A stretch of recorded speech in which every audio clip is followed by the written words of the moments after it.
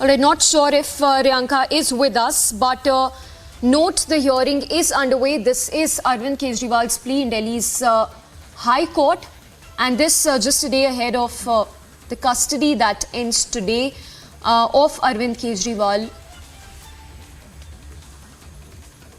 Riyanka, please run us through the latest updates that you're picking up from inside the court.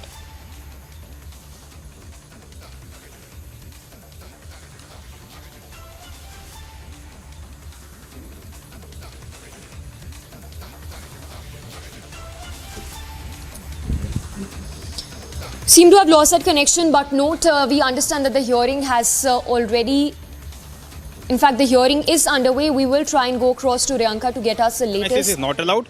If anyone is going to organize the protest, it is on their own risk, and we are going to take stern action if litigants will suffer. Sir, is there any stay on the protest per se? Regarding stay, court said it is not allowed to organize protest in the court premises. So there's something said on the guidelines which are there from the Supreme Court also about the court already said that no one can organize protest as per the guidelines of the Supreme Court judgment. If someone is organizing protest, then it is on their own risk. So can the protest happen at 12 o'clock? I don't think so. The advocate should organize protest in the court premises. So, but you have cited Bar Council rule that wearing bands is prohibited while you are on strike or something. Yes, wearing. Anything on that from the High Court? No, not on that. Okay. Sir, what was the opinion of the court regarding your grievances that you mentioned in your letter? The court said that no one can organize protest in the court premises. No one, अगर कोई कर भी रहा है तो वो उनके अपने risk पे है. और if we get the knowledge that litigants are suffering from the protest, then we are going to take a stern action. वैभव जी, हिंदी में आज जो आपने एप्लीकेशन दी थी, शिकायत की थी जो स्ट्राइक को लेकर, उसमें क्या कुछ कहा है? मैंने इसको वर्बली मेंशन किया एक्टिंग चीफ जस्टिस के सामने. उन्होंने कहा कि कोर्ट प्रेमाइसेस के अंदर प्रोटेस्ट ऑर्गेनाइज नहीं किया जा सकता, और अगर कोई प्रोटेस्ट को ऑर्गेनाइज करता है तो वो उनके अपने ओन रिस्क पे है, और हमें अगर पता चलेगा कि उनके प्रोटेस्ट से कोई लिटिगेंट सफर कर रहा है तो we are going to take stern action. Sir, bar council का रूल क्या कहता है? Bar Council of Rule and judgments of Supreme Court says that no lawyer can organize protest in the court premises. तो रोक भी लगाई है कुछ ऐसा कुछ? तो आज 12 बजे जो प्रोटेस्ट होने वाला है वो होगा क्या? I don't think so कि वो होना चाहिए, because there is a judgment. The court also said no one can organize protest in the court premises. क्या रोक वगैरह भी लगाई है या सिर्फ? The court said it is already there कि no one can organize protest in the court premises. Court said it is already there. Whether if the protest takes place, whether there will be some action that could take place. That is what the court said. All right.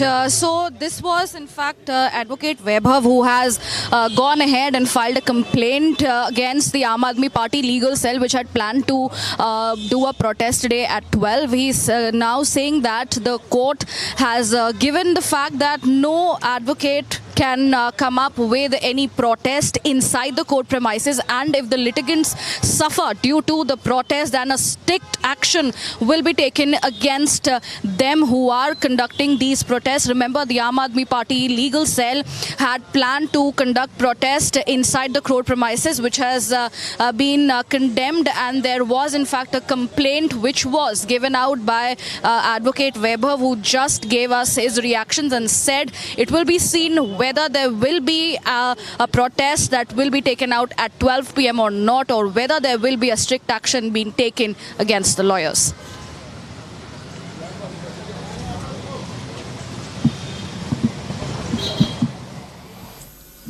All right, Riyanka, thank you for the moments. So tracking closely all the updates. The Aam Aadmi Party also plans to stage a protest. For now, moving on to a quick 1-minute report.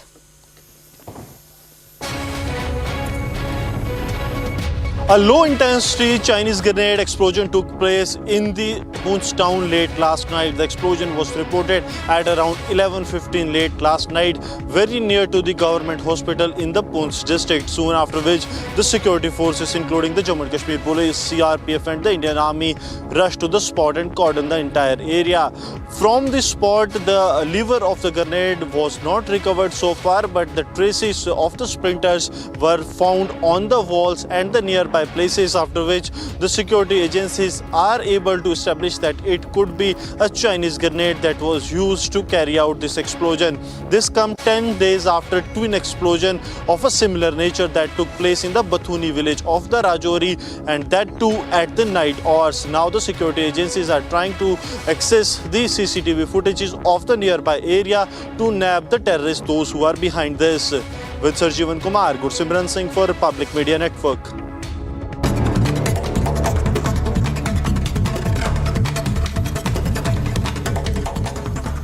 And here's a look at top stories in brief. The NI raided 5 locations across Karnataka, including Bengaluru, in connection with Bengaluru Cafe Blast probe.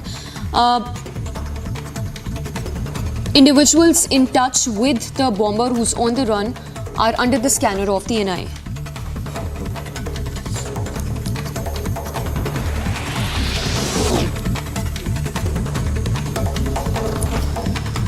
A show cause notice has been issued to Dilip Ghosh regarding his remarks on West Bengal Chief Minister. Dilip Ghosh has responded saying that he would reply to the notice via letter.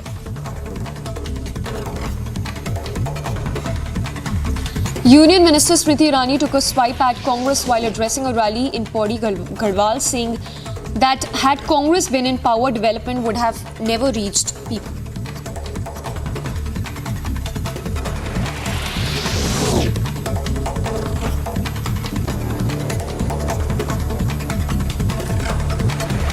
Climate activist Sonam Wangchuk has ended his fast in Leh after surviving on water and salt. For the last 21 days, Wangchuk has been seeking protections for the fragile ecology and the indigenous culture of Ladakh.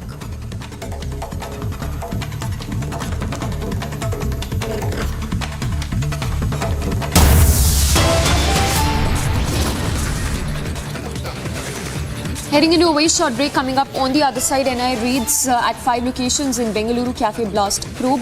More on that after a very short break.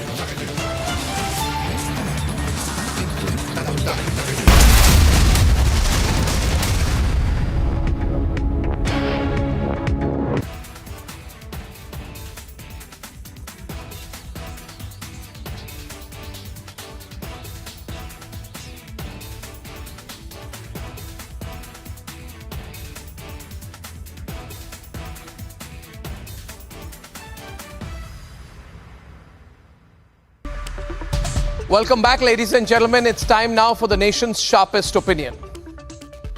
Now, the thing about sexism, like corruption, is that there are no grays. You cannot come out with a haphazard excuse to defend a publicly made disgusting sexist remark about a woman and then slither away and endorse it through collective silence.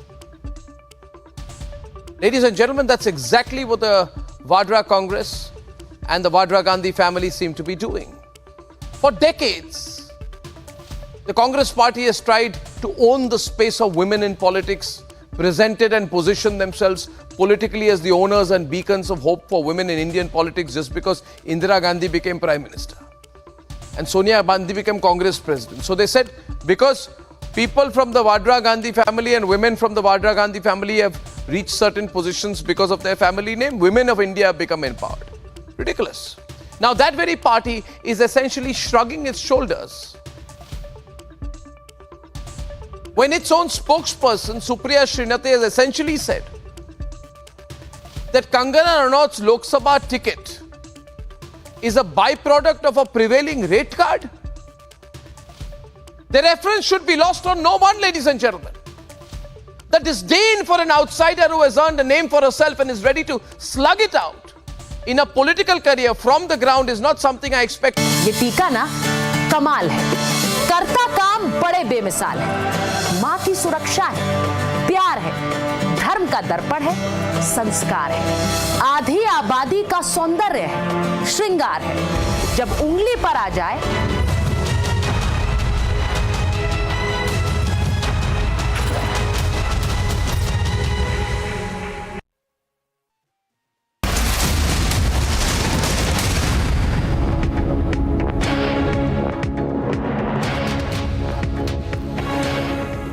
Hello and welcome. You're watching Live and Breaking with me, Gini Nurula. Let's first take a look at our top headlines at this hour.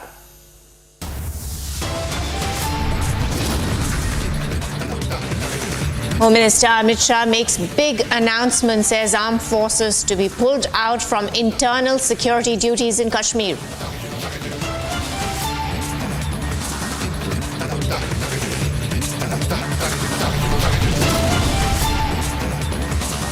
Delhi government has called for a special assembly session of the assembly today on the issue of city's health services.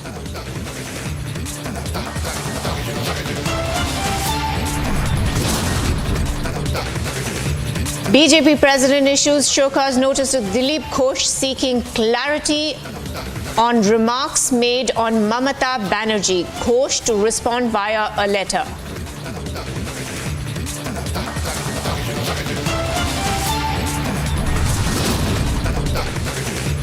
NIA raids at 5 locations in the Bengaluru Cafe Blast probe. NIA sleuths quiz those suspected to be in touch with the bomber.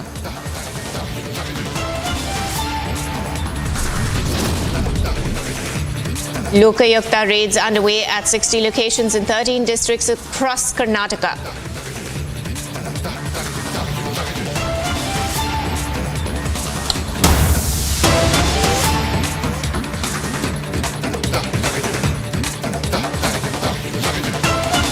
The news just coming in that for the first time, the Delhi Assembly session will be held on Wednesday without Chief Minister Arvind Kejriwal. Earlier, the session was scheduled for Friday, but after the Enforcement Directorate arrested Chief Minister Kejriwal, the session got postponed.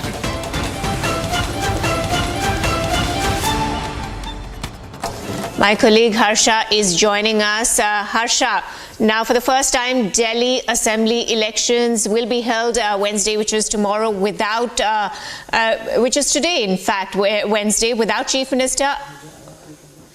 The assembly session will be held without Chief Minister Arvind Kejriwal. Take us through the latest details. So yes, Kenny, this is the first time the Delhi Assembly session without the presence of the CM Arvind Kejriwal. Earlier, this session was supposed to be on 22nd of March, but because of the arrest of Arvind Kejriwal on the 21st night, and this session was then postponed, and today the session has been called. This is a part of the budget session, the one-day session which has been called today by the Delhi, by the Aadmi party, and today this is a very important session because the medical facilities in national capital, along with the free medicines and the situation of the health in the Delhi will be discussed here, and therefore the Chief Secretary of Delhi, Naresh Kumar, is also here in the Delhi Assembly. We have got to know that he will be presenting an entire report on the health situation of Delhi and the situation of the health condition of the Mohalla clinic, about the preparedness, about the free medicines, and what is the situation of the tests also which are being done in the Delhi government hospital. And that is a report which Chief Secretary Naresh Kumar has to present. But the very interesting visuals which we have seen since morning from this Delhi Assembly inside the premises are of the leaders. Saurabh Bhardwaj arrived Delhi Assembly wearing t-shirt, yellow t-shirt which says "Main bhi Kejriwal." Along with him, the MLA Sanjeev Jha arrived wearing the same yellow t-shirt which says "Main bhi Kejriwal."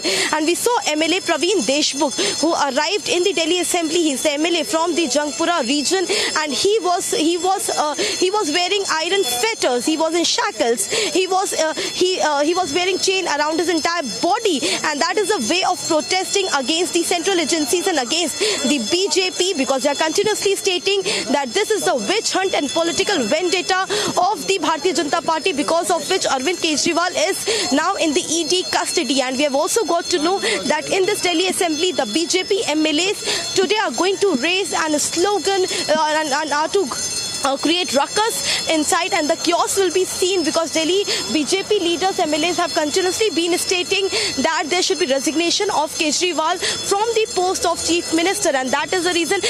Visuals on our screen, Ginny, these are the visuals on the screen. These are all Aam Aadmi Party leaders. We see Saurabh Bhardwaj here, and all the MLAs of the Aam Aadmi and all the MLAs of the Aam Aadmi Party. Narendra Modi ho barbad, ho barbad, ho barbad. Narendra Modi ho barbad, ho barbad, ho barbad. Kejriwal ko रिहा करो, रिहा करो, रिहा करो. केजरीवाल को रिहा करो, रिहा करो, रिहा करो. केजरीवाल को रिहा करो, रिहा करो, रिहा करो. केजरीवाल को रिहा करो, रिहा करो, रिहा करो. मोदी का एक ही काम.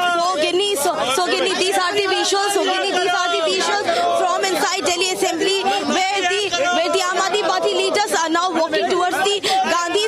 inside Delhi Assembly.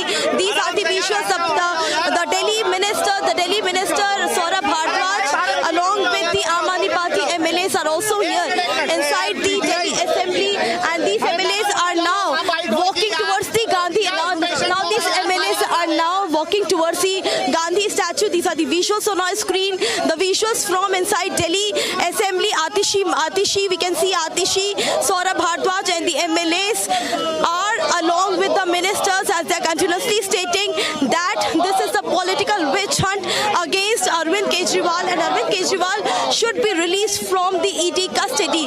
And sloganeering inside Delhi Assembly continues right now. The visuals on our screen as this is the session of the Delhi Assembly, the first session of the Delhi Assembly. But the visuals which you are witnessing right now is of the Aam Aadmi Party leaders protesting. Earlier we have seen the visuals. Of the Aam Aadmi Party leaders protesting outside. But now the sloganeering which we are witnessing right now is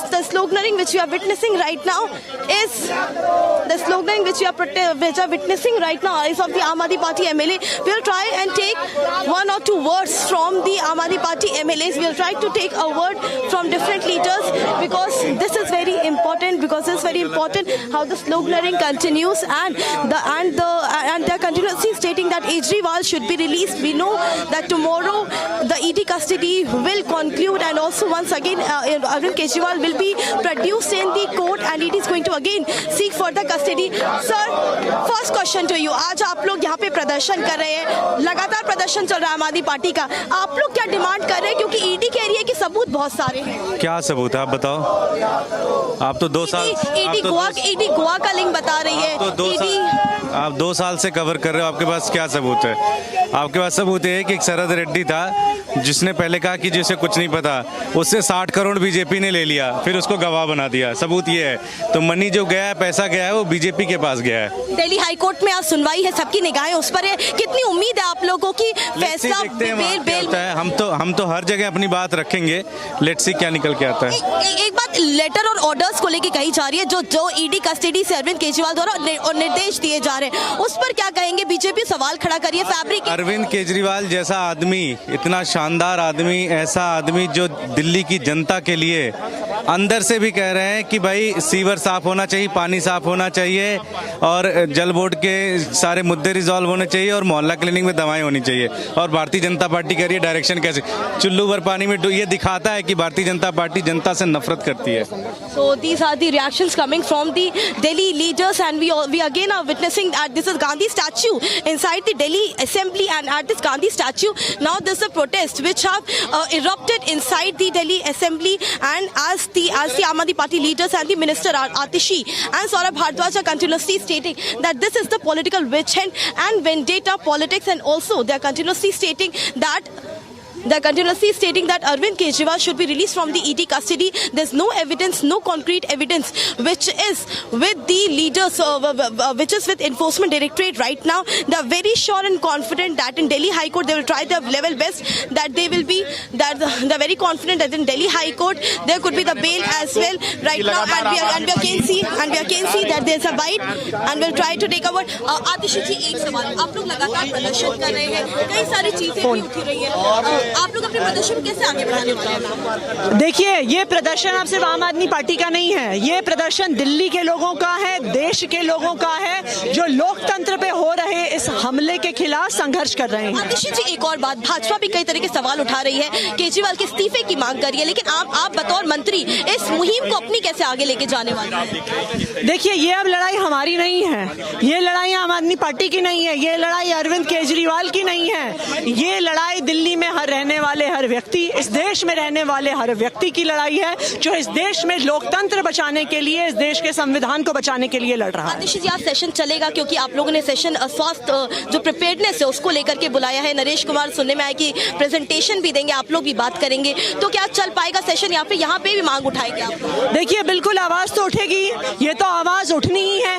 अगर एक देश के राष्ट्रीय party के राष्ट्रीय अध्यक्ष को गिरफ्तार कर लिया जाता है, एक सिटिंग चीफ मिनिस्टर को गिरफ्तार कर लिया जाता है, तो विधानसभा में तो आवाज उठेगी ही.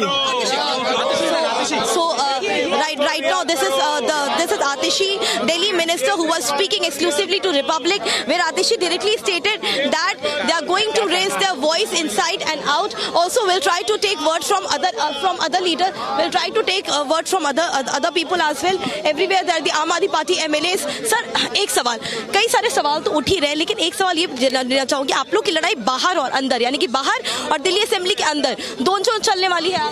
हमारी लड़ाई सड़क से लेके संसद तक की है। आज सारा देश देख रहा है कि विपक्ष की सबसे मजबूत आवाज अरविंद केजरीवाल जी को फर्जी मुकदमा करके अंदर कर दिया। बेल किसको मिल रही है? तो रेड्डी को। कैसे मिल रही है? पैसा लेके मिल रही है। आज भारत के प्रधानमंत्री नरेंद्र मोदी सोमालियाई लुटेरे से भी बड़े लुटेरे हो गए। वो बंदूक के दम पर लूटते हैं, ये ईडी के दम पर लूटते हैं। सट्टा वालों पर रेड करते हैं, फिर पैसा लेते हैं। रेड्डी पर रेड करते हैं, फिर पैसा लेकर के बेल देते हैं। सारा देश देख रहा है क्या हो रहा है। ये भी सवाल करिए कि जो ईडी कस्टडी से जो लेटर, जो ऑर्डर इशू कर रहे हैं अरविंद केजरीवाल, उसमें भी संदेह है, फैब्रिकेटेड ऑर्डर है, कुक्ड लेटर, सिग्नेचर नहीं है, साइन। ईडी और सीबीआई भाजपाइयों का तोता हो गया है और किस तरीके से उनके इशारों पर रेड करती है, फिर पैसा लेती है, सारा देश के सामने आ चुका है। और आप देख सकते हो कि किस तरीके से अरविंद केजरीवाल, जो विपक्ष की सबसे मजबूत आवाज है, अरविंद केजरीवाल एकमात्र नेता है जिसे नरेंद्र मोदी डरते हैं और साबित कर दिया। इस्तीफे की मांग कर रहे हैं भाजपा के जितने विधायक हैं, आज असेंबली में भी ऐसा होने वाला है। अरविंद केजरीवाल जी को मुख्यमंत्री के पद पर जनता ने बैठाया है और जनता का आदेश है, अरविंद केजरीवाल चाहे जेल में हो चाहे बाहर हो, वही सरकार चलाएंगे। जनता का आदेश है। So Ginni, these are the visuals which are coming from inside the Delhi Assembly. As you can clearly see, there is a Gandhi statue inside Delhi Assembly, and beneath this Gandhi statue, we see Aam Aadmi Party MLAs wearing the yellow T-shirt with "Main bhi Kejriwal," the T-shirt which says "Main bhi Kejriwal," and they are continuously raising voice, and they state that we are not going to stop. The Aam Aadmi Party is not going to stop at any point, and Aam Aadmi Party leaders will be everywhere. They are going to take up their voices. They are going to take up their voices everywhere. Praveen, अभी हमने आपको देखा था थोड़ी देर पहले, आप shackles में पूरे चेन से आपने अपनी बॉडी को कवर किया हुआ था। आप मैसेज क्या देना चाह रहे हैं कि आम आदमी पार्टी जकड़ी हुई है, ये है क्या आपका मैसेज? जी बिल्कुल, देखिए भारतीय जनता पार्टी चाहती है कि हम सबको उठा के जेल में डाल दें। भारतीय जनता पार्टी ने हमारे 4 नेताओं को उठा के जेल में डाल दिया। आए दिन किसी विधायक क्या रेड करते हैं, आए दिन हमारे किसी नेता क्या रेड करते हैं, कभी गुलाब सिंह क्या पहुंच जाते हैं, कभी दीपक सिंह क्या पहुंच जाते हैं। अरविंद केजरीवाल जी को उठा के तो इंचार्ज थे ना गोवा के, इसीलिए कहा जा रहा है कि वो जो मनी का नेटवर्क है, वो पैसे का नेटवर्क मिलेगा। देखिए मनी का नेटवर्क जो है शरद चंद्र रेड्डी के साफ जो सरगना है इसका, उसमें साफ जो मनी ट्रेल में दिखा दिया है किस तरीके से जो है उसने इलेक्ट्रोल बॉन्ड खरीद के भारतीय जनता पार्टी को पैसे दिए। जो मनी ट्रेल है वो वहां पे मौजूद है जिसमें भारतीय जनता पार्टी को फायदा हुआ है। भारतीय जनता पार्टी को बेल के दौरान भी पैसे दिए गए, भारतीय जनता पार्टी को गिरफ्तारी के दौरान भी पैसे दिए गए। भाजपा कह रही है कि केजरीवाल अपनी सीएम कुर्सी से इस्तीफा दे, वो कह रहे हैं ये मुद्दा आज हम दिल्ली असेंबली में उठाएंगे। देखिए भारतीय जनता पार्टी चाहती है कि अरविंद केजरीवाल जी को दिल्ली से गायब करना, दिल्ली से हटाना, मुख्यमंत्री पद से छोड़ना, ये पहले दिन से उनकी मंशा है। तो भारतीय जनता पार्टी के नापाक मंसूबे जो है कामयाब नहीं होने वाले। दिल्ली के मुख्यमंत्री अरविंद केजरीवाल जी रहेंगे और हम हर एक व्यक्ति जो है, दिल्ली के लोग, दिल्ली के विधायक सारे अरविंद केजरीवाल के साथ है। ये 7 जन्मों तक भी हमें जेल में रखेंगे, तब भी हम भारतीय जनता पार्टी ज्वाइन नहीं करेंगे। So now interesting visuals coming from inside Delhi Assembly, and Ginni, on our screen are the visuals from inside Delhi Assembly. The sloganeering, the clappings could clearly be heard here as Delhi leaders are continuously stating that the dictatorship will not go on, and that is the reason why these Aam Aadmi Party leaders are continuously protesting here, and they are saying that this will go inside and outside of the Delhi Assembly. The Aam Aadmi Party leaders are going to protest inside and outside. Saurabh ji एक सवाल बस, आप लोग की लड़ाई बाहर अंदर दोनों चलेगी सर? पता नहीं, मुझे नहीं पता बिल्कुल भी। सर बाहर अंदर दोनों चलेंगे आप? So these are the reactions coming from the Aam Aadmi Party leaders. As Atishi earlier was also stating that we are not going to stop here. The Aam Aadmi Party leaders will be inside and outside everywhere. They are going to protest and they are going to raise their voices. And now Aam Aadmi Party MLAs moving inside Delhi Assembly. This was a protest which started just before the Delhi Assembly commenced, and before that only this protest started. Now again we are moving that side. and the Delhi MLAs now moving towards another side of the Delhi Assembly. Very interesting visuals from inside, the dramatic visuals from inside the Delhi Assembly. There's a session which was called by the Delhi government to raise the issue of the medical checkups preparedness and regarding the health presentation in national capital after the order was issued by Arvind Kejriwal, as Saurabh Bhardwaj stated, from inside the ED custody, and they said that the issue of the medicine and the preparedness will be discussed today inside Delhi Assembly. But now what we are witnessing on ground is that as the time came for the Delhi Assembly to commence, and before that only at 10:45 this protest erupted inside the Delhi Assembly. Now Aam Aadmi Party leaders are continuously protesting inside and outside in national capital, and we see Saurabh Bhardwaj along with the other Aam Aadmi Party MLAs protesting, and we have got to know that this is the second gate of the Delhi Assembly, exactly from where they will go out from the second gate, and it could also be the sit-in protest. Every day Delhi is witnessing protest by Aam Aadmi Party leaders. Yesterday it was the movement towards the PM residence, and they were detained yesterday. And today again we are watching and witnessing the visuals from inside Delhi Assembly, as they are saying that the Kejriwal should be released. Now the leaders are saying Kejriwal should be released, and that is the reason why this now protest is happening. Now we have come out. Now these MLAs have come out, and this is the effigy, and we can see the effigy here, and they have tried, and now this is the effigy. This is the effigy of BJP. What we have got to know effigy of BJP. Very interesting visuals from inside Delhi Assembly, and we see that they are going to burn this effigy. And they have lit a matchstick. A matchstick has been lit, and through this matchstick only, now this effigy is being burned. Saurabh Bhardwaj along with MLAs are standing here, and they are saying that this is the BJP. This is the effigy of the BJP. What they are stating, and the visuals on the screen. This is a visual from outside Delhi Assembly. Aam Aadmi Party MLAs and Minister all are present here, and this is a BJP, and this is a BJP effigy which they are burning, and they clearly state that Aam Aadmi Party is not going to stand silent, and Aam Aadmi Party is going to raise their voice, and this is another way of protesting and stating that they will not be silent. They are going to raise their voice continuously, and what we see is here are these visuals from outside Delhi Assembly. My video journalist Surendra Rawat showing you the visuals from Delhi Assembly, how they are burning the effigy. Now effigy is now being burned. This is the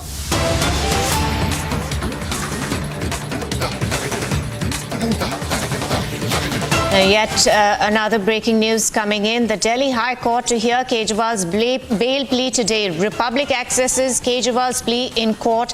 Petition challenges illegal arrest of Delhi Chief Minister.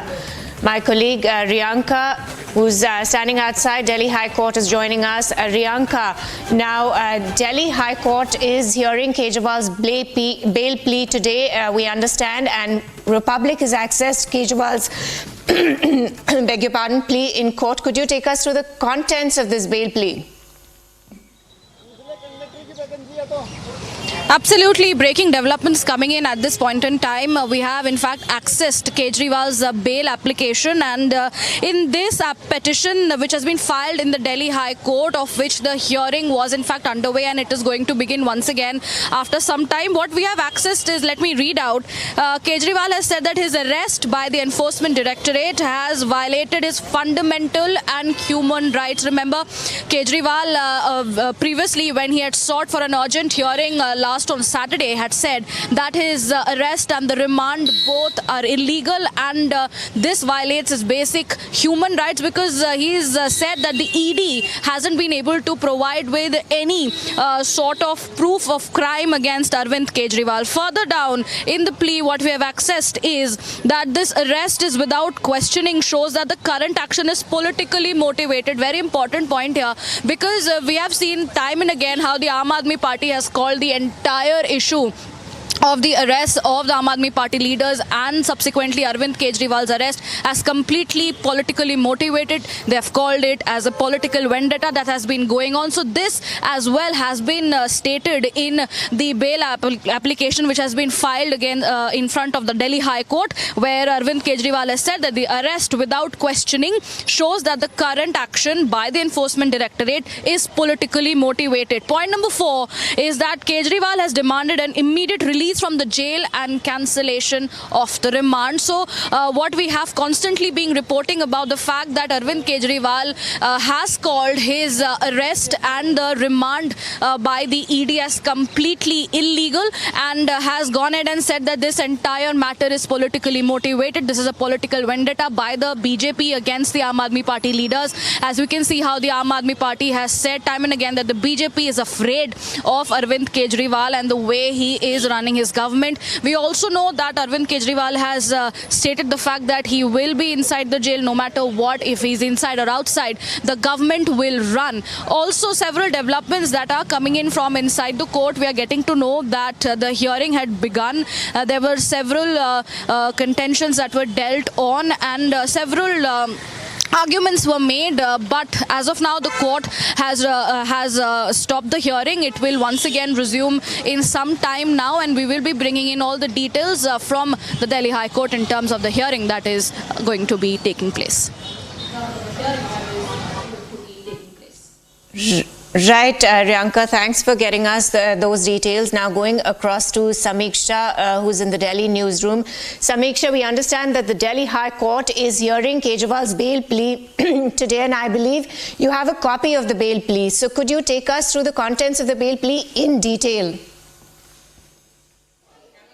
Well, absolutely, Ginny, to begin with, running you through the operative part of this plea that we've accessed, where Kejriwal's lawyer has essentially argued that the arrest of Arvind Kejriwal, the ED has violated his fundamental and human rights. ED has also failed to prove the crime against Kejriwal. Now, this is what Kejriwal's lawyer, Abhishek Manu Singhvi, has argued in the court. And this, even as note, ED in the Delhi's Rouse Avenue court had made a very strong case against Arvind Kejriwal. There were facts presented. In fact, the arguments that have been recorded of the approvers in this case was also presented before the court. Kejriwal's lawyer also says that the arrest without questioning shows that current action is politically motivated. So look at the paradox here. Given that Kejriwal had skipped summons for 9 straight times, Kejriwal's lawyer says that he's arrested without being questioned in Liquorgate probe. The argument here also mentions that Kejriwal has demanded immediate release from jail and cancellation of remand. So these are in bullet points, Ginny, the arguments that have come in from Kejriwal's lawyer, but very weak given that ED has already made a very, very strong case against Arvind Kejriwal, whose custody is set to end tomorrow. But given that the number of statements that have been recorded, the number of approvers in this case, and also the South Angle lobby, which is being thoroughly probed by the Enforcement Directorate, it appears that the case is very weak for Arvind Kejriwal to make his case in the court. But for now, these are the points. The ED also has clearly argued in the court that Kejriwal, being the national convener of the Aam Aadmi Party, was in cahoots. In fact, he is the kingpin, as is being stated by the ED in the remand copy and even in the arguments mentioned in Delhi's Rouse Avenue court. Kiri. Thank you, Samiksha and Riyanka, for getting us those latest details. Now, of course, the big question remains, will the Chief Minister get immediate relief in the liquor case? The hearing is underway in the High Court. Now, shifting focus to other news now.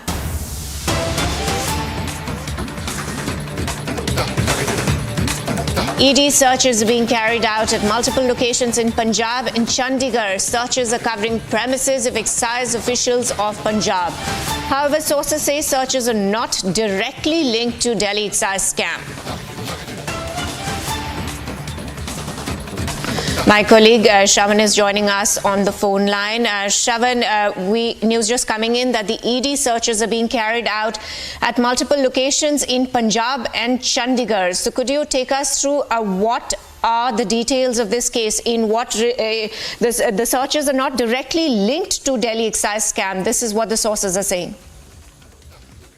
Well, in fact, the matter pertains to embezzlement of around 135 crore rupees under the guise of compensation for guava orchards that were situated on a land that was acquired by the Greater Mohali Area Development Authorities. In fact, we are given to understand that the case was first registered by the Punjab Vigilance Bureau, based on which this case was thereafter taken up. Beneficiaries, in fact, had prior knowledge that this land was being acquired. So effectively what has happened is that there was windfall profits that were actually made, and roughly about 135 crore rupees was embezzled is what we are given to understand. Punjab police has already arrested about 21 individuals, which includes bureaucrats as well as beneficiaries, and they are looking into the money laundering angle.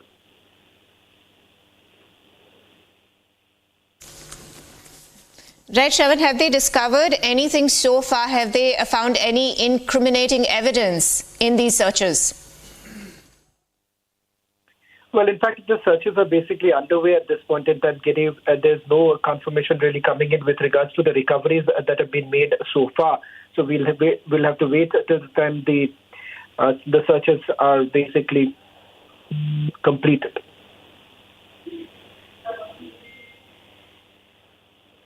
Right. Thank you, Shravan, for getting us those details. We'll keep a close watch and get you the latest updates as soon as we get it. Now it's time to slip into a very short break.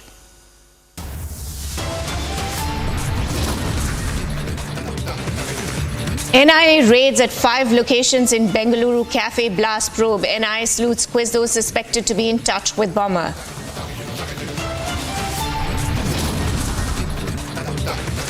Lokayukta raids underway at 60 locations in 13 districts across Karnataka.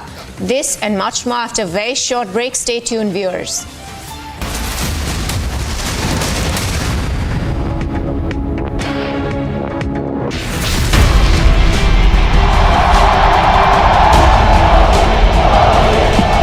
दुनिया की सबसे पुरानी भाषा तमिल भाषा हिंदुस्तान की है।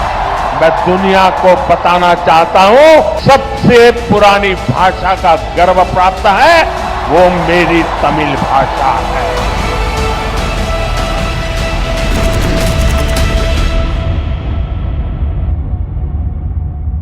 Tests after the operation found cancer had been present. My medical team therefore advised that I should undergo a course of preventative chemotherapy, and I'm now in the early stages of that treatment.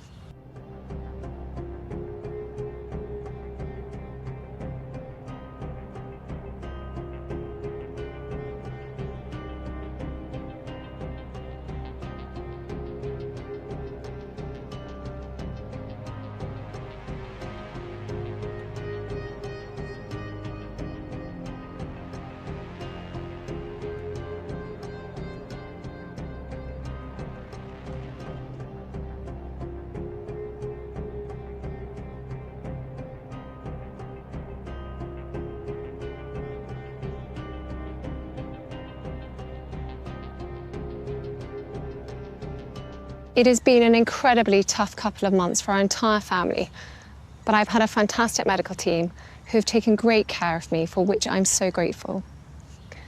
In January, I underwent major abdominal surgery in London, and at the time, it was thought that my condition was non-cancerous. The surgery was successful. However, tests after the operation found cancer had been present. My medical team therefore advised that I should undergo a course of preventative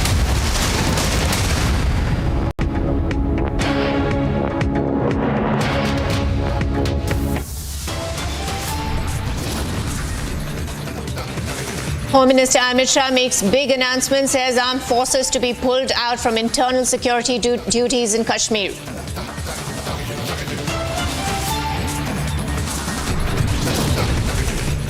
Delhi government has called for a special assembly session of the assembly today on the issue of cities' health services.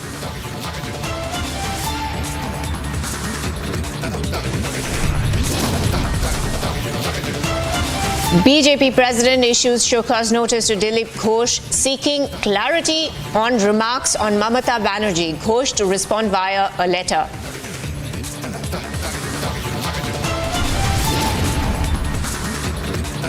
NIA raids at 5 locations in the Bengaluru Cafe Blast probe. NIA sleuths quiz those suspected to be in touch with bomber.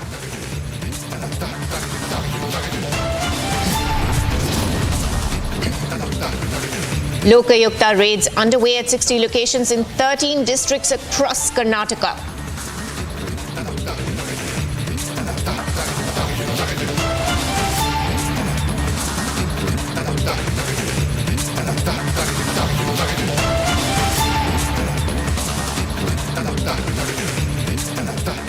And breaking news just coming in from Jammu and Kashmir. According to media reports, Home Minister Amit Shah has hinted that the central government could be willing to revoke the controversial Armed Forces Special Powers Act in Jammu and Kashmir. While speaking to local media channel, Amit Shah said that the centre also has plans to pull back troops and leave the LNO responsibility solely to the Jammu and Kashmir police. We have a couple of reactions coming in on this. Let's listen in. Jammu Kashmir में धारा 370 की आड़ में अलगाववादी विचार को एक विचारधारा बनाकर जम्मू कश्मीर के युवाओं को आतंक के रास्ते पर घसीट दिया गया, जिसका पाकिस्तान ने दुरुपयोग किया और जम्मू कश्मीर में 40,000 से ज़्यादा युवा विगत 4 दशक में मारे गए। आज जम्मू कश्मीर शांति की ओर आगे बढ़ा है, टेररिज्म खत्म हो रहा है, 2 दरबार की परंपरा समाप्त हो चुकी है, पत्थरबाजी लगभग नहीं जीरो हो चुकी है, भ्रष्टाचार रोकने के लिए एंटी करप्शन ब्यूरो बन चुका है, जनता का पैसा जनता के पास पहुंच रहा है, पठानकोट की नाका परमिट समाप्त हो चुकी है। 33 साल के बाद आज जम्मू कश्मीर के अवाम रात्रि के शो में भी सिनेमा में पिक्चर का लुत्फ उठा रहे हैं। 30 साल के बाद मुहर्रम का जुलूस निकला है और G20 का आयोजन दुनिया भर के लोग कश्मीर में होते हुए बदलाव को देख कर गए हैं। तो बहुत समय के बाद, लगभग 35 साल के बाद जम्मू कश्मीर की जनता आज शांति का माहौल का अनुभव कर रही है, विकास इनके घर तक पहुंचा है और आतंकवाद से आगे निकलकर हर घर तिरंगा हो या फॉर्मूला 4 कार रेसिंग हो या लाल चौक पर तिरंगा फहराना हो, अमरनाथ यात्रा में 4.5 लाख लोग का यात्रियों का आना हो और जम्मू कश्मीर में कुल मिलाकर एक साल में 2 करोड़ 10 लाख यात्री आना हो। ये सारी चीज़ें जम्मू कश्मीर में नए बदलाव की शुरुआत है। युवाओं को रोजगारी मिल रही है और मैं आगे बताऊंगा हर व्यक्ति को इसका फायदा मिला है। विचार कर रहे हैं, विचार करते करते हो सकता है उनका ख्याल आए कि ना हटाएं। अगर हटाते हैं तो ये लोगों के हित की बात है, लोगों को राहत मिलेगी और वो तो नेशनल कॉन्फ्रेंस का बहुत पुराना इशू था कि भाई इसको हटाया जाना चाहिए। जब आप कहते हैं कि अच्छी बात है हटाया जाए, तो तब आप ये भी मानेंगे कि फिर सिचुएशन सिक्योरिटी की जो है वो इम्प्रूव हुई है, पत्थरबाजी कम हुई, टेरर इंसिडेंट्स में कमी आई है, तभी इसका बेस बन पाया? ये गवर्नमेंट खुद कह रही है कि सब कुछ ठीक है, तो जब सब कुछ ठीक है तो फिर सोचना क्या है, हटा दो। तो नेशनल कॉन्फ्रेंस मानती है कि जो पीस है वो प्रिवेल हुई है? पीस गवर्नमेंट के नज़र में है, हम अपने हिसाब से देख रहे हैं कि वो जिस तरह लोगों को पीस लगता है वो है नहीं, लेकिन अगर वो समझते हैं कि इसको हटाया जाना चाहिए तो गवर्नमेंट के लोगों के हित की बात है, इसे हटा देना चाहिए। उसके साथ साथ अमित शाह की तरफ से ये भी कहा गया है कि मोदी सरकार की तरफ से एक लंबा प्लान रखा गया है जम्मू कश्मीर को डेवलपमेंट का, जिसमें कि एक रोड मैप पूरा तैयार किया गया है जो मोदी 3.0 में भी इम्प्लीमेंट किया जाएगा। वो अगली सदी का प्रोग्राम होगा। पिछले 5 साल से तो सुन रहे हैं, वो प्रोग्राम कहीं पहुंचा नहीं। ये जो नया प्लान है कोई अगली सदी के लिए बनाया होगा तो पता नहीं, जिस वक्त सामने आएगा तो उस पर कमेंट करेंगे। Going across to my colleague Zeenat. Zeenat, we were just listening to Home Minister Amit Shah. He has said that the central government is willing to revoke AFSPA because Jammu and Kashmir is largely peaceful now.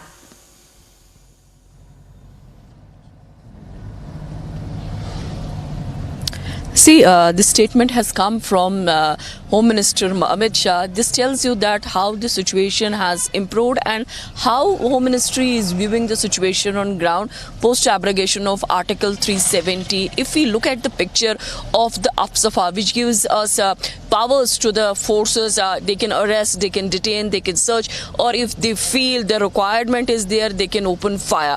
So that was the special powers given to the forces in Jammu and Kashmir, and it was also in Northeast, but now there it has been withdrawn. But if you see that the first demand for removal of AFSPA had come from then Chief Minister of the erstwhile state of Jammu and Kashmir, Umar Abdullah, in 2011, when he said that AFSPA should be removed, and there was an approval also from the Home Minister then, P. Chidambaram, but it was only the A.K. Antony, who was then Defence Minister, who said that there shouldn't be any haste in removing this contentious law.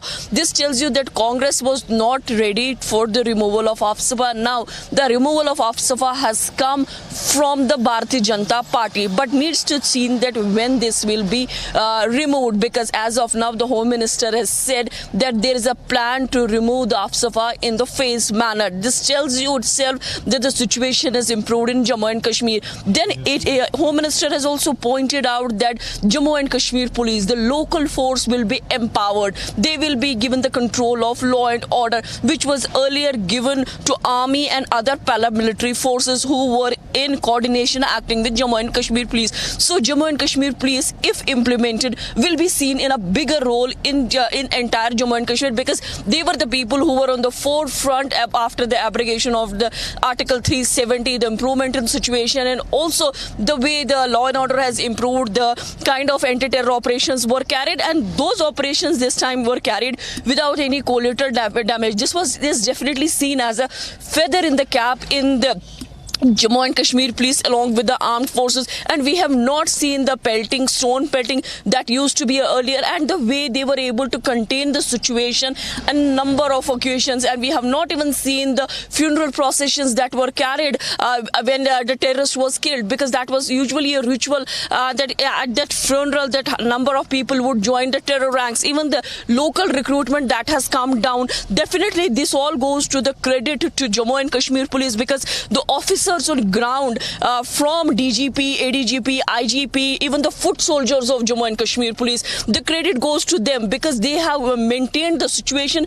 in the dignified manner, and also see that there is no collateral damage, because earlier whenever there was an encounter that they would kill terrorists 1 or 2, but there used to be a collateral damage of 2, 4, 8, and the way the killings were carried, the stone peltings were carried, the shoot and sight, hit and throw, grenades and other things that have definitely come down in the Kashmir Valley, that have seen the bloodshed for almost 3 decades. Now that the Home Minister is openly coming and saying that they're planning to see there is a plan for the next 7 years that will be implemented in 3.0, Modi's term, that has a bigger role for the Jammu and Kashmir police, and also the way the Home Minister has pitched the AFSPA removal, which has been a long pending demand not only of the political parties but also of the locals, because if you see the incidents in past, whether it was during the Congress regime, that how the killings and the AFSPA would be misused. But now we are seeing that Home Minister himself has pointed out that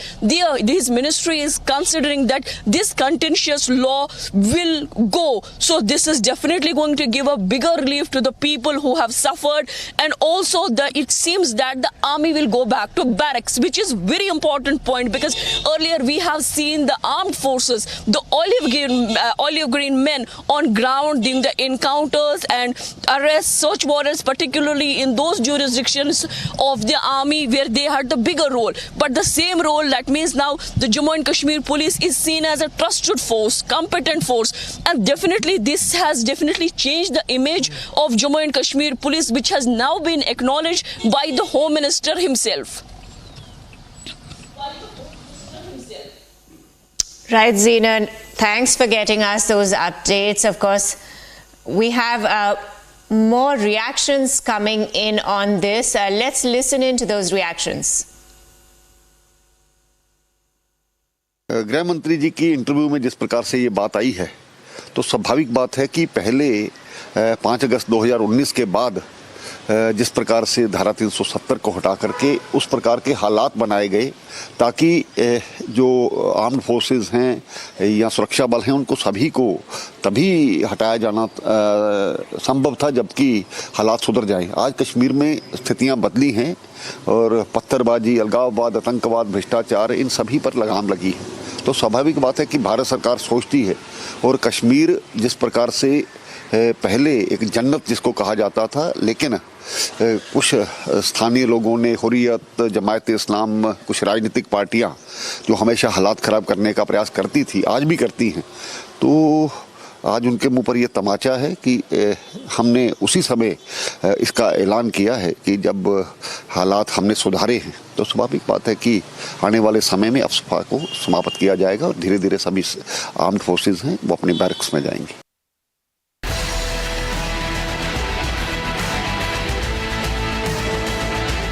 Well, now shifting focus to poll wrap. Ahead of Lok Sabha polls, BJP has released the list of campaigners for the party candidates in Madhya Pradesh. The list includes 40 names who will be the star campaigner for the party.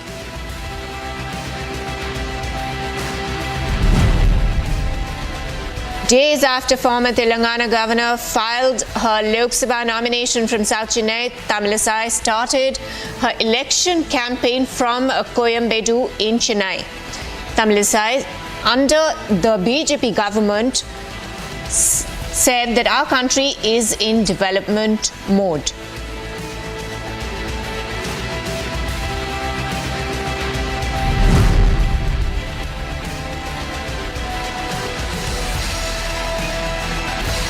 On contesting from Virudhnagar Assembly constituency, the DMDK candidate Vijaya Prabhakaran said that he has taken this opportunity as a challenge, and the party's success rate along with its alliance AIADMK is good.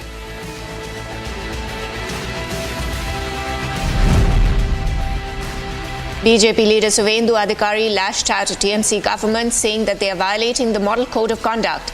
BJP leader alleged that TMC removed PM Modi's picture from across the state and have put up thousands of posters of Mamata Banerjee.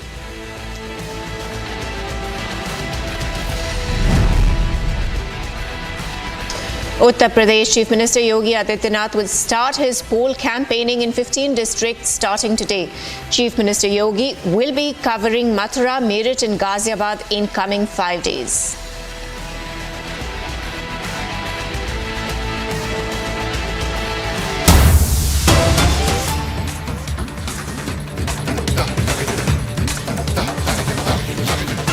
Now, news just coming in from Karnataka. Karnataka Minister Shivraj Tangadagi booked, and he has been booked. An FIR has been lodged against him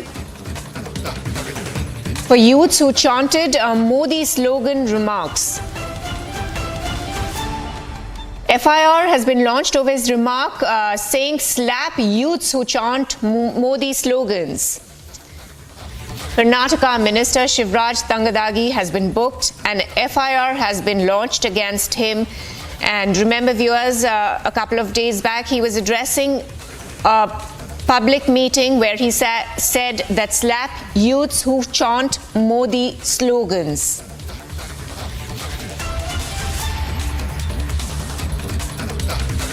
Joining us is my colleague Prajwal from Bengaluru.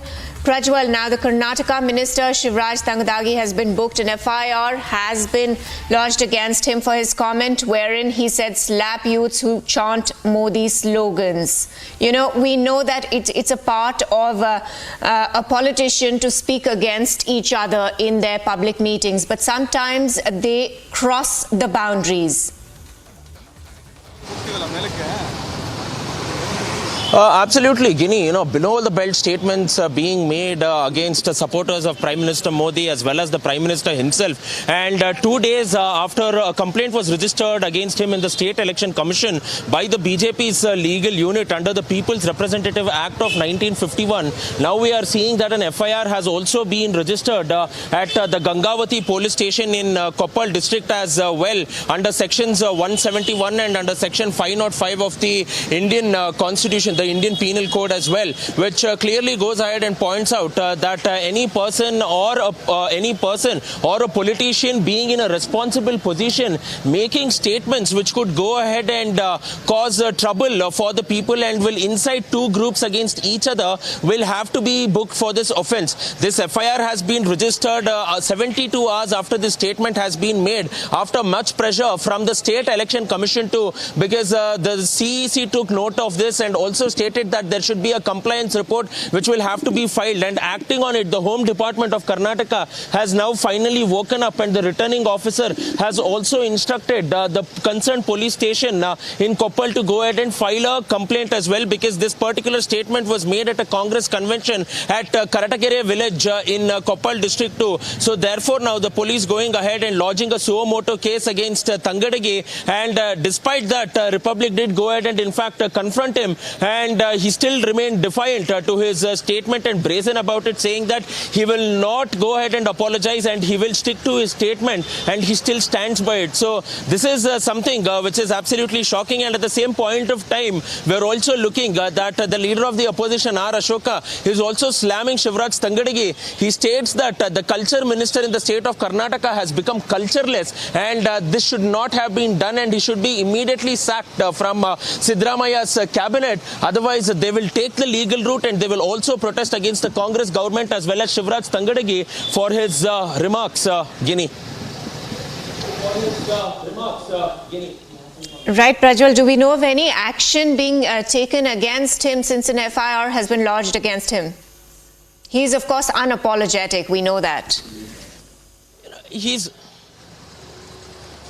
Guinea, look, he's a people's representative. There are statements that are being made as well, and the law will take its own course too. Because if the BJP wants to pursue this, they can pursue it by two legal routes. One, by approaching the Election Commission, which they have already done so, and now the legal unit can also go ahead and approach the Honorable High Court of Karnataka, because he's also a people's representative, and not only that, he's also sitting cabinet minister too. So law will definitely take its own course of time too. So we will need to see as to how the cops will go ahead and proceed with this particular investigation, because the FIR has been registered yesterday, 72 hours after he has gone ahead and given the statement. So FIR is the first part. Now the investigations will also proceed, and they will also take his account into narrative, because he's given a spin-off stating that in his language, that is in Uttara Kannada, how they speak, this is quite common as well, and it should not be taken otherwise too. But the BJP maintains that there is only one Kannada language for the entire state of Karnataka, and what he states is clearly what is being portrayed, and that is the intention of not only Shivraj Tangadagi but also the Congress party. Right, Prajwal, thanks for getting us those details. Now, yet another breaking news coming in.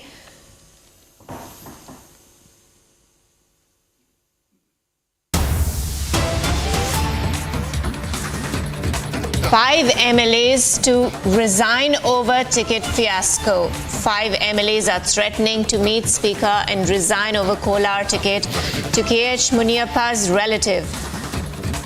Now, these 5 MLAs, including a sitting minister, MC Sudhakar, the allegation that Congress High Command took their opinion but did not heed to their demand.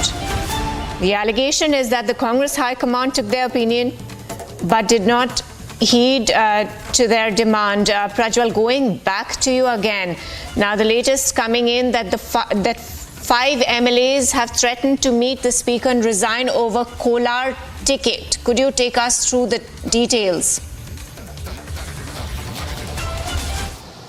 You know, there has been a lot of lobbying in the state of Karnataka, especially for the Kolar Lok Sabha constituency as well, because remember that the Kolar Congress unit has been divided into two groups. One of the groups is that of KH Munyapa's faction, who is a sitting food and civil supplies minister, and the other group is of the former speaker of Karnataka, Mr. Ramesh Kumar, who was a former legislator as well from the Congress party from the Srinivaspura Assembly constituency. So there was high-level meetings which was held between the two factions of the Kolar Congress in the presence of Chief Minister and the Deputy Chief Minister in the national capital. Even the AICC President Mallikarjun Kharge had gone ahead and summoned them. But now seems like, all is definitely not well, because some of the Congress leaders, especially in the Kolar unit as well as in the Chikbalapur unit, are miffed with this as well, and they have threatened to resign if a ticket is given to KH Munyapa's relative. The relative that we are speaking about here is that of KH Munyapa's son-in-law, Chikkapeddana, and there was a lot of lobbying stating that KH Munyappa wanted Chikkapeddana to contest, but the other faction, including the sitting Minister for Higher Education,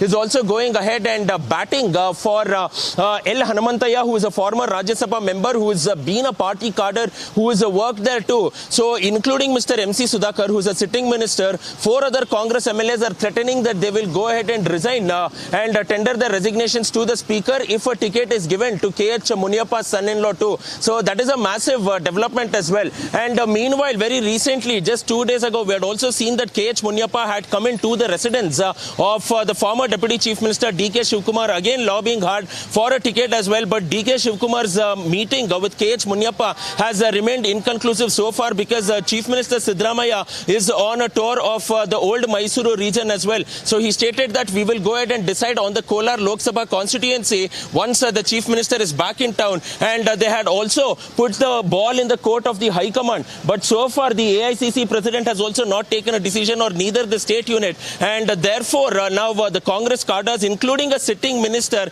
and 4 other Congress MLAs, are angry, stating that family and dynastic politics is being supported in Karnataka State Congress, and therefore they'll go on to tender their resignations. What will their resignations mean ahead of the Lok Sabha elections? If they go ahead and resign, the Congress will completely become weak in 3 constituencies. One in Lok Sabha constituency of Kolar, the other in Chikbalapur, as well as pockets of Bengaluru rural as well. So this is something which the Congress cannot afford at this point of time. So will they go ahead and try to appease KH Munyappa, or will the party take a strong stand and say that we will not go ahead and support dynasty politics? Is something that needs to be seen. Out of the 24 Lok Sabha constituencies where candidates have been announced for the Congress, we are seeing that 11 of these members are family members of the Congress party's sitting ministers and MLAs, which includes 5 children of sitting ministers too. So this is some dynasty politics which is going on in Karnataka Congress, which even their unit, their cadres, as well as sitting ministers in Siddaramaiah's cabinet are going ahead and opposing Guinea. Right, Prajwal, we know that, Kolar is basically scheduled caste voters. Now, is this rebellion just limited to Kolar? Because there's been huge rebellion in Congress. Absolutely. It is not only limited to Kolar. We are also seeing some sort of rebellion within the Chikbalapur unit as well. Because recently, just 24 hours ago, we had seen Veerappa Moily, a veteran of the Congress party, meeting the AICC president and the KPCC president at their residence and lobbying hard for a ticket from the Chikbalapur Lok Sabha constituency. But all said and done now, Raksha Ramaiah as well is one of the prominent leaders here in Karnataka, is a youth leader from the Congress party, and he too is lobbying hard over here. There are 2 factions here. One of the factions is that of Deputy Chief Minister DK Shivkumar, who is definitely going ahead and backing a senior and a veteran like Veerappa Moily. On the other hand, Raksha Ramaiah and his father M.R. Sitaram, who is also a Congress MLC, is going ahead and stating that a ticket will have to be given to his son and their supporters of Chief Minister Siddaramaiah. And as there is a problem here, because Raksha Ramaiah hails from the Baljiga community, and in Chikbalapur, if 45% of the votes belong to the Vokkaligas, 55 to 38% belong to the Baljigas over here. So the caste equation will also play an equal role over here too, because that has been the trend so far. So somewhere Raksha Ramaya is of the opinion that he will be able to go ahead and woo all these voters, and as he's a youth face, he will be able to win. So we are also seeing some sort of confusion even with Chikbalapur as well. So all said and done, Kolar and Chikbalapur more or less seems to be quite a tough choice for the Congress High Command as well as the state unit leaders to go ahead and make a choice to go on to announce the candidates here in the state of Karnataka. Right, Prajwal, do internal divisions and caste considerations present significant challenges in candidate selection and strategy formulation for these parties? Absolutely. Caste is something which is equally important. If you're looking at Kolar Lok Sabha constituency now, this is a reserved constituency. It is reserved for the scheduled tribes as well, and I beg your pardon, for the scheduled caste as well. And if you look at what is happening in Kolar, the SC left is high in number than the SC right as well. So you will have to take this into consideration too. Secondly, if you're looking at Lok Sabha constituency of Chikbalapur, you are looking at the Vokkaligas as well as the Baljiga votes. So basically, the parties going ahead and making their strategies will also looking to field those right candidates over there, and will try to go ahead and make the most out of it. Because from the JDS party who's contesting from Kolar, Mallesh Babu, he belongs to the left. He belongs to the SC left as well. So this was a strategic move by the BJP and the JDS, saying that they will be able to bring in the votes as well, and this will nullify whatever efforts that the Congress party will be putting in. And the BJP has fielded Dr. K. Sudhakar, who is a Vokkaliga from Chikbalapur. So yes, definitely that will go ahead and play a lot on the minds of the parties as well before fielding their candidates. Right, Prajwal, thanks for those updates. Right now it's time to slip into a very short break. But viewers, we'll come back after the break. NIA raids at 5 locations in the Bengaluru Cafe blast probe. NIA sleuths quiz those suspected to be in touch with bomber.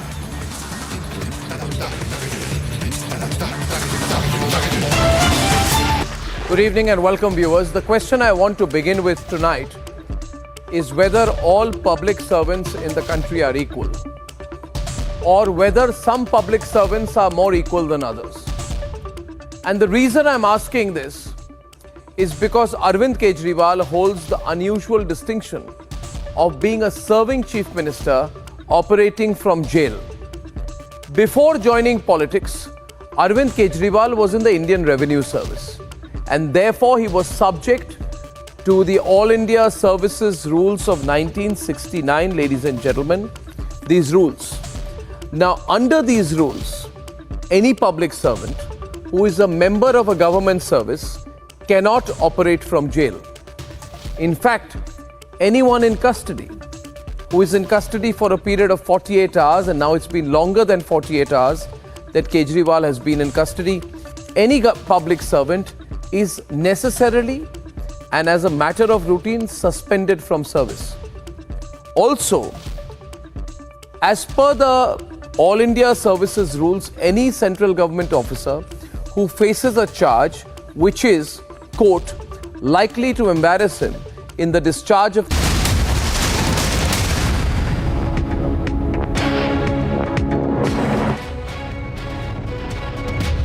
A low-intensity Chinese grenade explosion took place in the Poonch town late last night. The explosion was reported at around 11:15 late last night, very near to the government hospital in the Poonch district. Soon after which, the security forces, including the Jammu and Kashmir Police, CRPF and the Indian Army, rushed to the spot and cordoned the entire area.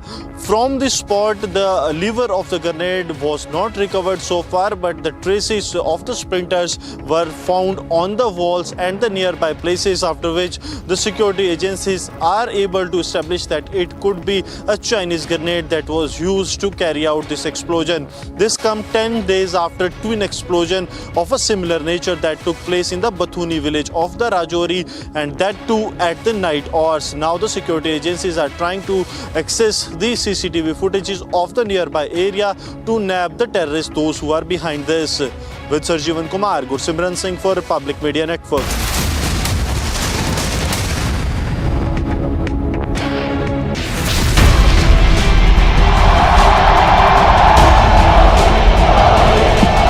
दुनिया की सबसे पुरानी भाषा तमिल भाषा हिंदुस्तान की है। मैं दुनिया को बताना चाहता हूं, सबसे पुरानी भाषा का गर्व प्राप्त है, वो मेरी तमिल भाषा है।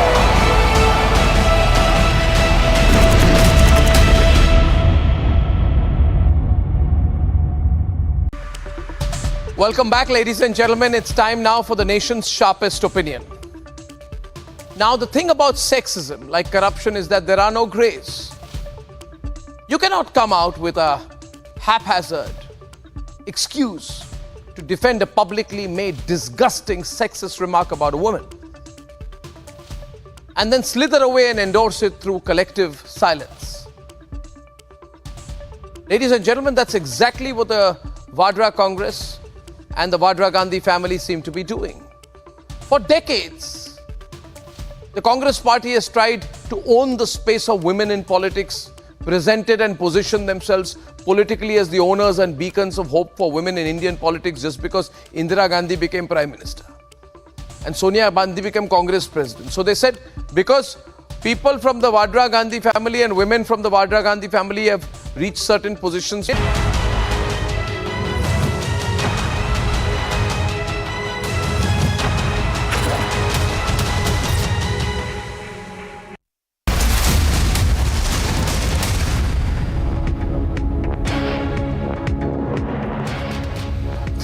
Very good afternoon. It is 12 p.m. We are live and breaking. I'm Samiksha Srivastava. Our top focus remains on the big statement that's coming from Union Home Minister on AFSPA revocation in J&K. First, the top headlines this hour.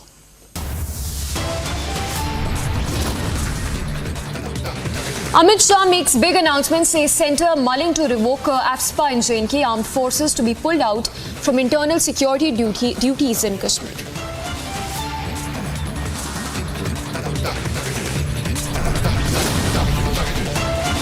After Rekha Patra, Krishna Nagar candidate Amrita Rao gets Prime Minister's call. Prime Minister tells her all black money seized by the ED will come back to the poor of West Bengal.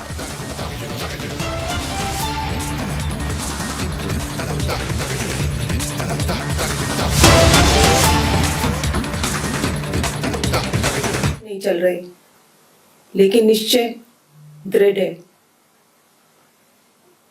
2 दिन पहले उन्होंने दिल्ली की जल मंत्री आतिशी जी को संदेश भेजा था कि लोगों की पानी और सीवर की समस्याओं का समाधान किया जाए। बताइए क्या गलत किया? लोगों की समस्याओं का समाधान तो होना ही चाहिए। इस बात पर भी केंद्र सरकार ने आपके सीएम पर केस कर दिया। क्या ये लोग दिल्ली को तबाह करना चाहते हैं? क्या ये लोग चाहते हैं कि लोग अपनी समस्याओं से जूझते रहें? इस बात से अरविंद जी को बेहद पीड़ा हुई है। अरविंद जी ने मुझे एक बात और कही। इस सो कॉल्ड शराब घोटाले की जांच में ईडी ने पिछले 2 साल में 250 से ज्यादा रेड मार लिए। वो इस सो कॉल्ड शराब घोटाले का पैसा ढूंढ रहे हैं। अभी तक किसी भी रेड में 1 पैसा नहीं मिला। मनीष जी के यहां रेड मारी, संजय सिंह जी के यहां रेड मारी, सत्येंद्र जैन जी के यहां रेड मारी, 1 भी पैसा नहीं मिला। हमारे यहां रेड मारी, मात्र 73,000 रुपए मिले। तो वो इस सो कॉल्ड शराब घोटाले का पैसा है कहां? अरविंद जी ने कहा है कि इसका खुलासा वे 28 मार्च को कोर्ट के सामने करेंगे। सारे देश को सच सच बताएंगे कि इस सो कॉल्ड शराब घोटाले का पैसा है कहां। उसका सबूत भी देंगे। अरविंद जी बहुत सच्चे, देशभक्त, निडर और साहसी व्यक्ति हैं। उनकी लंबी आयु, सेहत और सफलता की कामना करना। उन्होंने कहा है, मेरा शरीर जेल में है, लेकिन आत्मा आप सबके बीच है। आंखें बंद करो, मुझे अपने आसपास महसूस करोगे। जय Hind.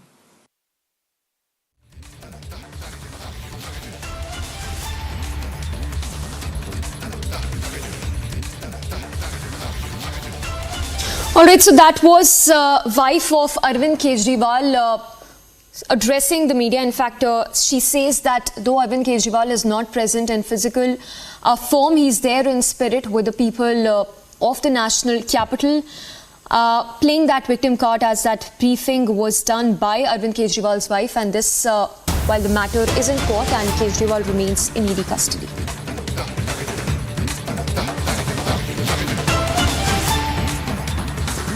And with that, shifting focus to newsbreak that's coming in from the state of Maharashtra, where it's yet another blow for Sharad Pawar, Uddhav and Congress, so MVA as a whole, where after ultimatums, Prakash Ambedkar has abandoned the Maha Vikas Aghadi.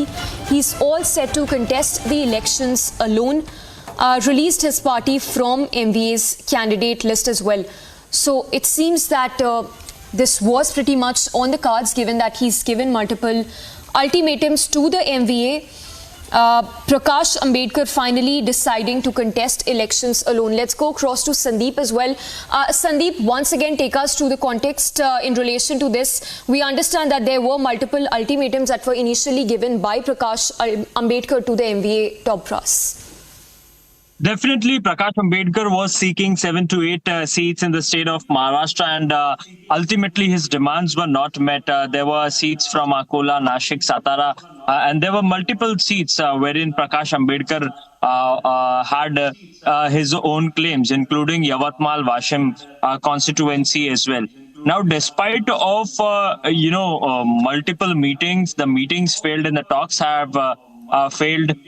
The Uddhav Sena, in fact, Sanjay Raut had claimed that they had offered 4 seats to Ambedkar, but ultimately these claims were also denied by Prakash Ambedkar, and Prakash Ambedkar said that the VBA, Vanchit Bahujan Aghadi, was only offered 2 seats, and for the same reason. In fact, he was upset with Maha Vikas Aghadi, although during the Bharat Jodo Yatra in Shivaji Park, he had announced that he will support the 7 candidates of Congress party in the state of Maharashtra. But ultimately, what would be the next stand? That is very much clear from Vanchit Bahujan Aghadi, and definitely he moving aside from Maha Vikas Aghadi will also dent the Maha Vikas Aghadi because he has a huge vote bank in the state of Maharashtra. He has got youth support from Dalit community. And definitely, if at all he contests the elections in these constituencies, 7 to 8 constituencies. In fact, he has already announced the list.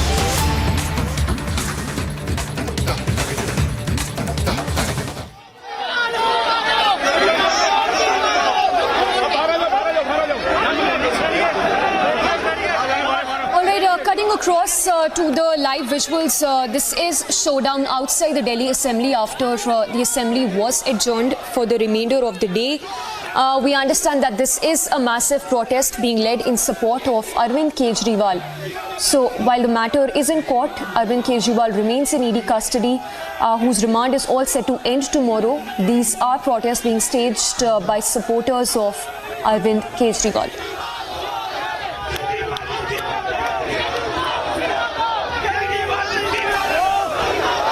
Let's cut across to Harsha as well, who's outside Delhi's Assembly. Harsha, take us to the scenes outside the Assembly. We understand these are pro-Kejriwal protests being held outside the Assembly. So Samiksha, chaotic visuals from outside the Delhi Assembly. There are the premises. On one side, there are the BJP MLAs who are protesting with the placards in their hand, where they are clearly stating that the Kejriwal is a corrupt politician and he should resign from his post as the Chief Minister of National Capital. On the another side, we see that the Aam Aadmi Party MLAs are protesting, the pro-Kejriwal protest, with the mask of Arvind Kejriwal on their faces. If you see, if we pan our camera, my video journalist Surinder Rawat will show you the chaotic visuals outside the Delhi Assembly. This is the premises of Delhi Assembly, and both the party leaders are now moving towards the Gandhi statue as both the leaders are protesting. As we see the placards in their hand where it is written, "Bhrasht Kejriwal Istifa Do, Bhrasht Kejriwal Istifa Do." These are the visuals of the BJP MLAs as they were protesting inside the Delhi premises as well. Sir, आप लोग का प्रदर्शन भी आम आदमी party नेताओं की तरह बाहर और अंदर जारी रहेगा? निश्चित रूप से जब तक भ्रष्ट केजरीवाल जेल से रहते हुए इस्तीफा नहीं देते तब तक हमारा प्रदर्शन जारी रहेगा। तो आप लोग इस्तीफे की मांग कर रहे हैं कि इस्तीफा दे देना चाहिए? निश्चित रूप से नैतिकता के आधार पर उनको इस्तीफा देना चाहिए। लेकिन वो तो कह रहे हैं कि सरकार चल रही है, यूनियन भी बना हुआ है, इस्तीफा नहीं देंगे, जेल से सरकार चलाएंगे। हम लगातार प्रदर्शन विधानसभा के बाहर करते रहेंगे। So these are the visuals, Amisha. If you see on one side, these are the BJP MLAs. On the other side, there are the Aam Aadmi Party MLAs. This is entirely the premises of the Delhi Assembly. Back-to-back protests have geared inside the Delhi Assembly as the pro-Kejriwal protests have also erupted inside the Delhi Assembly, and they have not only burned the effigy but continuously they are sloganeering as well. If you see, this is the Arvind Kejriwal mask.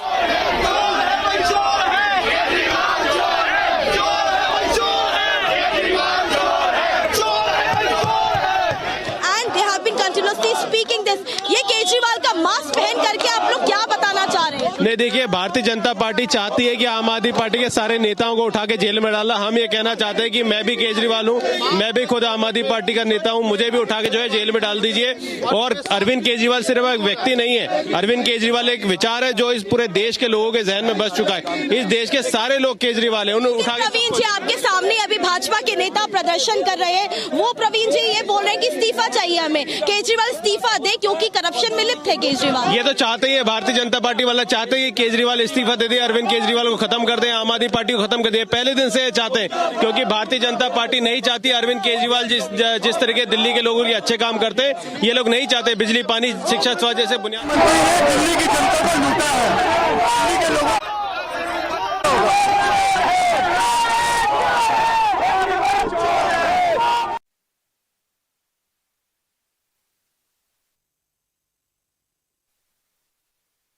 Alright, so these are parallel protests being staged, one by the BJP and the other by supporters of Arvind Kejriwal.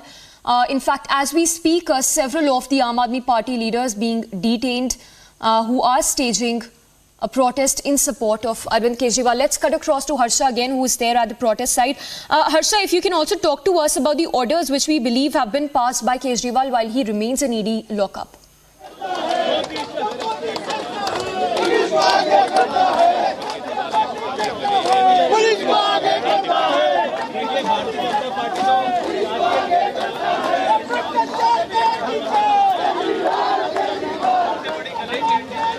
Samiksha, if you can repeat your question once again.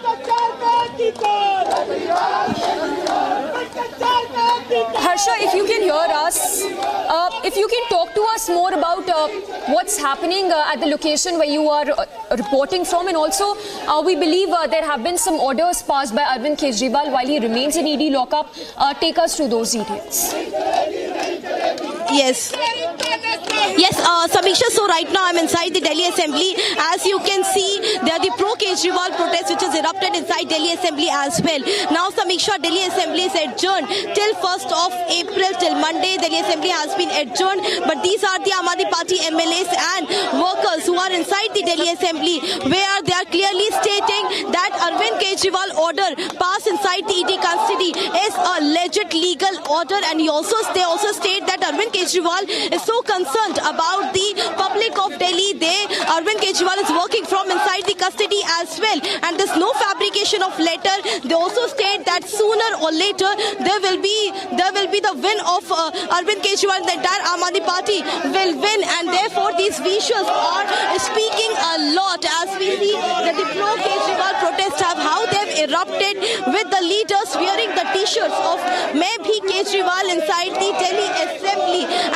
And apart from Aam Aadmi Party leaders and MLA, several Karyakartas have now also engaged in these pro-Kejriwal Kejriwal protest inside the Delhi Assembly. Today we know that there is a very interesting hearing as well.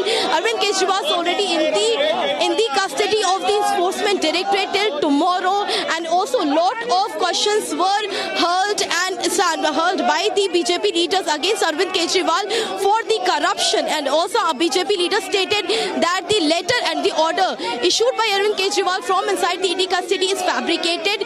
It is the cooked letter, and Enforcement Directorate is also investigating about the truth behind the order issued by Arvind Kejriwal, because there is no truth. Arvind Kejriwal is only meeting the lawyer and the family members. Then how is it possible that any government or letter could be could be signed from inside the custody and can be issued? So the truth behind the letter is already being investigated by the Enforcement Directorate. But yes, to that letter, Arvind Kejriwal, Aam Aadmi Party leaders are stating that is the work and dedication of Arvind Kejriwal, which Arvind Kejriwal has showcased towards the Janta of Delhi by working from inside the custody as well. And therefore, this session of the Delhi Assembly was also called for the presentation on the medical sector of national capital, also about the medicine and the preparedness in the government hospital. But today, the session couldn't even work for 1 minute. There was sloganeering, there was ruckus, there was chaotic scenes inside the Delhi Assembly. That is the reason why today Delhi Assembly now is adjourned till Monday, which is 1st of April. But will continuously stick to the protests and the visuals from inside the Assembly, as Aam Aadmi Party leaders are not leaving the premises of the Delhi Assembly. We can loud and clear hear only the sloganeering by the Aam Aadmi Party leaders, and the protests have erupted in a way. If you will see in a larger picture, the Aam Aadmi Party leaders are continuously following and shadowing the BJP MLAs, because BJP MLAs are also present here, where BJP MLAs are raising the voice of the resignation of Arvind Kejriwal. On one side there are BJP MLAs, on the other side there is visuals from inside, dramatic visuals from inside Delhi Assembly premises. We see now the Aam Aadmi Party MLAs have ghered out all the BJP MLAs, and they are shadowing BJP MLAs. This is what is being done inside the premises of the Delhi Assembly. One-on-one, all the BJP MLAs are being followed by Aam Aadmi Party MLAs, and Aam Aadmi Party MLAs are rushing behind the BJP MLAs. We'll take a word from the leader. Sir, आप लोगों को उतरे हुए हैं, झगड़ा करना चाह रहे हैं और हमें भ्रष्टाचारियों को बेनकाब करना ही हमारी जिम्मेदारी है। खेर सर, आप लोग को एक-एक करके घेर रहे हैं आम आदमी पार्टी के लीडर। जैसे आप लोग बढ़ रहे हैं, आम आदमी पार्टी के नेता आपका पीछा कर रहे हैं। अभी भी हम देख रहे हैं पीछे से आपको शैडो कर रहे हैं। ये गुंडागर्दी हो रही है यहाँ, और चोरी और छीना-जोरी, भ्रष्टाचार किया है, रिजाइन नहीं करेंगे, पद नहीं छोड़ेंगे और गुंडागर्दी करेंगे। सर, अभी भी हम लोग को देखने को मिल रहा है कि आम आदमी पार्टी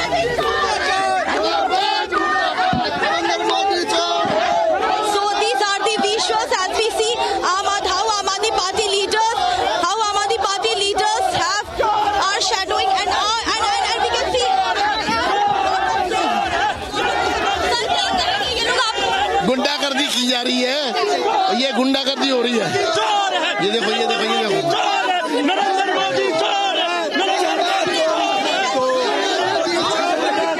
गुंडागर्दी हो रही है, और एक तो रिजाइन नहीं कर रहे, भ्रष्टाचार कर रहे हैं, और ऊपर से गुंडागर्दी की जा रही है।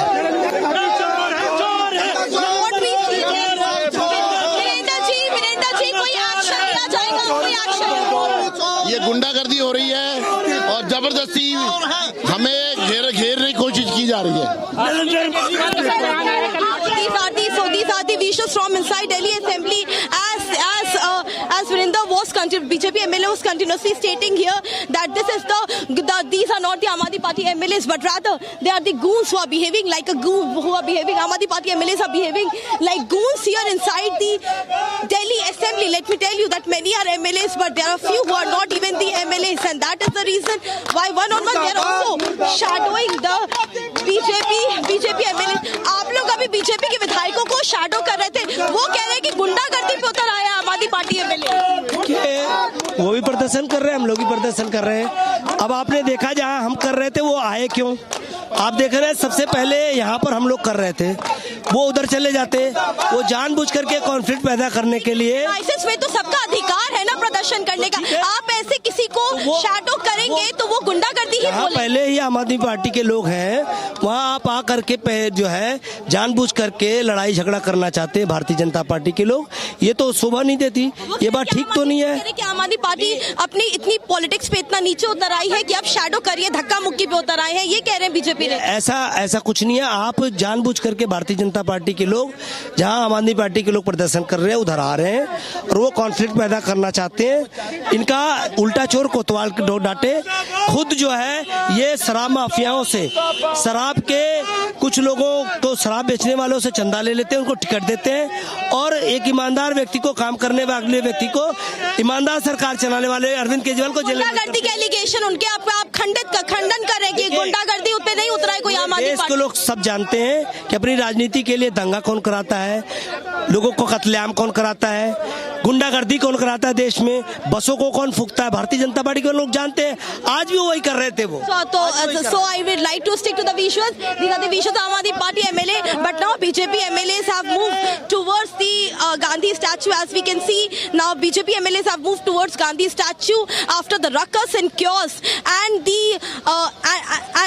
and how the Aam Aadmi Party MLAs were continuously pushing the BJP MLAs. After that, now BJP MLAs have now came to the Gandhi statue. Now the MLAs are now standing beneath Gandhi statue where they are protesting with the play cards in their hand.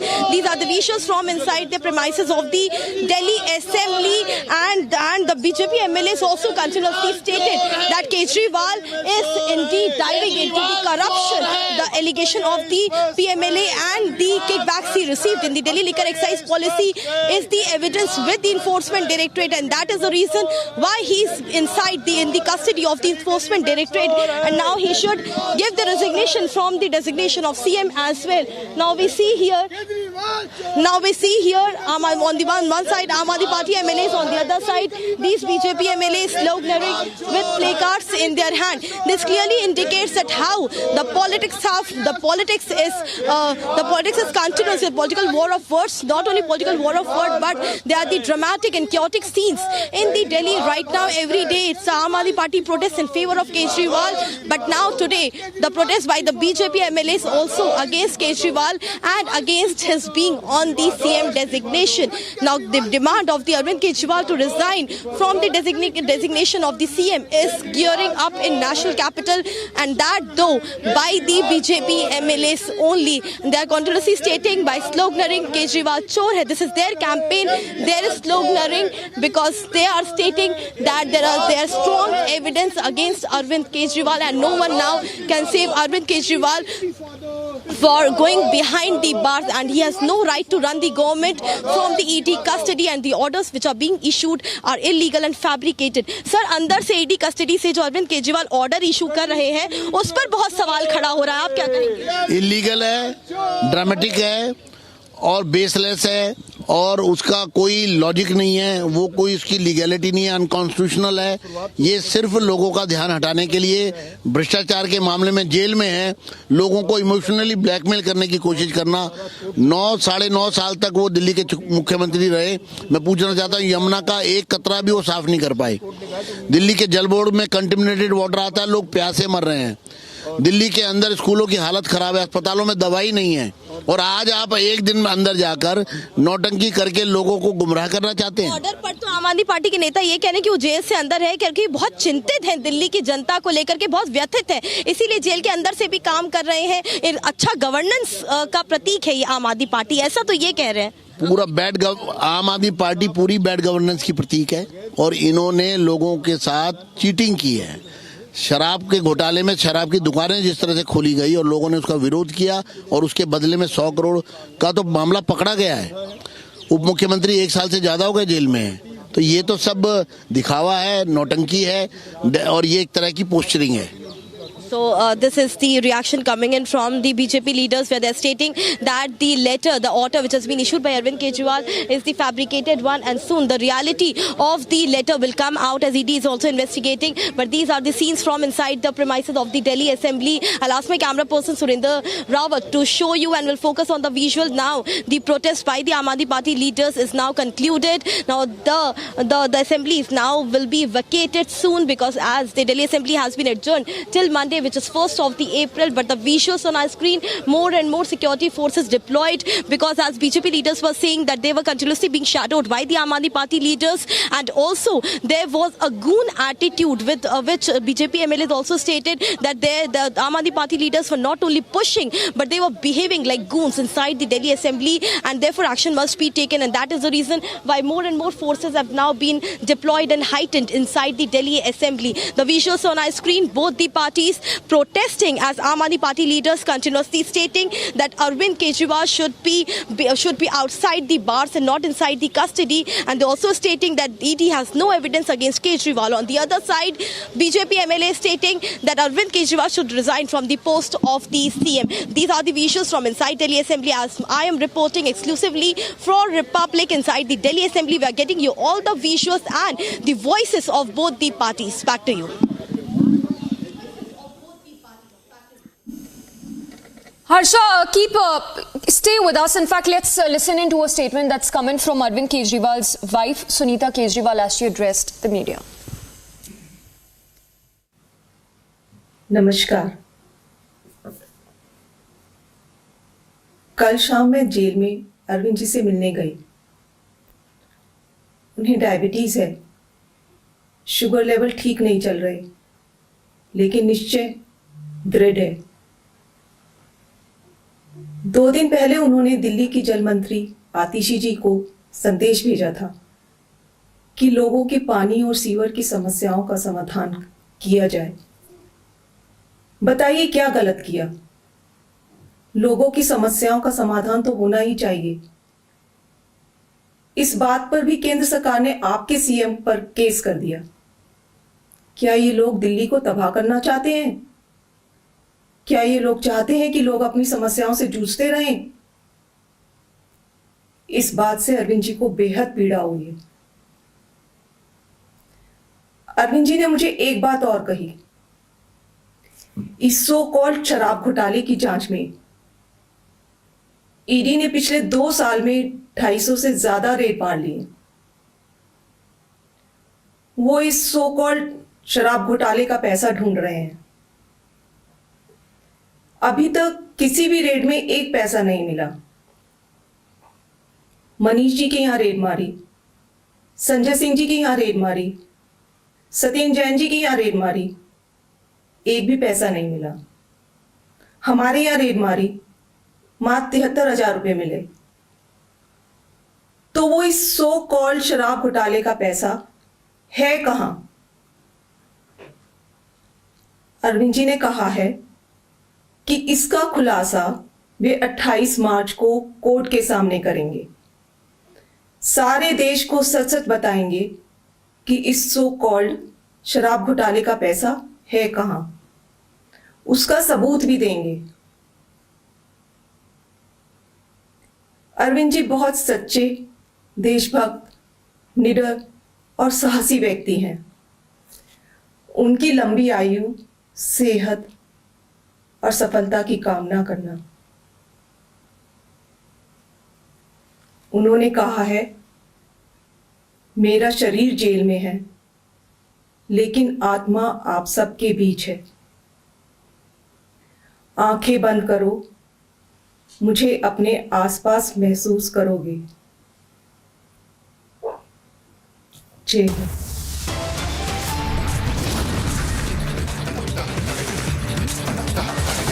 And with that, we are heading into a short break. Live and breaking to continue on the other side. Latest on Bengaluru cafe blast probe as NI raids at 5 locations in connection with the blast probe.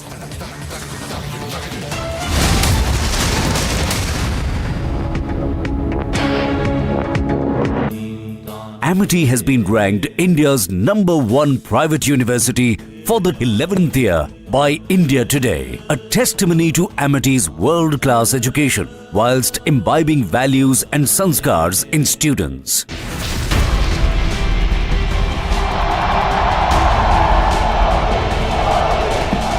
DMK और Congress two sides of the same coin है। DMK और कांग्रेस का मतलब है big corruption. DMK और कांग्रेस का मतलब है वन फैमिली रूल।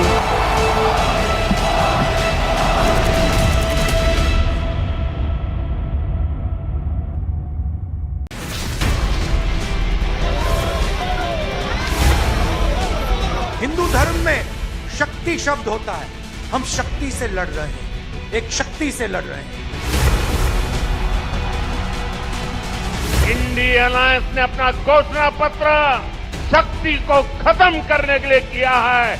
मैं इस चुनौती को स्वीकार करता हूं और मैं इन शक्ति स्वरूपा माताओं बहनों की रक्षा के लिए जान की बाजी लगा दूंगा।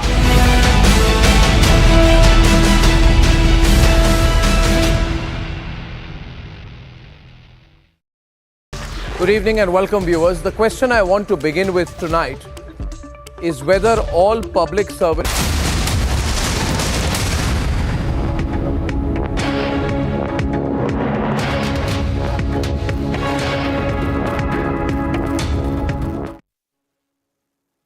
Hello and welcome. You're watching Live and Breaking with me, Gini Nurula. First, let's listen to our top headlines.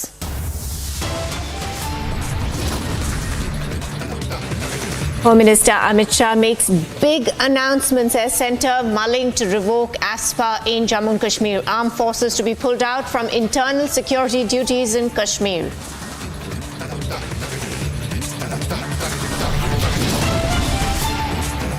After Rekha Patra, Krishna Nagar candidate Amrita Roy gets Prime Minister's call. Prime Minister tells her all black money seized by ED will come back to the poor Bengal.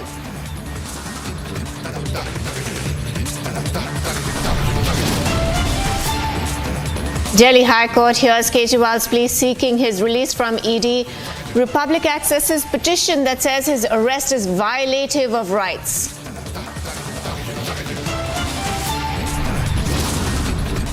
Delhi High Court warns AAP over plans to protest at court complexes, says if someone stops common people, there will be very severe consequences.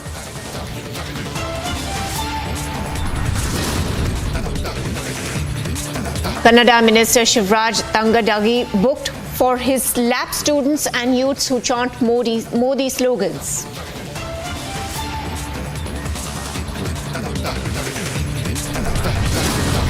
Mafia Don Shah Jahan Sheikh's brother Shiraj summoned by the Enforcement Directorate.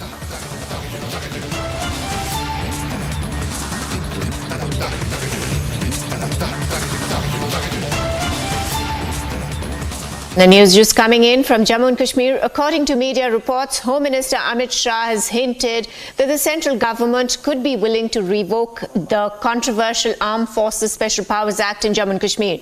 While speaking to local media channel, Amit Shah said that the centre also has plans to pull back troops and leave the LNO responsibility solely to the Jammu and Kashmir police. Let's listen in to what Home Minister Amit Shah had to say. Jammu Kashmir में धारा 370 की आड़ में अलगाववादी विचार को एक विचारधारा बनाकर जम्मू कश्मीर के युवाओं को आतंक के रास्ते पर घसीट दिया गया, जिसका पाकिस्तान ने दुरुपयोग किया और जम्मू कश्मीर में 40,000 से ज़्यादा युवा विगत 4 दशक में मारे गए। आज जम्मू कश्मीर शांति की ओर आगे बढ़ा है, टेररिज्म खत्म हो रहा है, 2 दरबार की परंपरा समाप्त हो चुकी है, पत्थरबाजी लगभग नहीं 0 हो चुकी है, भ्रष्टाचार रोकने के लिए एंटी करप्शन ब्यूरो बन चुका है, जनता का पैसा जनता के पास पहुंच रहा है, पठानकोट की नाका परमिट समाप्त हो चुकी है। 33 साल के बाद आज जम्मू कश्मीर के अवाम रात्रि के शो में भी सिनेमा में पिक्चर का लुत्फ उठा रहे हैं। 30 साल के बाद मुहर्रम का जुलूस निकला है, और G20 का आयोजन दुनिया भर के लोग कश्मीर में होते हुए बदलाव को देखकर गए हैं। तो बहुत समय के बाद, लगभग 35 साल के बाद, जम्मू कश्मीर की जनता आज शांति का माहौल का अनुभव कर रही है, विकास इनके घर तक पहुंचा है और आतंकवाद से आगे निकलकर हर घर तिरंगा हो या फार्मूला 4 कार रेसिंग हो या लाल चौक पर तिरंगा फहराना हो, अमरनाथ यात्रा में 4.5 लाख लोग का यात्रियों का आना हो और जम्मू कश्मीर में कुल मिलाकर एक साल में 2 करोड़ 10 लाख यात्री आना हो। ये सारी चीज़ें जम्मू कश्मीर में नए बदलाव की शुरुआत है। युवाओं को रोजगारी मिल रही है और मैं आगे बताऊंगा हर व्यक्ति को इसका फायदा मिला है। Joining us is my colleague Gursimran from Jammu. Gursimran, we were just listening to Home Minister Amit Shah. He has hinted that the AFSPA will be revoked and the armed forces could be withdrawn from Jammu and Kashmir. What does this mean for the state?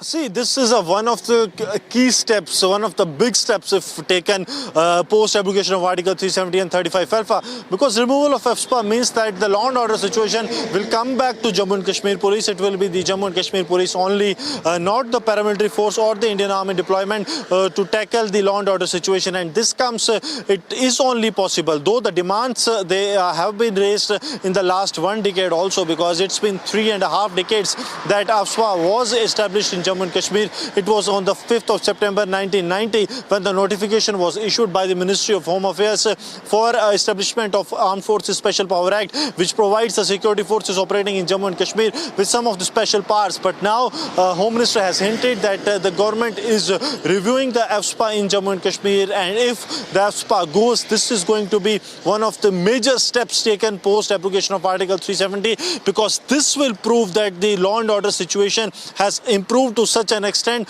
that there is no need of the extra powers to the forces that are operating in Jammu and Kashmir, and the Jammu and Kashmir remains to be no more the disturbed state tag that comes with the AFSPA. So that also goes along with the AFSPA, and we have seen that time and again in 2011, as per the claims of the National Conference, they made the claim, but Anurag Thakur, the Union Minister, he has set the record straight, saying that in 2011, the people, they were when they came to hoist tricolor in Jammu and Kashmir, they were jailed. That was the situation in 2011, and now when the Home Minister is speaking, he's speaking with the facts and the situation on ground, that it is the situation that has been improved by the steps of the Modi government, and now is the high time that the government is reconsidering that the AFSPA be removed. So that is something very important that has come from the Union Home Minister, and it is being welcomed from all walks of the society. See, no one is against this step of the government. This is being welcomed because it means that the situation has improved on ground and the people are living peacefully in Jammu and Kashmir. Right, Gursimran, now we know that internal security would be given to the Jammu and Kashmir police forces. Do we have any details as to when this will be revoked, whether it will be revoked in phases or it is going to happen after the elections or before the elections? See, the timeline is yet to be given by the Union Home Ministry, but one thing is very clear, that it is, since the Model Code of Conduct is in place soon after the MCC ends, that is on June 6th, there will be preparations for the upcoming Amarnath Yatra that will start by the end of the June, and it will go on till 19th of August. After that, the Jammu and Kashmir has the assembly elections. This all the phase, the general elections, the Amarnath Yatra and also the assembly election, they see a huge deployment of the paramilitary forces. So what is expected is that during this time the review will take place and then a decision will come. But since this is a decision that needs all the comprehensive review by the all stakeholders, be it the Jammu and Kashmir Police, the Indian Army, the CRPF, paramilitary forces, be it ITBP and the others. So after comprehensive review of the situation, then the decision will be taken. Right, Gursimran, stay with us. We have a couple of reactions coming in from Anurag Thakur and Kavinder Gupta. Let's listen in to those. 1947 Jammu Kashmir को जख्म देने का काम कांग्रेस ने किया। जब article 370 और 35A को लागू किया, नक्सलवाद बढ़ा, अलगाववाद बढ़ा और यहां पर 45,000 से ज्यादा लोगों की मृत्यु हुई। अनुच्छेद 370-35A को हटाकर नरेंद्र मोदी जी ने जम्मू कश्मीर में विकास के रास्तों को खोला है। यहां पर सुरक्षा की दृष्टि से लोग अपने आप को और सुरक्षित महसूस करते हैं। यहां स्पोर्ट्स से लेके सिनेमा खुलने तक का काम हुआ। यहां पे इन्वेस्टमेंट्स पहले से ज्यादा आनी शुरू हुई और armed forces special powers act तब जरूरत पड़ती थी जब यहां पर आतंकवाद था। अब उसमें काफी कमी आई है और ये तब आई जब नरेंद्र मोदी जी की सरकार ने एक के बाद दूसरा कदम उठाया है। माननीय गृह मंत्री जी ने ठीक कहा, जिस तरह से जम्मू कश्मीर तेजी के साथ और सुरक्षित हो रहा है और यहाँ पे निवेश आ रहा है, 2 करोड़ से ज्यादा टूरिस्ट यहाँ पर आए हैं और यहाँ पर स्पोर्ट्स सिनेमा से लेकर C20 कल्चर 20 की G20 के अंतर्गत बैठक होना, ये अपने आप में दिखाता है कि जम्मू कश्मीर तेजी के साथ आगे बढ़ रहा है और अब भविष्य में वो समय आ जाएगा जब AFSPA को हटा दिया जाए। गृह मंत्री जी की इंटरव्यू में जिस प्रकार से ये बात आई है, तो स्वाभाविक बात है कि पहले 5 अगस्त 2019 के बाद जिस प्रकार से धारा 370 को हटा करके उस प्रकार के हालात बनाए गए ताकि जो आर्म्ड फोर्सेस हैं या सुरक्षा बल हैं उनको सभी को तभी हटाया जाना संभव था जबकि हालात सुधर जाएं। आज कश्मीर में स्थितियां बदली हैं और पत्थरबाजी, अलगाववाद, आतंकवाद, भ्रष्टाचार, इन सभी पर लगाम लगी है। तो स्वाभाविक बात है कि भारत सरकार सोचती है और कश्मीर जिस प्रकार से पहले एक जन्नत जिसको कहा जाता था, लेकिन कुछ स्थानीय लोगों ने, हुर्रियत, जमायत इस्लाम, कुछ राजनीतिक पार्टियां जो हमेशा हालात खराब करने का प्रयास करती थी, आज भी करती हैं, तो आज उनके मुंह पर यह तमाचा है कि हमने उसी समय इसका ऐलान किया है कि जब हालात हमने सुधारे हैं तो स्वाभाविक बात है कि आने वाले समय में AFSPA को समाप्त किया जाएगा और धीरे धीरे सभी आर्म्ड फोर्सेस हैं वो अपने बैरक्स में जाएंगे। Meanwhile, NC leader Sheikh Bashir says it was Omar Abdullah who demanded the removal of AFSPA in the valley. विचार कर रहे हैं, विचार करते करते हो सकता है उनका ख्याल आए कि ना हटाएं। अगर हटाते हैं तो ये लोगों के हित की बात है, लोगों को राहत मिलेगी और वो तो नेशनल कॉन्फ्रेंस का बहुत पुराना इशू था कि भाई इसको हटाया जाना चाहिए। जब आप कहते हैं कि अच्छी बात है हटाया जाए, तो तब आप ये भी मानेंगे कि फिर सिचुएशन सिक्योरिटी की जो है वो इम्प्रूव हुई है, पत्थरबाजी कम हुई, टेरर इंसिडेंट्स में कमी आई है, तभी इसका बेस बन पाया? ये गवर्नमेंट खुद कह रही है कि सब कुछ ठीक है, तो जब सब कुछ ठीक है तो फिर सोचना क्या है, हटा दो। नेशनल कॉन्फ्रेंस मानती है कि जो पीस है वो प्रिवेल हुई है? पीस गवर्नमेंट के नज़र में है, हम अपने हिसाब से देख रहे हैं कि वो जिस तरह लोगों को पीस लगता है वो है नहीं, लेकिन अगर वो समझते हैं कि इसको हटाया जाना चाहिए तो गवर्नमेंट के लोगों के हित की बात है, हटा देना चाहिए। उसके साथ साथ अमित शाह की तरफ से ये भी कहा गया है कि मोदी सरकार की तरफ से एक लंबा प्लान रखा गया है जम्मू कश्मीर को डेवलपमेंट का, जिसमें कि एक रोड मैप पूरा तैयार किया गया है जो मोदी 3.0 में भी इम्प्लीमेंट किया जाएगा। वो अगली सदी का प्रोग्राम होगा। पिछले 5 साल से तो सुन रहे हैं, वो प्रोग्राम कहीं पहुंचा नहीं। ये जो नया प्लान है कोई अगली सदी के लिए बनाया होगा तो पता नहीं, जिस वक्त सामने आएगा तो उस पर कमेंट करेंगे।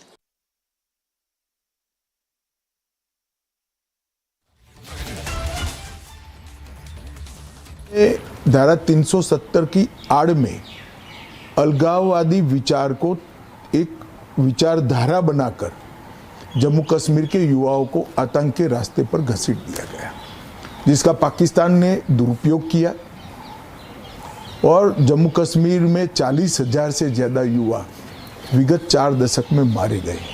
आज जम्मू कश्मीर शांति की ओर आगे बढ़ा है, टेररिज्म खत्म हो रहा है, 2 दरबार की परंपरा समाप्त हो चुकी है, पत्थरबाजी लगभग नहीं 0 हो चुकी है, भ्रष्टाचार रोकने के लिए एंटी करप्शन ब्यूरो बन चुका है, जनता का पैसा जनता के पास पहुंच रहा है, पठानकोट की नाका परमिट समाप्त हो चुकी है।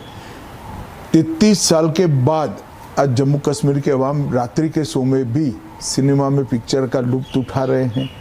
30 साल के बाद मुहर्रम का जुलूस निकला है और G20 का आयोजन दुनिया भर के लोग कश्मीर में होते हुए बदलाव को देखकर गए हैं। तो बहुत समय के बाद, लगभग 35 साल के बाद, जम्मू कश्मीर की जनता आज शांति का माहौल का अनुभव कर रही है, विकास इनके घर तक पहुंचा है और आतंकवाद से आगे निकलकर हर घर तिरंगा हो या फार्मूला 4 कार रेसिंग हो या लाल चौक पर तिरंगा फहराना हो, अमरनाथ यात्रा में 4.5 लाख लोग का यात्रियों का आना हो और जम्मू कश्मीर में कुल मिलाकर एक साल में 2 करोड़ 10 लाख यात्री आना हो। ये सारी चीज़ें जम्मू कश्मीर में नए बदलाव की शुरुआत है। युवाओं को रोजगारी मिल रही है और मैं आगे बताऊंगा हर व्यक्ति को इसका फायदा मिला है। Shifting focus to top rack from across the country. As per notification issued by the Ministry of Home Affairs, IPS Sadanand Vasant has been appointed as Director General of National Investigation Agency and IPS Piyush Anand appointed as Director General of the National Disaster Response Force. As Delhi sets eye on High Court hearing of Arvind Kejriwal's plea, his wife Sunita Kejriwal addressed media today stating that there was nothing wrong with the letter sent by Kejriwal to Atishi.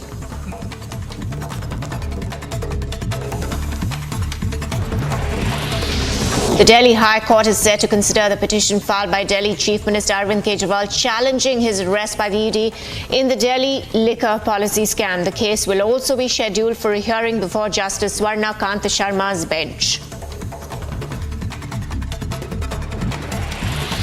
The Central Election Committee of the Congress Party will hold a meet in Delhi to finalize candidates for the upcoming Lok Sabha polls. Congress aims to carefully balance and finalize the remaining seats with their candidates. BJP President JP Nadda has officially requested clarification from Dilip Ghosh regarding his comments about Mamata Banerjee. In response, Dilip Ghosh has stated that he will be sending a letter to address the notice.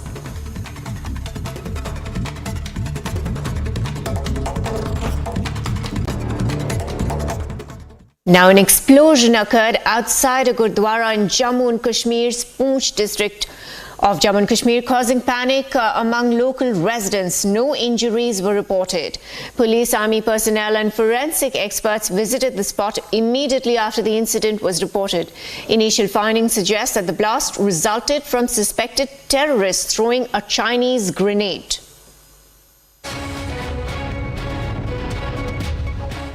A low-intensity Chinese grenade explosion took place in the Poonch town late last night. The explosion was reported at around 11:15 late last night, very near to the government hospital in the Poonch district. Soon after which, the security forces, including the Jammu and Kashmir Police, CRPF and the Indian Army, rushed to the spot and cordoned the entire area.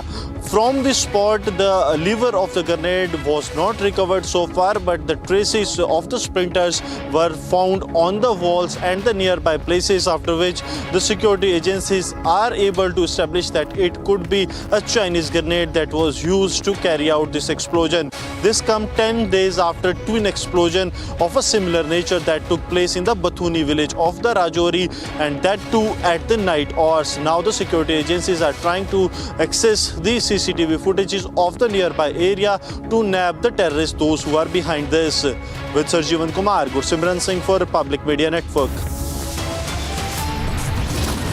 Time to slip in a very short break. Coming up after the break, NIA raids at 5 locations in Bengaluru's Cafe Blast probe. NIA sleuths quiz those suspected to be in touch with bombers. Lokayukta raids underway at 60 locations in 13 districts across Karnataka. This and much more after a very short break. Stay tuned, viewers.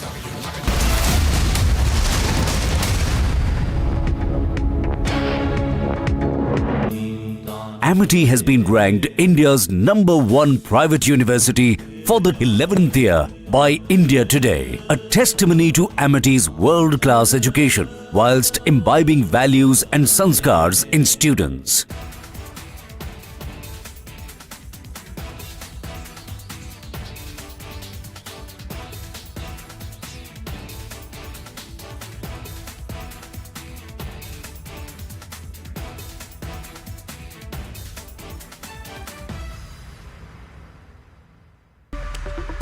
Welcome back, ladies and gentlemen. It's time now for the nation's sharpest opinion.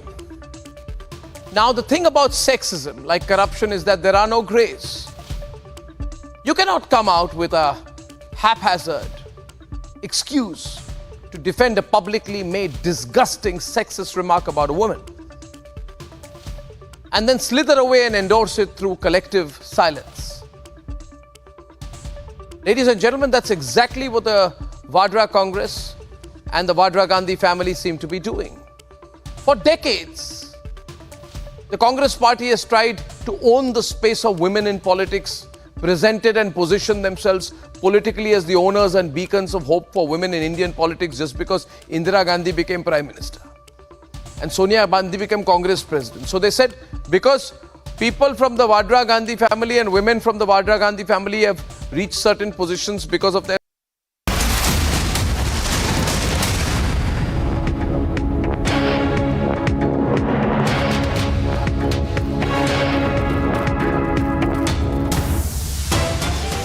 Well, breaking news just coming in that 5 MLAs are to resign over ticket fiasco.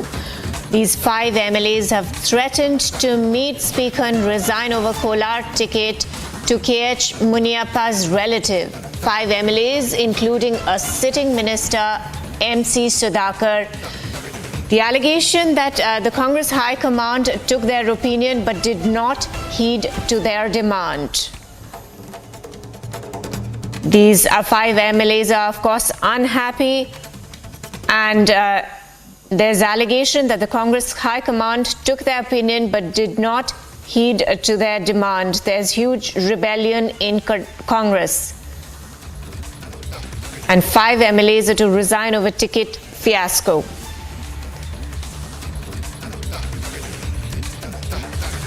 These 5 MLAs have threatened to meet Speaker and resign over the Kolar seat to KH Muniappa's relative.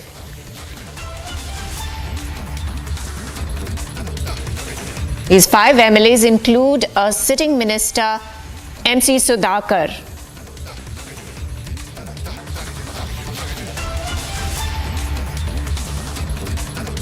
News just coming in that 5 MLAs have resigned over ticket fiasco, and they have threatened to meet the Speaker and resign over Kolar ticket to KH Muniappa's relative.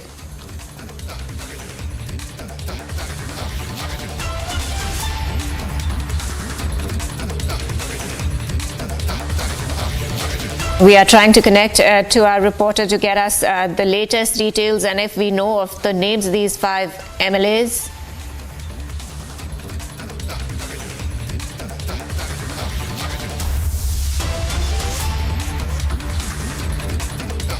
Now, this is, of course, a big blow to Congress. 5 Karnataka MLAs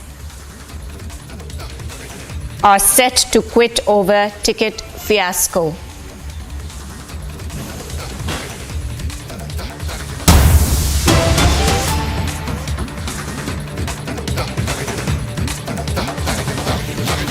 Yet another news coming in again from Karnataka. The Karnataka Minister Shivaraj Tangadagi has been booked. An FIR is lodged against him over slap youths who chant Modi, Modi slogans remarks. Remember, viewers, a couple of days ago he was addressing a public meet wherein he had said that youth who chant Modi, Modi slogans should be slapped. And now an FIR has been lodged against him.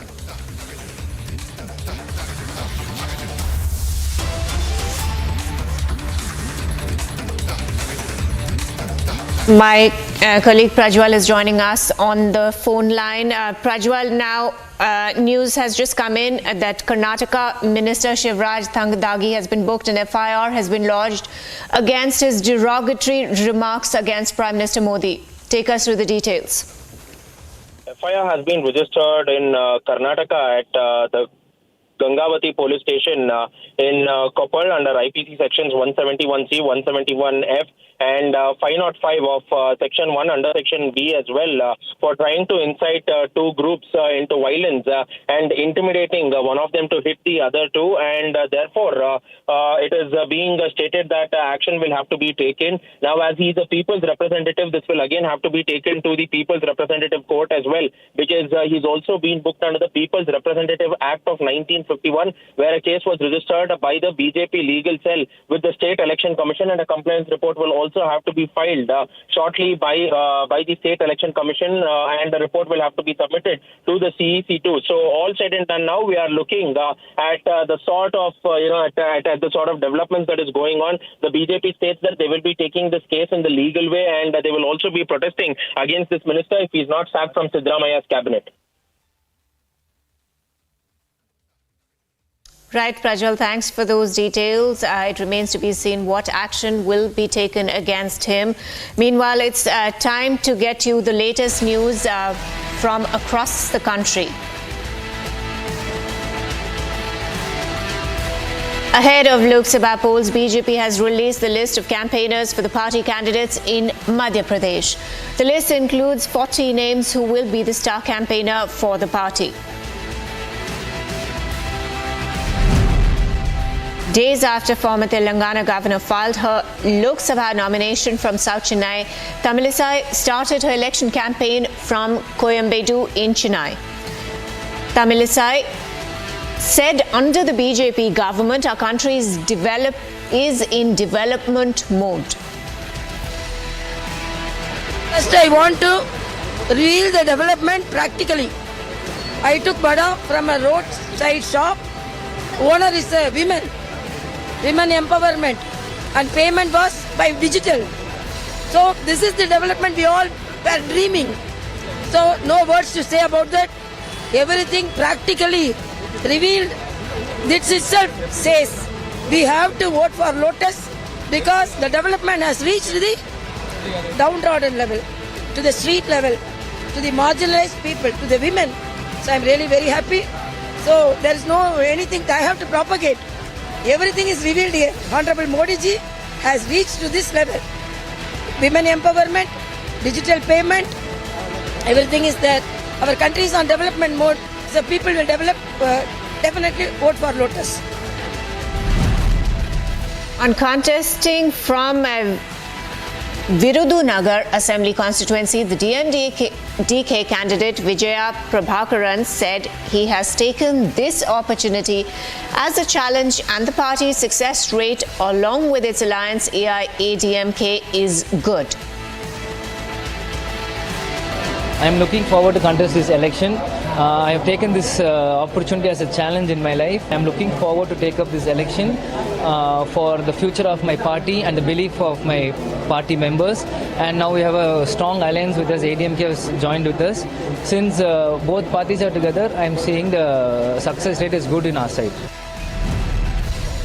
BJP leader Suvendu Adhikari lashed out at TMC government, saying that they are violating the Model Code of Conduct.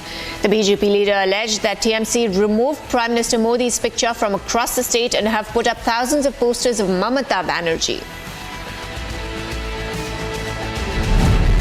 Uttar Pradesh Chief Minister Yogi Adityanath will start his poll campaigning in 15 districts starting today. Chief Minister Yogi will be covering Mathura, Meerut and Ghaziabad in coming 5 days. Time to slip into a very short break. Coming up on the other side, NIA raids at 5 locations in Bengaluru Cafe Blast probe. NIA sleuths quiz those suspected to be in touch with the bomber.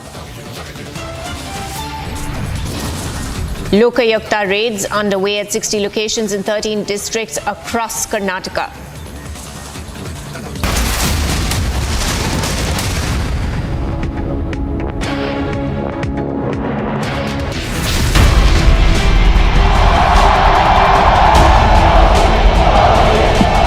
दुनिया की सबसे पुरानी भाषा तमिल भाषा हिंदुस्तान की है।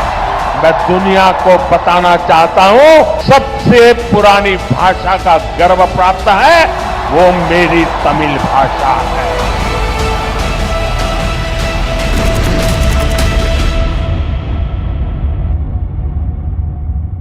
tests after the operation found cancer had been present. My medical team therefore advised that I should undergo a course of preventative chemotherapy, and I'm now in the early stages of that treatment.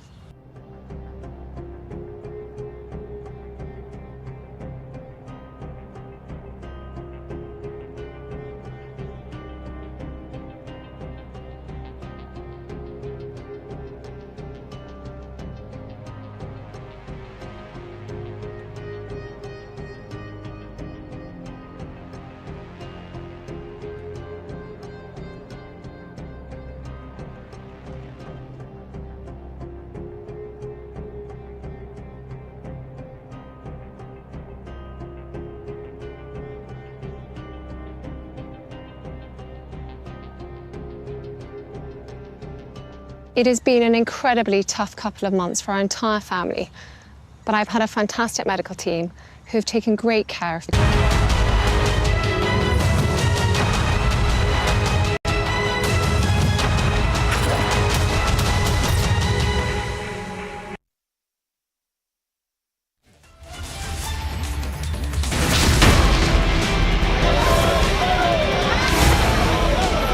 Hindu धर्म में शक्ति शब्द होता है। हम शक्ति से लड़ रहे हैं, एक शक्ति से लड़ रहे हैं। इंडी अलायंस ने अपना घोषणा पत्र शक्ति को खत्म करने के लिए किया है। मैं इस चुनौती को स्वीकार करता हूं और मैं इन शक्ति स्वरूपा माताओं बहनों की रक्षा के लिए जान की बाजी लगा दूंगा।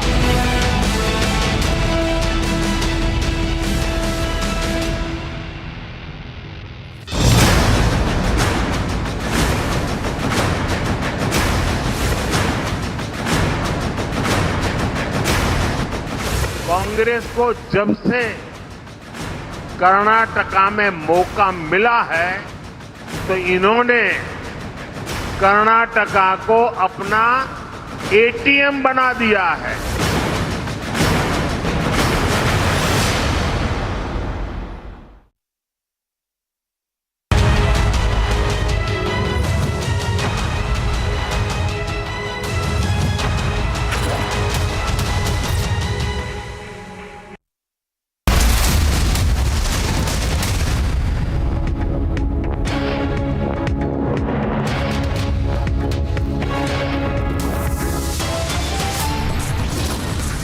Home Minister Amit Shah makes big announcements as centre mulling to revoke AFSPA in Jammu and Kashmir. Armed forces to be pulled out from internal security duties in Kashmir.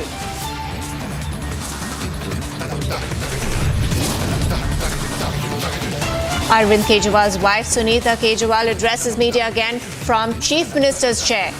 Says Chief Minister will produce evidence on March 28th.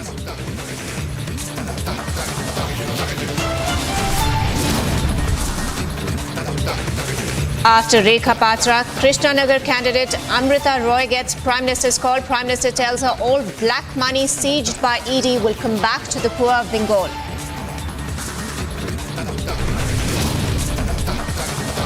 Sources say CBI to seek Arvind Kejriwal's custody after the Enforcement Directorate in the excise policy case.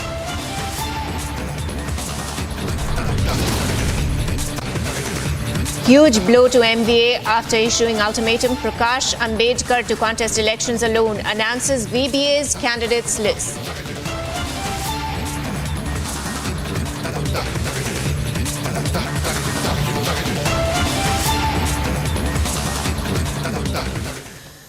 Now, news just coming in from Jammu and Kashmir. According to media reports, Home Minister Amit Shah has hinted that the central government could be willing to revoke the controversial Armed Forces Special Powers Act in Jammu and Kashmir.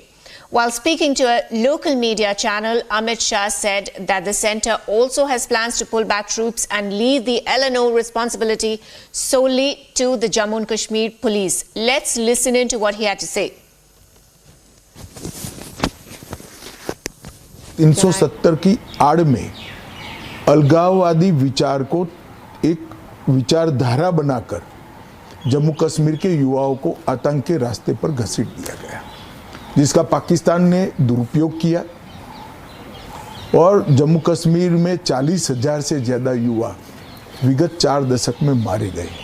आज जम्मू कश्मीर शांति की ओर आगे बढ़ा है, terrorism खत्म हो रहा है, 2 दरबार की परंपरा समाप्त हो चुकी है, पत्थरबाजी लगभग नहीं 0 हो चुकी है, भ्रष्टाचार रोकने के लिए एंटी करप्शन ब्यूरो बन चुका है, जनता का पैसा जनता के पास पहुंच रहा है, पठानकोट की नाका परमिट समाप्त हो चुकी है। 33 साल के बाद आज जम्मू कश्मीर के अवाम रात्रि के शो में भी सिनेमा में पिक्चर का लुत्फ उठा रहे हैं। 30 साल के बाद मुहर्रम का जुलूस निकला है और G20 का आयोजन दुनिया भर के लोग कश्मीर में होते हुए बदलाव को देखकर गए हैं।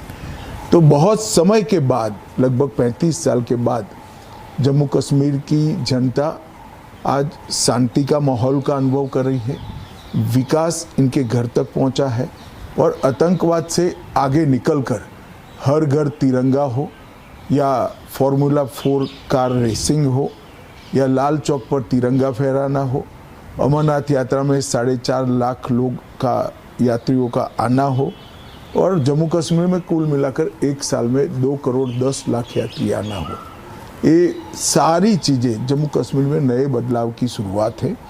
युवाओं को रोजगारी मिल रही है और मैं आगे बताऊंगा हर व्यक्ति को इसका फायदा मिला है। 1947 जम्मू कश्मीर को जख्म देने का काम कांग्रेस ने किया जब आर्टिकल 370 और 35A को लागू किया। नक्सलवाद बढ़ा, अलगाववाद बढ़ा और यहां पर 45,000 से ज्यादा लोगों की मृत्यु हुई। अनुच्छेद 370 35A को हटाकर नरेंद्र मोदी जी ने जम्मू कश्मीर में विकास के रास्तों को खोला है। यहां पर सुरक्षा की दृष्टि से लोग अपने आप को और सुरक्षित महसूस करते हैं। यहां स्पोर्ट्स से लेके सिनेमा खुलने तक का काम हुआ। यहां पे इन्वेस्टमेंट्स पहले से ज्यादा आनी शुरू हुई और armed forces special powers act तब जरूरत पड़ती थी जब यहां पर आतंकवाद था। अब उसमें काफी कमी आई है और ये तब आई जब नरेंद्र मोदी जी की सरकार ने एक के बाद दूसरा कदम उठाया है। माननीय गृह मंत्री जी ने ठीक कहा, जिस तरह से जम्मू कश्मीर तेजी के साथ और सुरक्षित हो रहा है और यहाँ पे निवेश आ रहा है, 2 करोड़ से ज्यादा टूरिस्ट यहाँ पर आए हैं और यहाँ पर स्पोर्ट्स सिनेमा से लेकर C20 कल्चर 20 की G20 के अंतर्गत बैठक होना, ये अपने आप में दिखाता है कि जम्मू कश्मीर तेजी के साथ आगे बढ़ रहा है और अब भविष्य में वो समय आ जाएगा जब AFSPA को हटा दिया जाए।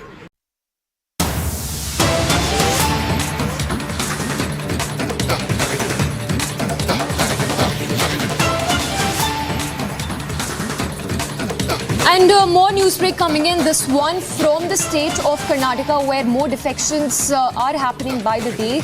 5 MLAs, as we understand, are likely to resign over ticket fiasco. The MLAs, as we understand, have threatened to meet Speaker and resign over Kolar seat.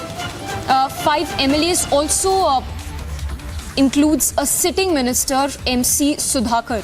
Allegation that Congress High Command took their opinion but did not heed to their demand. Let's go across to Prajwal, who's joining us live right now. Prajwal, more defections, more dissent within the Karnataka Congress. Once again, if you can tell us what has been happening in Karnataka Congress unit and how is the state Congress even planning to keep the flock together? Samiksha, right now we are outside here at the Vidhan Saudha, outside the Speaker's office. In fact, the private secretary of the Speaker's office. We are seeing that 2 Congress MLA, 1 Congress MLC and yet another Congress minister have come in now to tender their resignation. We are outside the office of Mahesh Karjagi, who is the private secretary to the Speaker, UT Khadir as well. And it is now being understood that Minister Mr. Bhairathi Suresh has also come in now to go ahead and quell the dissidents. We are also seeing a massive security deployment out here as the Congress MLAs have threatened to resign over the differences in the Kolar Lok Sabha seat as well. So therefore now on the instructions of Chief Minister Siddaramaiah, we are receiving information that Mr. Bhairathi Suresh has come in here to solve the dissidents. So it's a massive ruckus which is broken out here as well, because remember that there had been a lot of lobbying for the Kolar Lok Sabha seat where many of the ministers as well as sitting Congress MLAs had gone ahead and expressed their differences differences, and they had stated that no matter what, a ticket should not be given to the son-in-law of K.H. Muniappa, who is Chikka Peddanna, saying that it is dynasty politics and family politics as well. But now seems like, the Congress High Command is still not made a decision over this. So therefore, the MLAs are now going ahead and threatening to resign. They are threatening to resign, including the minister as well, Dr. M.C. Sudhakar, who is the Minister for Higher Education here, saying that, if the Congress goes ahead, follows dynasty politics or family politics, they will make sure that they will resign too. This is a massive setback to the Congress. Remember, ahead of the Lok Sabha polls, the differences had been simmering for quite some time, not only within Kolar Lok Sabha constituency, but also with the Chikbalapur Lok Sabha constituency as well. But in the latest, looks like all hell has broken loose out here in the state of Karnataka, because these fast-paced developments are happening in the corridors as well. When even the CM's political secretary has now come in here, stating that he will also tender a resignation. This is massive here, because it is also includes the CM's very close aide as well, Mr. Nazir Ahmad too, stating that he will resign. We did go ahead and try to speak to him, ask him as to what exactly was the reason for the difference as well. He stated that he will only speak to the speaker and only then he will go ahead and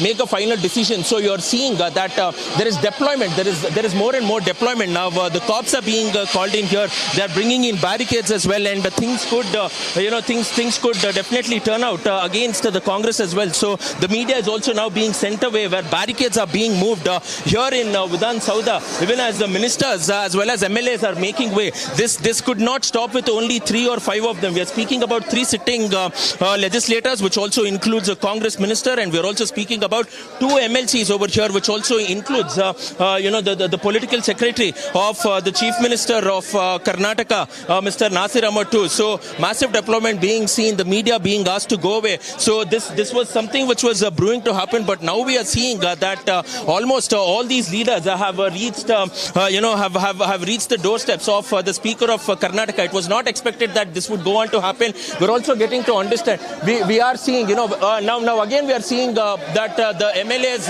the ministers might come out. Let's go across and take in a reaction. Let's take in a reaction from them. The speaker is gone out now. This is massive out here. Let's go across. So what about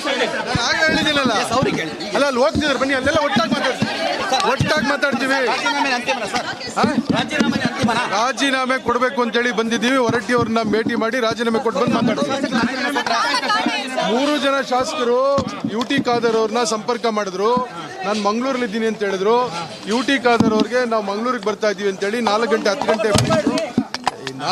10 ಗಂಟೆ flight ಇದು. ಅವರಿಗೆ flight tickets ಕಳಿಸಿದ್ದಾರೆ.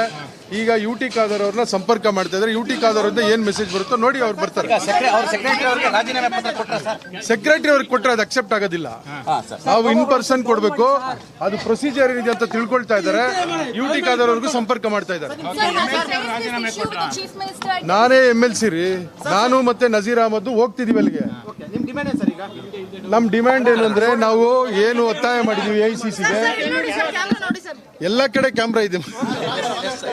ಈಗ ನಾವು AICCಗೆ ಮತ್ತೆ KPCCಗೆ ಮತ್ತೆ ಮಾನ್ಯ ಮುಖ್ಯಮಂತ್ರಿಗಳಿಗೆ ಈಗಾಗಲೇ ನಾವು ಒತ್ತಾಯ ಮಾಡಿದ್ದೀವಿ.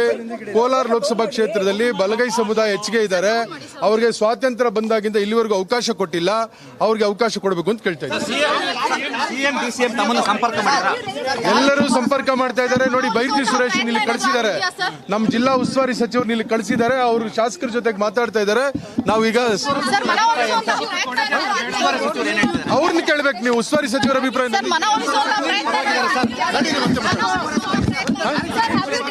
ಬಲಗೈ ಸಮುದಾಯ ಇಲ್ಲ ನಡೀರಿ, ಅಲ್ಲಿ ಕೊಟ್ಬಿಟ್ಟು ಮಾತಾಡ್ತೀವಿ.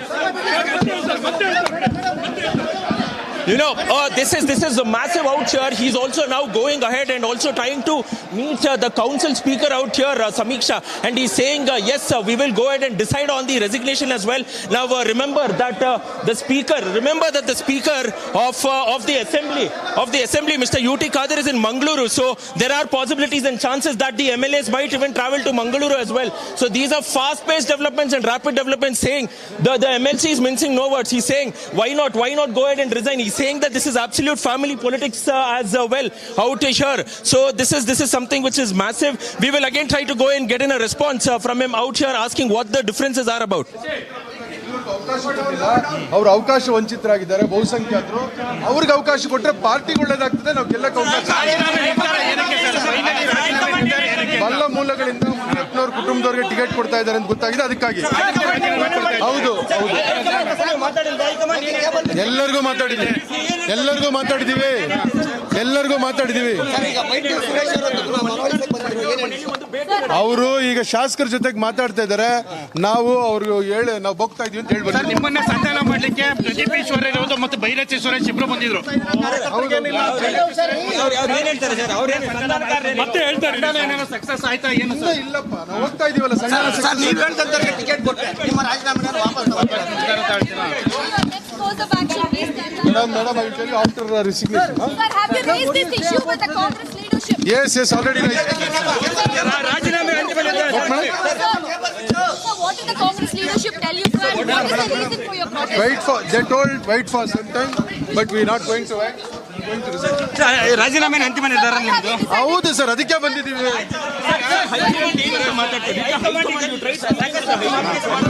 ಮತ್ತೆ ಮಾತಾಡ್ತೀನಿ. ಹೈಕಮಾಂಡ್ ಅಲ್ಲಿ ಸುರೇಶ್ ಅವ್ರಿಗೆ ಮಾತಾಡಿದ್ದಾರೆ, ಮತ್ತೆ ಮುಖ್ಯಮಂತ್ರಿಗಳು ಮಾತಾಡಿದ್ದಾರೆ, ಕೆಪಿಸಿಸಿ ಅಧ್ಯಕ್ಷ ಮಾತಾಡಿದ್ದಾರೆ.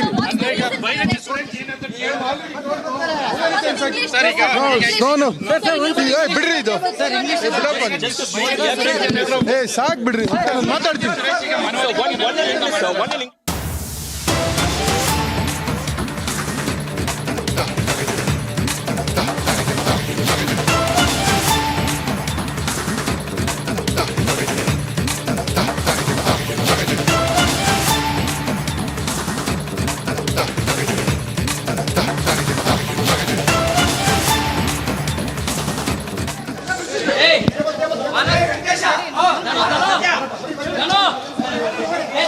You know, that is yet another Congress MLC out there, Samiksha.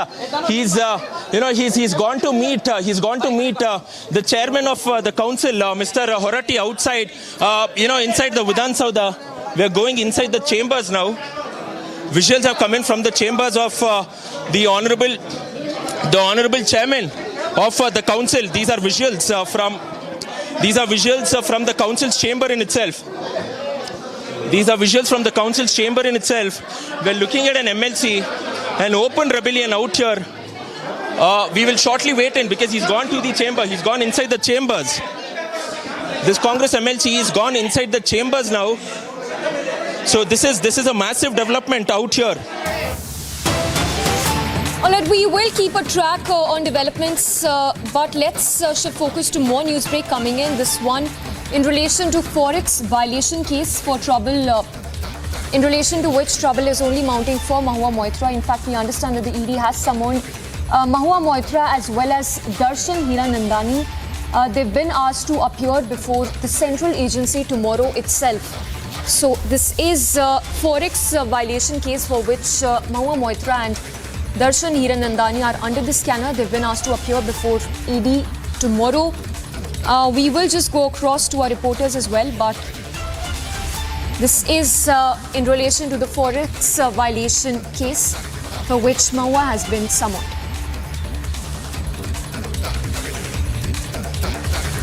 So expelled TMC MB Mahua Moitra and Darshan Hiranandani have been summoned by the Enforcement Directorate. This is the Forex violation case for which Mahua Moitra and Darshan Hiranandani have been asked to appear before the central agency tomorrow itself.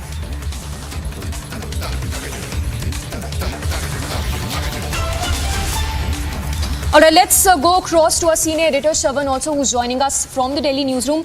Shravan, if you can put this in context, give us details of this Forex violation case, and we understand that Mahua Moitra and Darshan Hiranandani have been summoned by the ED in this case. Well, in fact, Samiksha, this is the second summon that has been sent out to expelled Trinamool Congress parliamentarian Mahua Moitra. In fact, she was asked to appear just about a few weeks ago, but remember, she had written to the Enforcement Directorate that she had prior engagement. That is the reason why she could not appear before the Enforcement Directorate. Now we're given to understand that she's once again been summoned by the Enforcement Directorate, asked to appear tomorrow. Along with her, Darshan Hiranandani too have been called in for questioning. But this is different than the cash for queries scam, in which the Central Bureau of Investigation has already registered a case. The Enforcement Directorate is also probing the matter. But however, this summon that has been sent out is with regards to a Forex exchange violation case that is being probed by the Enforcement Directorate. This was something that was spotted by the Income Tax Department, and the Income Tax Department had alerted the Enforcement Directorate. This is with regards to an NRI account that was being used allegedly by Maua Moitra, where there have been suspicious transactions that have taken place, and she's essentially been asked to appear before the Enforcement Directorate to explain those transactions that have taken place. Now, whether at all there is any link to the cash for query scam, that appears to be at a preliminary stage, and that is the reason why the Enforcement Directorate maintains that they could only come to some sort of a conclusion after a preliminary investigation is carried out in the Forex case. Right, Shravan, thank you for the moment. So, Shravan, they're getting us the latest in Forex violation case. For now, shifting focus to more news break coming in, this one from the state of Maharashtra.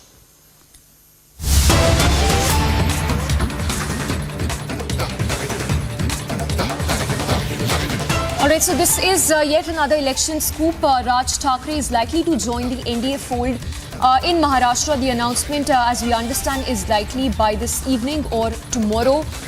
Note that this in the backdrop of some marathon meetings that have also been held in the past few days.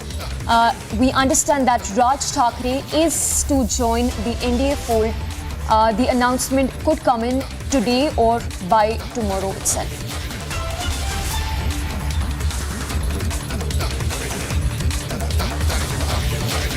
So, Raj Thakre all set to join the NDA fold with just days to go for the Lok Sabha polls. The announcement could be made by this evening or tomorrow.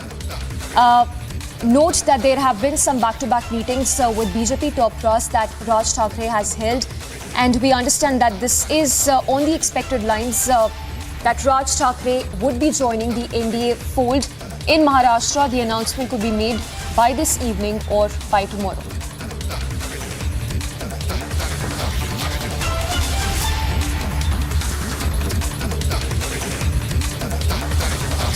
We'll just go across to Sandeep as well for more details on that. But the announcement could be made by this evening. From what we understand, another boost for the BJP in the state of Maharashtra, while MVA remains in a state of flux and several of those defections also happening by the day. But this is in relation to the meetings that have been held over the past few days.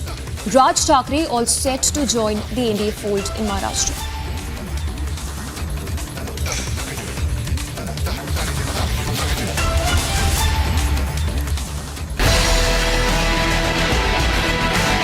And here's a look at news and brief from across the country. The BJP has released its list of star campaigners in the state of Madhya Pradesh. The list includes 40 names who will be the star campaigners for the party, including Prime Minister Modi and Home Minister Amit Shah. Days after former Telangana governor filed her Lok Sabha nomination from South Chennai, Timisalai has begun her election campaign from Chennai. Timisalai said that under the BJP rule, the country is in a development mode. First, I want to reveal the development practically. I took vada from a roadside shop. Owner is a women empowerment, and payment was by digital. So this is the development we all were dreaming. So no words to say about that. Everything practically revealed. This itself says we have to vote for Lotus because the development has reached the downtrodden level, to the street level, to the marginalized people, to the women. So I'm really very happy. So there is no anything I have to propagate. Everything is revealed here. Honorable Modi ji has reached to this level. women empowerment, digital payment, everything is there. Our country is on development mode, so people will develop, definitely vote for Lotus. On contesting from Virudhunagar Assembly constituency, the DMDK candidate Vijay Prabhakaran said that he's taken this opportunity as a challenge, and the party's success rate along with its alliance AIADMK is so far so good. I am looking forward to contest this election. I have taken this opportunity as a challenge in my life. I am looking forward to take up this election for the future of my party and the belief of my party members. And now we have a strong alliance with us. ADMK has joined with us. Since both parties are together, I am seeing the success rate is good in our side.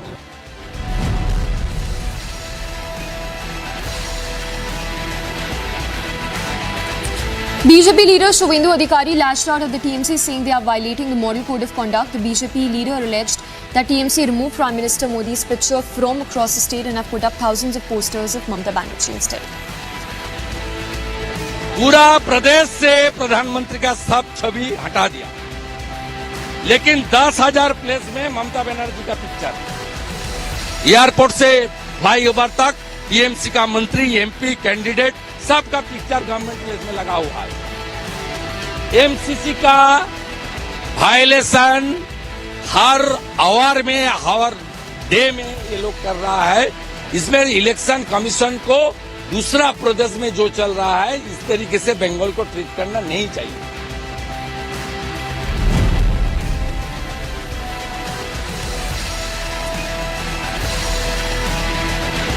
UP Chief Minister Yogi Adityanath will start his poll campaign in 15 districts starting today. Chief Minister Yogi will be covering Mathura, Meerut and Ghaziabad in the coming days.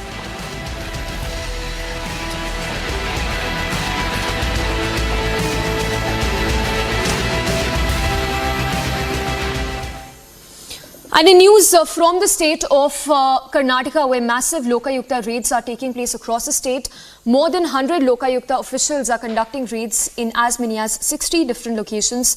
Prajwal gets us this report. The Karnataka Lokayukta has conducted a massive raid today across the entire state as well, with 130 officials raiding 13 government officers who were corrupt, and also with 60 locations where 13 SPs of the Lokayukta are heading this multi-district raid as well. 5 locations have been raided in Bengaluru. Raids are being conducted from Bengaluru North to Bengaluru South, from Bengaluru Rural to Bengaluru Central, and on the outskirts of the city from Kolar to Chikbalapur, and in North Karnataka, in several of these districts such as Bidar too, and in coastal Karnataka like Udupi and Uttara Kannada. So all said and done now, it is being understood that these 13 officials were under the Lokayukta's radar for a long period of time, and after which the Lokayukta has laid out a successful trap. Now it is being understood that properties worth crores of rupees are also being seized over there, where documents are being found. There is also cash which is also being found as well, and it is being estimated as to what is the source of income for all these assets that has been brought by these corrupt government officials. And here's more news in brief. As per notification issued by Ministry of Home Affairs, IPS Sadanand Vasant has been appointed as DGP, Director General, of National Investigation Agency, and IPS Piyush Anand has been appointed as Director General of National Disaster Response Force.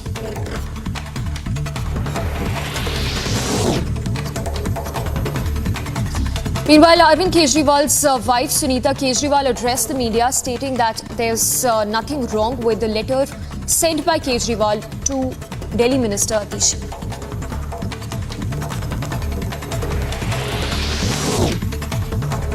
Delhi High Court, meanwhile, is set to consider a petition filed by Delhi Chief Minister Arvind Kejriwal challenging his arrest by ED in liquor policy case.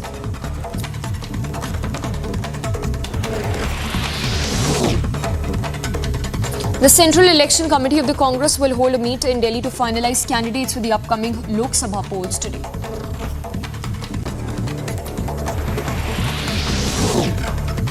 BJP President JP Nadda has officially requested clarification from Dilip Ghosh regarding his comments about Mamata Banerjee.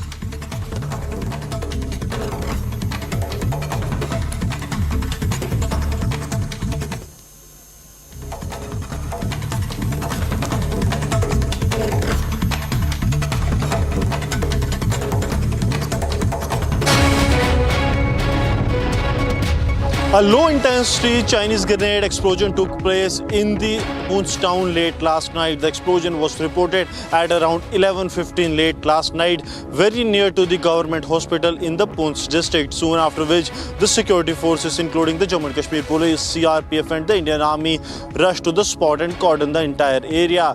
From the spot, the lever of the grenade was not recovered so far, but the traces of the splinters were found on the walls and the nearby places, after which the security agencies are able to establish that it could be a Chinese grenade that was used to carry out this explosion. This comes 10 days after twin explosion of a similar nature that took place in the Bathuni village of the Rajouri, and that too at the night hours. Now the security agencies are trying to access the CCTV footages of the nearby area to nab the terrorists, those who are behind this. With Sir Jeevan Kumar, Gursimran Singh for Republic Media Network.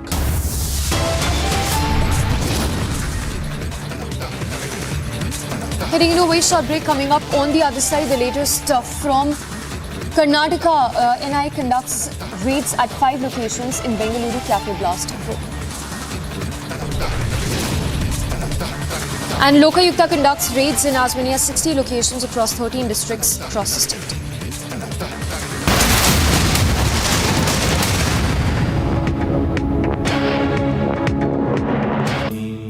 Amity has been ranked India's #1 private university for the 11th year by India Today, a testimony to Amity's world-class education whilst imbibing values and sanskars in students.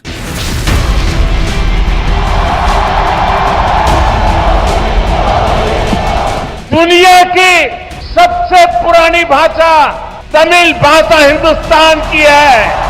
मैं दुनिया को बताना चाहता हूं, सबसे पुरानी भाषा का गर्व प्राप्त है, वो मेरी तमिल भाषा है।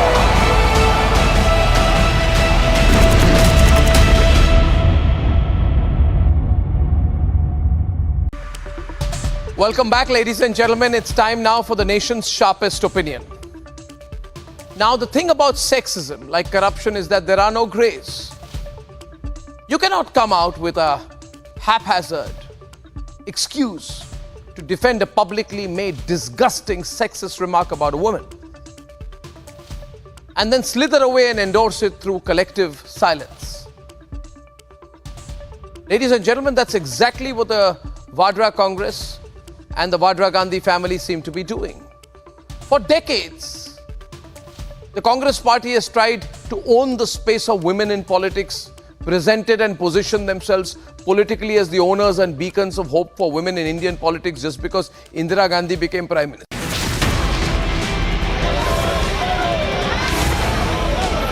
हिंदू धर्म में शक्ति शब्द होता है। हम शक्ति से लड़ रहे हैं, एक शक्ति से लड़ रहे हैं। इंडिया अलायंस ने अपना घोषणा पत्र शक्ति को खत्म करने के लिए किया है। मैं इस चुनौती को स्वीकार करता हूं और मैं इन शक्ति स्वरूपा माताओं बहनों की रक्षा के लिए जान की बाजी लगा दूंगा।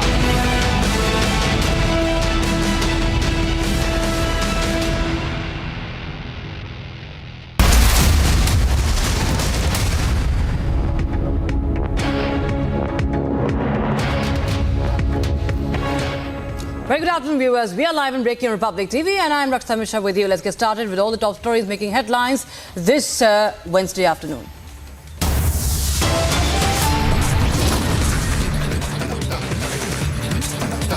Home Minister Amit Shah makes a big announcement, says centre mulling to revoke the AFSPA in Jammu and Kashmir. Armed forces to be pulled out from internal security duties in Kashmir.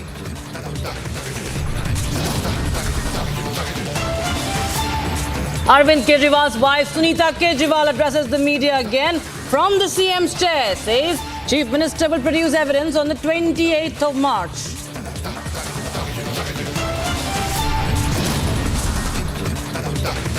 After Rekha Patra, Krishnanagar candidate Amrita Roy gets Prime Minister's call. Prime Minister tells her all black money seized by the ED will come back to the poor of Bengal.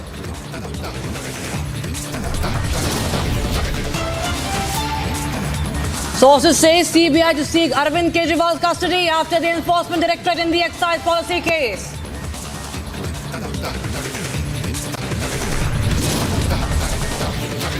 Huge blow to the Mahavikas Aghadi after issuing ultimatum. Prakash Ambedkar to contest elections alone, announces BBA's candidate list.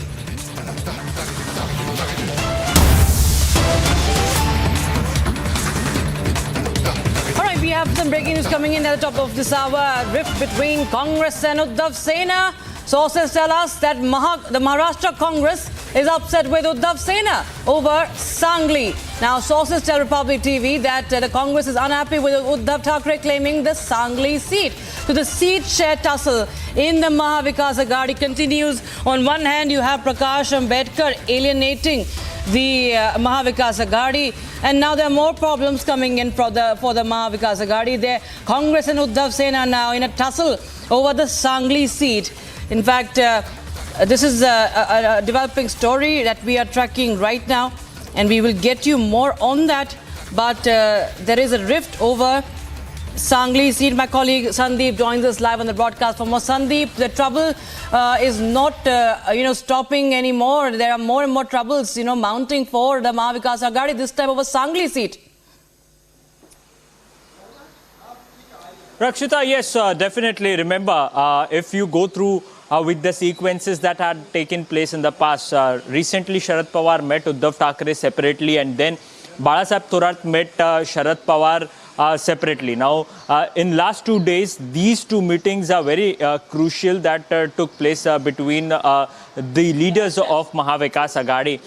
Congress party has 3 MLAs within that Sangli constituencies, and Uddhav Thackeray has no local, stand-by regarding this very Sangli Lok Sabha seat, and Congress party was very adamant and wanted its own candidate at that very constituency. But despite the talks were still underway, it didn't took the consensus was not on Uddhav Sena, but ultimately Uddhav Thackeray decided to put out the name for Sangli constituency and has announced the name of the candidate from Sangli constituency of Maharashtra. Now, after this, the Congress party leader, Balasaheb Thorat, one of the senior leader in the Congress party, has issued a statement and has also spoken to media and said that they are upset with the fact the way Uddhav Thackeray had announced the seat of Sangli, as this was under Congress party to give the candidate.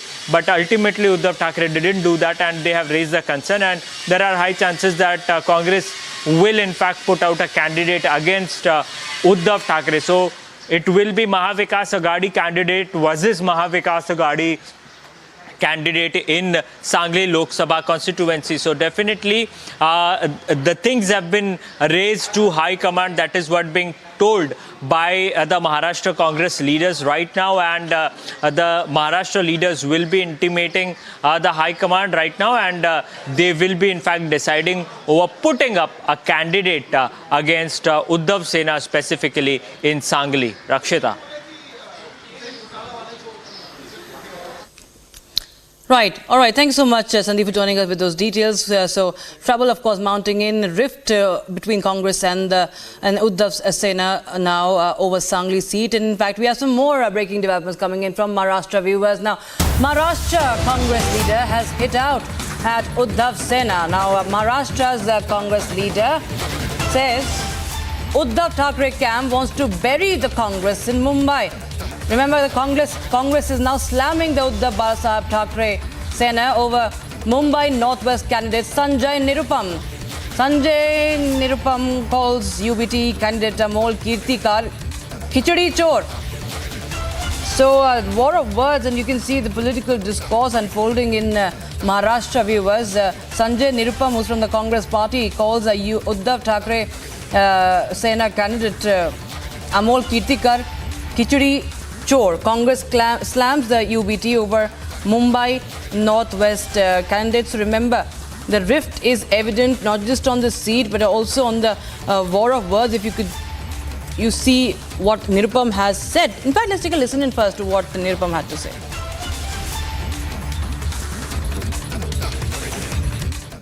आज सुबह सुबह शिवसेना ने मुंबई की 4 सीटों पर अपने उम्मीदवार घोषित कर दिए हैं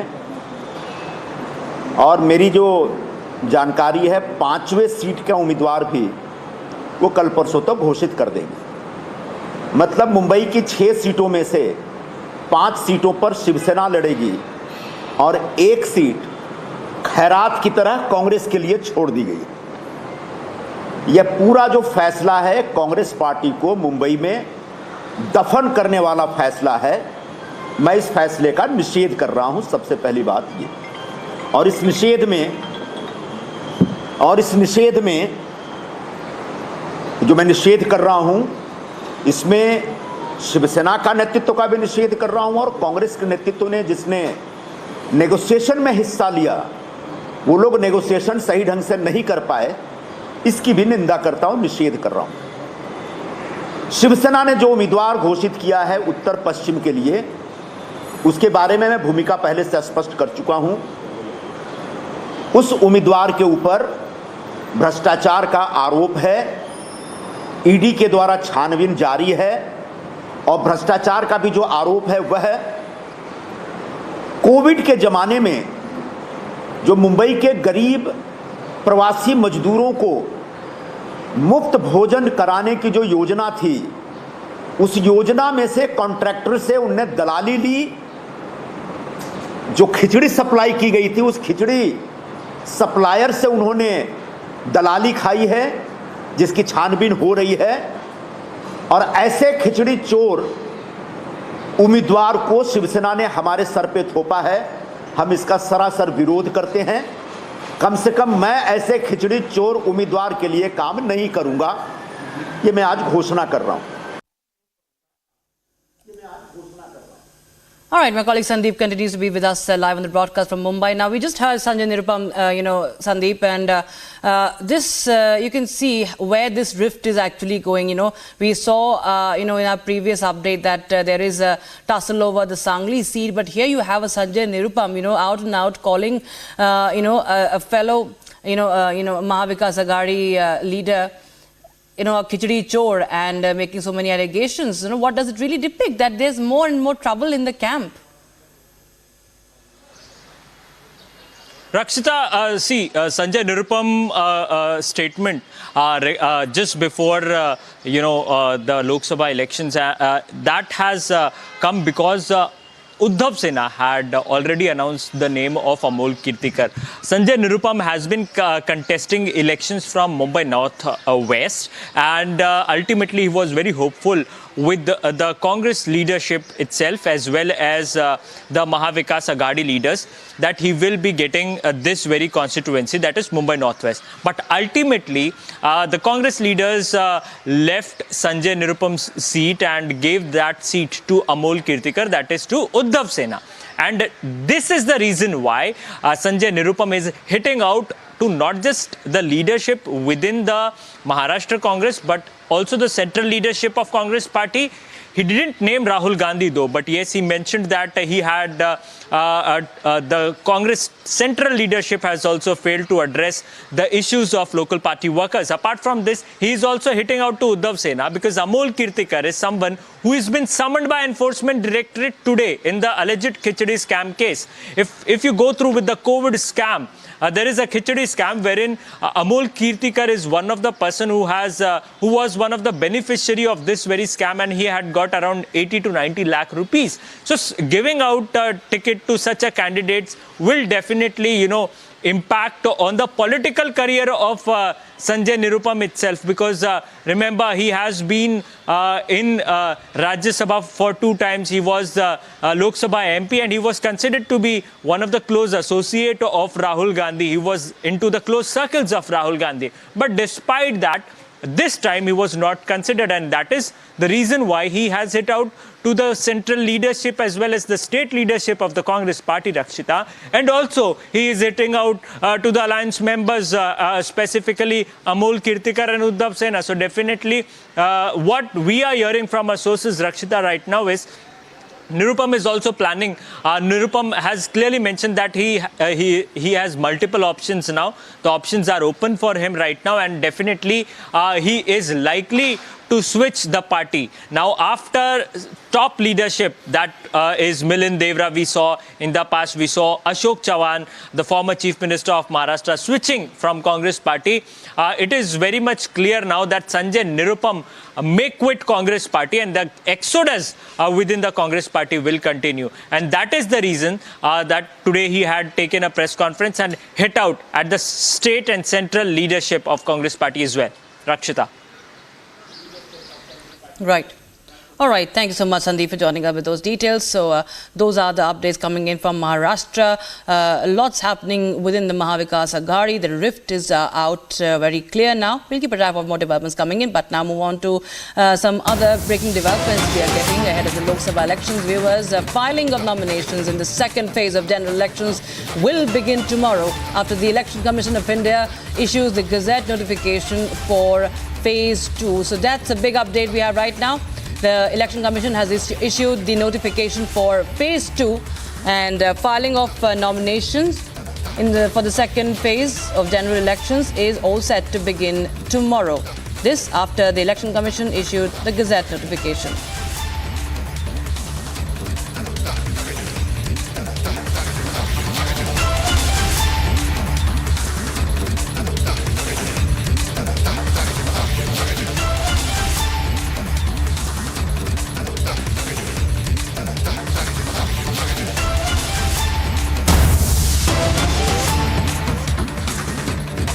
We have some more breaking developments coming in now, viewers. After we saw a phone call, now we have the Prime Minister speaking to more BJP candidates in a phone call with Rajmata Amrita Roy, BJP candidate from Krishnanagar, West Bengal Prime Minister, Krishnanagar in West Bengal.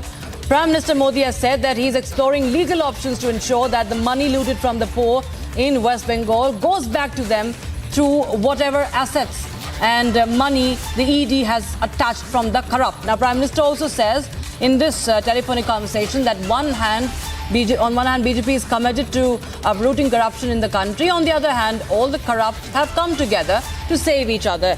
And Prime Minister, remember, has also expressed confidence that West Bengal will vote for Parivartan in the state. And Prime Minister Modi is speaking to the BJP candidates in West Bengal. Remember, yesterday he spoke to Rekha Patra, who is a Sandesh Kali survivor and also now contesting Boshirhat seat on a BJP ticket. Let's take a listen, in fact, to what Prime Minister said in this conversation. Amrita ji नमस्कार। नमस्कार मोदी जी, आपका बहुत आभारी हूँ। आप मुझे chance दिए हैं लोगों की सेवा करने के लिए। हम 100% कोशिश करेंगे। आपका चुनाव अभियान कैसा चल रहा है? अभी तो हम निकले हैं, तो एक बीजेपी को उनका पिता का देहांत हो गया, हम इधर ही आए हुए हैं, तो अभी वापस जाके हम प्रचार में ही निकलेंगे। अमृता जी, आप महाराजा कृष्णराय चंची की विरासत को आगे ले जा रही है। एक बात आपको हम शेयर करना चाहेंगे, हम क्या कह सकते हैं? जी जी जरूर, मुझे अच्छा लगेगा। ये जो महाराजा कृष्णचंद्र का हम फैमिली है, तो उसका भी ये लोग विरोध कर रहे हैं। क्या बोल रहे हैं कि वो ब्रिटिश के साथ दिया था, फिर वो मैंने हम लोगों को गद्दार समझते हैं। क्यों किया वो नहीं बोल रहा है। इतना जमीन दान किया, इतना सब लोगों के लिए किया, भलाई के लिए किया, वो सब नहीं बोल रहे हैं। लेकिन क्या बोल रहे हैं, तो हम बोला कि क्यों किया ऐसा महाराजा कृष्णचंद्र, अगर नहीं करते तो हमारा सनातन धर्म तो पूरा खत्म हो जाता है कि नहीं।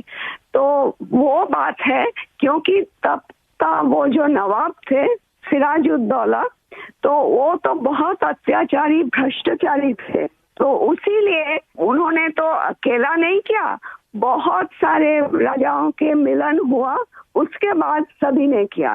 जगत सेठ भी थे और राजाओं थे, तो उसी सभी के मेहनत से ये काम सफल हुआ। तो अगर नहीं होता, आज हम हिंदू नहीं रह पाते, हमारा भाषा दूसरा होता, हमारा वेशभूषा एकदम अलग होता और सभी अलग हो जाते। हम तो दूसरों के अधीन रहते ना, यही बात है।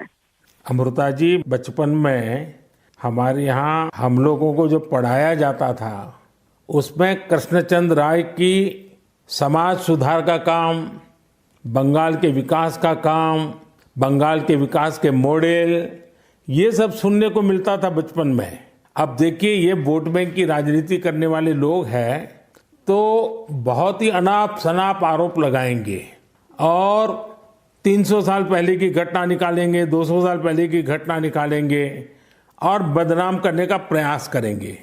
वे खुद अपने जो वर्तमान पाप है उसको छिपाने के लिए वो ऐसी चीजें ढूंढते रहते हैं। लेकिन जब भगवान राम की बात आती है, तो वो कहते हैं कि सबूत कहाँ है, इतनी पुरानी बात क्यों निकालते हो। लेकिन जब कृष्णचंद्र राय की बात आती है तो वो तुरंत निकालते हैं। तो इस प्रकार से उनके दोगलापन होता है और आपको इसका बिल्कुल मन में प्रेशर नहीं लेना चाहिए।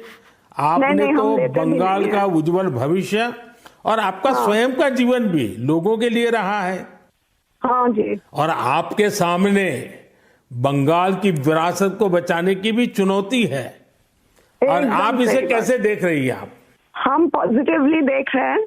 हमारा लड़ाई जो है लोगों का सेवा के लिए है, करप्शन हटाने के लिए है और वंचित लोगों के उपकार में आने के लिए है। आपने देखा होगा इन दिनों लड़ाई 2 खेमों में बट गई है। एकदम। एक हमारा खेमा है जो इस देश से भ्रष्टाचार को मिटाने के लिए कदम उठा रहा है और दूसरा हमारे सामने वाला खेमा है वो भ्रष्टाचारियों को बचाने के लिए इकट्ठे होना, एक दूसरे को बचाने के लिए लड़ाई लड़ना, आरोप करना और जिन्होंने पहले खुद ने आरोप किए थे वो भी उनको बचाने में लग गए हैं। यानी उनके लिए देश उनकी प्राथमिकता नहीं है, सत्ता ही उनकी प्राथमिकता है और इसलिए चुनाव में हमने भ्रष्टाचार मुक्त भारत बनाने के लिए लड़ना ही लड़ना है, क्योंकि हमारे देश के युवाओं का भविष्य उज्जवल बने, इसलिए भ्रष्टाचार से मुक्त देश होना ही चाहिए। आपको देखकर ही हम आए हैं।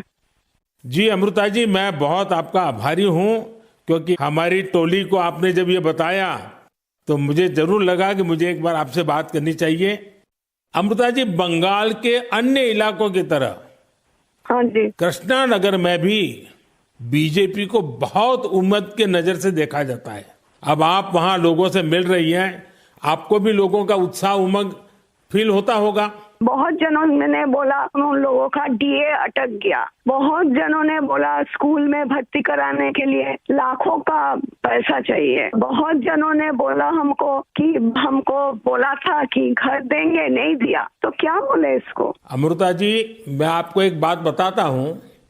हाँ जी। मैं एक लीगल एडवाइस ले रहा हूँ। हाँ प्लीज बोलिए। हमने बंगाल में ये ईडी वालों ने करीब 3,000 करोड़ रुपया इनका अटैच किया हुआ है।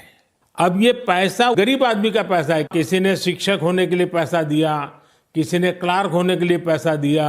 वो सभी लोग जानते हैं। वो एकदम फेडअप हो गया, एकदम हाल छोड़ दिया। हम जो देख रहे हैं टीएमसी के ऊपर बहुत लोग नाराज है, क्योंकि ये सब बहुत अत्याचार हो रहा है। तो मैं जो लीगल एडवाइस रह रहा हूँ, तो मेरी इच्छा ये है, अगर मुझे लीगल एडवाइस मिलेगी तो नई सरकार बनते ही जो भी कानूनी प्रावधान करना पड़ेगा, कुछ नियम बनाने पड़ेंगे, तो मैं ये जो 3,000 करोड़ रुपया है, जो गरीब लोगों का पैसा है और जिसने इस प्रकार का पैसा रिश्वत में दिया है, उन सबको मैं वापस पैसा करना चाहता हूं।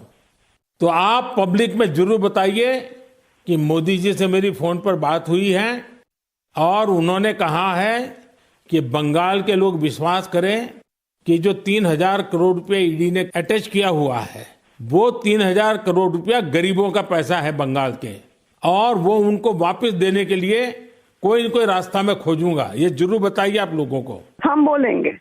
अमृता जी, पूरे बंगाल में बड़ी संख्या में लोग बीजेपी के साथ आ रहे हैं। जब आप क्षेत्र के लोगों से बात करती है वो क्या बात करते हैं, अपनी अपेक्षाएं आपको बताते हैं क्या? हाँ, बताते तो हैं। आपके कामों पे हमारा भरोसा है, ये सब बताते हैं। और हम पूछते हैं कि महुआ मैत्रों का क्या होगा, बोलो उसको तो जेल ही जाना है।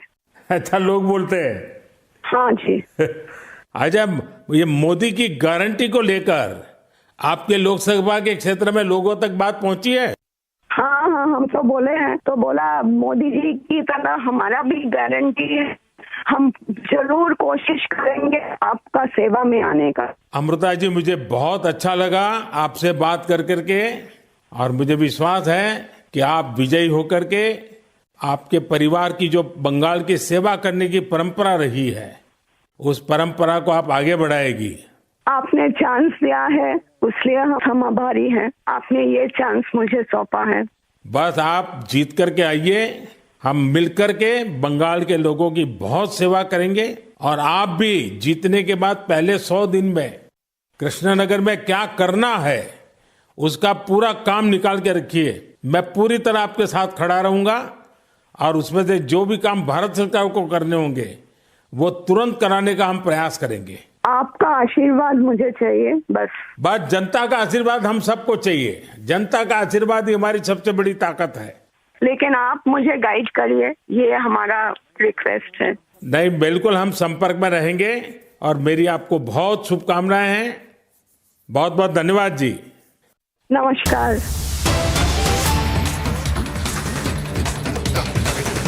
We have breaking news coming in right now. Trouble brews in for Kerala Chief Minister Pinarayi Vijayan's daughter. ED has registered a money laundering case in the Cochin Minerals Retail Limited scam, and the matter, remember, was earlier being probed by the SFIO. And now the role of Veena Vijayan is under the ED scanner. Kerala Chief Minister's daughter Veena Vijayan is under the scanner as an alleged beneficiary of this scam. Now, according to ED sources, the shareholders were cheated in this scam. Get you more details on that. There have been several. All right, my colleague Ashwin is joining us live on the broadcast for more. Remember, Ashwin, there were, of course, Veena Vijayan's role was earlier under scanner because of a firm that was owned by her. But now, explain to us about this case and what's the allegation against her, or why she's being probed here. Yes, Rakshita, in fact, a very big breaking news is that, coming first on Republic, is that Kerala Chief Minister's daughter, Veena Vijayan, there's a case that has been registered by the Enforcement Directorate in a case related to laundering of money. Now, the case involves Veena Vijayan and the company called as Exalogic, registered in Bangalore, where it has been stated that she has been receiving money to the tune of rupees 1.72 crores as monthly wages, and this was a quid pro quo, is what has been alleged. And after which the case was taken up earlier by the Income Tax Interim Settlement Board, followed by which the report was passed on, and then it was again taken by the Serious Fraud Investigation Office in Bangalore. Further to which, the latest update is that the Enforcement Directorate has found there is a money laundering angle to it, because under which PMLA, this case, Enforcement Directorate can take it. Around 6 other companies have been summoned by the SFIO in this regard just 2 days ago, and it is in this juncture that the Enforcement Directorate is coming into picture, which makes this case even more serious. So certainly big trouble mounting in for Chief Minister's daughter, and also at the time when there is already a case that has been investigated by several agencies. Back to you, Rakshita.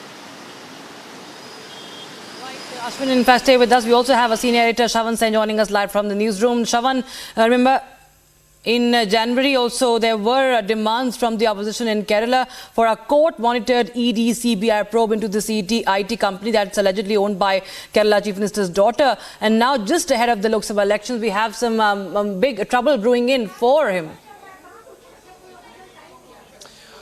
Well, in fact, after the SFIO, the ED has now also stepped in. We are given to understand ECIR, which is an FIR equivalent, has already been registered in the CMRL scam.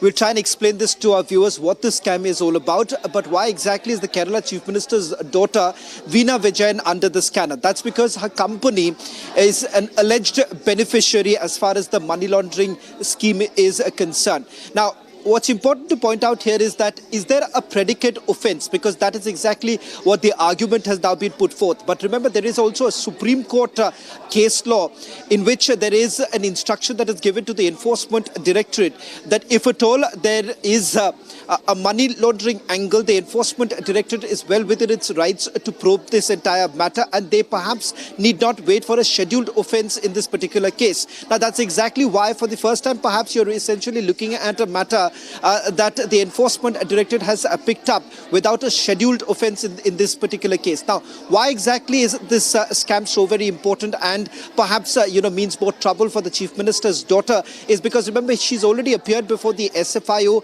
The matter was already being probed by it. It's about a public listed company, that is the CMRL, and there has been a diversion of funds that have taken place, and a private company has been benefited. Now, this private company happens to be a company which has been linked to Kerala Chief Minister's daughter, Veena Vijayan, and that is the reason why she's also now under the scanner. Let's also underscore the point here that no summons have now been issued to the Chief Minister's daughter because this case has just been registered, and we are getting a confirmation from our sources within the Enforcement Directorate here in the National Capital that the case has already been registered, the probe has already begun, and in all likelihood summons will also be issued in the days to come. But as of now, no summons have been issued to the Kerala Chief Minister's daughter, but she's certainly under the scanner because they suspect that she is an alleged beneficiary. All right. Thanks so much, Ashwin and Shavan, for joining us with those details on that developing story. So that's a big update we have. ED sources tell us that the shareholders were cheated in this alleged scam, and it's trouble coming in for Kerala Chief Minister Pinarayi Vijayan's daughter, Veena Vijayan. We'll send to a short break right now, viewers, but on the other side, we get you more updates on the big story we are tracking. Home Minister Amit Shah has made a big announcement, remember, saying that the centre is willing to revoke the AFSPA in Jammu and Kashmir. Armed forces said to be pulled out from internal security duties.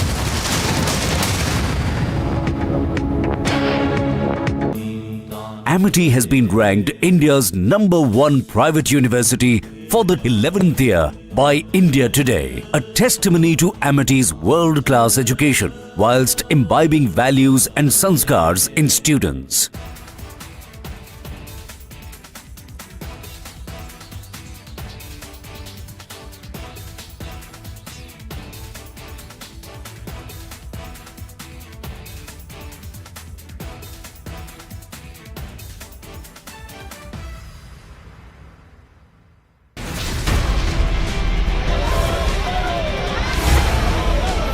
Hindu धर्म में शक्ति शब्द होता है।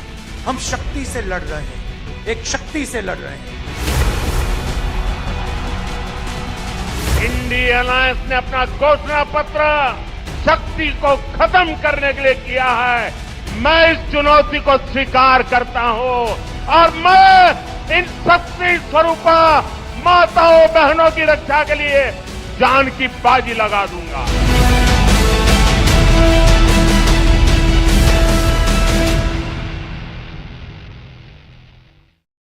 We need India, there's no doubt about that. For the first time, perhaps, after he took office, that he's speaking perhaps the right language in the context of India. Well, yes, that also, I believe, has relationship or links to your invitation to me, and that I was able to be there and I was able to.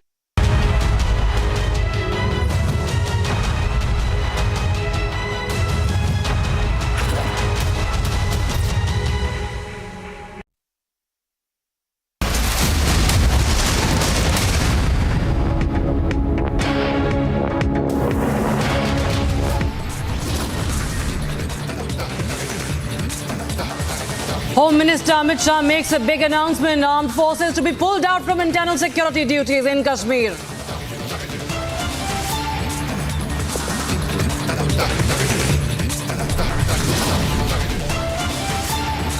Expelled TMC MP Mahua Moitra and Darshan Hiranandani summoned by the Enforcement Directorate in the Forex violation case.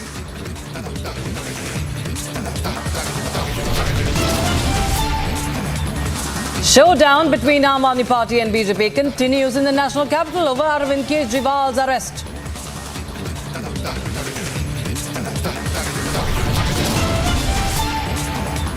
Sources say Maharashtra Congress upset with Uddhav Sena over Sangli seat. Sanjay Nirupam calls Amol Kirtikar Khichdi Chor.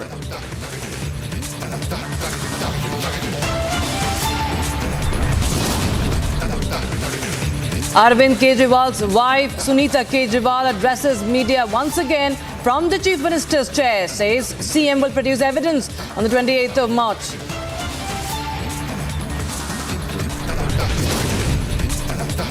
After Rekha Patro, Krishnanagar candidate Amrita Roy gets Prime Minister's call. Prime Minister tells her all the black money seized by the ED will come back to the poor of Bengal.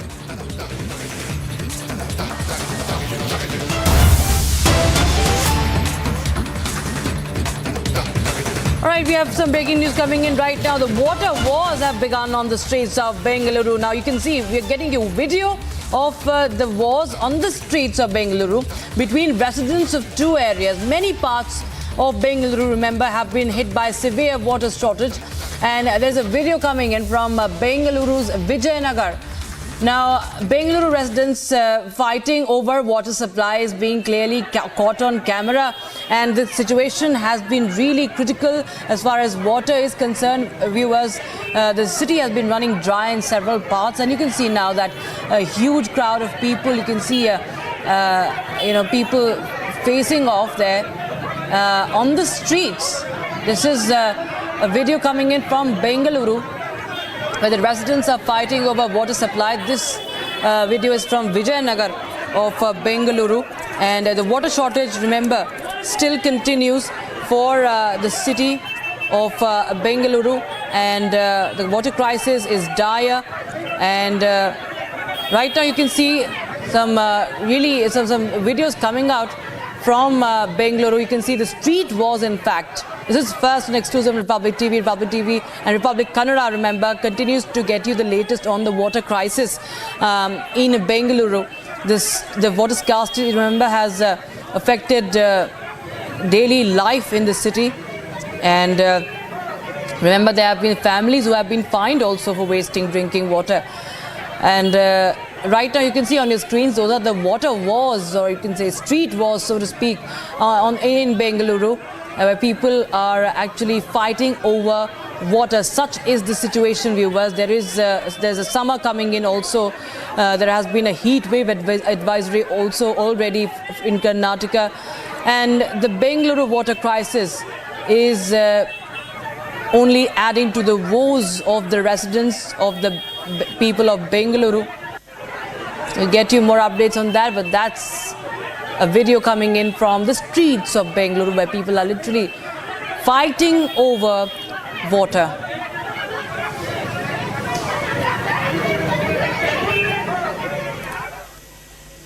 Now, viewers, massive Lokayukta raids are taking place throughout Karnataka. More than 100 Lokayukta officials are carrying out raids at over 60 different locations. The operations are being led by 13 SPs and 12 deputy SPs. The Karnataka Lokayukta has conducted a massive raid today across the entire state as well, with 130 officials raiding 13 government officers who were corrupt, and also with 60 locations where 13 SPs of the Lokayukta are heading this multi-district raid as well. 5 locations have been raided in Bengaluru. Raids are being conducted from Bengaluru North to Bengaluru South, from Bengaluru Rural to Bengaluru Central, and on the outskirts of the city from Kolar to Chikbalapur, and in North Karnataka, in several of these districts such as Bidar too, and in coastal Karnataka like Udupi and Uttara Kannada. So all said and done now, it is being understood that these 13 officials were under the Lokayukta's radar for a long period of time, and after which the Lokayukta has laid out a successful trap. Now it is being understood that properties worth crores of rupees are also being seized over there, where documents are being found. There is also cash which is also being found as well, and it is is being estimated as to what is the source of income for all these assets that has been brought by these corrupt government officials.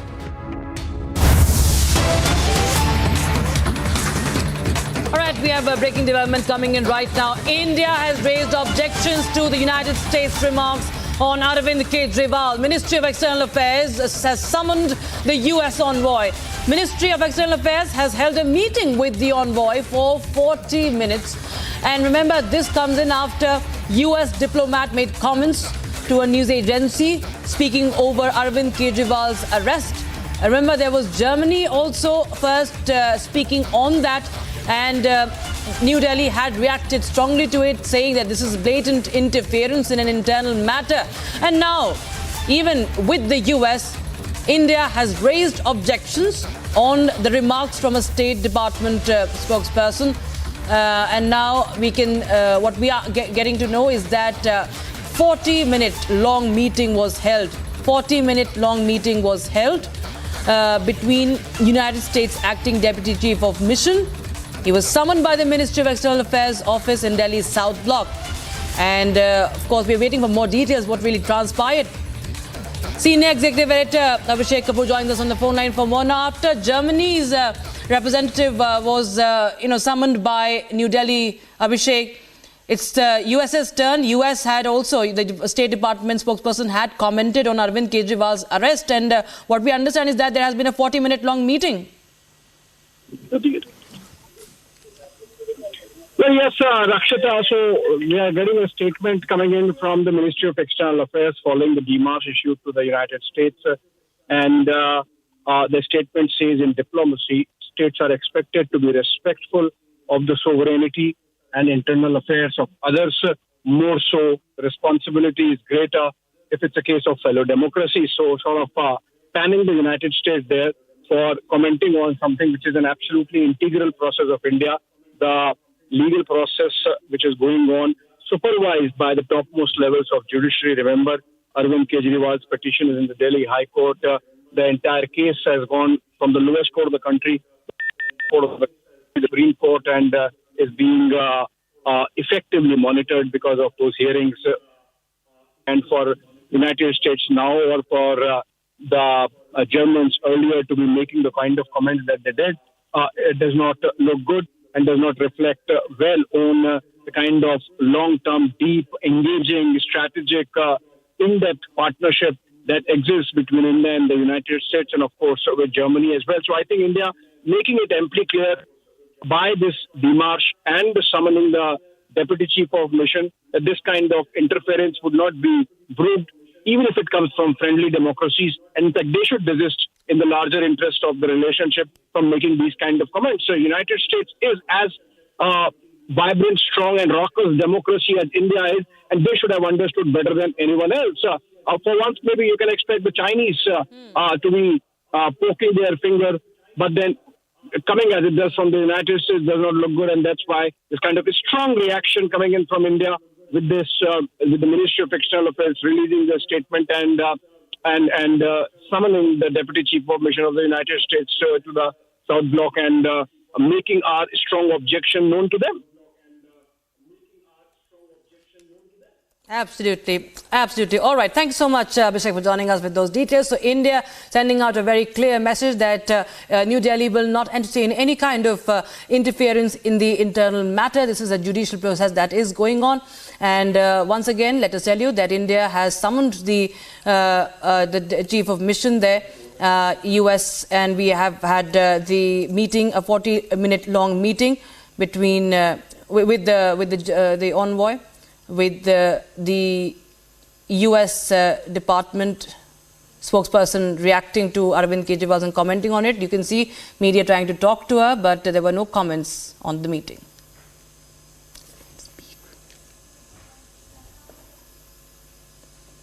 In fact, viewers, we are tracking this another top story today. It's from Jammu and Kashmir. According to media reports, Home Minister Amit Shah has hinted that the central government could be willing to revoke the controversial AFSPA, that is the Armed Forces Special Powers Act in Jammu and Kashmir. While speaking to a local media channel, Amit Shah says the centre also has plans to pull back troops and leave the L&O responsibilities solely to the Jammu and Kashmir police. Now, this is a big update we have. We are tracking since morning. There's going to be a review of AFSPA in Kashmir. In fact, let's take a listen into what the Home Minister had to say. Jammu Kashmir में धारा 370 की आड़ में अलगाववादी विचार को एक विचारधारा बनाकर जम्मू कश्मीर के युवाओं को आतंक के रास्ते पर घसीट दिया गया, जिसका पाकिस्तान ने दुरुपयोग किया और जम्मू कश्मीर में 40,000 से ज़्यादा युवा विगत 4 दशक में मारे गए। आज जम्मू कश्मीर शांति की ओर आगे बढ़ा है, टेररिज्म खत्म हो रहा है, 2 दरबार की परंपरा समाप्त हो चुकी है, पत्थरबाजी लगभग नहीं 0 हो चुकी है, भ्रष्टाचार रोकने के लिए एंटी करप्शन ब्यूरो बन चुका है, जनता का पैसा जनता के पास पहुंच रहा है, पठानकोट की नाका परमिट समाप्त हो चुकी है। 33 साल के बाद आज जम्मू कश्मीर के अवाम रात्रि के शो में भी सिनेमा में पिक्चर का लुत्फ उठा रहे हैं। 30 साल के बाद मुहर्रम का जुलूस निकला है और G20 का आयोजन दुनिया भर के लोग कश्मीर में होते हुए बदलाव को देख कर गए हैं। तो बहुत समय के बाद, लगभग 35 साल के बाद, जम्मू कश्मीर की जनता आज शांति का माहौल का अनुभव कर रही है, विकास इनके घर तक पहुंचा है और आतंकवाद से आगे निकलकर हर घर तिरंगा हो या फॉर्मूला 4 कार रेसिंग हो या लाल चौक पर तिरंगा फहराना हो, अमरनाथ यात्रा में 4.5 लाख लोग का यात्रियों का आना हो और जम्मू कश्मीर में कुल मिलाकर एक साल में 2 करोड़ 10 लाख यात्री आना हो। ये सारी चीज़ें जम्मू कश्मीर में नए बदलाव की शुरुआत है। युवाओं को रोजगारी मिल रही है और मैं आगे बताऊंगा हर व्यक्ति को इसका फायदा मिला है। 1947 जम्मू कश्मीर को जख्म देने का काम कांग्रेस ने किया जब आर्टिकल 370 और 35A को लागू किया। नक्सलवाद बढ़ा, अलगाववाद बढ़ा और यहां पर 45,000 से ज्यादा लोगों की मृत्यु हुई। अनुच्छेद 370-35A को हटाकर नरेंद्र मोदी जी ने जम्मू कश्मीर में विकास के रास्तों को खोला है। यहां पर सुरक्षा की दृष्टि से लोग अपने आप को और सुरक्षित महसूस करते हैं। यहां स्पोर्ट्स से लेकर सिनेमा खुलने तक का काम हुआ। यहां पे इन्वेस्टमेंट्स पहले से ज्यादा आनी शुरू हुई और armed forces special powers act तब जरूरत पड़ती थी जब यहां पर आतंकवाद था। अब उसमें काफी कमी आई है और ये तब आई जब नरेंद्र मोदी जी की सरकार ने एक के बाद दूसरा कदम उठाया है। माननीय गृह मंत्री जी ने ठीक कहा, जिस तरह से जम्मू कश्मीर तेजी के साथ और सुरक्षित हो रहा है और यहाँ पे निवेश आ रहा है, 2 करोड़ से ज्यादा टूरिस्ट यहाँ पर आए हैं और यहाँ पर स्पोर्ट्स सिनेमा से लेकर C20 कल्चर 20 की G20 के अंतर्गत बैठक होना, ये अपने आप में दिखाता है कि जम्मू कश्मीर तेजी के साथ आगे बढ़ रहा है और अब भविष्य में वो समय आ जाएगा जब AFSPA को हटा दिया जाए। गृह मंत्री जी की इंटरव्यू में जिस प्रकार से ये बात आई है तो स्वाभाविक बात है कि पहले 5 अगस्त 2019 के बाद जिस प्रकार से धारा 370 को हटा करके उस प्रकार के हालात बनाए गए ताकि जो आर्म्ड फोर्सेस हैं या सुरक्षा बल हैं उनको सभी को तभी हटाया जाना संभव था जबकि हालात सुधर जाएं। आज कश्मीर में स्थितियां बदली हैं और पत्थरबाजी, अलगाववाद, आतंकवाद, भ्रष्टाचार, इन सभी पर लगाम लगी है। तो स्वाभाविक बात है कि भारत सरकार सोचती है और कश्मीर जिस प्रकार से पहले एक जन्नत जिसको कहा जाता था, लेकिन कुछ स्थानीय लोगों ने, हुर्रियत, जमायत इस्लाम, कुछ राजनीतिक पार्टियां जो हमेशा हालात खराब करने का प्रयास करती थी, आज भी करती हैं, तो आज उनके मुंह पर यह तमाचा है कि हमने उसी समय इसका ऐलान किया है कि जब हालात हमने सुधारे हैं तो स्वाभाविक बात है कि आने वाले समय में अफस्पा को समाप्त किया जाएगा और धीरे धीरे सभी आर्म्ड फोर्सेस हैं वो अपने बैरक्स में जाएंगे। So those were the reactions coming from BJP. Meanwhile, the Gupkar alliance continues to politicize this announcement that has been made by the Home Minister. Let's take a listen in. जहां तक AFSPA को हटाने की बात है, बिस्मिल्लाह करके आज ही शुरू करिए। जब कहते हैं कि हालात बिल्कुल नॉर्मल हैं, जब कहते हैं कि मिलिटेंसी खत्म हो चुकी है, जब कहते हैं कि अब अलायदी पसंद सोच रही नहीं और जम्मू कश्मीर के हालात इससे ज़्यादा बेहतर कभी थे नहीं, तो इंतज़ार किस चीज़ का? पहले ही कर देना था। मैं तो 2011 से इस दिन का इंतज़ार करता आया हूं और कोशिशें भी हमने बहुत की अफस्पा हटाने की, लेकिन मुझे डर इस बात का है कि जिस तरह लद्दाख के लोगों को 6 शेड्यूल का झांसा देके उनको गुमराह किया गया, उनको धोखा दिया गया, उनके साथ झूठे वादे किए गए, बिल्कुल उसी तरह इलेक्शन को देखते हुए जम्मू कश्मीर के लोगों के साथ अब अफस्पा के मामले में भी एक झूठा वादा और धोखा देने का जो है सिलसिला किया जा रहा है। विचार कर रहे हैं, विचार करते करते हो सकता है उनका ख्याल आए कि ना हटाएं। अगर हटाते हैं तो ये लोगों के हित की बात है, लोगों को राहत मिलेगी। और वो तो नेशनल कॉन्फ्रेंस का बहुत पुराना इशू था कि भाई इसको हटाया जाना चाहिए। जब आप कहते हैं कि अच्छी बात है हटाया जाए, तो तब आप ये भी मानेंगे कि फिर सिचुएशन सिक्योरिटी की जो है वो इम्प्रूव हुई है, पत्थरबाजी कम हुई, टेरर इंसिडेंट्स में कमी आई है, तभी इसका बेस बन पाया? ये गवर्नमेंट खुद कह रही है कि सब कुछ ठीक है, तो जब सब कुछ ठीक है तो फिर सोचना क्या है, हटा दो। नेशनल कॉन्फ्रेंस मानती है कि जो पीस है वो प्रिवेल हुई है? पीस गवर्नमेंट के नज़र में है, हम अपने हिसाब से देख रहे हैं कि वो जिस तरह लोगों को पीस लगता है वो है नहीं, लेकिन अगर वो समझते हैं कि इसको हटाया जाना चाहिए तो गवर्नमेंट के लोगों के हित की बात है, इसे हटा देना चाहिए।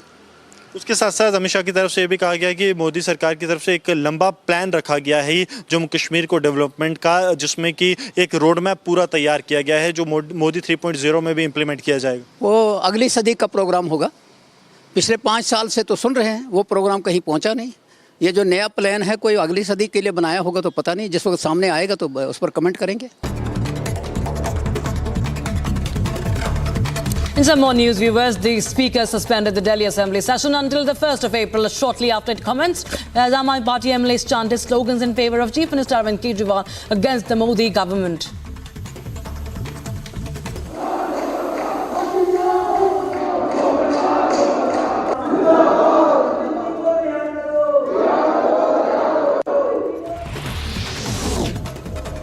Sources say that BJP will raise the issue of Kejriwal's resignation in Delhi Assembly. All 7 MLAs will demand the resignation of current Delhi Chief Minister. BJP will also demand constitutional crisis, will demand action over the constitutional crisis in Delhi.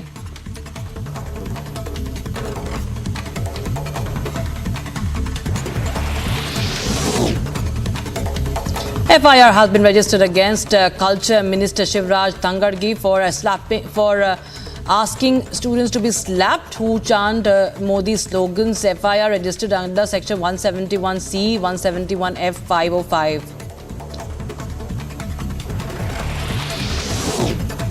As Shondesh Kali probe continues, the Enforcement Directorate summoned Sheikh Shahjahan's brother Sheikh Shirazuddin today.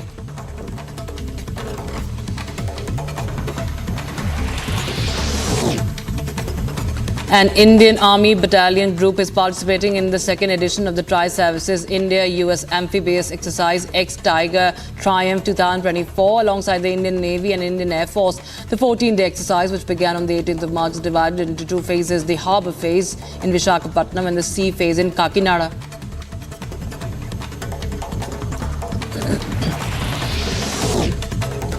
The NCP and SCP workers staged protests outside party headquarters following Shiv Sena Uddhav Thackeray being announced as the candidate for Mumbai North East Lok Sabha seat, historically held by the united NCP.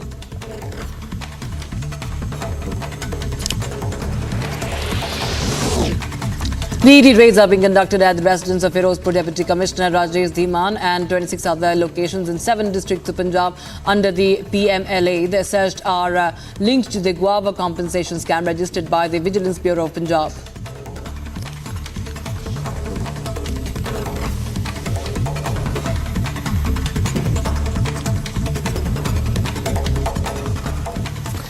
Now, Indian Air Force Chief V.R. Chaudhary, while addressing an event in Delhi, emphasized that the nation's strategic advantage is increasingly dependent on space-based assets. He added that the weaponization of space has become an unavoidable reality. Take a listen in.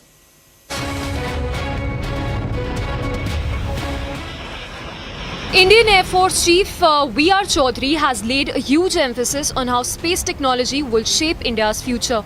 There is a need to reimagine, realign and reform conventional warfighting ways and means. Evolution of aerospace power is not merely a matter of technological prowess, but also a testament to the ingenuity and adaptability of human innovation in the face of emerging threats and challenges. Space has emerged as a critical domain for conduct of military operations, wherein seamless communication, navigation, and surveillance capabilities would enhance survivability of modern military forces. As nations increasingly rely on space-based assets for building strategic advantage, militarization and weaponization of space has become an inevitable reality. The Indian Air Force Chief said that weaponization of space is an inevitable reality now, and how India can effectively use its aerospace power beyond enemy lines. Bureau Report, Republic TV.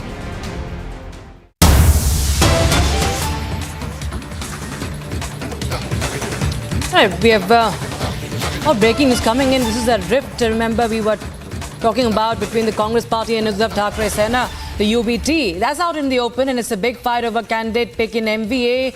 And Congress is hinting at calling off the alliance with Uddhav Sena. Congress leader Sanjay Nirupam, remember, has said that we'll have to end the alliance to save the party. Let's take a listen in.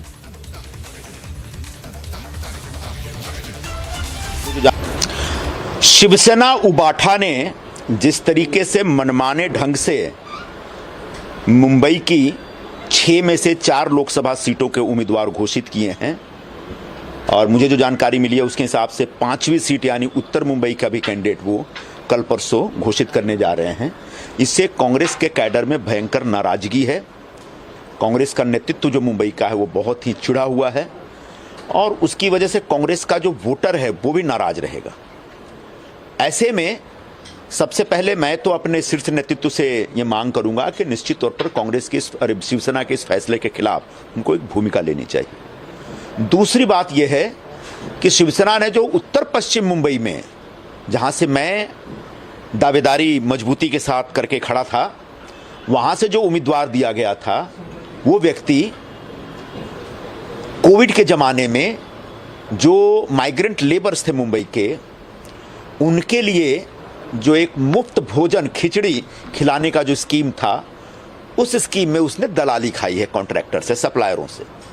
ये मैं नहीं कह रहा हूं, enforcement directorate इसकी जांच कर रही है, और मैंने सुना है कि आज भी ईडी की तरफ से उसको समन भेजा गया। तो ऐसे खिचड़ी चोर को शिवसेना जबरदस्ती उम्मीदवार बना रही है, उससे कांग्रेस के लोगों का मन बहुत आहत है। मैं भी नाराज हूं। मुझे बड़ा दुख होता है कि हमारे जो नेगोशिएटर थे, जो शिवसेना के साथ, एनसीपी के साथ सीट शेयरिंग वाली मीटिंगों में बैठा करते थे, उन्होंने भी कांग्रेस की भूमिका को शायद बहुत मजबूती से नहीं रखा। हालांकि आज मैंने देखा हमारे एक नेगोशिएटर ने कहा है कि शिवसेना को रीथिंक करना चाहिए। एक दूसरे नेगोशिएटर जो हमारी मुंबई की नेता है, उन्होंने भी कहा है कि ये गलत है। तो ऐसे में शिवसेना ने जो कांग्रेस पार्टी को दबाने की कोशिश की है, और ये जो कोशिश है इससे कांग्रेस पार्टी को हमेशा के लिए मुंबई से खत्म करने का एक षड्यंत्र दिख रहा है, उसमें कांग्रेस को निकल के आना पड़ेगा। कांग्रेस के नेतृत्व को एक स्टैंड लेना पड़ेगा इस पूरी भूमिका पे। अगर कांग्रेस को बचाना है तो 2 ही ऑप्शन है, एक तो हम अलायंस तोड़ दें, और दूसरा नहीं तो फ्रेंडली फाइट करें। जिन सीटों के ऊपर हमारा विवाद चल रहा है और जिन विवादों का अभी तक हल नहीं हुआ और शिवसेना जबरदस्ती कर रही है, उन सीटों के ऊपर शिवसेना की तरफ, कांग्रेस की तरफ से अपने उम्मीदवार खड़े किए जाने चाहिए। उत्तर पश्चिम मुंबई में जो मैं कई विकल्पों को लेकर खड़ा हूं, उसमें पहला विकल्प मेरे समक्ष यही है कि आप फ्रेंडली फाइट के लिए हमको अनुमति दीजिए और हम उत्तर पश्चिम से शिवसेना और जो भी बीजेपी या शिवसेना का दूसरा कैंडिडेट होगा उसके खिलाफ एक तीसरे कैंडिडेट के तौर पे मैं उतरूंगा।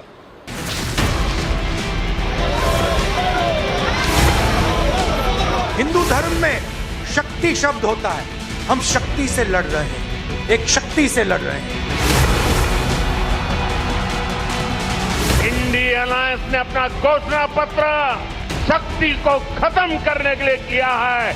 मैं इस चुनौती को स्वीकार करता हूं और मैं इन शक्ति स्वरूपा माताओं बहनों की रक्षा के लिए जान की बाजी लगा दूंगा।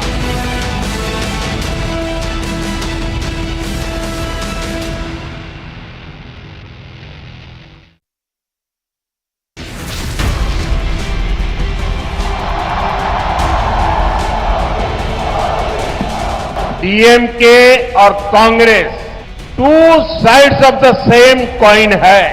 डीएमके और कांग्रेस का मतलब है बिग करप्शन। डीएमके और कांग्रेस का मतलब है वन फैमिली रूल।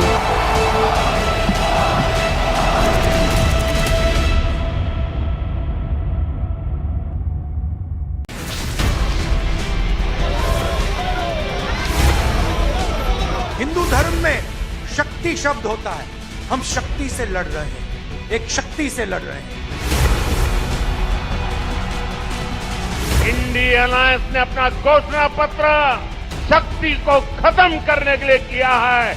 मैं इस चुनौती को स्वीकार करता हूं और मैं इन शक्ति स्वरूपा माताओं बहनों की रक्षा के लिए जान की बाजी लगा दूंगा।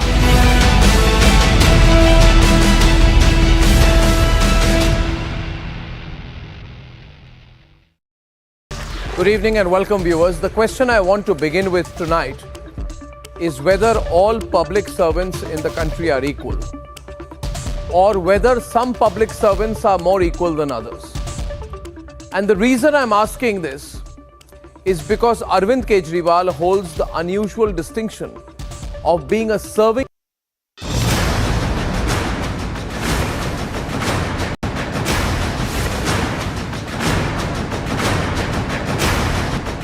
कांग्रेस को जब से कर्नाटका में मौका मिला है तो इन्होंने कर्नाटका को अपना एटीएम बना दिया है।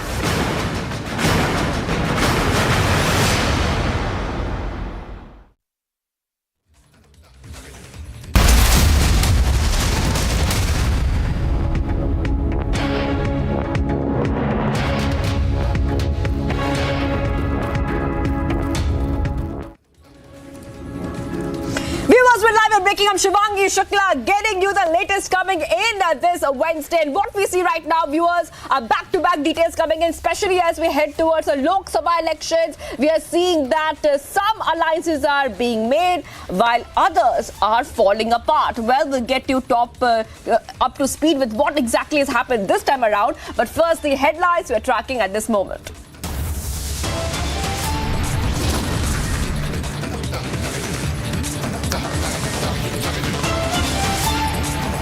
Home Minister Amit Shah hints at revoking AFSPA. Armed forces can be pulled out from internal security duties in Kashmir.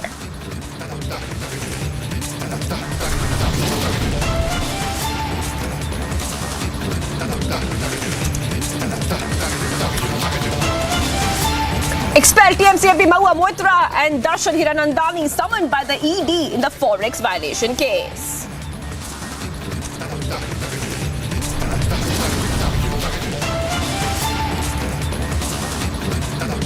Showdown between Aam Aadmi Party and BJP continues in national capital over Kejriwal's arrest.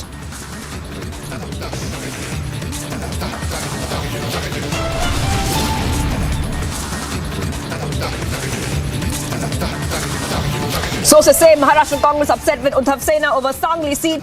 Sanjay Nirupam calls Amol Kirtikar Khichdi Chor.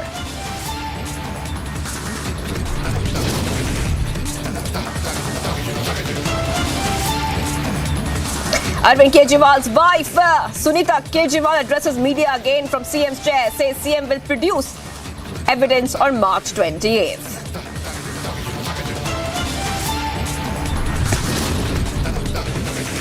After Rekha Patra, Krishnanagar candidate Amrita Roy gets PM's call. PM tells her all black money seized by ED will come back to the poor of Bengal.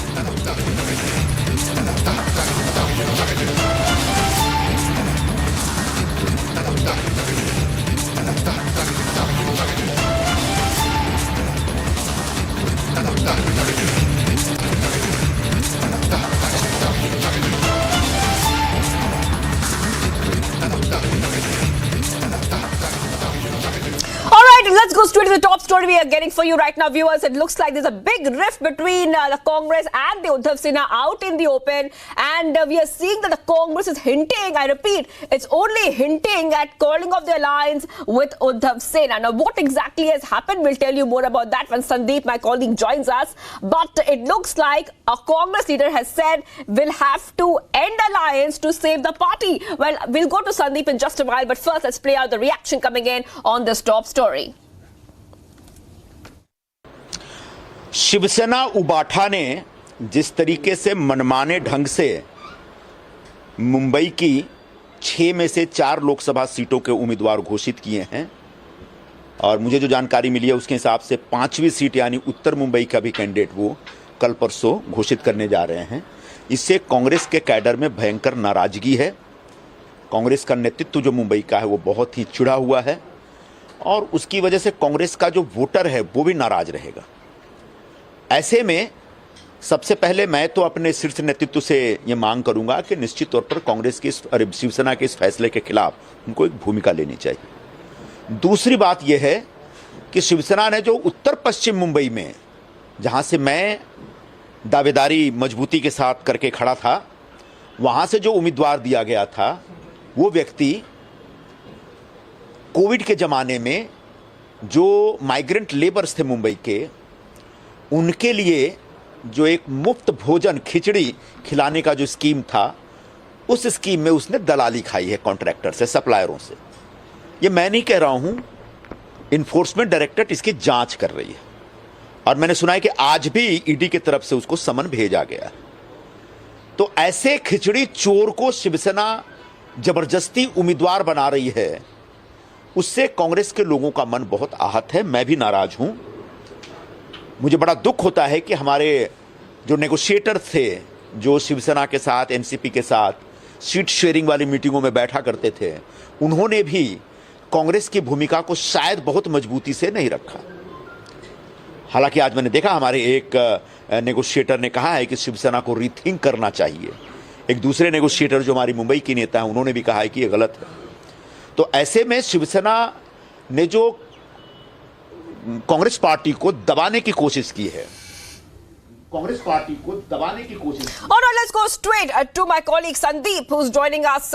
Now, Sanjay Nirupam, Sandeep was looking to contest the seat, that seat that we are referring to right now, as the MVA candidate.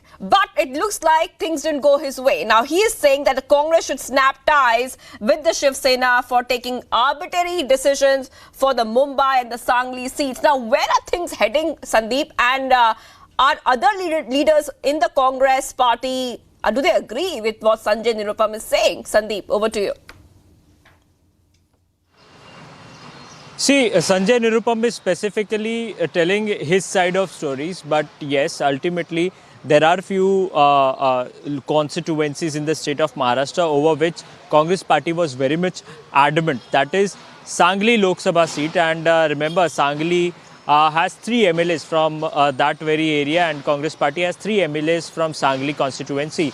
And that is the reason that they felt that they wanted a candidate out there, because Congress party is very strong there. Vishwajit Kadam is the local leader out there, and he has a good hold in that very constituency, and that is why with this support a Congress candidate could have been a better option for Sangli Lok Sabha seat. That is what Congress party felt. Ultimately, Uddhav Sena was also very much adamant on the Sangli Lok Sabha seat, and despite of several rounds of meeting, now there were dispute on this seat, and for the same reason, Uddhav Thackeray had met Sharad Pawar separately, and Balasaheb Thorat, the Congress leader, had met Sharad Pawar separately to solve this issue. Now, on the next day of this meeting, Uddhav Sena comes up with the candidates list and announced the Sangli Lok Sabha seat. And not only that, between this we see that northwest constituency over which Sanjay Nirupam has been claiming on this very constituency, Amol Kirtika's name was announced. So definitely the war of words have started now, and definitely there is a rift over the seat sharing. It will be very much crucial to see, Shivangi, where this rift leads to, whether the Congress party and Uddhav Sena will remain in the Mahavikas Aghadi or will they part ways. Right. Right. Thank you, Sandeep, for getting us all the details coming in. And even the Congress leader has called Uddhav Sena's candidate Khichdi Chor amid rift over seats. We have to wait and watch where this rift really takes us and whether it is something to worry about for the Congress and the Uddhav Sena. Let's move ahead to the other story we're tracking right now. There seems to be more fiasco and more chaos before the Lok Sabha elections, where 5 MLAs are to resign over ticket fiasco. The 5 MLAs have in fact gone ahead, and these 5 MLAs have threatened that they will quit over the Kolar ticket to KH Muniyappa's relative. 5 MLAs include a sitting minister, MC Sudhakar. Allegations that Congress High Command took their opinion but did not heed to the demand at all. Republic has spoken to KH Muniyappa. Listen in to that exclusive conversation.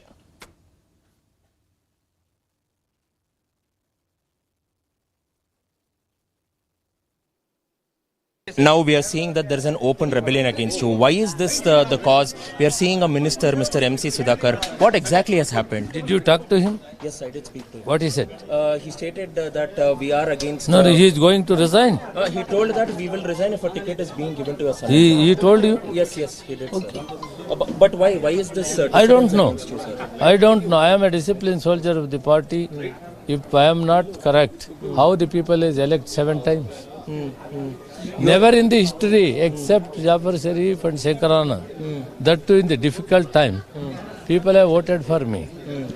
Is this whatever it may be, the High Command will take a decision. We have pleaded, we have appealed to the High Command. Whatever they decide, accordingly will go. Actually, all MLAs and MLCs are requesting to give the ticket for the right community in the Kolar. Probably it has been an assumption that the ticket will be declared for left community. So there is an explosion of anger. So I requested all the MLAs and MLCs not to submit the resignation. Being their follower, I requested all my ministers not to submit the resignation. You are working very closely with Dr. MC Sudhakar. He is my guru. He is my guru. Exactly, you say that. But why even he seems to be very apprehensive? He's saying that, we are completely against this sort of politics. No. Actually, I requesting my guru and MC Sudhakar sir and all the team not to submit the resignation.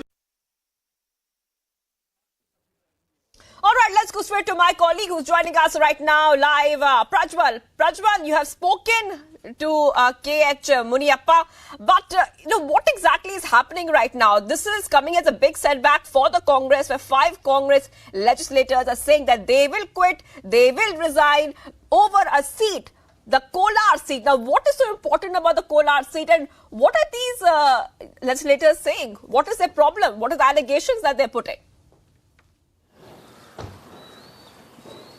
Shivangi, first and foremost, let's understand that Kolar is one of the most important seats for any of the political parties in the state of Karnataka, because the bearing of the results will have a ripple effect on the Bengaluru city as well as in Bengaluru rural too, and also in some of the areas which are on the outskirts. And this is something which is called as a power center and a bridge between Bengaluru and Bengaluru rural, and those who wants to go ahead and establish their dominance need to win Kolar, because that is the bridge. So therefore there is a lot of fight. itself. Now, the fight within the Congress is between two factions here. One, the former Speaker Ramesh Kumar, and second, K.H. Munyappa. Now, in all likelihood, according to sources from the Congress top brass, it is being understood that K.H. Munyappa's son-in-law, Chikka Peddanna, will be given a ticket. K.H. Munyappa is the Food and Civil Supplies Minister, a seven-time, he's a seven-time MLA as well. He's been a parliamentarian too. So, therefore, he comes in with a lot of experience. But now, all these leaders who are there states that there is a lot of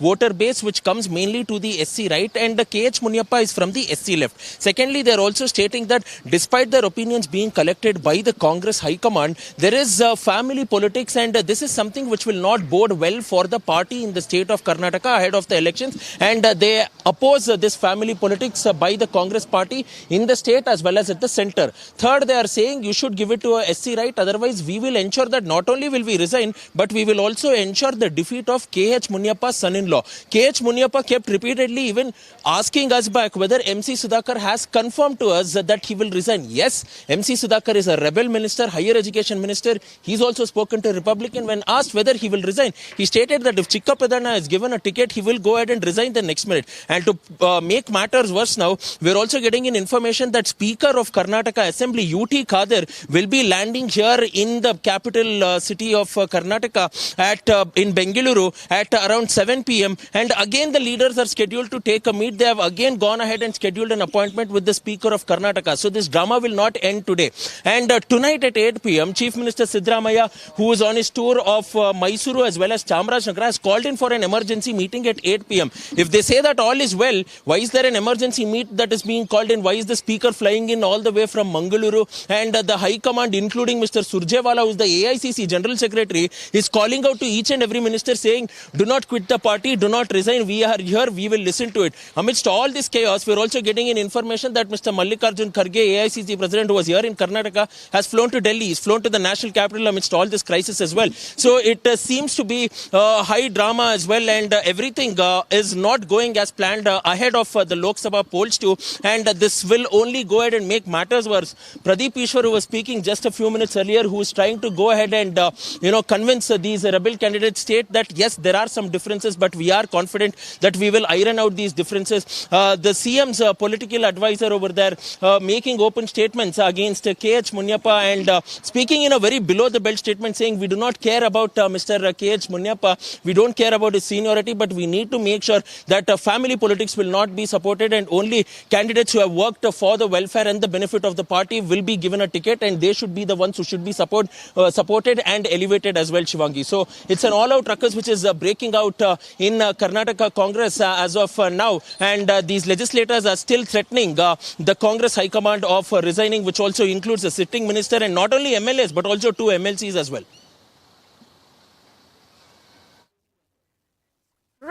Right. And it looks like, this could be also a continuation of a fight between two factions. But what does this really say about the Congress and unity within the Congress? This is not the right time for the Congress to afford more divisions when we see a lot of divisions happening within the party, among its own leaders, among alliance partners, like we're seeing what's happening in Maharashtra. What is the Congress High Command in Karnataka going to do about it now, Prajwal? That is the big question. That is one of the biggest questions, and this is also one of the biggest headaches for the AICC High Command as well, because first of all, there is already a difference between the state High Command as well as the Congress High Command there at the center, because there was a lot of differences which we saw during the accommodation and the appointment of directors as well as presidents for posts of boards and corporations in the state of Karnataka. After which, there was also factionalism between Deputy Chief Minister D.K. Shivkumar as well as Chief Minister Siddaramaiah over the candidature of the ministers from the Lok Sabha polls, where all the sitting ministers openly rebelled against D.K. Shivkumar and stated that we will not contest in the upcoming Lok Sabha polls, and if you force us to do so, we will go ahead and resign from the party. And when the Congress thought that all these differences were sorted out, they're facing massive rebellion in the Congress party amongst 2 factions and 2 Lok Sabha constituencies. Now after Kolar, this will also be Chikbalapur as well, because in Chikbalapur we are yet again seeing 2 prominent leaders. We are seeing Veerappa Moily, who is a veteran, and we are seeing Mr. Raksha Ramaiah, who is a youth Congress leader as well. So they too will go ahead and fight it off, and this is something which the Congress has not been able to solve. The Congress on one hand is trying to go ahead and balance the caste equation so that it will help their candidates, but at the same point of time they're not able to convince their legislators and also take their ministers into confidence too, and this is one of the major reasons that seems like the ministers are not in sync with what the top two leaders of the state Congress, which includes the Chief Minister and Deputy Chief Minister, they are not involved in it as well. So therefore there is a massive difference between these two leaders, and this is the reason that it has been broken into two factions, and therefore we are seeing all this fight break out.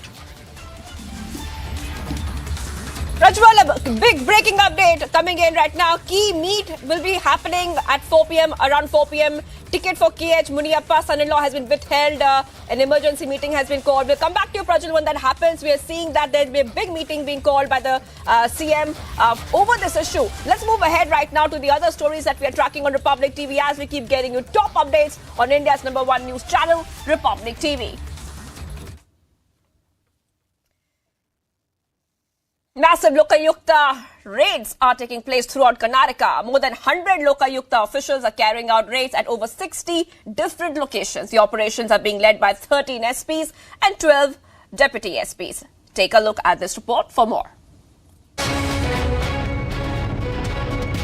The Karnataka Lokayukta has conducted a massive raid today across the entire state as well, with 130 officials raiding 13 government officers who were corrupt, and also with 60 locations where 13 SPs of the Lokayukta are heading this multi-district raid as well. 5 locations have been raided in Bengaluru. Raids are being conducted from Bengaluru North to Bengaluru South, from Bengaluru Rural to Bengaluru Central, and on the outskirts of the city from Kolar to Chikbalapur, and in North Karnataka in several of these districts such as Bidar too, and in coastal Karnataka like Udupi and Uttara Kannada. So all said and done now, it is being understood that these 13 officials were under the Lokayukta's radar for a long period of time, and after which the Lokayukta has laid out a successful trap.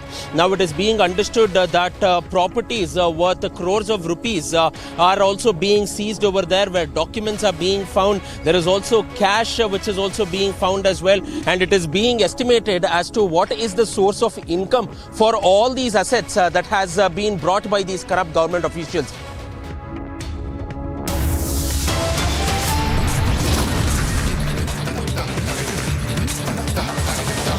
Much coming up, viewers expelled TMC MP Mahua Moitra and Darshan Hiranandani has summoned by the ED in the Forex violation case.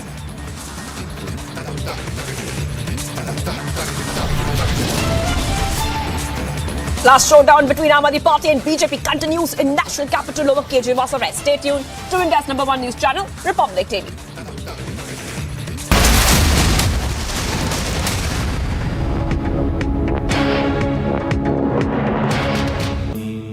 Amity has been ranked India's #1 private university for the 11th year by India Today, a testimony to Amity's world-class education whilst imbibing values and sanskars in students.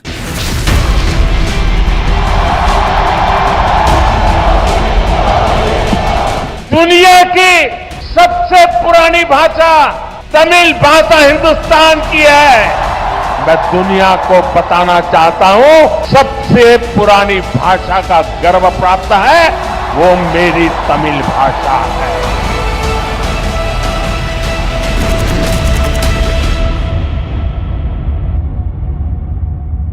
Tests after the operation found cancer had been present. My medical team therefore advised that I should undergo a course of preventative chemotherapy, and I'm now in the early stages of that treatment.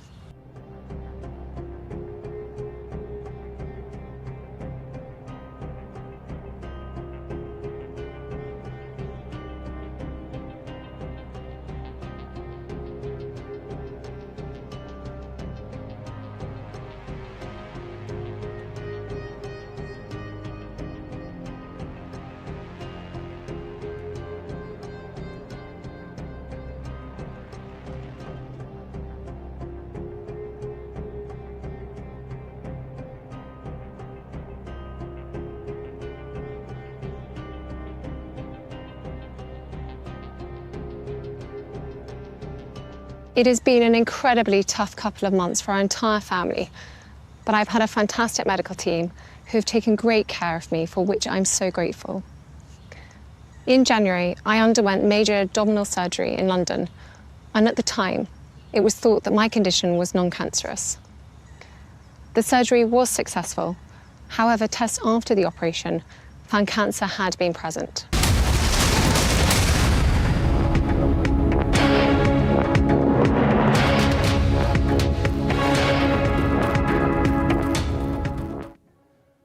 Viewers, we're live and breaking, and let's get to this next story that we are tracking. An explosion occurred outside a Gurudwara in Jammu and Kashmir's Poonch district of Jammu and Kashmir, causing panic among local residents. No injuries were reported. The police, army, personnel and forensic experts visited the spot immediately after the incident was reported. Initial findings suggest the blast resulted from suspected terrorists throwing a Chinese grenade. Here's more.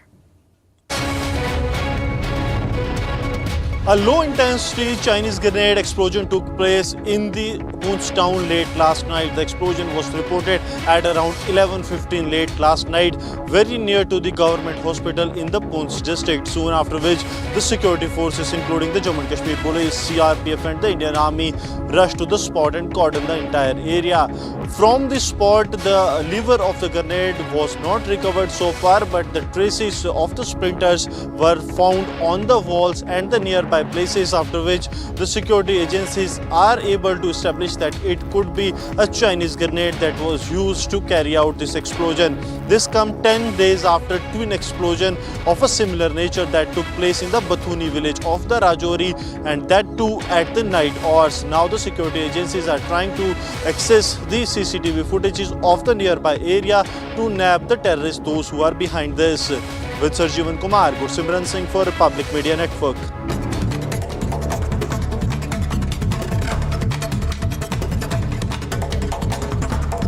Speaker suspended the Delhi Assembly session until April 1st, shortly after it commenced, as Aadmi Party MLAs chanted slogans in favour of CM Arin Kejriwal and against the Modi government.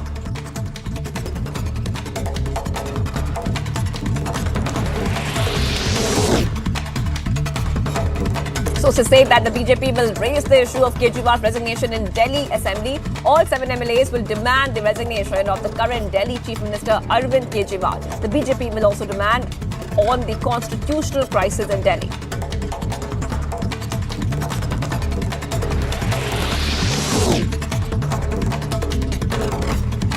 FIR has been registered against the Culture Minister Shivraj Thangadagi for slapping students who chanted Modi slogans. FIR registered under Section 171C, 171F, 505, 1B.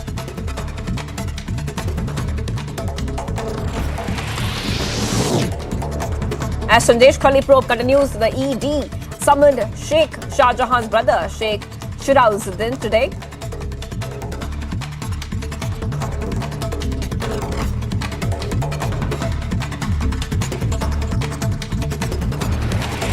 An Indian Army battalion group is participating in the second edition of the Tri-Services India-US Amphibious Exercise X-Tiger Triumph 2024 alongside the Indian Navy and Indian Air Force.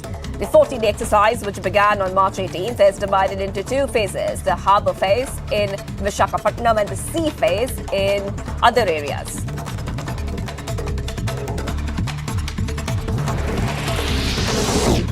NCP-SCP workers staged a protest outside the party headquarters following Shiv Sena's UBT being announced as the candidate for Mumbai Northeast Lok Sabha seat, historically held by the United NCP.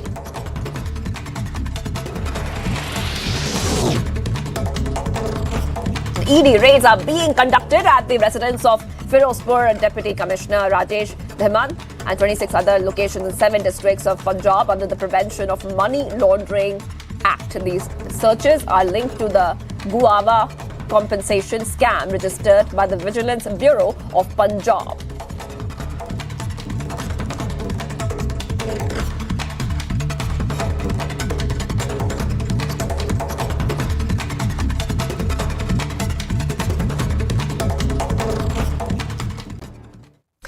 Viewers, let's move ahead to the other story we're tracking on Republic TV. The Mumbai police has carried out raids over illegally running a hookah bar. Many individuals, including Big Boss winner Munawar Farooqi, were detained by the Mumbai police last night. A case has also been registered against Munawar. Take a look at this report to understand what has really happened.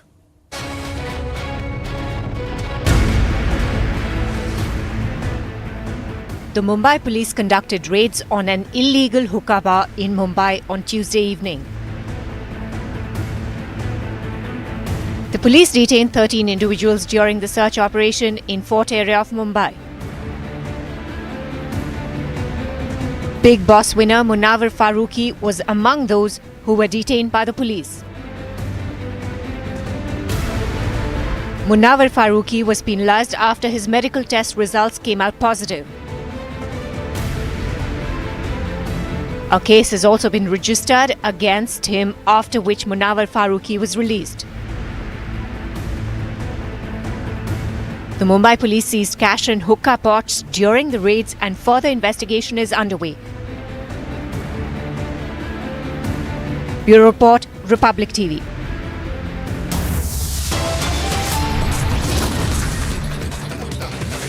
Viewers, much more coming up on the Decide. Home Minister Amit Shah makes a big announcement, says centre mulling to revoke AFSPA in Jammu and Kashmir. Armed forces to be pulled out from internal security duties in Kashmir. Stay tuned.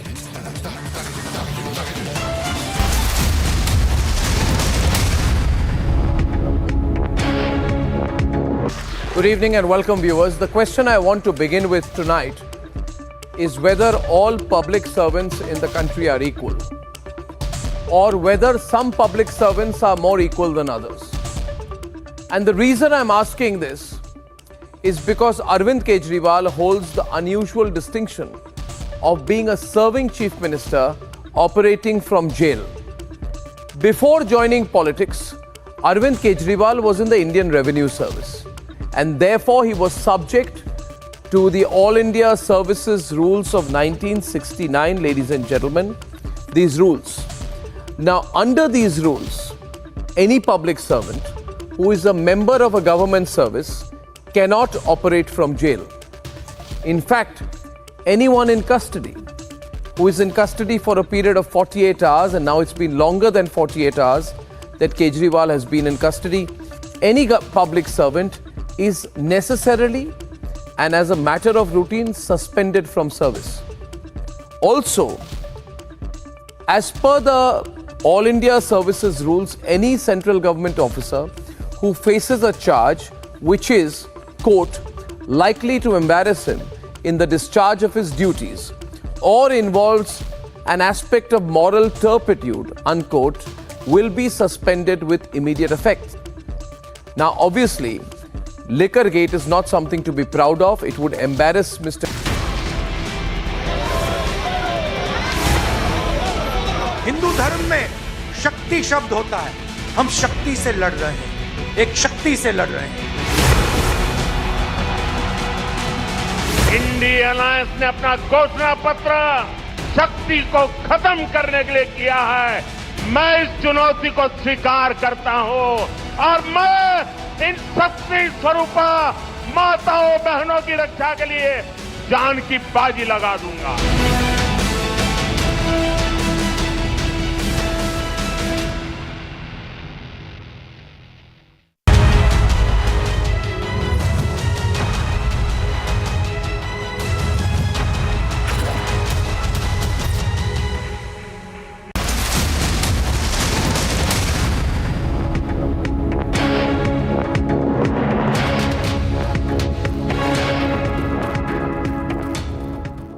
Very good afternoon, viewers. We are live in Breaking Republic TV, and I am Rakshita Mishra with you. Let's get started with all the top stories making headlines.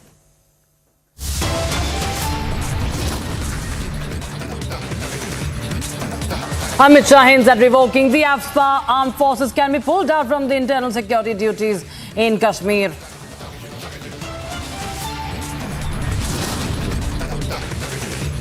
Expelled TMC MP Mahua Moitro and Darshan Hiranandani summoned by the Enforcement Directorate in the Forex violation case.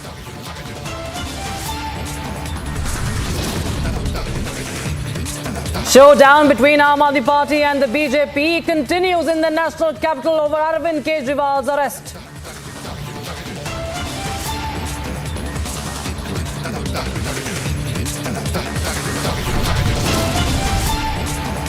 Sources say Maharashtra Congress upset with Uddhav Sena over Sangli seat. Sanjay Nirupam calls Amol Kirtikar Khichdi Chor.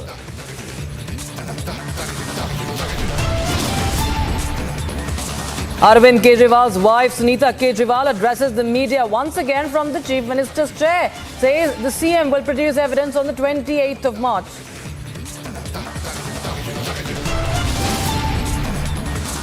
After Rekha Patra of Krishnanagar, candidate Amrita Roy gets the Prime Minister's call. Prime Minister tells her that all the black money seized by the ED will come back to the poor of Bengal.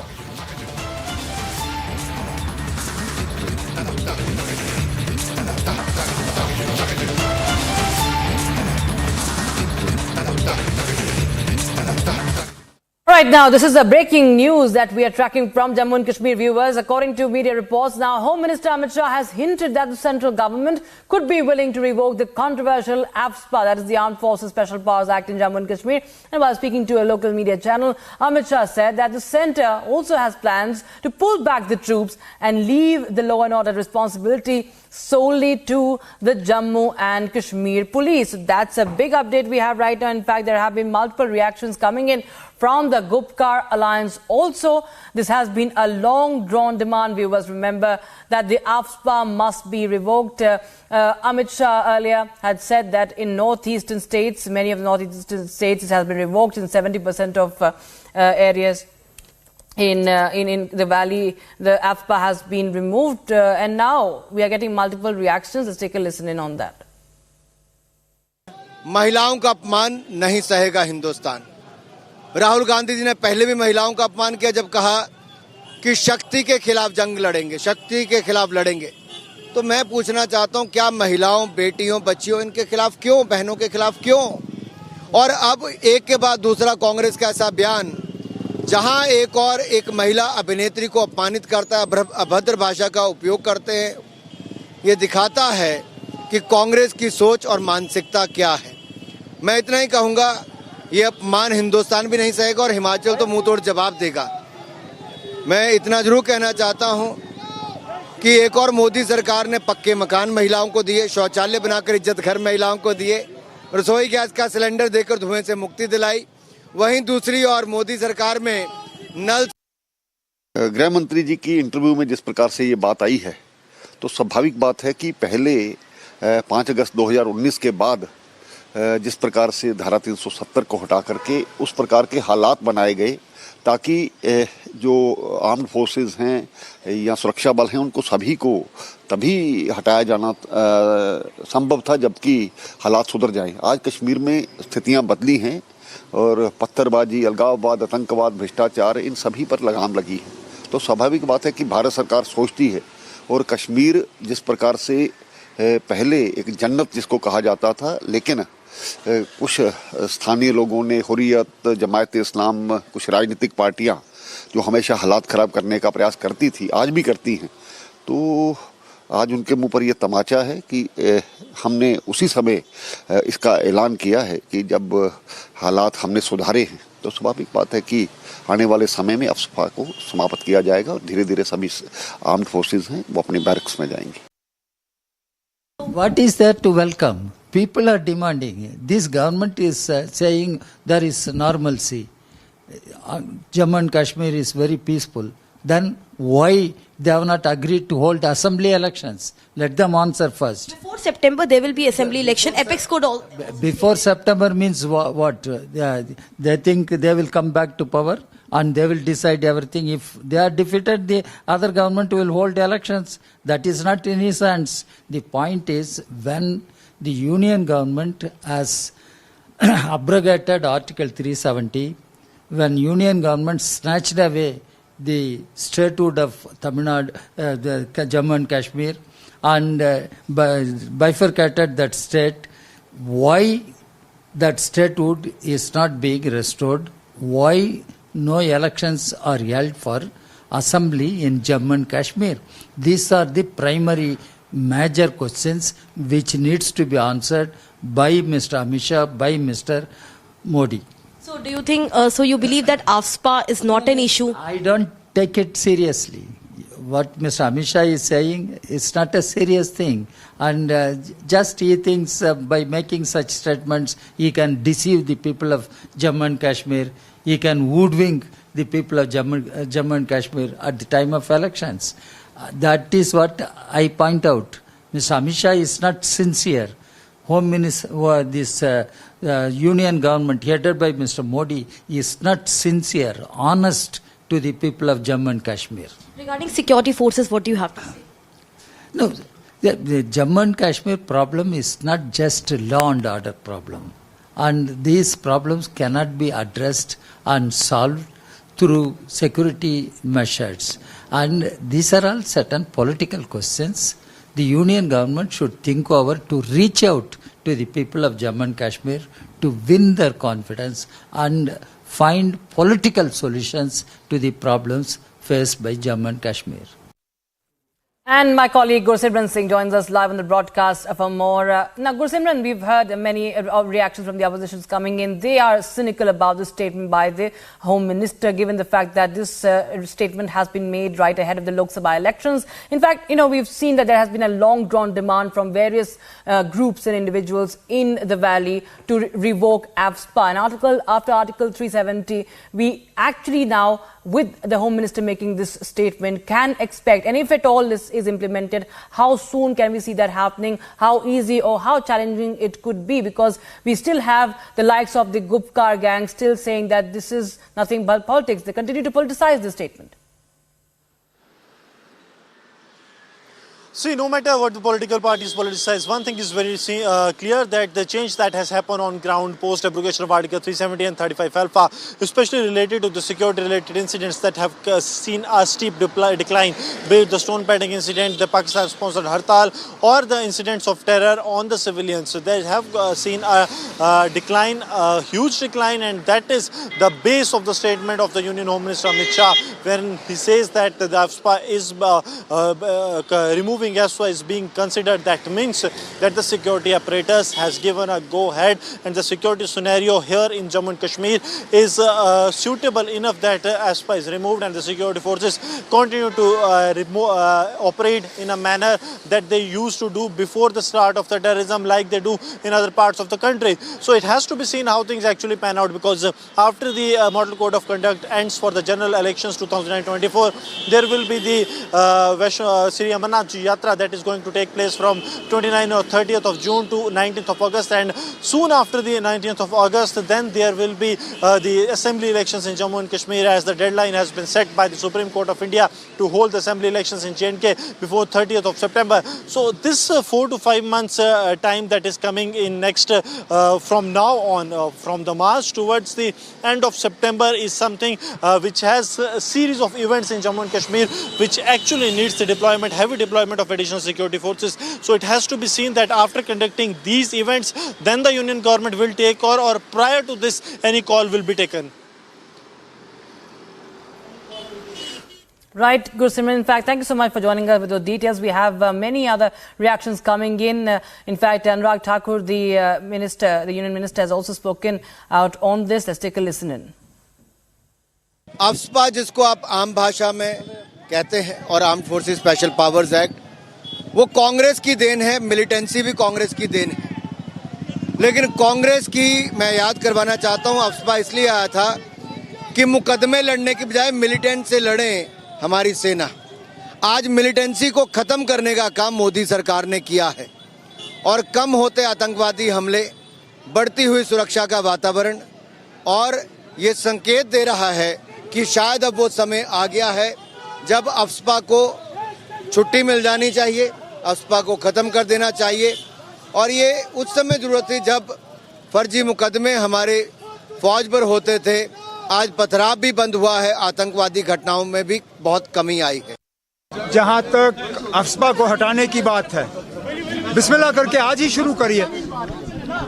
जब कहते हैं कि हालात बिल्कुल normal हैं, जब कहते हैं कि मिलिटेंसी खत्म हो चुकी है, जब कहते हैं कि अब अलायगी पसंद सोच रही नहीं और जम्मू कश्मीर के हालात इससे ज़्यादा बेहतर कभी थे नहीं, तो इंतज़ार किस चीज़ का? पहले ही कर देना था।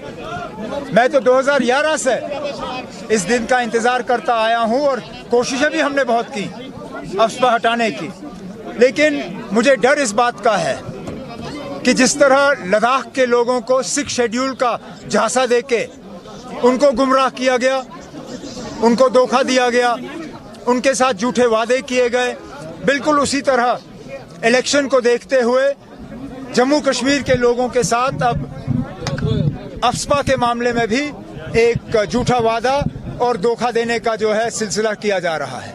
विचार कर रहे हैं, विचार करते करते हो सकता है उनका ख्याल आए कि ना हटाएं। अगर हटाते हैं तो ये लोगों के हित की बात है, लोगों को राहत मिलेगी।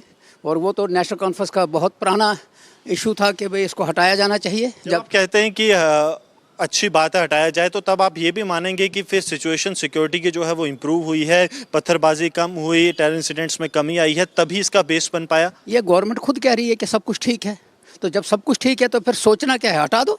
तो नेशनल कॉन्फ्रेंस मानती है कि जो पीस है वो प्रिवेल हुई है? पीस गवर्नमेंट के नज़र में है, हम अपने हिसाब से देख रहे हैं कि वो जिस तरह लोगों को पीस लगता है वो है नहीं, लेकिन अगर वो समझते हैं कि इसको हटाया जाना चाहिए तो एक गवर्नमेंट के लोगों के हित की बात है, हटा देना चाहिए। उसके साथ साथ अमित शाह की तरफ से ये भी कहा गया है कि मोदी सरकार की तरफ से एक लंबा प्लान रखा गया है जम्मू कश्मीर को डेवलपमेंट का, जिसमें कि एक रोड मैप पूरा तैयार किया गया है जो मोदी 3.0 में भी इम्प्लीमेंट किया जाएगा। वो अगली सदी का प्रोग्राम होगा। पिछले 5 साल से तो सुन रहे हैं, वो प्रोग्राम कहीं पहुंचा नहीं। ये जो नया प्लान है कोई अगली सदी के लिए बनाया होगा तो पता नहीं, जिस वक्त सामने आएगा तो उस पर कमेंट करेंगे।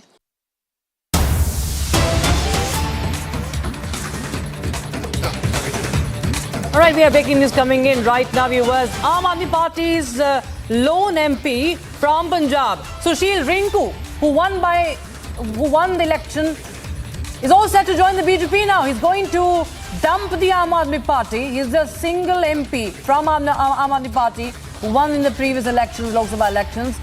He is now going to join the BJP, a setback to the Aam Aadmi Party. Remember, Aam Aadmi Party won the assembly elections in Punjab. But talking about the Lok Sabha elections 2019, the party got 1 seat and that was won by Rinku, Sushil Rinku, and now he is all set to join the BJP. So setback coming in for the Aam Aadmi Party in Punjab. That is the big update we have right now. Sushil Rinku now going to join the BJP, Punjab BJP. And he's a Jalandhar Lok Sabha MP, remember. And it's a big jolt, remember, for the Aam Aadmi Party viewers. There have been a lot of buzz about it already. And in fact, there have been many, reports about other leaders also from the Aam Aadmi Party joining the BJP. However, this is what we are learning now. Sushil Rinku, who's Jalandhar Lok Sabha MP from Aam Aadmi Party, has decided to quit the Aam Aadmi Party. He's likely to join the BJP today. And what we understand is that reportedly he was in Delhi, and a lot of reports and speculations, and what we understand is that he is going to join the BJP now in what comes as a jolt to the Aam Aadmi Party, a setback, a major setback for the Aam Aadmi Party there in Punjab. And we'll get you more details on that. Sushil Rinku, the only lawmaker in Punjab from the Aam Aadmi Party, is likely to join the BJP. That's a big update we have right now.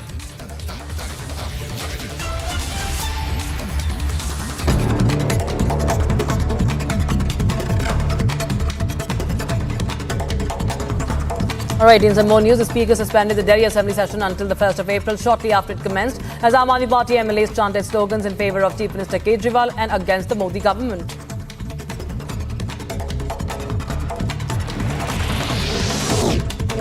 Sources say that BJP will raise the issue of Kejriwal's resignation in Delhi Assembly. All the 7 MLAs will demand the resignation of the current Delhi Chief Minister Arvind Kejriwal.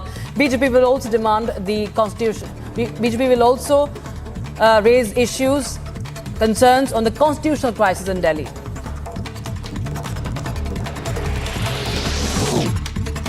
FIR has been registered against Culture Minister Shivraj Tangadgi for asking to slap the students who chant Modi slogans. FIR registered against sections 171C, 171F and 505.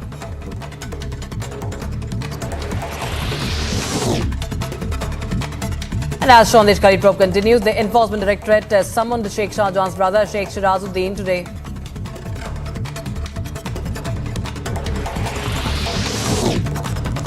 Indian Army Battalion Group is participating in the second edition of the Tri-Services India-US Amphibious Exercise X-Tiger Triumph 2024 alongside the Indian Navy and Indian Air Force. The 14th exercise, which began on the 18th of March, is divided into two phases, the harbour phase in Visakhapatnam and the sea phase in Kakinada.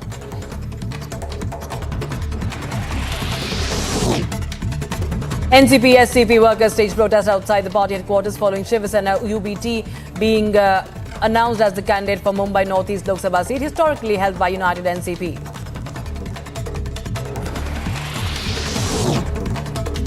The ED raids are being conducted at the residence of Firozpur Deputy Commissioner Rajesh Dhiman and 26 other locations in 7 districts of Punjab under the PMLA. The search are linked to guava compensation scam registered by the Vigilance Bureau of Punjab.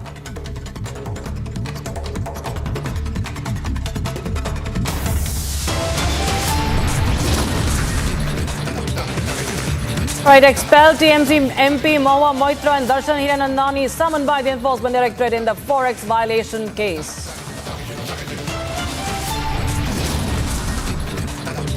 And a showdown between Aam Aadmi Party and BJP continues in the national capital of Arvind Kejriwal's arrest. We get you all that and much more on the other side. Stay tuned.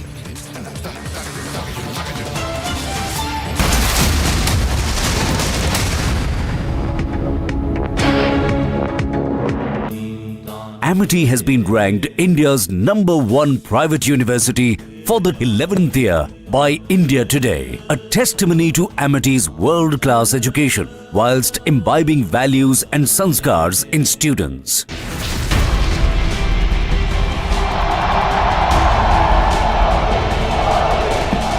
DMK और Congress two sides of the same coin है।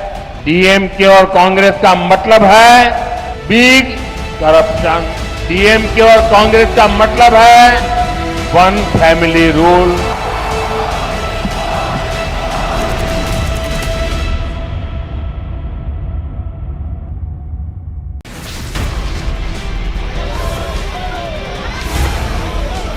हिंदू धर्म में शक्ति शब्द होता है। हम शक्ति से लड़ रहे हैं, एक शक्ति से लड़ रहे हैं। इंडिया अलायंस ने अपना घोषणा पत्र शक्ति को खत्म करने के लिए किया है। मैं इस चुनौती को स्वीकार करता हूं और मैं इन शक्ति स्वरूपा माताओं बहनों की रक्षा के लिए जान की बाजी लगा दूंगा।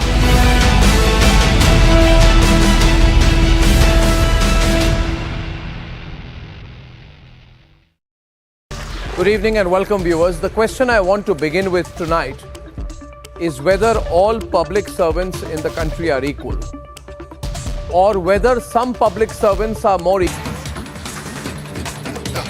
All right, we have a big development coming in from Uttar Pradesh. Akhilesh Yadav, the former Chief Minister of Uttar Pradesh and also the Samajwadi Party chief, is out of the Lok Sabha race. He's not going to contest the Lok Sabha elections. Akhilesh Yadav will not be contesting the Lok Sabha polls. That is the big update we have right now. There were many speculations. Will he contest from Kannauj? That has been an SP bastion for him and his wife Dimple Yadav. But right now, what you know, he has dropped out of the Lok Sabha race. That's a big update we have right now. In fact, what we are learning is that his nephew, who is Lalu Prasad Yadav's son-in-law, Tej Pratap Yadav, could be fielded from this particular Lok Sabha seat, that is Kannauj. It has remained in Samajwadi Party bastion. Dimple Yadav has also contested from here. And this is the big update we have right now. Akhilesh Yadav will not be contesting from Kannauj. That is the big update we have right now. Remember, that was a debut seat for Akhilesh Yadav before 24 years ago. Akhilesh Yadav had won the by-elections in Kannauj, and he had also won the seat in 2004 and 2009. And this is the big update we have right now.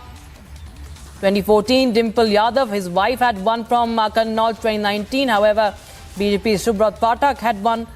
That's the big update we have right now. Akhilesh Yadav will not be contesting the Lok Sabha polls. That is an interesting development coming in from Uttar Pradesh ahead of the Lok Sabha polls. And there are talks of his nephew, Tej Pratap Yadav, who is the son-in-law of Lalu Prasad Yadav. He's the nephew of Akhilesh Yadav, married to Lalu Prasad Yadav, Lakshmi. He could be fielded from Kannauj. That has been mostly, like for long, a Samajwadi Party bastion. However, currently the seat is held by a BJP candidate. So this is a big update we have right now. We'll get you more information on that. But this is there's a preparation as per sources going on to field Lalu's son-in-law, Tej Pratap Yadav, from the Lok Sabha seat of Kannauj, from Samajwadi Party, of course.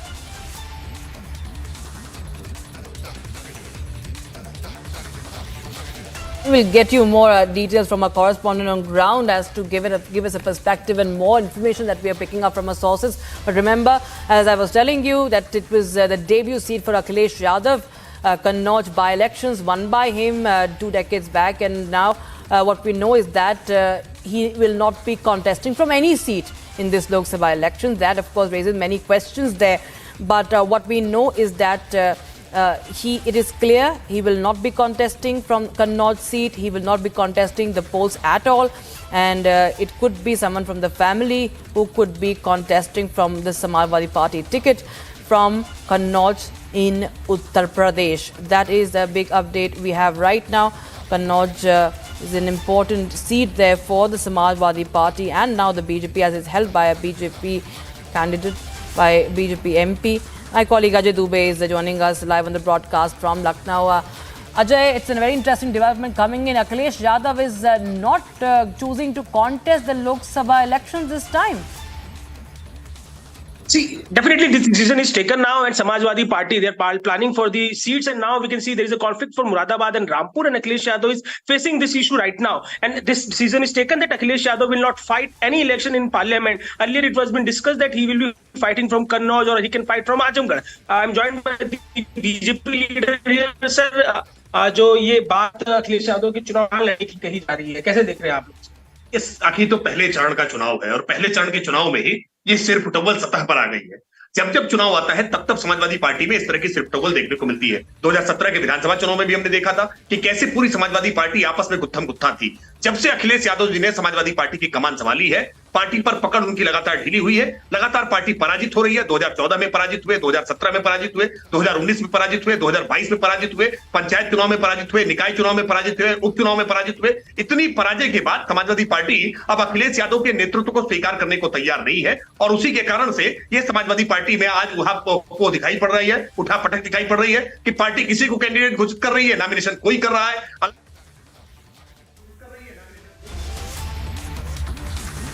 All right, that was a reaction coming in also from BJP, but that's a big update we have right now, viewers. Akhilesh Yadav is out of the Lok Sabha race, and there is a lot of tussle going on as far as who to field from these important seats, as Ajay was mentioning about Muradabad as well. We'll keep a track of all developments coming in right now, but we'll move on to some more stories now. And massive Lokayukta raids, viewers, are taking place throughout Karnataka. More than 100 Lokayukta officials are carrying out these raids at over 60 different locations. Operations are being led by 13 SPs and 12 deputy SPs. Here's a 1-minute report on that. The Karnataka Lokayukta has conducted a massive raid today across the entire state as well, with 130 officials raiding 13 government officers who were corrupt, and also with 60 locations where 13 SPs of the Lokayukta are heading this multi-district raid as well. 5 locations have been raided in Bengaluru. Raids are being conducted from Bengaluru North to Bengaluru South, from Bengaluru Rural to Bengaluru Central, and on the outskirts of the city from Kolar to Chikbalapur, Jaipur, and in North Karnataka, in several of these districts such as Bidar too, and in coastal Karnataka like Udupi and Uttara Kannada. So all said and done now, it is being understood that these 13 officials were under the Lokayukta's radar for a long period of time, and after which the Lokayukta has laid out a successful trap. Now it is being understood that properties worth crores of rupees are also being seized over there, where documents are being found. There is also cash which is also being found as well, and it is being estimated as to what is the source of income for all these assets that has been brought by these corrupt government officials. Time for a short break. On the other side, viewers, expelled TMC MP Mahua Moitra and Darshan Hiranandani have been summoned by the Enforcement Directorate in the Forex violation case.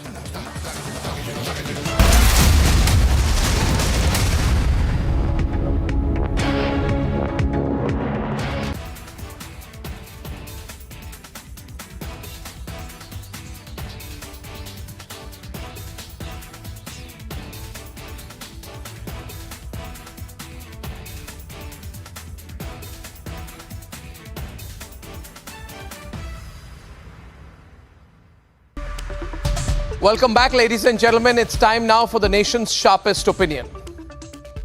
Now, the thing about sexism, like corruption, is that there are no grays.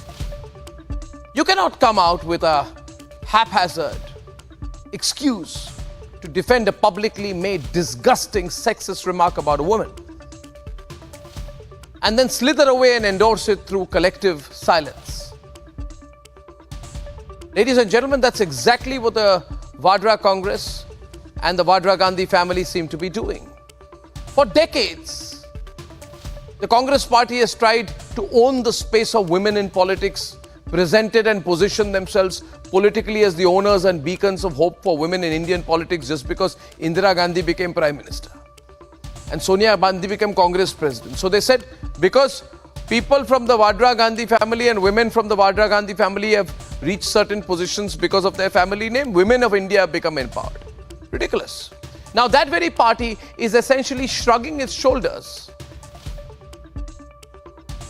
when its own spokesperson, Supriya Srinathe, has essentially said that Kangana Ranaut's Lok Sabha ticket is a byproduct of a prevailing rate card. The reference should be lost on no one.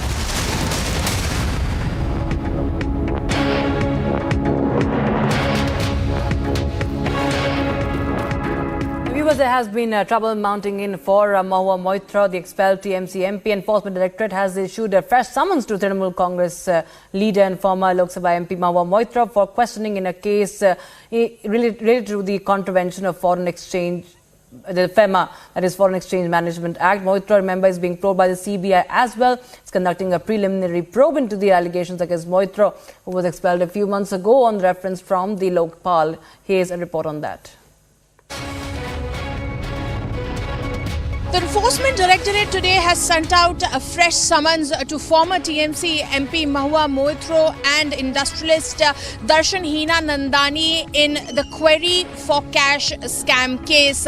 Now, this is yet again another summon that has been sent out to the former TMC MP who was disqualified from the parliament after the ethics committee panel gave a report against her in this particular scam. Now, this development comes after the Central Bureau of Investigation officials recently raided residence of the former TMC MP. Now, the allegations here are that Ms. Moitra had taken kickbacks in form of cash and kind from businessman Darshan Hiranandani in exchange of letting him use her Lok Sabha credentials for attacking the government, specifically Prime Minister Narendra Modi.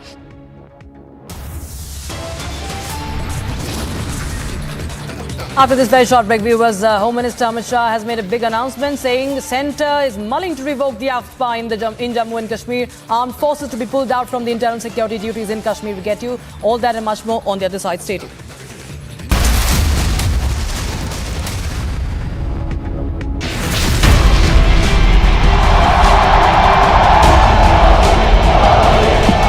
दुनिया की सबसे पुरानी भाषा तमिल भाषा हिंदुस्तान की है। मैं दुनिया को बताना चाहता हूं, सबसे पुरानी भाषा का गर्व प्राप्त है, वो मेरी तमिल भाषा है।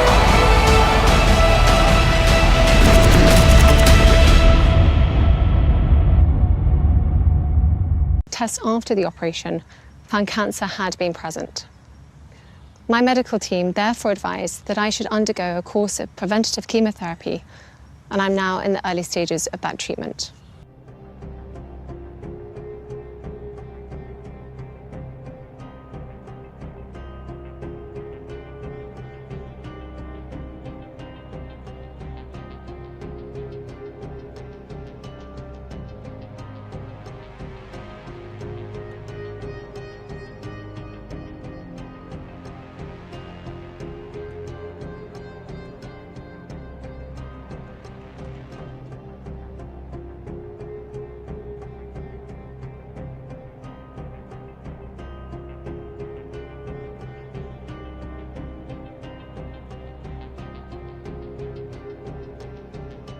It has been an incredibly tough couple of months for our entire family, but I've had a fantastic medical team who've taken great care of me.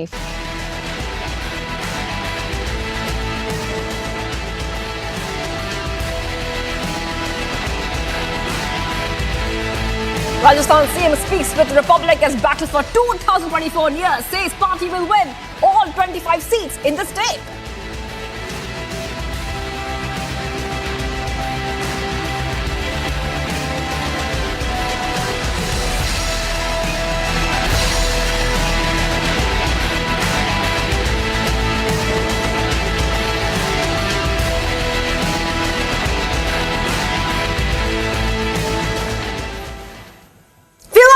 Breaking and we're getting you top updates coming in. This is Republic TV, India's election headquarters. We're getting in a mega lead coming in from Uttar Pradesh ahead of the Lok Sabha polls. And what we can tell you viewers right now, that the Samajwadi Party Chief Akhilesh Yadav will not contest from anywhere. That is right. Big update coming on Republic TV viewers about what we can expect next. Akhilesh Yadav will not be contesting the Lok Sabha polls, and that is the big update coming in at this point of time. And as we keep getting you more updates, let's tell you that this development is coming in as Akhilesh Yadav has decided that he is dropping out of this Lok Sabha race. He will not be contesting, viewers.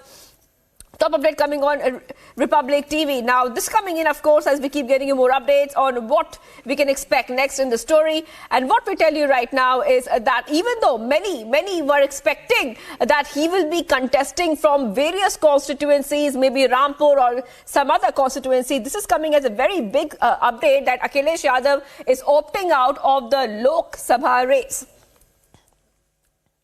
Ajay Dubey is joining us right now. Ajay, I'm coming across to you. And Ajay, now what we see right now is that, Rampur was one of the constituencies which everybody thought that Akhilesh Yadav would contest from. So this is coming as a very big surprise. Now, why would Akhilesh Yadav drop out of this Lok Sabha election race? What was the reason behind this? Ajay, over to you. See, lastly, it was Rampur. Earlier, it was decided that this seat could be either Kannauj or Azamgarh also, that Akhilesh Yadav could go for that seat and he can participate from that seat. But now it is very much clear that Akhilesh Yadav will not fight parliament election and he will be focusing for the campaigning process. I'm joined by the BJP leaders here. I'm joined by the Rakesh Tripathi. Sir, कैसे देखते हैं आप अखिलेश यादव चुनाव नहीं लड़ेंगे? कैसे देखते हैं आप? देखिए, अखिलेश यादव ने हार स्वीकार कर ली है। पूरी पार्टी में इतनी कंफ्यूजन है, पार्टी तय नहीं कर पा रही है कि किस रास्ते चलना है, किसको चुनाव लड़ाना है, गठबंधन को लेकर कितना कंफ्यूज रहे हैं। और आज अब जब रामपुर में, मुरादाबाद में इस तरह की चीजें दिखाई पड़ रही हैं, ये स्पष्ट है कि अखिलेश यादव जी अपनी पराजय स्वीकार कर रहे हैं। आज पार्टी का कैंडिडेट नहीं तय कर पा रहे हैं, ऐसे में वो किन मुद्दों को लेकर के चुनाव लड़ेंगे, जनता के बीच में कैसे जाएंगे, ये सारी बातें अब स्पष्ट होती जा रही है कि ये चुनाव 80 में 80 का भारतीय जनता पार्टी के पक्ष में जा रहा है। जैसे भारतीय जनता पार्टी गुजरात में जीतती है, राजस्थान में जीतती है, उत्तराखंड में जीतती है, हिमाचल में जीतती है, दिल्ली में जीतती है। इस बार यूपी बीजेपी ने भी मन बनाया है कि हम भी 100% सीटें नरेंद्र मोदी जी के 400 पार के जो अभियान है उसमें सौंपने का काम करें। और अखिलेश यादव जी उस राह को आसान करने का काम कर रहे हैं। अखिलेश यादव जी अपनी समस्या उससे घिरे हुए हैं। अच्छा, पहले चर्चा थी कन्नौज की, फिर आजमगढ़ और अब आखिरी में रामपुर से लड़ सकते हैं, ये बात थी। क्या हो गया कि अब रामपुर से भी बैक हो गए? नहीं, देखिए, सेनापति जब खुद कमजोर हो तो पूरी सेना कमजोर हो जाती है, और यही आज दिखाई पड़ रहा है। अखिलेश यादव जी स्वयं निर्णय नहीं ले पा रहे हैं कि वो चुनाव लड़े या ना लड़े। लड़े तो कहां से लड़े? हम पूरे विश्वास के साथ कह सकते हैं वो कहीं से भी चुनाव लड़े, भारतीय जनता पार्टी उनको पराजित करने का काम करेगी। वो जिस भी सीट से चुनाव लड़ने का काम करें। हम इस बार मैनपुरी में भी गढ़ के नाते नहीं बची है, हर सीट पर भारतीय जनता पार्टी का कमल का फूल खिलेगा। So this is the take by BJP, and here we can see that leaders are saying that Akhilesh Yadav won't win any parliament seat this time, and BJP will be winning all the 80 seats. So BJP is very confident, and now we can see that Akhilesh Yadav will be not participating in this parliament election from Uttar Pradesh. All right, thank you, Ajay, for getting us all the details coming in right now. So, mega lead coming in that Akhilesh Yadav will not contest from anywhere, even though there were a couple of constituencies up in the air in the past few weeks. It looks like Akhilesh Yadav will not be contesting the Lok Sabha polls at all from any constituency. Let's move ahead, viewers, to the other stories we're tracking as we keep getting you top updates ahead of the Lok Sabha polls. PM Modi is set to commence his Lok Sabha campaign for Uttar Pradesh from Merit on March 31st. This comes as BJP has fielded Ramayan actor Arun Kejriwal from Merit.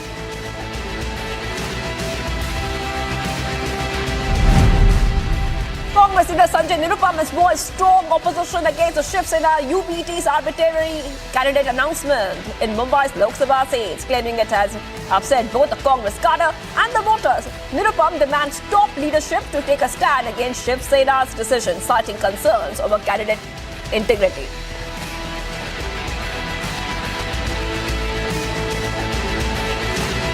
Speaking about Lok Sabha candidacy, Union Minister Nitin Gadkari confidently asserted about his win in Nagpur, saying that he is 101% sure that the people will support him. He added that his aim will be to make Nagpur air and water pollution free and transform it into a green city. Picture तो नागपुर विदर्भ का सर्वांगीण विकास, ये मेरे राजनीतिक जीवन की शुरुआत में मेरा संकल्प रहा है। नाग नदी का शुद्धिकरण, और सबसे इम्पोर्टेंट चीज़ है कि नागपुर शहर को जल प्रदूषण, वायु प्रदूषण और ध्वनि प्रदूषण से मुक्त करके एक ग्रीन शहर बनाने के लिए मैं कोशिश करूंगा।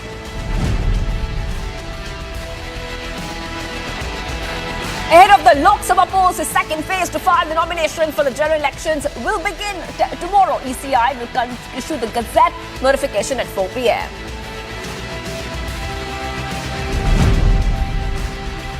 SP leader Swami Prasad Maurya said that the opposition is determined to rout the BJP out of the centre in order to save the constitution and democracy. He also said that he would never think of the alliance with the BJP again.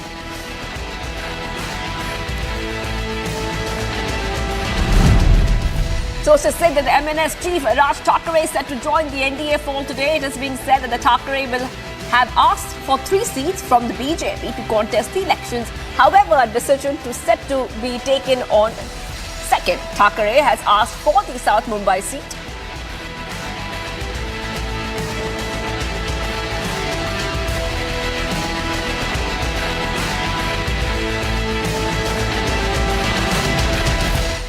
Viewers, getting some more updates coming in right now where we get to some news from Punjab. Ahead of the big election, top sources have informed that Aadmi Party's lone MP in Punjab, Sushil Rinku, is all set to dump the party. That is right. And his plan is to jump ship to the Aadmi Party. That's what we're hearing right now, Republic TV. And what we are seeing right now is that top update coming in where we are coming to know that a big setback coming in. He could join the BJP. He could join the BJP, viewers. That's what we are learning of right now. The Aadmi Party Lok Sabha member Sushil Rinku is likely to join the BJP and dump the Aadmi Party. Let's go straight across to my colleague Harsha, who's joining us right now. Harsha, Rinku, Lok Sabha MP from Jalandhar in Punjab. He won by a huge margin and he's the only Aadmi Party member in the outgoing Lok Sabha. Now, what would that really mean for the Aadmi Party to lose their only MP at this crucial time? Go ahead, Harsha.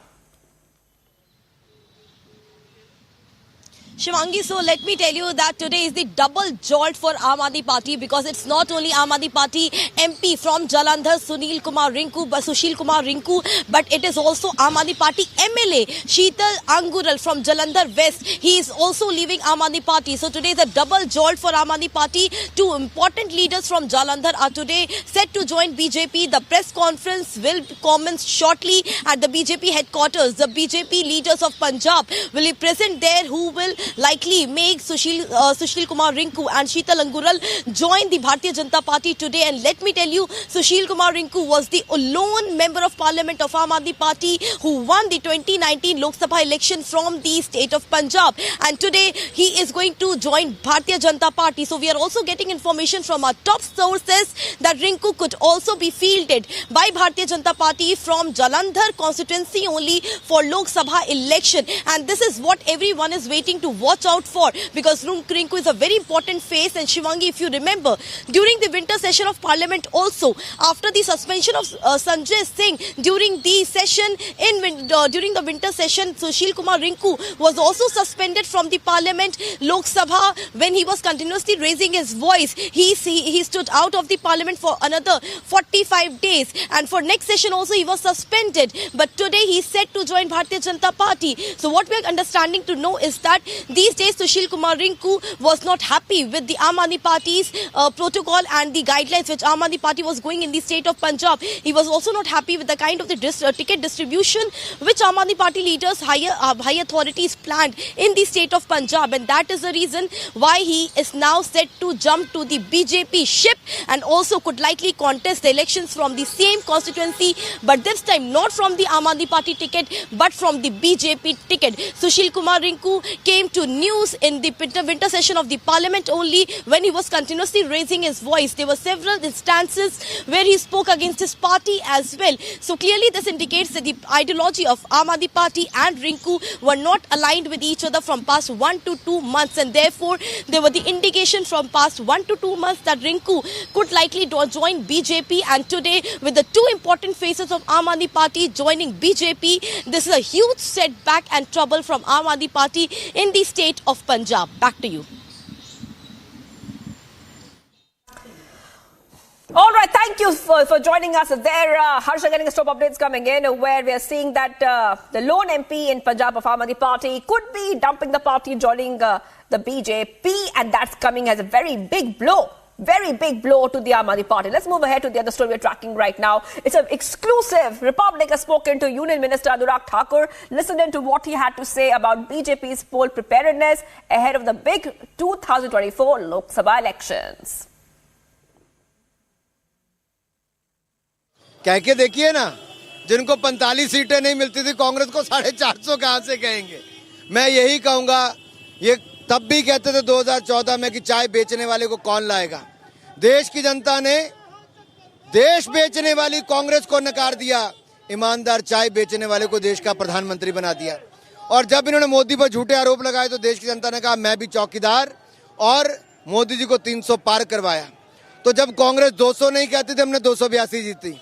जब कांग्रेस कहती थी हम इतनी भी नहीं जीतेंगे, तब हमने 300 से ज्यादा जीती। अब हम कहते हैं 400 पार। अब जनता कहती है हम भी हैं मोदी का परिवार। जम्मू कश्मीर की बात करें तो यहाँ पर जो है इंडिया अलायंस बनता दिख रहा है। ऐसा लग रहा है कि कुछ सीटों पे, खास तौर पर इस सीट पर जो है टक्कर दी जा सकती है, क्योंकि एनसी, पीडीपी, कांग्रेस सब मिलकर एक साझा उम्मीदवार ला रहे हैं।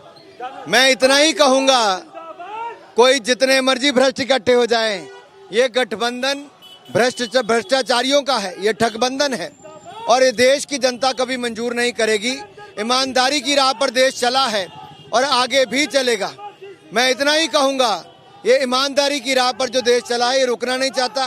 जो विकास की पटरी पर तेज भारत चला है रुकना नहीं चाहता। जो दुनिया में अपनी ताकत भारत दिखा रहा है वो रोकना नहीं चाहता। आज भारत की बुलंद तस्वीर देख के, बढ़ते कदम देखकर दुनिया भारत के साथ जुड़ना चाहती है। तो हम चाहते हैं भारत ऐसे ही आगे बढ़े, तीसरी बार मोदी जी देश के प्रधानमंत्री बने और तीसरी बड़ी अर्थव्यवस्था दुनिया की हम बने।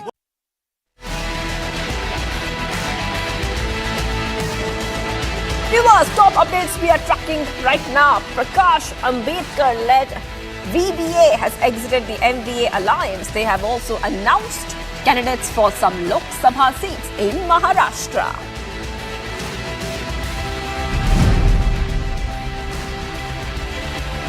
DMDK founder Vijayakant's son V. Vijaya Prabhakaran is set to make his electoral debut from Tamil Nadu.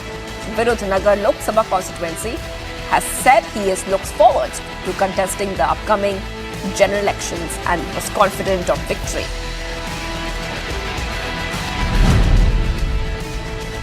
Shiv Sena leader Sanjay Raut shared a list of a total of 17 candidates for Lok Sabha elections. The list includes former Union Minister and Arvind Sawant, among others, for the Raigad and South Mumbai constituencies.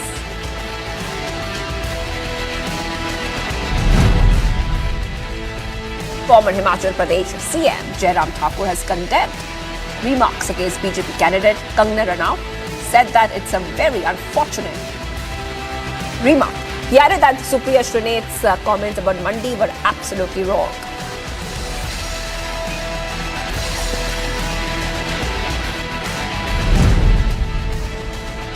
Ahead of the Lok Sabha elections, the Nationalist Congress Party has organized a meeting of the Central Parliamentary Executive Committee. Members of the Central Parliamentary Board of the party will be present in this meeting, as well as the party's Maharashtra President MLA Jayant Patil and MP Supriya Sule.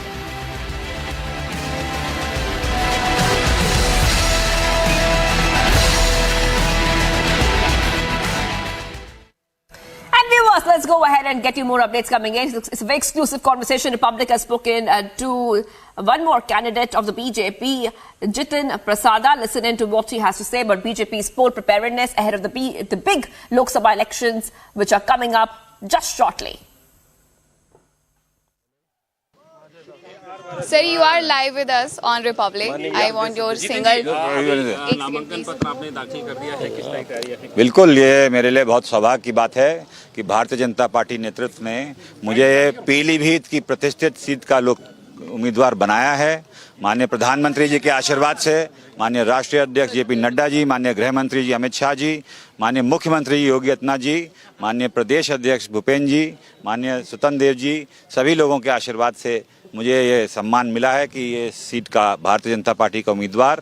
और मैं कह सकता हूँ, जो 10 वर्ष का कार्यकाल आदरणीय प्रधानमंत्री जी का है, उनका ट्रैक रिकॉर्ड, उनके काम, उनकी तपस्या, उनका त्याग, निस्वार्थ, और दूसरी तरफ मुख्यमंत्री जी का प्रदेश के प्रति जो उनके 7 वर्ष का कार्यकाल है, प्रचंड बहुमत से कमल का फूल खिलेगा, इतिहास रचा जाएगा।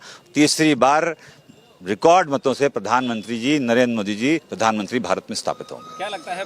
धन्यवाद। सर आपका विजन क्या रहने वाला है, क्योंकि आप पहले शाहजहांपुर और धौरहरा से रहे हैं। हम सब लोग पार्टी के समर्पित कार्यकर्ता हैं। जो पार्टी का निर्देश होगा, नेतृत्व हम सब लोग मिलकर करेंगे। अच्छा सर, एक बात बताइए, 80 सीटें, 80 में से 80 सीटें, धन्यवाद। 80 में से 80 सीटें, बिल्कुल 80 में से 80 और 400 पार जो प्रधानमंत्री जी ने कहा। पीछे एनडीए 400 पार के सपने को इस बार सच कर पाएगा? आप बिल्कुल, एक तरफा आंधी चल रही है, प्रधानमंत्री जी के जो नेतृत्व है, उनका जो कार्य है, जनता का आशीर्वाद मिल रहा है, पूरा भारी समर्थन सभी वर्गों का आप देख सकते हैं भारतीय जनता पार्टी को। Viewers, much more coming up on the other side as we keep getting you top updates. Congress versus Congress over Kolar seat in Karnataka. Minister MC Sudhakar leads rebellion against the party.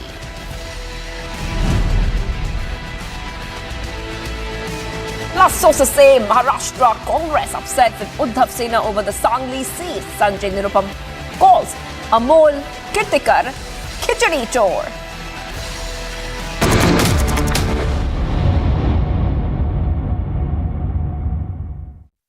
Good evening and welcome, viewers. The question I want to begin with tonight is whether all public servants in the country are equal, or whether some public servants are more equal than others. And the reason I'm asking this is because Arvind Kejriwal holds the unusual distinction of being a serving chief minister operating from jail. Before joining politics, Arvind Kejriwal was in the Indian Revenue Service, and therefore he was subject to the All India Services Rules of 1969, ladies and gentlemen, these rules. Now, under these rules, any public servant who is a member of a government service cannot operate from jail. In fact, anyone in custody who is in custody for a period of 48 hours, and now it's been longer than 48 hours that Kejriwal has been in custody. Any public servant is necessarily and as a matter of routine suspended from service. Also, as per the All India Services rules, any central government officer who faces a charge which is, quote, likely to embarrass him in the discharge of his duties or involves an aspect of moral turpitude, unquote, will be suspended with immediate effect. Now, obviously, Liquorgate is not something to be proud of. It would embarrass Mr.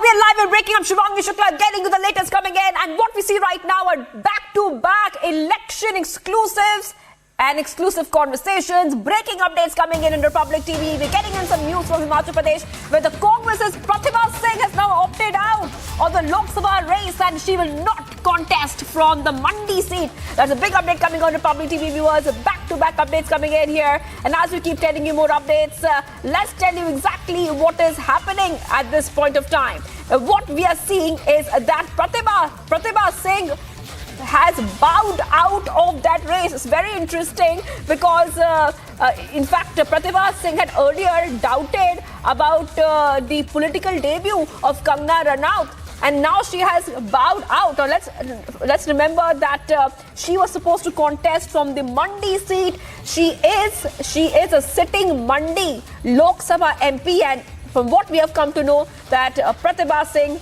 will not be contesting from the Mandi seat.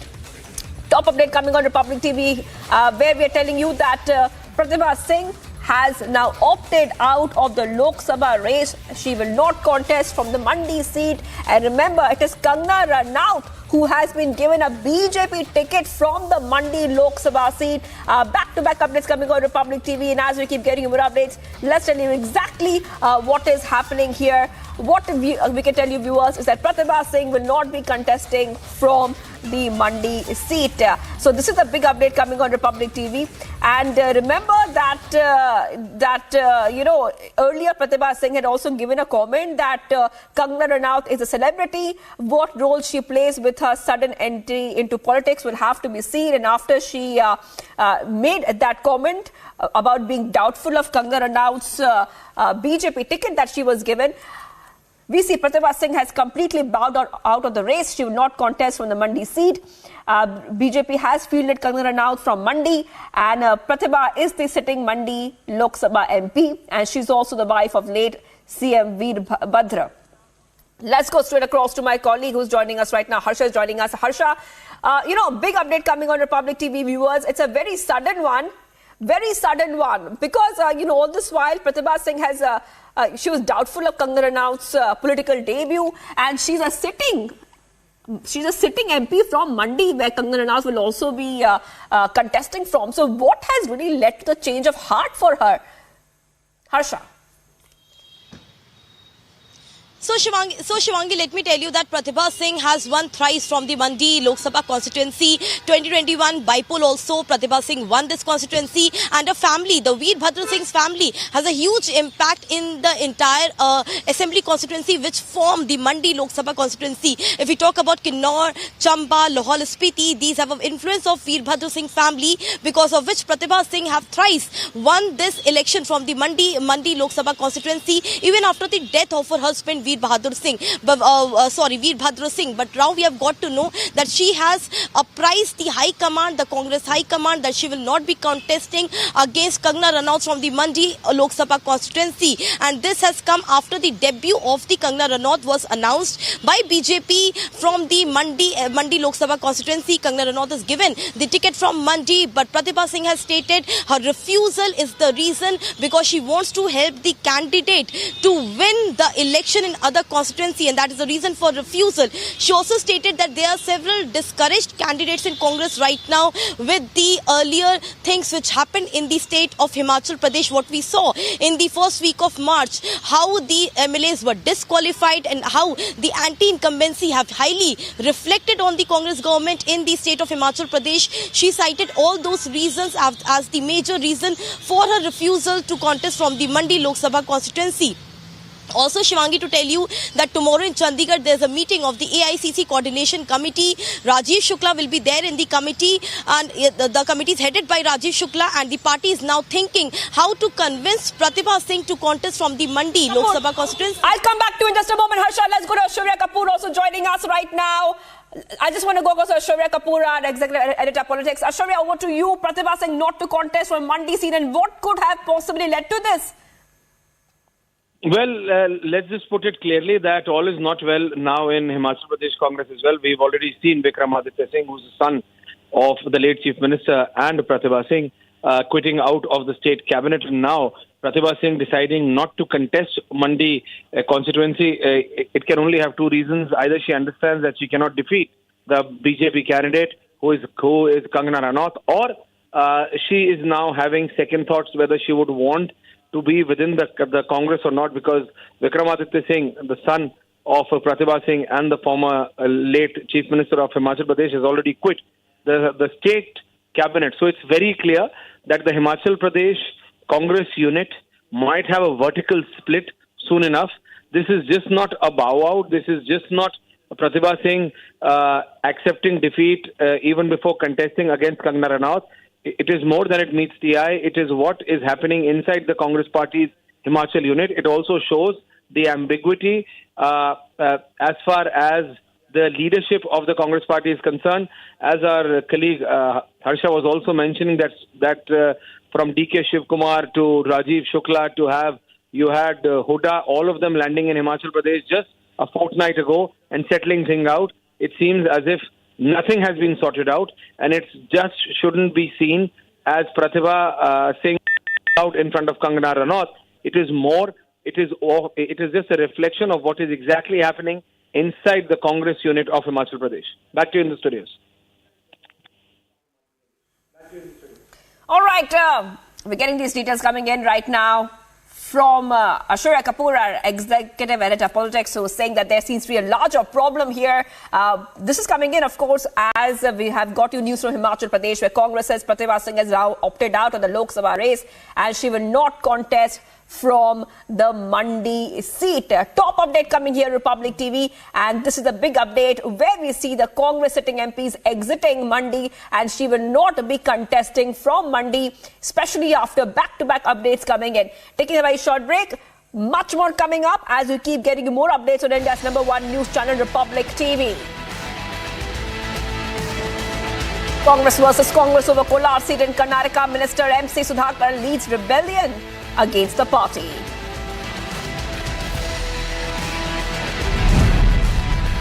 Sources say Maharashtra Congress upset with Uddhav Sena over Sangli seat. Sanjay Nirupam calls Amol Kirtikar Khichuri Chor.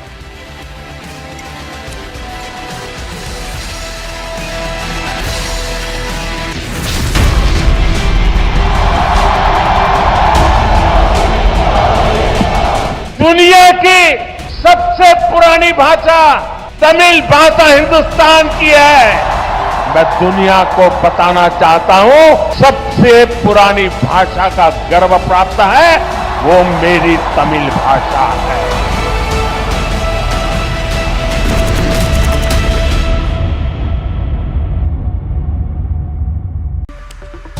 Welcome back, ladies and gentlemen. It's time now for the nation's sharpest opinion. Now, the thing about sexism, like corruption, is that there are no grays. You cannot come out with a haphazard excuse to defend a publicly made disgusting sexist remark about a woman and then slither away and endorse it through collective silence. Ladies and gentlemen, that's exactly what the Vadra Congress and the Vadra Gandhi family seem to be doing. For decades, the Congress party has tried to own the space of women in politics presented and positioned themselves politically as the owners and beacons of hope for women in Indian politics just because Indira Gandhi became Prime Minister and Sonia Gandhi became Congress President. So they said, because people from the Vadra Gandhi family and women from the Vadra Gandhi family have reached certain positions because of their family name, women of India have become empowered. Ridiculous. Now that very party is essentially shrugging its shoulders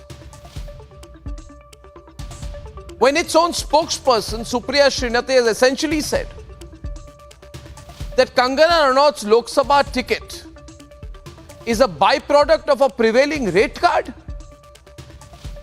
The reference should be lost on no one, ladies and gentlemen. The disdain for an outsider who has earned a name for herself and is ready to slug it out in a political career from the ground is not something I expect Priyanka Vadra and Rahul Gandhi to understand, because Kangana neither has the luxury of being gifted constituencies as heirlooms.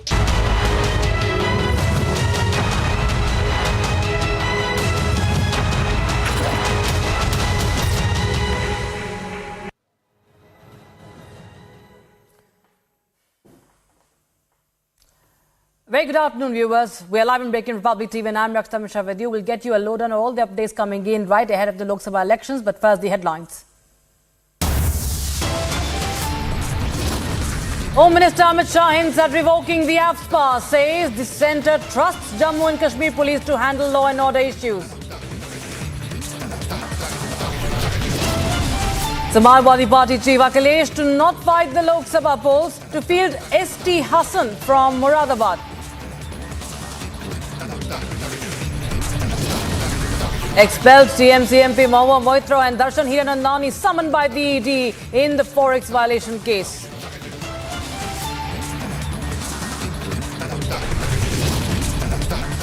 Showdown between Aam Aadmi Party and BJP continues in the national capital over Arvind Kejriwal's arrest.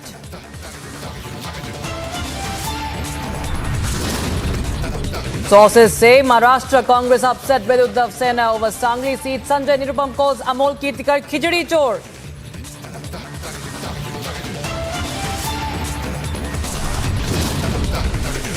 Arvind Kejriwal's wife Sunita Kejriwal addresses media again from the Chief Minister's chair. Says CM will produce evidence on the 28th of March.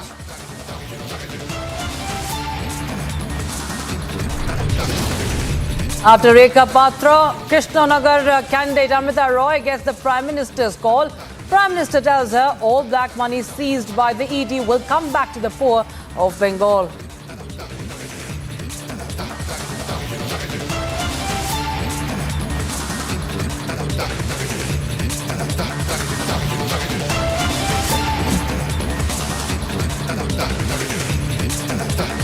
Now, the Delhi High Court will deliver its order on Chief Minister Arvind Kejriwal's challenge to his arrest by the Enforcement Directorate in the alleged liquor policy scam case today. Meanwhile, protests broke out outside Delhi Assembly, with the BJP demanding Arvind Kejriwal's arrest and, of course, demanding Kejriwal's resignation, rather, whereas Aam Aadmi Party demanding his immediate release. So you can see a face-off unfolding, a political face-off also unfolding at the same time. We had ruckus in the Delhi Assembly. We had ruckus outside Delhi Assembly. Also, there were protests, a competition of protests today in the national capital. Aam Aadmi Party versus the BJP taking part in respective protests. The Aam Aadmi Party, you can see in those yellow T-shirts, saying that they are demanding the release of Arvind Kejriwal. On the other hand, the BJP demanding the resignation of Arvind Kejriwal, who claims to be operating as the Chief Minister from inside the jail. So that's the big update we have right now, but the big focus is on Arvind Kejriwal's plea. Let's take a listen to the various reactions that have come in.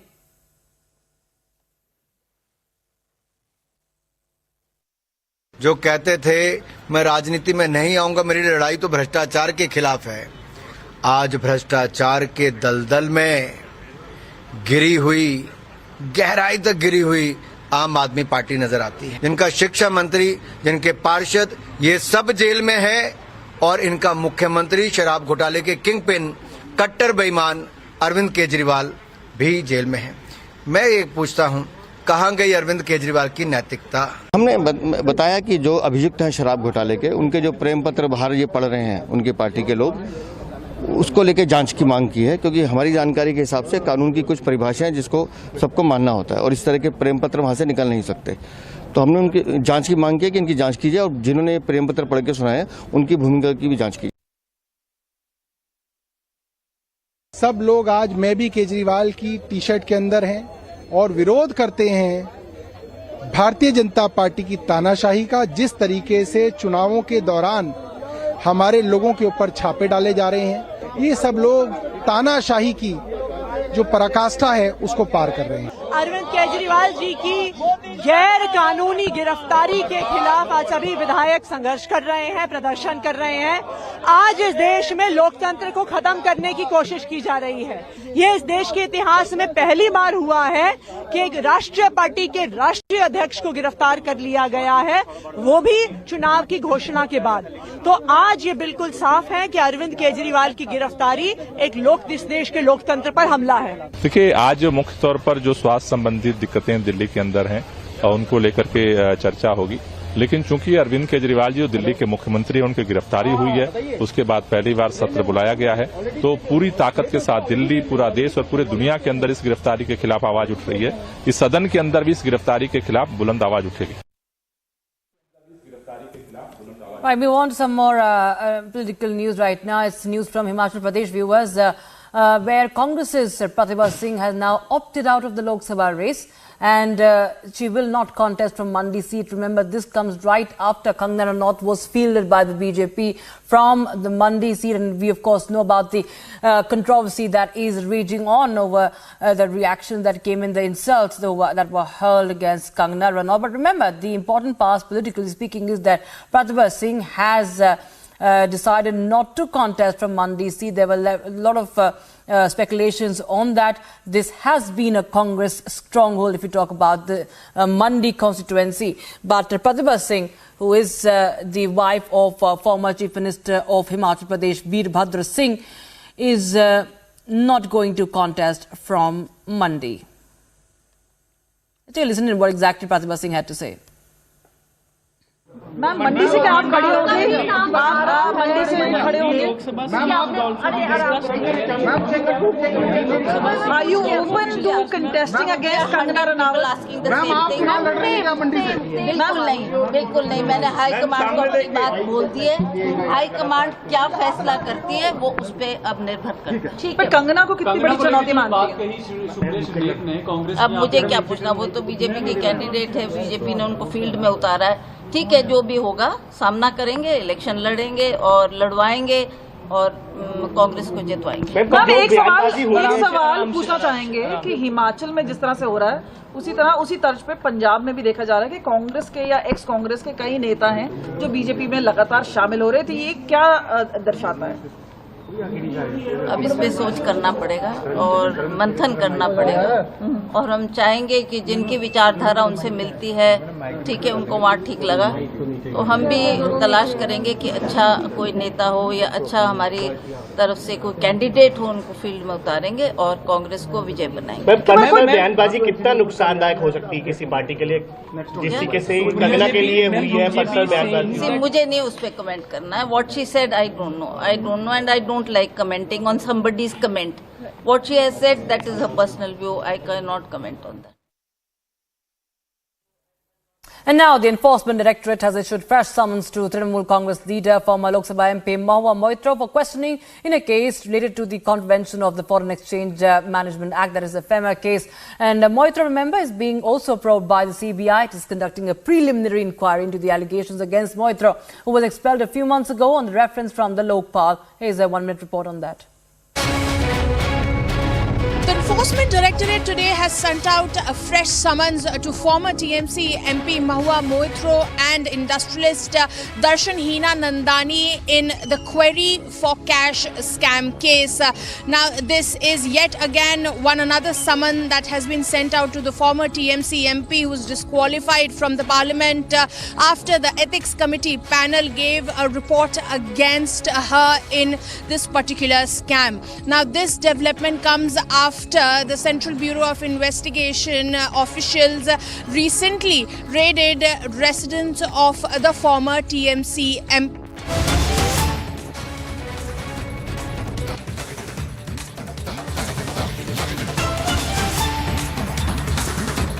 जताते हुए party में आज जो joining कर रहे हैं ऐसे सुशील कुमार रिंकू जी, शीतल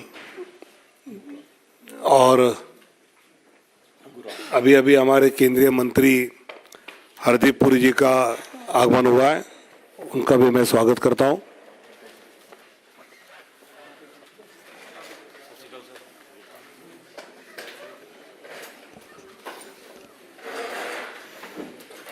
बाद में आपको एक जॉइंट फोटो देंगे पूरा, चिंता मत करो। तुरंत चेहरे पे जो चिंता नजर आई तो मैंने कहा बता दूं। पिछले कई दिनों से अलग अलग क्षेत्र के कई गणमान्य नेता, कुछ अभिनेता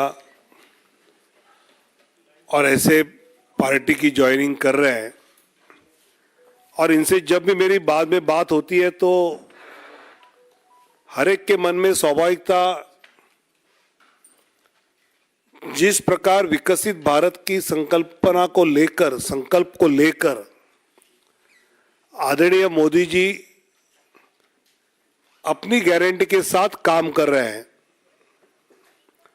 उस पर विश्वास रखते हुए ये सब इस यात्रा में हमारे साथ जुड़े हैं। सुशील कुमार रिंकू जी तो जालंधर के 3 टाइम्स के म्युनिसिपल काउंसिलर भी रहे, जालंधर वेस्ट से विधायक भी रहे, आम आदमी पार्टी के एकमात्र लोकसभा सदस्य 2019 के इसमें रहे, और आज वो भारतीय जनता पार्टी में प्रवेश कर रहे हैं। और वैसे ही शीतल जी जो आम आदमी पार्टी के विधानसभा सदस्य है और प्रवक्ता है, विधानसभा के सदस्य के नाते तो अच्छा काम कर रहे हैं, प्रवक्ता के नाते भी अच्छा काम कर रहे हैं, और वो आज इस भारतीय जनता पार्टी में शामिल होते हुए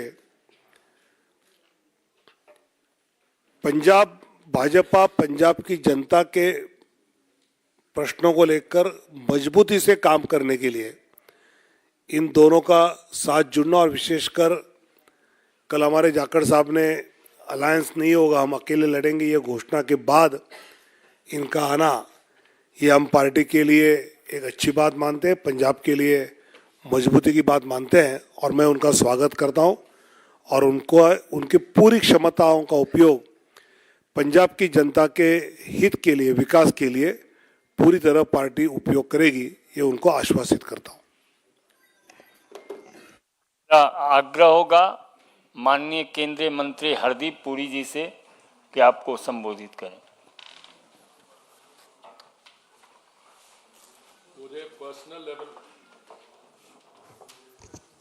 मुझे पर्सनल लेवल पे आज बहुत खुशी हो रही है कि ਤੁਹਾਡਾ ਸਵਾਗਤ ਹੋ ਰਿਹਾ ਹੈ ਸਾਡੇ ਪਰਿਵਾਰ ਵਿੱਚ। ਭਾਰਤੀ ਜਨਤਾ ਪਾਰਟੀ ਇਸ ਵਕਤ ਸਿਰਫ ਭਾਰਤ ਦੀ ਸਭ ਤੋਂ ਵੱਡੀ ਰਾਜਨੀਤਿਕ ਦਲ ਨਹੀਂ ਹੈ, it's also the biggest political party in the world. और मुझे पूरा विश्वास है कि पिछले दिनों जिस तरह डावड़े जी कह रहे ਸੀਗੇ, कई दिनों तो from different walks of life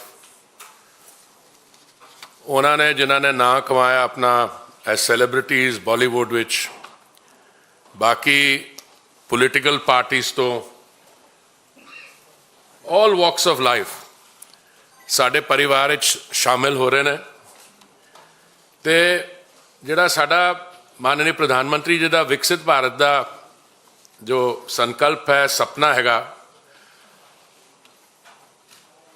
उन्हां स्टेट से जिथे विकास विच कमी रही है, देखिए जिथे साड़ी भारतीय जनता पार्टी दी सरकारां रहियां ने, डबल इंजन सरकार, उत्थे तुसीं आंकड़े देखोगे तो बड़े क्लीयरली नज़र आते हैं। कुछ इहो जिहे राज है जिथे कुछ गैप है, तो साड़ी अपनी पार्टी जो लोग आके मिले ने, साढ़े अपने कार्यकर्ता सारिਆਂ ने मेहनत की है। मैनूं लगदा आने वाले समय होर भी मेहनत करनी पेगी। पर रिंकू जी, तुहाडे नाल तो मेरी मुलाकात कई बार हो चुकी है, तुहाडा स्वागत है। तो मैनूं पूरा विश्वास है कि आने वाले समय ਤੁਸੀਂ ਸਾਡੇ ਨਾਲ ਸਿਰਫ ਜੁੜ ਨਹੀਂ ਰਹੇ, ਫਿਜ਼ੀਕਲੀ ਸਾਡੀ ਪਾਰਟੀ ਜੁਆਇਨ ਕਰੋ।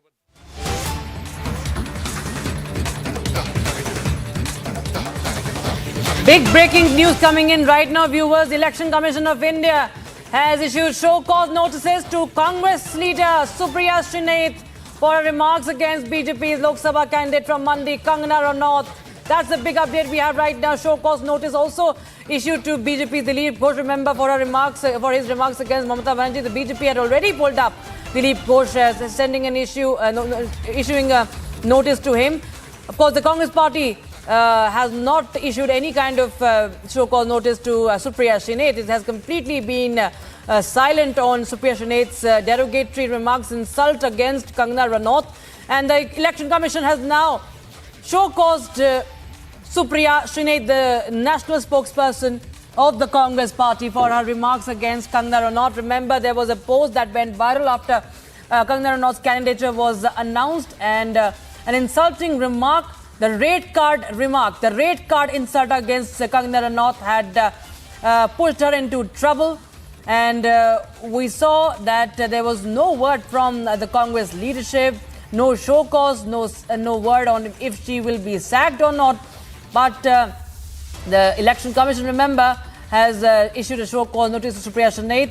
NCW Chief Rekha Sharma, remember, had sent a letter to the Election Commission just yesterday on the remarks made by Supriya Shrinet on a social media platform. Later on, she had retracted, saying that she had deleted this post much after it went viral. Hours after that post was made, she said that it's somebody's it's a mischief, that somebody has hacked her account, so on and so forth, trying to wash her hands off from that derogatory remark, that insult, an obnoxious remark that was made against a woman candidate, a Lok Sabha candidate from BJP for Mandi.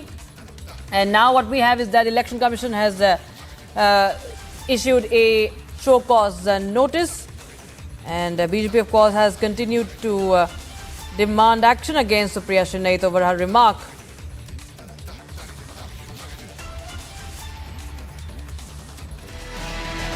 Right, in some more news now, Prime Minister Narendra Modi is all set to commence his Lok Sabha campaign for Uttar Pradesh from Meerut on the 31st of March. This comes as the BJP has fielded Ramayan actor Arun Govil from Meerut.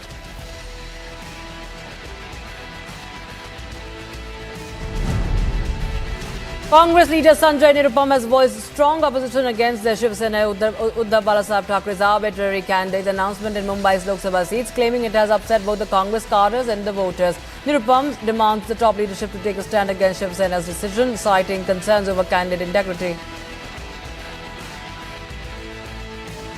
Shiv Sena उबाठा ने जिस तरीके से मनमाने ढंग से मुंबई की 6 में से 4 लोकसभा सीटों के उम्मीदवार घोषित किए हैं, इससे कांग्रेस के कैडर में भयंकर नाराजगी है और उसकी वजह से कांग्रेस का जो वोटर है वो भी नाराज रहेगा। सबसे पहले मैं तो अपने शीर्ष नेतृत्व से ये मांग करूंगा कि निश्चित तौर पर कांग्रेस की शिवसेना के इस फैसले के खिलाफ उनको एक भूमिका लेनी चाहिए। Speaking about his Lok Sabha candidacy, Union Minister Nitin Gadkari confidently asserted about his win in Nagpur, saying that he is 101% sure that the people will support him. He added that his aim will be to make the Nagpur air and water pollution free, and transform it to a green city. तो नागपुर विदर्भ का सर्वांगीण विकास ये मेरे राजनीतिक जीवन की शुरुआत में मेरा संकल्प रहा है। नाग नदी का शुद्धिकरण, और सबसे इम्पोर्टेंट चीज़ है कि नागपुर शहर को जल प्रदूषण, वायु प्रदूषण और ध्वनि प्रदूषण से मुक्त करके एक ग्रीन शहर बनाने के लिए मैं कोशिश करूंगा। Ahead of the Lok Sabha polls, the second phase to the file, the nominations for general elections will begin tomorrow. ECI will issue the Gazette notification at 4 p.m.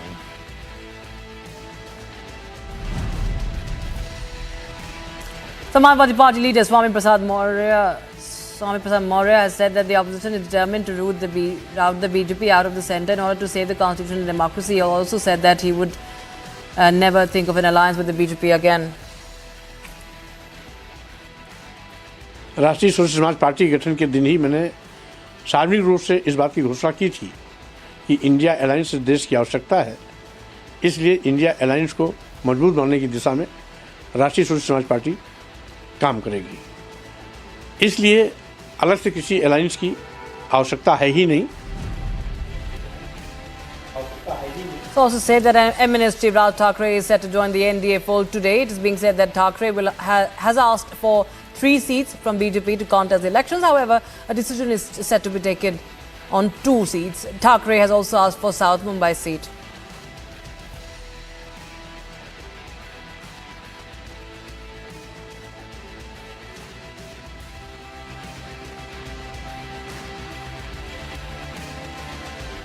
Now, news coming in from Jammu and Kashmir. According to media reports, Home Minister Amit Shah has hinted that the central government could be willing to revoke the controversial AFSPA in Jammu and Kashmir. While speaking to a local media channel, Amit Shah said that the centre has plans to pull back the troops and leave the law and order responsibility solely to the Jammu and Kashmir police. Take a listen.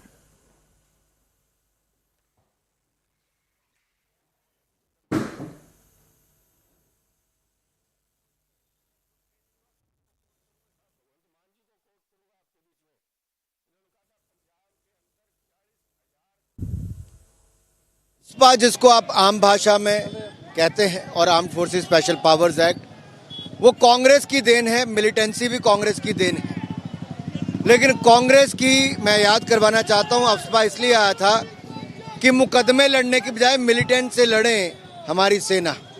आज militancy को खत्म करने का काम मोदी सरकार ने किया है और कम होते आतंकवादी हमले, बढ़ती हुई सुरक्षा का वातावरण और ये संकेत दे रहा है कि शायद अब वो समय आ गया है जब AFSPA को छुट्टी मिल जानी चाहिए, AFSPA को खत्म कर देना चाहिए। और ये उस समय जरूरत थी जब फर्जी मुकदमे हमारे फौज पर होते थे। आज पथराव भी बंद हुआ है, आतंकवादी घटनाओं में भी बहुत कमी आई है। गृह मंत्री जी की इंटरव्यू में जिस प्रकार से ये बात आई है, तो स्वाभाविक बात है कि पहले 5 अगस्त 2019 के बाद जिस प्रकार से धारा 370 को हटा करके उस प्रकार के हालात बनाए गए ताकि जो आर्म्ड फोर्सेस हैं या सुरक्षा बल हैं उनको सभी को तभी हटाया जाना संभव था जबकि हालात सुधर जाएं। आज कश्मीर में स्थितियां बदली हैं और पत्थरबाजी, अलगाववाद, आतंकवाद, भ्रष्टाचार, इन सभी पर लगाम लगी है। तो स्वाभाविक बात है कि भारत सरकार सोचती है और कश्मीर जिस प्रकार से पहले एक जन्नत जिसको कहा जाता था, लेकिन कुछ स्थानीय लोगों ने, हुर्रियत, जमायत इस्लाम, कुछ राजनीतिक पार्टियां जो हमेशा हालात ख़राब करने का प्रयास करती थी, आज भी करती हैं। तो आज उनके मुंह पर यह तमाचा है कि हमने उसी समय इसका ऐलान किया है कि जब हालात हमने सुधारे हैं तो स्वाभाविक बात है कि आने वाले समय में AFSPA को समाप्त किया जाएगा और धीरे धीरे सभी आर्म्ड फोर्सेस हैं वो अपने बैरक्स में जाएंगे। What is there to welcome? People are demanding. This government is saying there is normalcy. Jammu and Kashmir is very peaceful. Then why they have not agreed to hold assembly elections? Let them answer first. Before September there will be assembly election. Apex could all. Before September means what? They think they will come back to power and they will decide everything. If they are defeated, the other government will hold elections. That is not in his hands. The point is, when the union government has abrogated Article 370, when union government snatched away the statehood of Tamil Nadu, the Jammu and Kashmir, and bifurcated that state, why that statehood is not being restored? Why no elections are held for assembly in Jammu and Kashmir? These are the primary major questions which needs to be answered by Mr. Amit Shah, by Mr. Modi. So do you think, so you believe that AFSPA is not an issue? I don't take it seriously. What Mr. Amit Shah is saying is not a serious thing. And just he thinks by making such statements, he can deceive the people of Jammu and Kashmir. He can hoodwink the people of Jammu and Kashmir at the time of elections. That is what I point out. Mr. Amit Shah is not sincere. Home Minister, this union government headed by Mr. Modi is not sincere, honest to the people of Jammu and Kashmir. Regarding security forces, what do you have to say? No, the Jammu and Kashmir problem is not just a law and order problem. And these problems cannot be addressed and solved through security measures. And these are all certain political questions. The union government should think over to reach out to the people of Jammu and Kashmir to win their confidence and find political solutions to the problems faced by Jammu and Kashmir. So right after this statement made by Amit Shah to a local media TV for an interview, now the politicization has begun. The Gupta alliance continues to politicize this statement. Let's take a listen to what former Jammu and Kashmir Chief Minister and NC Chief Omar Abdullah has to say. AFSPA को हटाने की बात है, बिस्मिल्लाह करके आज ही शुरू करिए। जब कहते हैं कि हालात बिल्कुल नॉर्मल हैं, जब कहते हैं कि मिलिटेंसी खत्म हो चुकी है, जब कहते हैं कि अब अलायदगी पसंद सोच रही नहीं और जम्मू कश्मीर के हालात इससे ज्यादा बेहतर कभी थे नहीं, तो इंतजार किस चीज का? पहले ही कर देना था। मैं तो 2011 से इस दिन का इंतजार करता आया हूं और कोशिशें भी हमने बहुत की अफस्पा हटाने की, लेकिन मुझे डर इस बात का है कि जिस तरह लद्दाख के लोगों को 6 शेड्यूल का झांसा देके उनको गुमराह किया गया, उनको धोखा दिया गया, उनके साथ झूठे वादे किए गए, बिल्कुल उसी तरह इलेक्शन को देखते हुए जम्मू कश्मीर के लोगों के साथ अब अफस्पा के मामले में भी एक झूठा वादा और धोखा देने का जो है सिलसिला किया जा रहा है। विचार कर रहे हैं, विचार करते करते हो सकता है उनका ख्याल आए कि ना हटाएं। अगर हटाते हैं तो ये लोगों के हित की बात है, लोगों को राहत मिलेगी। और वो तो नेशनल कॉन्फ्रेंस का बहुत पुराना इशू था कि भाई इसको हटाया जाना चाहिए। जब कहते हैं कि अच्छी बात है हटाया जाए, तो तब आप ये भी मानेंगे कि फिर सिचुएशन सिक्योरिटी की जो है वो इम्प्रूव हुई है, पत्थरबाजी कम हुई, टेरर इंसिडेंट्स में कमी आई है, तभी इसका बेस बन पाया? ये गवर्नमेंट खुद कह रही है कि सब कुछ ठीक है, तो जब सब कुछ ठीक है तो फिर सोचना क्या है, हटा दो। नेशनल कॉन्फ्रेंस मानती है कि जो पीस है वो प्रिवेल हुई है? पीस गवर्नमेंट के नज़र में है, हम अपने हिसाब से देख रहे हैं कि वो जिस तरह लोगों को पीस लगता है वो है नहीं, लेकिन अगर वो समझते हैं कि इसको हटाया जाना चाहिए तो एक गवर्नमेंट के लोगों के हित की बात है, हटा देना चाहिए। उसके साथ साथ अमित शाह की तरफ से ये भी कहा गया कि मोदी सरकार की तरफ से एक लंबा प्लान रखा गया है जम्मू कश्मीर को डेवलपमेंट का, जिसमें कि एक रोड मैप पूरा तैयार किया गया है जो मोदी 3.0 में भी इम्प्लीमेंट किया जाएगा। वो अगली सदी का प्रोग्राम होगा। पिछले 5 साल से तो सुन रहे हैं, वो प्रोग्राम कहीं पहुंचा नहीं। ये जो नया प्लान है कोई अगली सदी के लिए बनाया होगा तो पता नहीं, जिस वक्त सामने आएगा तो उस पर कमेंट करेंगे।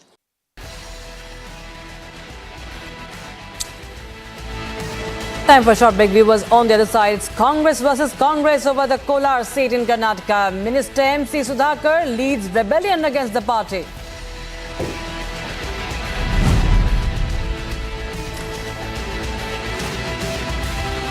And sources say Maharashtra Congress upset with Uddhav Sena over Sangli seat. Sanjay Nirupam calls Amol Kirtikar Khichdi Chor.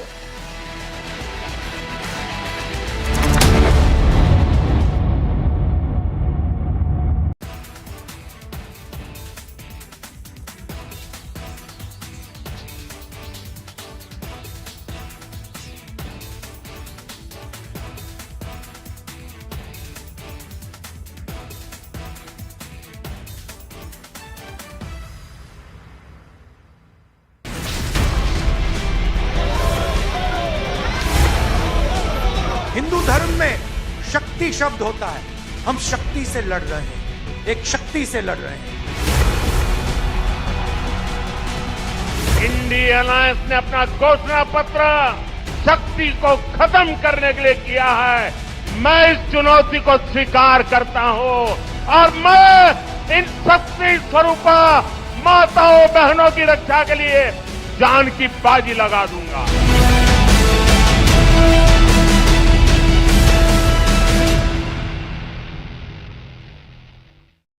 We need India. There's no doubt about that. For the first time, perhaps, after he took office, that he's speaking perhaps the right language in the context of India. Well, yes, that also, I believe, has relationship or links to your invitation to me, and that I was able to be there and I was able to be seen with the Prime Minister. And now when there is no military footprint of India in the Maldives today, do you think there is a sense of realization about the Chinese tilt? Well, there is a sense of realization, and everyone would see that very clearly.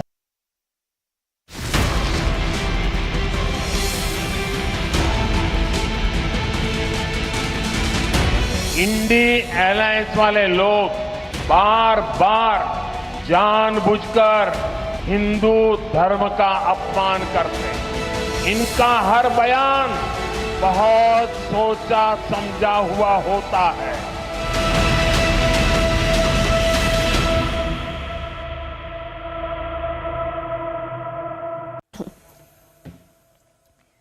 Viewers, we're live and breaking. I'm Shivangi Shukla, getting you the latest coming in, and what we see right now are back-to-back updates coming in before the Lok Sabha polls.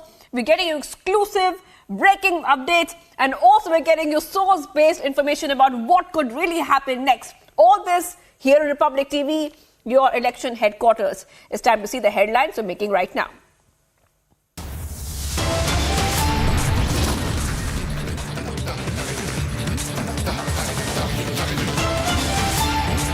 Home Minister Amit Shah hints at revoking AFSPA, says the centre trusts Jammu and Kashmir police to handle law and order issues.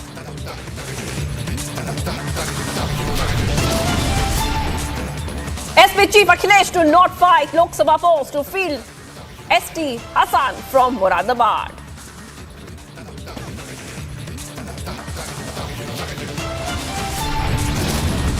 Expel TMC MP Mahua Moitra and Darshan Hiranandani summoned by the ED in Forex violation case.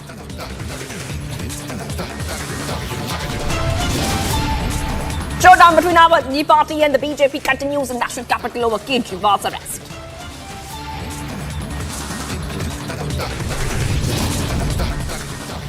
Sources say Maharashtra Congress upset with Uddhav Sena over Sangli seat. Sanjay Nirupam calls Amol Kirtikar Khichdi Chor.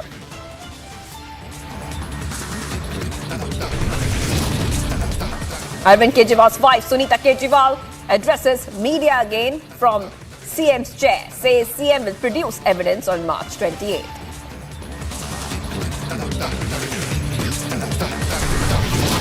After Rekha Patra Krishna Nagar, candidate Amrita Roy gets PM's call. PM tells her all black money seized by ED will come back to the poor of Bengal.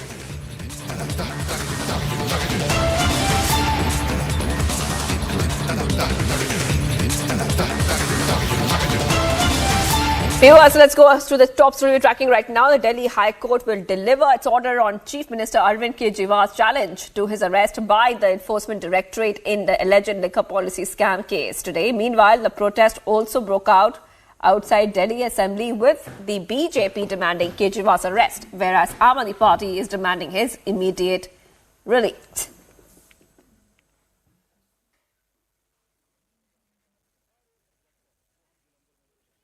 जो कहते थे मैं राजनीति में नहीं आऊंगा, मेरी लड़ाई तो भ्रष्टाचार के खिलाफ है, आज भ्रष्टाचार के दलदल में गिरी हुई, गहराई तक गिरी हुई आम आदमी पार्टी नजर आती है, जिनका शिक्षा मंत्री, जिनके पार्षद, ये सब जेल में है, और इनका मुख्यमंत्री शराब घोटाले के किंगपिन कट्टर बेईमान अरविंद केजरीवाल भी जेल में है। मैं ये पूछता हूं, कहां गई अरविंद केजरीवाल की नैतिकता? हमने बताया कि जो अभियुक्त हैं शराब घोटाले के, उनके जो प्रेम पत्र बाहर ये पढ़ रहे हैं उनकी पार्टी के लोग, उसको लेके जांच की मांग की है, क्योंकि हमारी जानकारी के हिसाब से कानून की कुछ परिभाषाएं जिसको सबको मानना होता है, और इस तरह के प्रेम पत्र वहां से निकल नहीं सकते। तो हमने उनकी जांच की मांग की है कि इनकी जांच कीजिए, और जिन्होंने प्रेम पत्र पढ़ के सुनाए उनकी भूमिका की भी जांच की। सब लोग आज मैं भी केजरीवाल की टी शर्ट के अंदर हैं और विरोध करते हैं भारतीय जनता पार्टी की तानाशाही का, जिस तरीके से चुनावों के दौरान हमारे लोगों के ऊपर छापे डाले जा रहे हैं। ये सब लोग तानाशाही की जो पराकाष्ठा है उसको पार कर रहे हैं। अरविंद केजरीवाल जी की गैर कानूनी गिरफ्तारी के खिलाफ आज सभी विधायक संघर्ष कर रहे हैं, प्रदर्शन कर रहे हैं। आज इस देश में लोकतंत्र को खत्म करने की कोशिश की जा रही है। ये इस देश के इतिहास में पहली बार हुआ है कि एक राष्ट्रीय पार्टी के राष्ट्रीय अध्यक्ष को गिरफ्तार कर लिया गया है, वो भी चुनाव की घोषणा के बाद। तो आज ये बिल्कुल साफ है कि अरविंद केजरीवाल की गिरफ्तारी इस देश के लोकतंत्र पर हमला है। देखिए, आज मुख्य तौर पर जो स्वास्थ्य संबंधित दिक्कतें दिल्ली के अंदर हैं उनको लेकर के चर्चा होगी, लेकिन चूंकि अरविंद केजरीवाल जी जो दिल्ली के मुख्यमंत्री हैं उनकी गिरफ्तारी हुई है, उसके बाद पहली बार सत्र बुलाया गया है, तो पूरी ताकत के साथ दिल्ली, पूरा देश और पूरे दुनिया के अंदर इस गिरफ्तारी के खिलाफ आवाज उठ रही है। इस सदन के अंदर भी इस गिरफ्तारी के खिलाफ बुलंद आवाज उठेगी। And viewers, so what we see right now are back-to-back updates coming in, where Delhi CM and the Aam Aadmi Party leader Arin Kejriwal, in his plea before the Delhi High Court, has said that the foundation of the ED's action arresting him was flawed, as the agency has failed to establish his guilt in the alleged excise policy scam. So what we see right now is Delhi High Court will deliver its order on CM Arvind Kejriwal's challenge to his arrest by the ED in the alleged liquor policy scam case today. Meanwhile, the protests are also happening. Now you see those visuals coming in of the protest right outside Delhi Assembly, with the BJP demanding Kejriwal's arrest, where Aam Aadmi Party is demanding his immediate release. So top update coming on to Public TV viewers about what we can expect next and at this point of time. And of course, we also told you a short while back that Arvind Kejriwal's wife has sat on the CM's chair and claimed that the Delhi CM will unveil the money trail related infamous liquor scam. The trail of that and some proof, that's something which Arvind Kejriwal's wife has also said. So we are seeing back-to-back updates coming in. Delhi High Court will also reply back to what Arvind Kejriwal has said about his arrest. Arvind Kejriwal has gone up to Delhi High Court and said that it's time that he gets released immediately. I just want to go across to Riyanka. And Riyanka, you've been tracking this story very closely. And the story has so many angles, Riyanka, but I just want to go to you first about what the Delhi High Court is likely to say on Arvind Kejriwal. Arvind Kejriwal has challenged his arrest and he is saying that I should be released as soon as possible. Take us through, when will the Delhi High Court order would be most probably likely to come out? Anytime soon now, anytime we are expecting the High Court to deliver its order in terms of the bail plea that was in fact being filed by Arvind Kejriwal today. Well, there were several developments that in fact took place today that we were of course tracking the minute-to-minute details. As of now, what we know, any time from now, well, the High Court had given the time of 4:30 when it would in fact upload the order of this particular hearing that took place today. Well, what we saw on the other side, that Arvind Kejriwal and Abhishek Manu Singhvi, who is in fact fighting the case for Kejriwal in the High Court, has maintained the fact that the arrest and the remand is illegal. Abhishek Manu Singhvi had in fact put forward before the High Court that those who were accused and then later turned approvers, on their statements on what grounds was Arvind Kejriwal arrested. There were also contentions made whether the arrest was at all necessary for Arvind Kejriwal. He was in fact giving out all the statements. He was cooperating with the Enforcement Directorate. Even the Enforcement Directorate did not respond to Arvind Kejriwal's letter on every summons that were given out to Arvind Kejriwal. So on what grounds were the arrest made? That has been challenged by Abhishek Manu Singhvi today.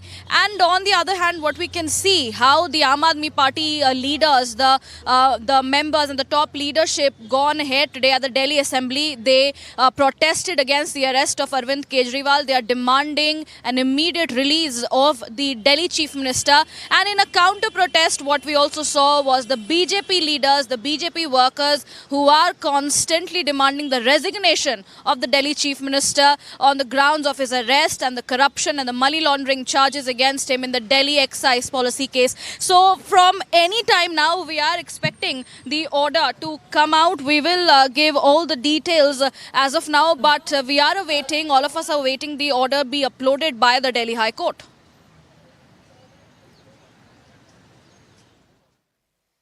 All right, thank you, Riyanka, for getting getting us all the details coming in. And I just want our viewers to have a look at this reaction coming in from Sunita Kejriwal, who is Arvind Kejriwal's wife. Now, you will see this statement of hers where she's sitting on the CM's chair and she is talking about a money trail that will be exposed very soon. Let's play out this reaction of Arvind Kejriwal's wife, Sunita Kejriwal.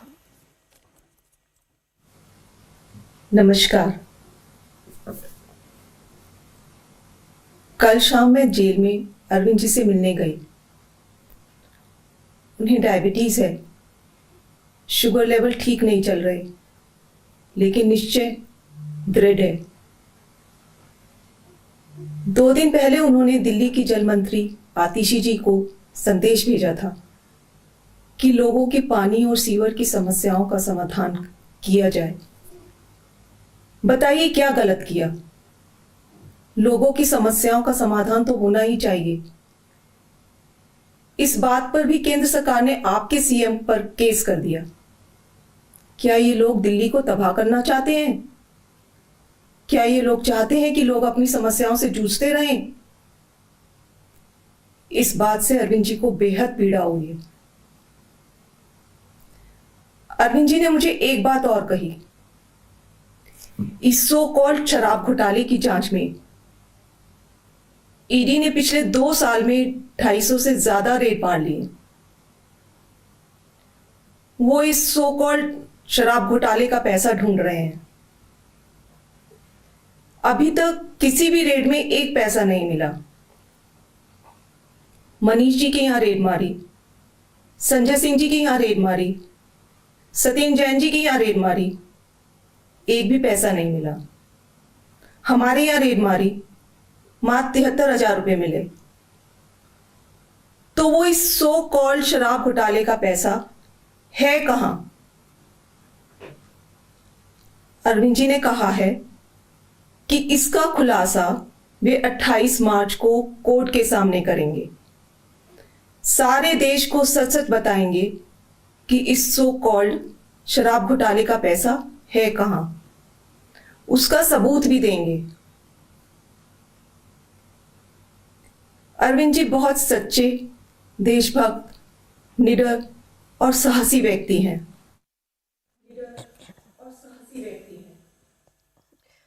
All right, let's go back to Riyanka, who's joining us. Riyanka, all our viewers heard what Sunita Kejriwal has to say. Sunita Kejriwal is Arvind Kejriwal's wife. Now, she has raised certain points. She has said something about a big expose on the policy scam, excise policy scam, that she's saying will happen inside the court. Now, do we have any idea about what she's referring to and what the Aam Aadmi Party leaders and workers are doing at this point of time? Because we see a lot of protests happening simultaneously.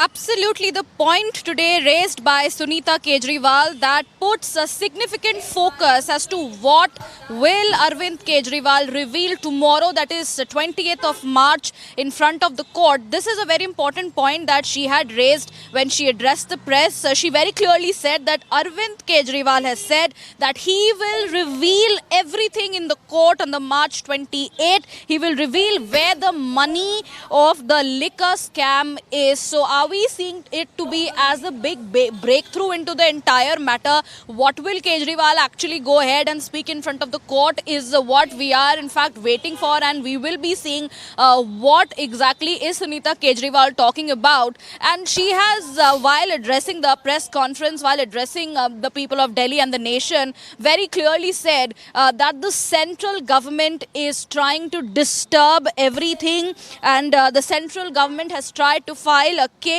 against Arvind Kejriwal when he had issued directives from the jail over the water services to the water minister Atishi, and also gone ahead and said that Kejriwal is an honest person. He cares for the people of the national capital, but the centre, the BJP, is not letting him work. They have put up an illegal case against him. Remember how the Aam Aadmi Party is constantly reiterating the fact that the entire entire arrest, the entire remand that has been given to the Enforcement Directorate is illegal. Well, 28th of March, which is tomorrow, will be the day when the ED remand ends and Kejriwal will be appearing before the court tomorrow, and we will be seeing what exactly he reveals as per his wife's details that she had given out today in front of the press, and we will in fact keep all the close check, because she has said that he will tell where the money of the liquor scam is. So very interesting to note there exactly what will happen tomorrow. And she has also said that 2 days ago Arvind Kejriwal sent a letter to Water Minister regarding the water and sewer problems in Delhi, and the central government filed a case against them. She asked, do they want to destroy Delhi? So these were very important statements made by Sunita Kejriwal today while she addressed the press. All right. Thank you so much for joining us, Riyanka, with all the details that we are getting for our viewers. Back-to-back updates coming in. Let's move ahead, Riyanka, because we are tracking more stories coming in, and this is related to the Lok Sabha elections. Getting a news from Himachal Pradesh, viewers, where Congress's Pratibha Singh has now opted out of the Lok Sabha race, as she will not contest from the Mandi seat. Let's go ahead and play out the reactions.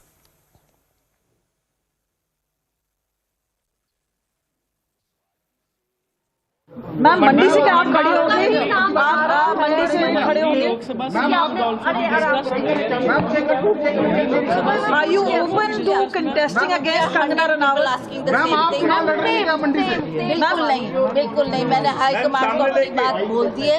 High command क्या फैसला करती है वो उस पे अब निर्भर करता है। पर कंगना को कितनी बड़ी चुनौती मानती है? अब मुझे क्या पूछना, वो तो बीजेपी के कैंडिडेट है, बीजेपी ने उनको फील्ड में उतारा है। ठीक है, जो भी होगा सामना करेंगे, इलेक्शन लड़ेंगे और लड़वाएंगे और कांग्रेस को जितवाएंगे। मैम एक सवाल पूछना चाहेंगे कि हिमाचल में जिस तरह से हो रहा है उसी तर्ज पे पंजाब में भी देखा जा रहा है कि कांग्रेस के या एक्स कांग्रेस के कई नेता हैं जो बीजेपी में लगातार शामिल हो रहे थे। ये क्या दर्शाता है? अब इस पे सोच करना पड़ेगा और मंथन करना पड़ेगा, और हम चाहेंगे कि जिनकी विचारधारा उनसे मिलती है, ठीक है, उनको वहाँ ठीक लगा तो हम भी तलाश करेंगे कि अच्छा कोई नेता हो या अच्छा हमारी तरफ से कोई कैंडिडेट हो, उनको फील्ड में उतारेंगे और कांग्रेस को विजय बनाएंगे। बयानबाजी कितना नुकसानदायक हो सकती है किसी पार्टी के लिए, जिस तरीके से कंगना के लिए हुई है पर्सनल बयानबाजी? मुझे नहीं उस पर कमेंट करना है। What she said I don't know and I don't like commenting on somebody's comment. What she has said, that is her personal view. I cannot comment on that. Thank you. And let's go straight to my colleague Madhurima is joining us live. Madhurima, I'm coming to you. We see that there's already a lot of chaos prevailing in Himachal Pradesh Congress.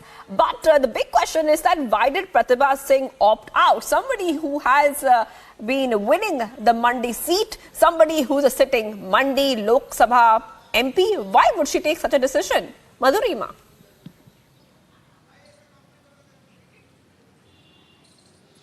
Well, Shivangi, we all know that this time the Modi wave is at its highest pace, and the way we've seen, this is not the first time that we are seeing Congress MPs, MLAs, even party workers on the ground level leaving the Congress party and joining hands with the Bharatiya Janata Party.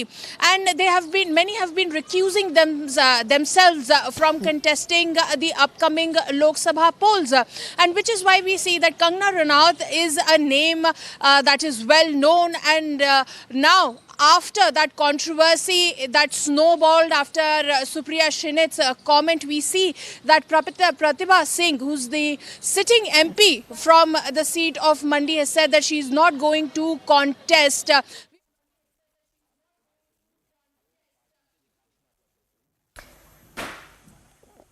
All right, let's move ahead, viewers, to the other stories we're tracking on Republic TV. And Karnataka Minister Shivaraj Thangatagi has now been booked over his derogatory remark on PM Modi. The Karnataka Minister said that youth and students, those who chant Modi slogans, should be slapped. Karnataka leader of opposition R. Ashoka lashed out at Shivaraj Thangatagi, saying that Congress is expert in abusing Prime Minister Modi. Take a look at this report for more. In Karnataka, there is no culture. He is the culture minister. There is no water in Karnataka. Irrigation minister is D.K. Kumar. This is the thing happening. Because the captain of this team, Siddaramaiah, is expert in all these issues. He speaks in singular language about Modi, about respected President of India, everybody in the assembly also. So what Big Brother will do, that will continue all the small brothers. Congress party DNA, they divided India, Pakistan, Bangladesh, India. They divided in the blood only, Congress blood only, the divide and rule. Because they are from the British culture. They are the sponsor, British culture they sponsored to Congress people. Viewers, top election updates for you. PM Modi set to commence his Lok Sabha campaign for Uttar Pradesh from merit on March 31st. This comes as the BJP has fielded Ramayana actor Arun Govil from there.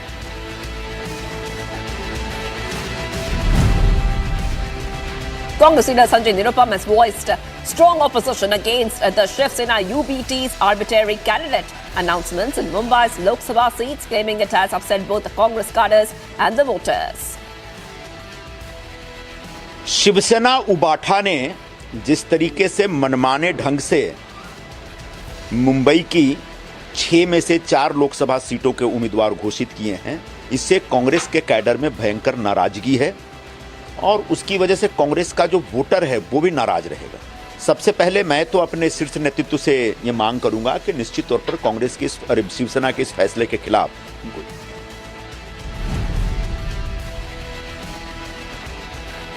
Speaking about his Lok Sabha candidacy, New Minister Nitin Gadkari confidently asserted about his win in Nagpur, saying that he's 101% sure that the people will support him. He added that his aim will be to make the Nagpur air and water pollution free and transform it into a green city. Picture तो नागपुर विदर्भ का सर्वांगीण विकास, ये मेरे राजनीतिक जीवन की शुरुआत में मेरा संकल्प रहा है। नाग नदी का शुद्धिकरण और सबसे इम्पोर्टेंट चीज़ है कि नागपुर शहर को जल प्रदूषण, वायु प्रदूषण और ध्वनि प्रदूषण से मुक्त करके एक ग्रीन शहर बनाने के लिए मैं कोशिश करूंगा। Ahead of the Lok Sabha polls, a second phase to file the nomination for the general elections will begin tomorrow. ECI will issue the Gazette notification at 4 p.m.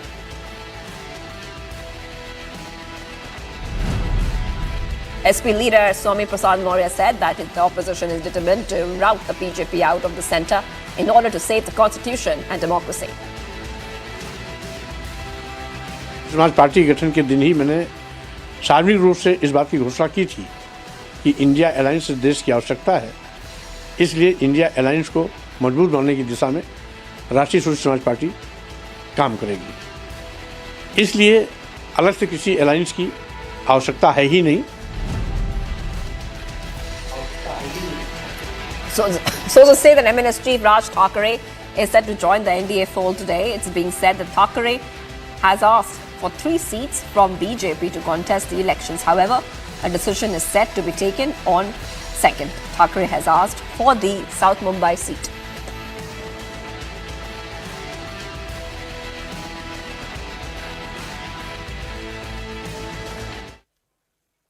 And viewers, the ED has issued fresh summons to the TMC leader and former Lok Sabha MP Mahua Moitra for questioning in a case related to the contravention of the Foreign Exchange Management Act. Moitra is being probed by the CBI too. It is conducting an inquiry into the allegations against Moitra, who was expelled a few months ago on the reference from the Lokpal. Here is a full report on that. The Enforcement Enforcement Directorate today has sent out a fresh summons to former TMC MP Mahua Moithro and industrialist Darshan Hina Nandani in the query for cash scam case. Now, this is yet again another summon that has been sent out to the former TMC MP who was disqualified from the parliament after the ethics committee panel gave a report against her in this particular scam. Now, this development comes after the Central Bureau of Investigation officials recently raided residence of the former TMC MP. Now, the allegations here are that Ms. Moithro had taken...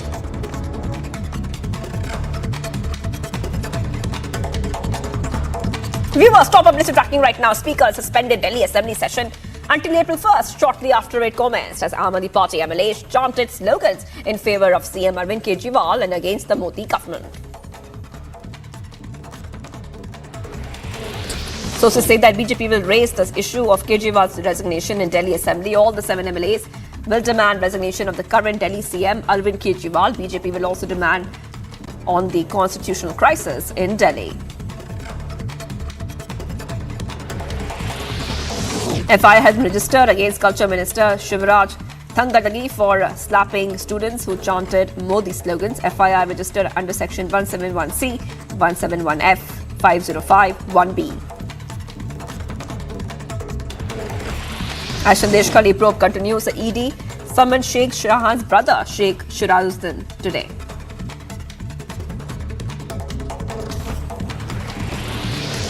An Indian Army battalion group is participating in the second edition of the Tri-Services Inter-US Amphibious Exercise X-Tiger Triumph alongside the Indian Navy and the Indian Air Force.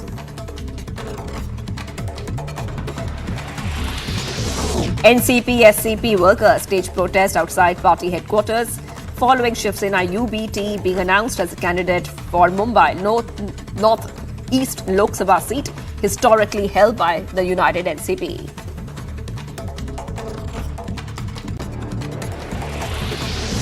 The ED raids are being conducted at the residence of Firozpur Deputy Commissioner Rajesh Thiman and 26 other locations in 7 districts of Punjab under the Prevention of Money Laundering Act.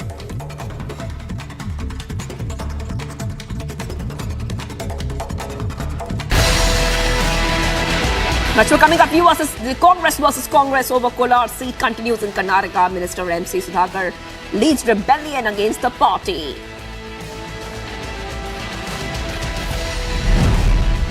Sources say Maharashtra Congress upset with Uddhav Sena over Sangli seat. Sanjay Nirupam calls Amol Kirtikar Khichdi Chor.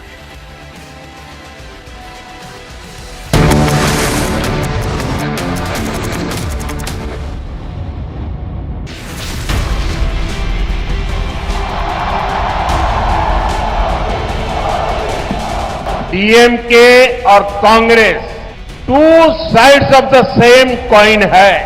DMK और कांग्रेस का मतलब है big corruption. DMK और कांग्रेस का मतलब है one family rule.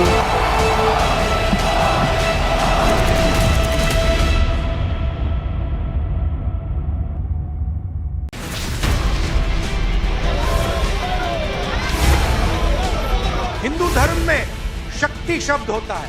हम शक्ति से लड़ रहे हैं, एक शक्ति से लड़ रहे हैं।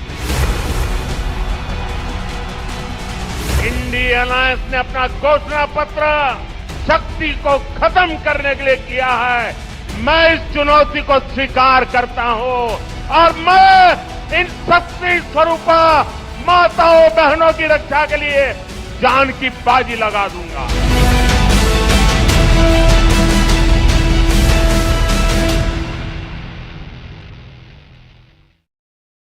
Good evening and welcome, viewers. The question I want to begin with tonight is whether all public servants in the country are equal, or whether some public servants are more equal than others. And the reason I'm asking this is because Arvind Kejriwal holds the unusual distinction of being a serving chief minister operating from jail. Before joining politics, Hindu धर्म में शक्ति शब्द होता है। हम शक्ति से लड़ रहे हैं, एक शक्ति से लड़ रहे हैं। इंडी अलायंस ने अपना घोषणा पत्र शक्ति को खत्म करने के लिए किया है। मैं इस चुनौती को स्वीकार करता हूं और मैं इन शक्ति स्वरूपा माताओं बहनों की रक्षा के लिए जान की बाजी लगा दूंगा।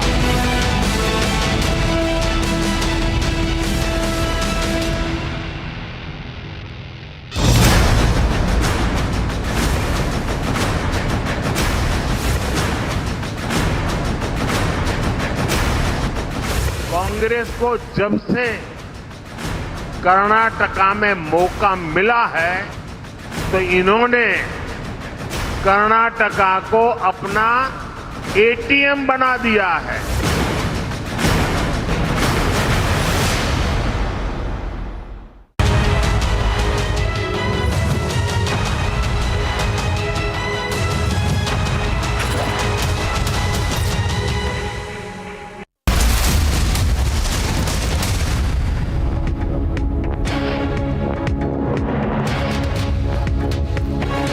Live on Breaking Republic TV, and I'm Raksha Mishra with you. Let's get started with all the top stories making headlines first.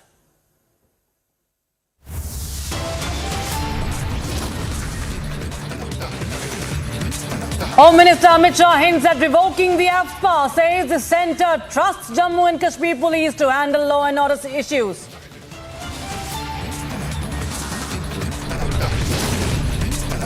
Samajwadi Party Chief Akhilesh Yadav to not fight the Lok Sabha polls to field S.T. Hassan from Moradabad. Expelled TMC MP Mahua Moitro and Darshan Hiranandani summoned by the Enforcement Directorate in the Forex violation case. Showdown between Aam Aadmi Party and BJP continues in the national capital over Kejriwal's arrest. Sources say Maharashtra Congress upset with Uddhav Sena over Sangli seat. Sanjay Nirupam calls Amol Kirtikar Khichdi Chor. Arvind Kejriwal's wife Sunita Kejriwal addresses media again from the Chief Minister's chair. Says CM will produce evidence on the 28th of March.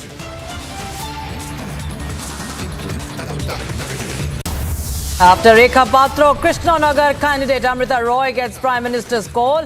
PM tells her all black money seized by the ED will come back to the poor of Bengal.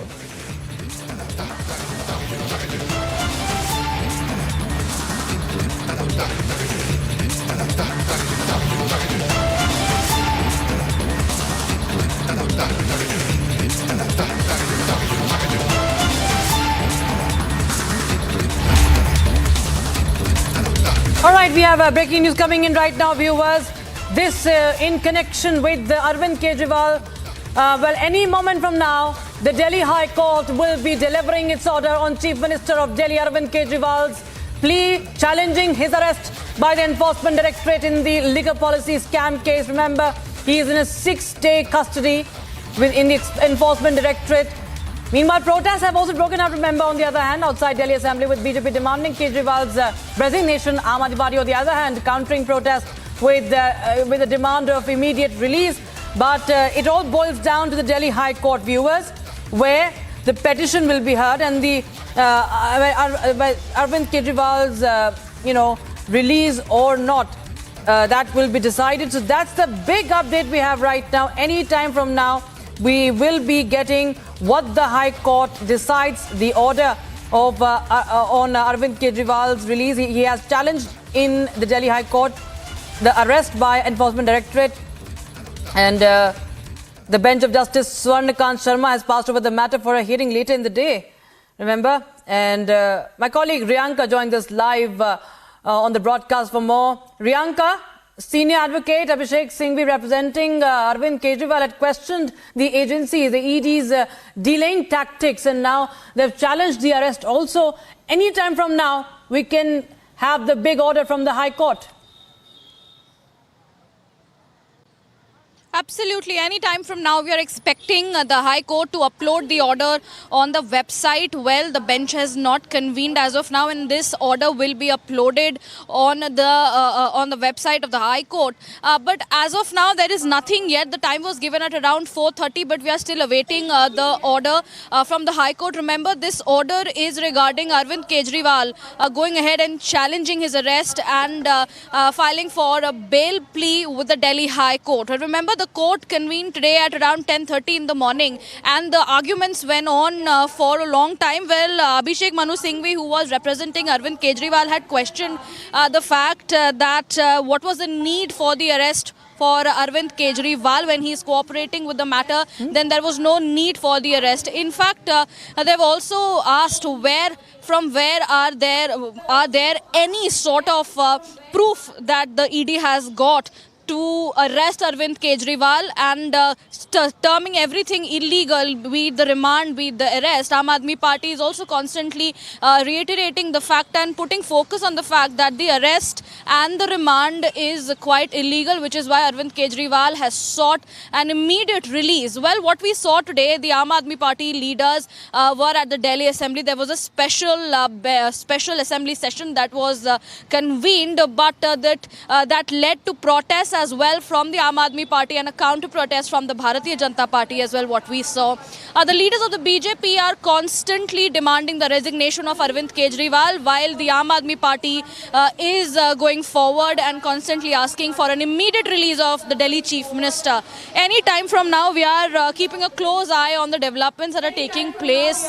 As soon as we get the order from the High Court, we will in fact go ahead and share it with our viewers. Let me tell you a bit about what Singhvi had said. He had said that it is difficult to get bail in the ED cases. Therefore, on the basis of the arrest under the PMLA has been made very strong. So a strict case, a strong case had been made against Arvind Kejriwal by the Enforcement Directorate. Remember, tomorrow, which is the 28th of March, his remand ends. The ED will, of course, go ahead and seek an extension.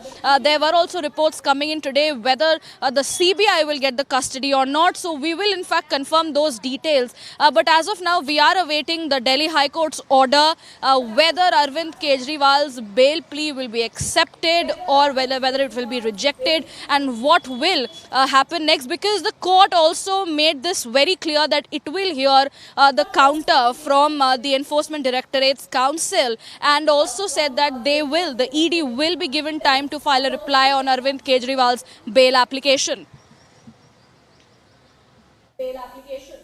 Absolutely, and in fact, the 6-day custody of Arvind Kejriwal ends tomorrow, Riyanka. At the same time, what we understand from what Singhvi has said, that the ED is seeking a 3-week custody now. That could be really, it really spells trouble, isn't it, for Arvind Kejriwal, given the fact that they have indeed presented proof to the court last week, after which we saw that the court had immediately said that there's no protection for Arvind Kejriwal from arrest. And on one hand, we have Abhishek Manu Singhvi continuously saying that there is no proof.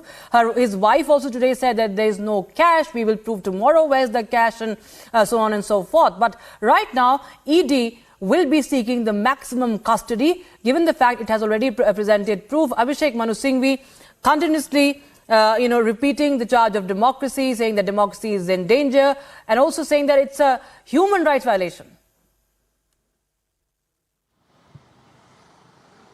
Absolutely, human rights violation, violation of fundamental rights. This is what was given out in the bail application of Arvind Kejriwal, where he's challenged his arrest and the remand and talked to it as illegal.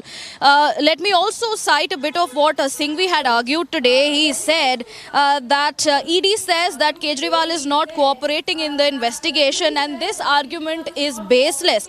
Kejriwal cannot be forced to give a statement against him, and that is his right. They cannot force him to testify against himself. So this is where very particularly he's saying that this is where his fundamental rights and the basic rights are being violated. And also Kejriwal had sought protection from the Constitutional Court in such malicious proceedings. That is what they are saying, that these proceedings are malicious.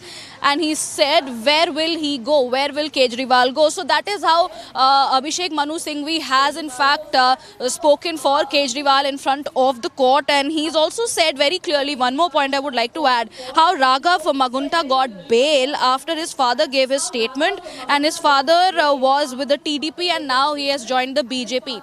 So constantly we are seeing how the approvers who were earlier accused, they turned approvers, and now at this point in time how we see because of the statements of Raghav Magunta and others, Arvind Kejriwal and K. Kavita were put into the scene, and that's why their arrests were made. And we will in fact get all the details as far as the High Court's order. We are still awaiting the order. It has been delayed for a bit, but we will be bringing in all the updates as soon as we get them from the High Court. And in fact, we've seen a political face, or we've seen, protest versus protest. There's been a competition of protests in the streets of Delhi today, and even the court had issued a stern warning to the Aam Aadmi Party's legal cell over their protest call, saying that they will be doing, the lawyers will be doing it at their own peril. So those were really some strong words that were used by the Delhi High Court today.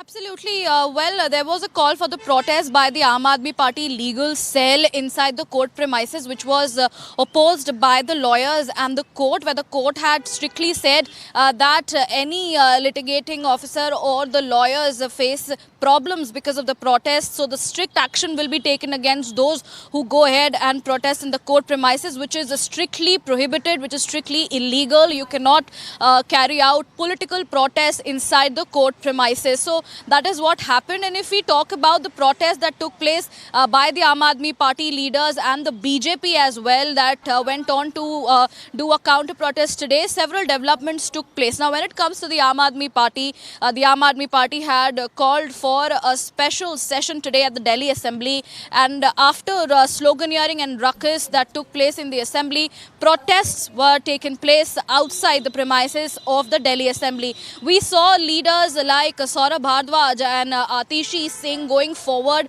and asking for Arvind Kejriwal's immediate release and terming his arrest as illegal, because they are constantly asking, where is the proof, where is the money, and how can you arrest Arvind Kejriwal? But when we see the BJP has constantly maintained its stand that Arvind Kejriwal is the kingpin of the entire matter. This is also what the Enforcement Directorate has given charge against Arvind Kejriwal, that he is in fact the kingpin. The BJP also carried out counter protests today against Arvind Kejriwal and sought his resignation as soon as possible on the post of the Chief Minister of Delhi. They also opposed the fact that Arvind Kejriwal is trying to run the government from inside the Tihar, from inside the ED custody.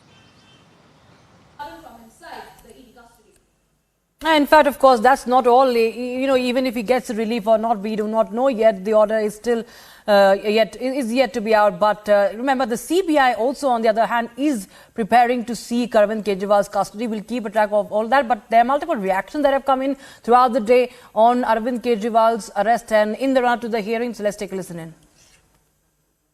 जो कहते थे मैं राजनीति में नहीं आऊंगा, मेरी लड़ाई तो भ्रष्टाचार के खिलाफ है, आज भ्रष्टाचार के दलदल में गिरी हुई, गहराई तक गिरी हुई आम आदमी पार्टी नजर आती है, जिनका शिक्षा मंत्री, जिनके पार्षद, ये सब जेल में है, और इनका मुख्यमंत्री शराब घोटाले के किंगपिन कट्टर बेईमान अरविंद केजरीवाल भी जेल में है। मैं ये पूछता हूं, कहां गई अरविंद केजरीवाल की नैतिकता?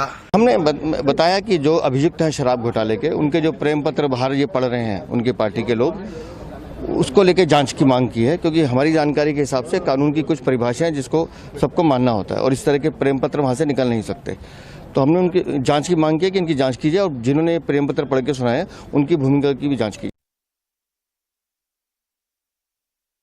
सब लोग आज मैं भी केजरीवाल की टी शर्ट के अंदर हैं और विरोध करते हैं भारतीय जनता पार्टी की तानाशाही का, जिस तरीके से चुनावों के दौरान हमारे लोगों के ऊपर छापे डाले जा रहे हैं। ये सब लोग तानाशाही की जो पराकाष्ठा है उसको पार कर रहे हैं। अरविंद केजरीवाल जी की गैर कानूनी गिरफ्तारी के खिलाफ आज सभी विधायक संघर्ष कर रहे हैं, प्रदर्शन कर रहे हैं।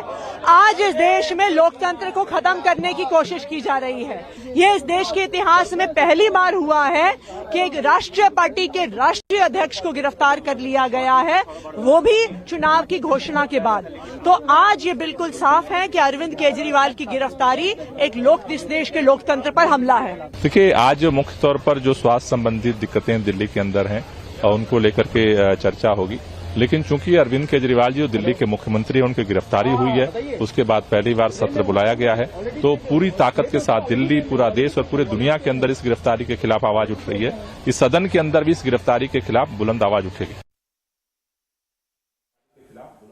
All right, so those were the multiple reactions coming in from Aam Aadmi Party leaders who had in fact led protests today on the streets of Delhi. We just saw that happening, protest versus protest in the national capital. And now my colleague Riyanka continues to be with us from outside the Delhi High Court, where we are of course awaiting the order from. But Riyanka is not just the Enforcement Directorate.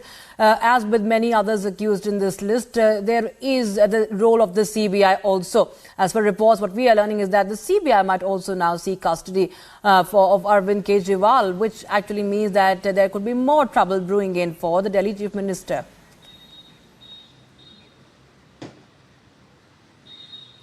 Absolutely, more trouble is in fact brewing in for the Delhi Chief Minister, as you rightly mentioned, because we are seeing that Kejriwal is in a position where we can expect a setback for him and the Aam Aadmi Party, because not just the Enforcement Directorate but also the Central Bureau of Investigation is going to build its heat on Arvind Kejriwal. As per the sources and the reports, it is quite likely that the CBI is also preparing to get the custody of Arvind Kejriwal after the ED custody gets over, which is tomorrow, when Arvind Kejriwal will be once again produced in front of the court. The ED will produce Kejriwal tomorrow after the custody ends, and the probe agency will seek further custody tomorrow. But the CBI, as well as we talk, is also preparing to build its heat on Arvind Kejriwal, and it will also go ahead and seek for Arvind Kejriwal's custody. Well, at this point in time, what we also see how the Aam Aadmi Party leaders have protested outside the Delhi Assembly today,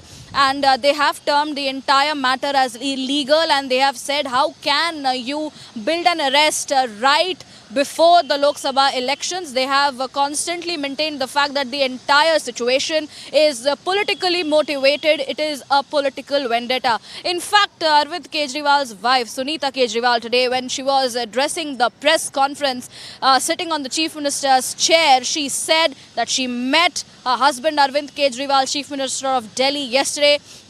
And Arvind Kejriwal is concerned about the people of the national capital, and she has also put in focus on something quite interesting, the fact that Arvind Kejriwal is all likely to go ahead and tell in front of the court where the actual money of the liquor scam is. So this is what Sunita Kejriwal has gone ahead and particularly mentioned. So we will be keeping a close eye on this interesting development that is going to take place tomorrow on the 28th of March as to what Kejriwal will go ahead and reveal in front of the court, as where is the money of the entire corruption, of the entire money laundering case against Arvind Kejriwal, who is being named as the kingpin of entire liquor ghotala. Right. Thank you so much, Riyanka, for joining us. We'll keep a track of all developments coming in. So, of course, we will come back to you as we expect the order to come out anytime soon from the Delhi High Court. All right, we should focus to Jammu and Kashmir now, viewers. According to media reports, Home Minister Amit Shah has hinted that the central government could be willing to revoke the controversial AFSPA, the Armed Forces Special Powers Act in Jammu and Kashmir. Now, while speaking to a local media channel, Amit Shah says the centre also has plans to pull back the troops and leave the law and order solely to the Jammu and Kashmir police. In fact, we'll get you more on that. And also, there is another story we're tracking from Himachal Pradesh. Kangana versus no one in Mandi. While Pratibha Singh is not going to contest from Mandi seat as opposed to the speculations, Congress's Pratibha Singh has opted out of the Lok Sabha race and she will not contest from Mandi seat. And this comes after Kangana Ranaut was fielded by the BJP from Mandi. So this is one of the updates we have right now ahead of the Lok Sabha elections. And Kangana, as she entered the electoral battle, Congress MP has bowed out. So that is the latest we have. And let's take a listen into what Pratibha Singh had to say on this. Ma'am Mandi से क्या आप खड़े होंगे? आप मंडी से खड़े होंगे? Are you open to contesting against Kangana Ranaut? बिल्कुल नहीं, मैंने हाई कमांड को अपनी बात बोल दी है। हाई कमांड क्या फैसला करती है वो उस पर अब निर्भर करता है। ठीक है, कंगना को कितनी बड़ी चुनौती मानती है? अब मुझे क्या पूछना, वो तो बीजेपी के कैंडिडेट है, बीजेपी ने उनको फील्ड में उतारा है। ठीक है, जो भी होगा सामना करेंगे, इलेक्शन लड़ेंगे और लड़वाएंगे और कांग्रेस को जितवाएंगे। एक सवाल पूछना चाहेंगे कि हिमाचल में जिस तरह से हो रहा है उसी तर्ज पे पंजाब में भी देखा जा रहा है कि कांग्रेस के या एक्स कांग्रेस के कई नेता हैं जो बीजेपी में लगातार शामिल हो रहे थे। ये क्या दर्शाता है? अब इस पे सोच करना पड़ेगा और मंथन करना पड़ेगा और हम चाहेंगे कि जिनकी विचारधारा उनसे मिलती है, ठीक है, उनको वहाँ ठीक लगा तो हम भी तलाश करेंगे कि अच्छा कोई नेता हो या अच्छा हमारी तरफ से कोई कैंडिडेट हो, उनको फील्ड में उतारेंगे और कांग्रेस को विजय बनाएंगे। बयानबाजी कितना नुकसानदायक हो सकती है किसी पार्टी के लिए, जिस तरीके से कंगना के लिए हुई है पर्सनल बयानबाजी? मुझे नहीं उस पर कमेंट करना है। What she said I don't know and I don't like commenting on somebody's comment. What she has said, that is her personal view. I cannot comment on that. Thank you. And in some more news, Prime Minister Modi is all set to commence his Lok Sabha campaign for Uttar Pradesh from Meerut on the 31st of March. This comes as BJP has fielded Ramayana actor Arun Kejriwal from Meerut. Congress leader Sanjay Nirupam has voiced strong opposition against the Shiv Sena UBT's arbitrary candidate announcements in Mumbai's Lok Sabha seats, claiming it has upset both Congress cadres and voters. Nirupam demands top leadership to take a stand against Shiv Sena's decisions, citing concerns over candidate integrity. Shiv Sena उबाठा ने जिस तरीके से मनमाने ढंग से मुंबई की 6 में से 4 लोकसभा सीटों के उम्मीदवार घोषित किए हैं, इससे कांग्रेस के कैडर में भयंकर नाराजगी है और उसकी वजह से कांग्रेस का जो वोटर है वो भी नाराज रहेगा। सबसे पहले मैं तो अपने शीर्ष नेतृत्व से ये मांग करूंगा कि निश्चित तौर पर कांग्रेस की शिवसेना के इस फैसले के खिलाफ उनको एक भूमिका दें। Speaking about his Lok Sabha candidacy, Union Minister Nitin Gadkari confidently asserted about his win in Nagpur, saying that he is 101% sure that people will support him. He added that his aim will be to make Nagpur air and water pollution free and transform it to a green city. Picture तो नागपुर विदर्भ का सर्वांगीण विकास, ये मेरे राजनीतिक जीवन की शुरुआत में मेरा संकल्प रहा है। नाग नदी का शुद्धिकरण और सबसे इम्पोर्टेंट चीज़ है कि नागपुर शहर को जल प्रदूषण, वायु प्रदूषण और ध्वनि प्रदूषण से मुक्त करके एक ग्रीन शहर बनाने के लिए मैं कोशिश करूंगा। Ahead of the Lok Sabha polls, the second phase to file the nominations for the general elections 2024 will begin tomorrow. Election Commission will issue the Gazette notification at 4 p.m.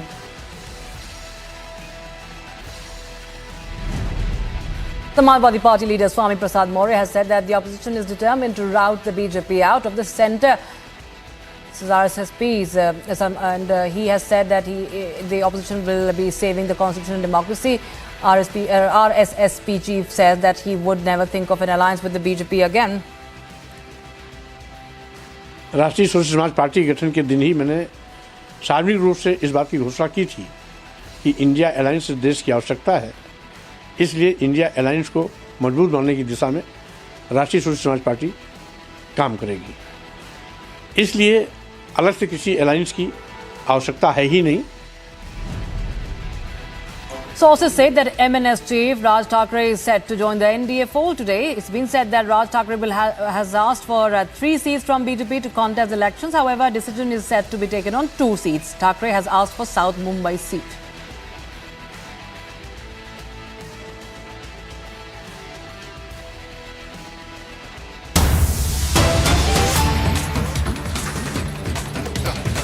Right, we have breaking news coming in right now. Indigo aircraft grazes Air India plane. That's a big update we have right now. Indigo flight hits Air India aircraft on taxiway. incident reported from Kolkata airport. Now, authorities have delayed Indigo flight departure, and this is a big update we have right now. Indigo and Air India Express plane graze in Kolkata, and it's been a close shave for the flyers. What we are getting to know, two aircraft coming dangerously close to each other on the runway in Kolkata airport this morning. It's been a narrow escape. What we understand, we'll get more details on any sort of damage that has been reported. But you can see the visuals coming in from the taxiway. Two aircraft, one from Indigo and the other from Air India Express, coming close to each other on the taxiway. Been a narrow escape. It's a big update we have right now, and you can see the visuals of the same right now on your screens, viewers. There's been a Darbhanga-bound Indigo aircraft taxiing at the Kolkata airport, hitting the stationary Air India Express flight, waiting for clearance to enter the runway.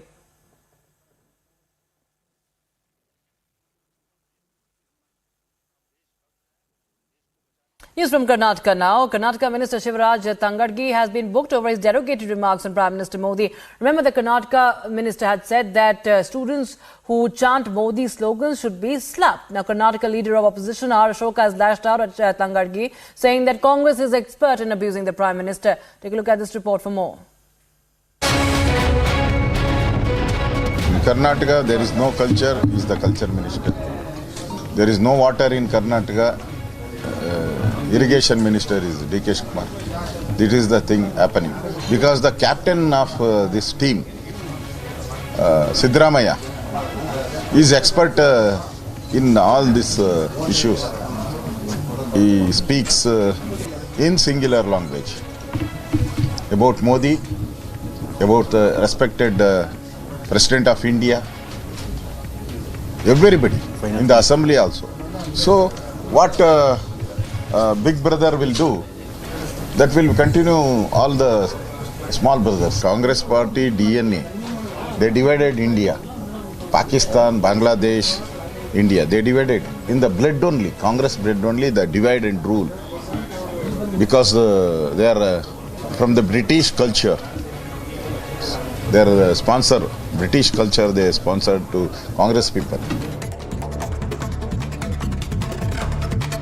In some more news, the ED has cracked down on Kerala Chief Minister Pinarayi Vijayan's daughter Veena Vijayan, who is an alleged beneficiary of the money laundering case in the Cochin Minerals Ruta Limited scam. Matter was earlier being probed by the SFIO.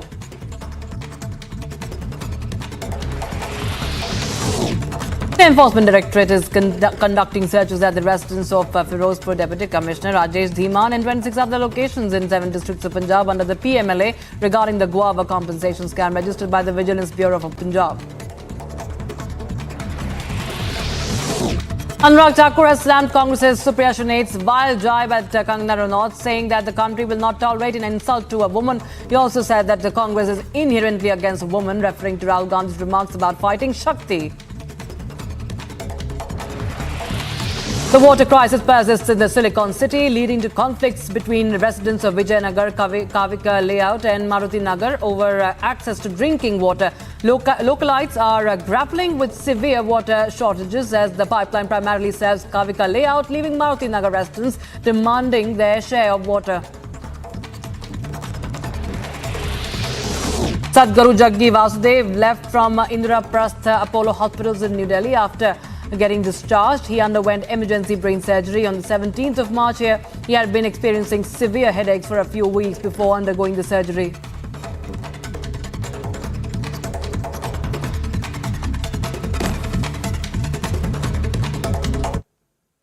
Now, an explosion occurred outside a Gurudwara in Jammu and Kashmir's Poonch district and it caused panic among the local residents. No injuries have been reported. Police, army, personnel and forensic experts visited the spot immediately after the incident was reported. Now, initial findings suggest that the blast resulted from suspected terrorists throwing a Chinese grenade.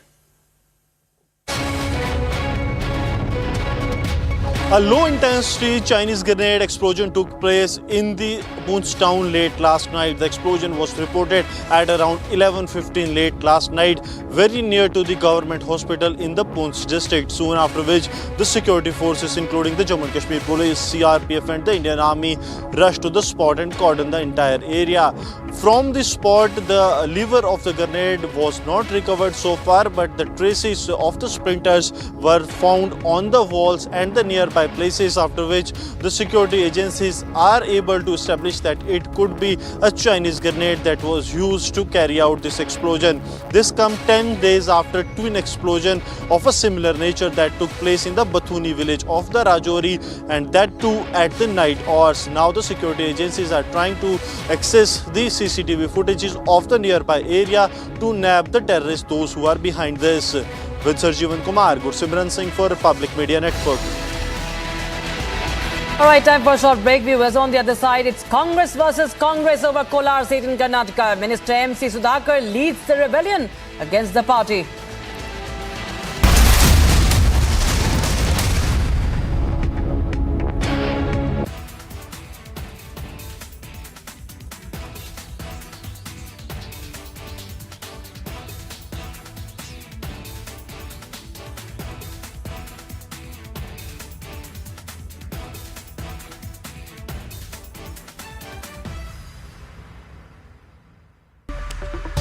Welcome back, ladies and gentlemen. It's time now for the nation's sharpest opinion.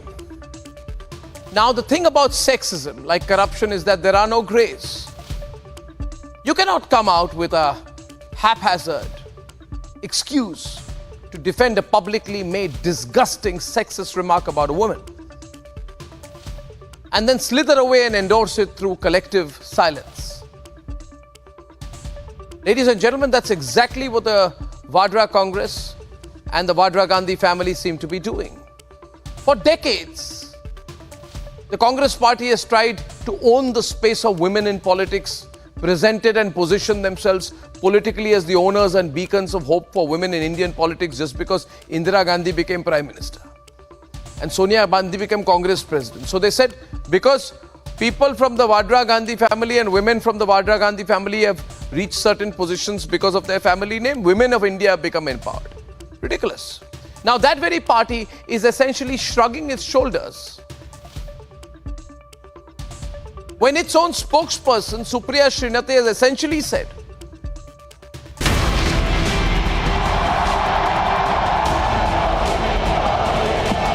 दुनिया की सबसे पुरानी भाषा तमिल भाषा हिंदुस्तान की है।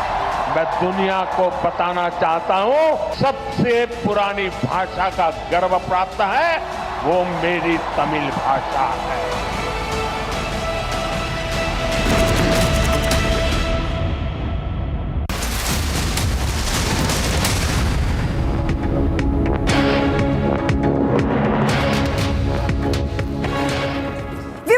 We're breaking up Shivangi Shukla, getting you the latest coming in this Wednesday evening, and we have so many updates for you ahead of the Lok Sabha elections, exclusives, breaking news updates coming in about what we can expect before the Lok Sabha elections. Some alliances are stitched together while some alliances are breaking apart. Well, we'll keep you up to date with that, but first the headlines we're tracking right now.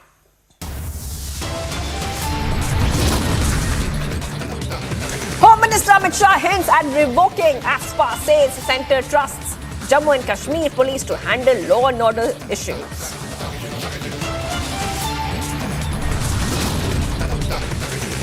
SP Chief Akhilesh to not fight Lok Sabha polls to field ST Hassan from Moradabad.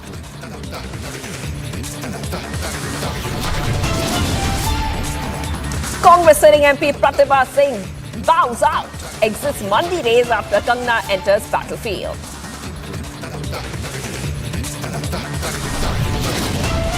Expels TMC MP Mahua Moitra and Darshan Kiranandani summoned by the ED in the Forex violation case.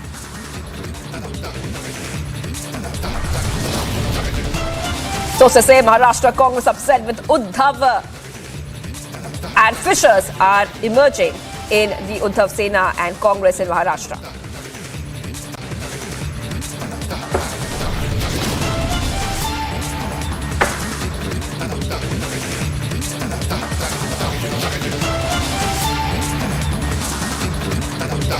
PM Modi this time dials Amrita Roy. Updates coming in just ahead of Lok Sabha elections.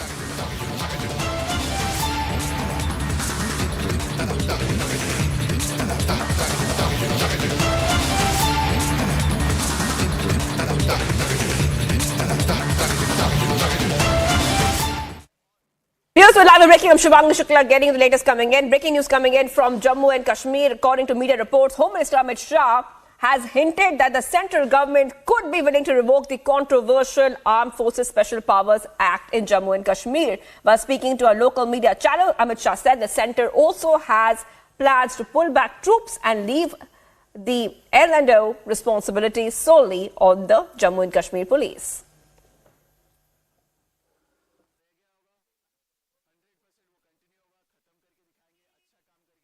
धारा 370 के गलत प्रकार के फायदे जम्मू कश्मीर की जनता को और मुख्यत्वे घाटी के अवाम को समझाकर एक भ्रांति फैला गई थी, वो भ्रांति ध्वस्त हो गई। एक बात हमेशा कही जाती थी कि धारा 370 समाप्त होते ही जम्मू कश्मीर की संस्कृति, भाषा, एक वजूद खत्म हो जाएगा। 5 साल हो गए, कुछ नहीं हुआ। कश्मीरी आज भी कश्मीरी है, कश्मीरी भाषा का भी महत्व बना है, कश्मीरी खान पान का भी महत्व बड़ा है और कश्मीर के टूरिस्ट स्पॉट आज यात्रियों से भरे हुए हैं। तो एक जो हवा फैलाया गया था, धारा 370 जाने से हजारों लोग कश्मीर में आ जाएंगे, कश्मीरियत खत्म हो जाएगी, कुछ नहीं हुआ। और मैं कश्मीर की जनता को फिर से कहना चाहता हूँ कि इस देश में ढेर सारे राज्य हैं। गुजरात में आज भी गुजरातियों का अपना एक कल्चर है, बंगाल में आज भी बंगालियों का अपना एक कल्चर है, महाराष्ट्र में आज भी मराठियों का एक अपना कल्चर है। कहीं पर धारा 370 नहीं है। ये देश ही इतने खूबसूरत तरीके से बनाया गया है कि हजारों प्रकार की संस्कृतियां, हजारों प्रकार की बोलियां, सैकड़ों संस्कृतियां एक साथ अपना सह अस्तित्व बनाते हुए भारत का कल्चर बनाए हुए हैं। और मुझे आनंद है कि आज जम्मू कश्मीर की जनता इस चीज को महसूस कर रही है। जम्मू कश्मीर में धारा 370 की आड़ में अलगाववादी विचार को एक विचारधारा बनाकर जम्मू कश्मीर के युवाओं को आतंक के रास्ते पर घसीट दिया गया, जिसका पाकिस्तान ने दुरुपयोग किया और जम्मू कश्मीर में 40,000 से ज्यादा युवा विगत 4 दशक में मारे गए। आज जम्मू कश्मीर शांति की ओर आगे बढ़ा है, टेररिज्म खत्म हो रहा है, 2 दरबार की परंपरा समाप्त हो चुकी है, पत्थरबाजी लगभग नहीं 0 हो चुकी है, भ्रष्टाचार रोकने के लिए एंटी करप्शन ब्यूरो बन चुका है, जनता का पैसा जनता के पास पहुंच रहा है, पठानकोट की नाका परमिट समाप्त हो चुकी है। 33 साल के बाद आज जम्मू कश्मीर के अवाम रात्रि के शो में भी सिनेमा में पिक्चर का लुत्फ उठा रहे हैं। 30 साल के बाद मुहर्रम का जुलूस निकला है और G20 का आयोजन दुनिया भर के लोग कश्मीर में होते हुए बदलाव को देख कर गए हैं। तो बहुत समय के बाद, लगभग 35 साल के बाद जम्मू कश्मीर की जनता आज शांति का माहौल का अनुभव कर रही है, विकास इनके घर तक पहुंचा है और आतंकवाद से आगे निकलकर हर घर तिरंगा हो या फॉर्मूला 4 कार रेसिंग हो या लाल चौक पर तिरंगा फहराना हो, अमरनाथ यात्रा में 4.5 लाख लोग का यात्रियों का आना हो और जम्मू कश्मीर में कुल मिलाकर एक साल में 2 करोड़ 10 लाख यात्री आना हो। ये सारी चीजें जम्मू कश्मीर में नए बदलाव की शुरुआत है। युवाओं को रोजगारी मिल रही है और मैं आगे बताऊंगा हर व्यक्ति को इसका फायदा मिला है। AFSPA जिसको आप आम भाषा में कहते हैं और armed forces special powers act, वो कांग्रेस की देन है, मिलिटेंसी भी कांग्रेस की देन है। लेकिन कांग्रेस की मैं याद करवाना चाहता हूँ, AFSPA इसलिए आया था कि मुकदमे लड़ने की बजाय मिलिटेंट से लड़े हमारी सेना। आज मिलिटेंसी को खत्म करने का काम मोदी सरकार ने किया है और कम होते आतंकवादी हमले, बढ़ती हुई सुरक्षा का वातावरण, और ये संकेत दे रहा है कि शायद अब वो समय आ गया है जब अफ्स्पा को छुट्टी मिल जानी चाहिए, अफ्स्पा को ख़त्म कर देना चाहिए। और ये उस समय ज़रूरत थी जब फर्जी मुकदमे हमारे फौज पर होते थे। आज पथराव भी बंद हुआ है, आतंकवादी घटनाओं में भी बहुत कमी आई है।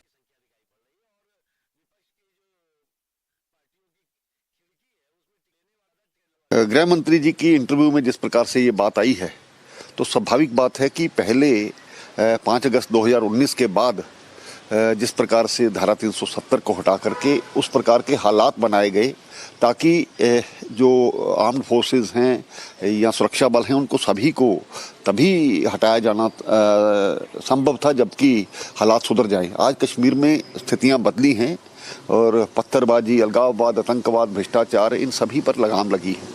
तो स्वाभाविक बात है कि भारत सरकार सोचती है और कश्मीर जिस प्रकार से पहले एक जन्नत जिसको कहा जाता था, लेकिन कुछ स्थानीय लोगों ने, हुर्रियत, जमायत इस्लाम, कुछ राजनीतिक पार्टियां जो हमेशा हालात ख़राब करने का प्रयास करती थी, आज भी करती हैं, तो आज उनके मुंह पर यह तमाचा है कि हमने उसी समय इसका ऐलान किया है कि जब हालात हमने सुधारे हैं तो स्वाभाविक बात है कि आने वाले समय में अफ्स्पा को समाप्त किया जाएगा और धीरे धीरे सभी आर्म्ड फोर्सेस हैं वो अपने बैरक्स में जाएंगे।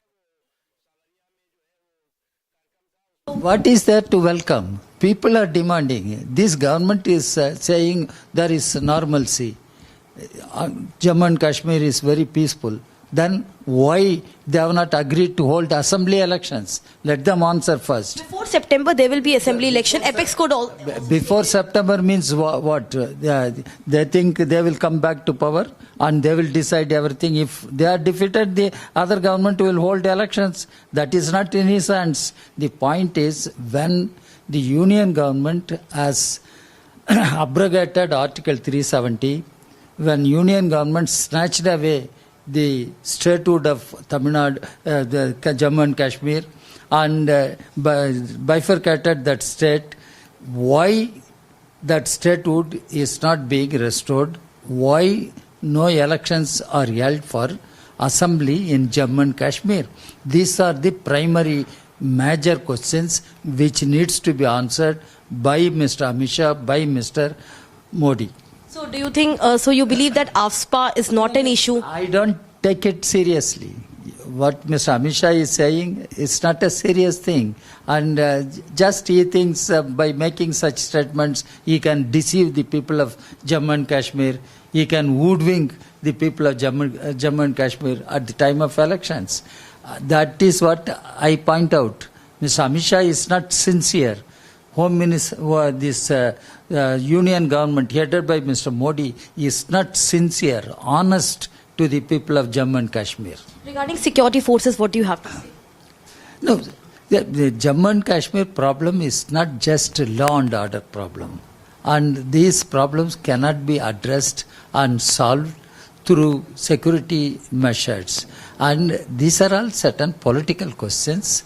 The union government should think over to reach out to the people of Jammu and Kashmir to win their confidence and find political solutions to the problems faced by Jammu and Kashmir.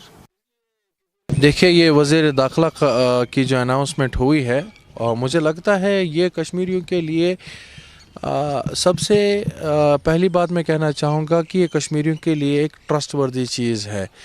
जो वादे और दावे मरकज़ी सरकार ने कश्मीरियों के साथ तकरीबन 40 साल 50 साल पहले किए थे और सही टाइम आने पर उन्होंने अपना जो है वादा पूरा किया।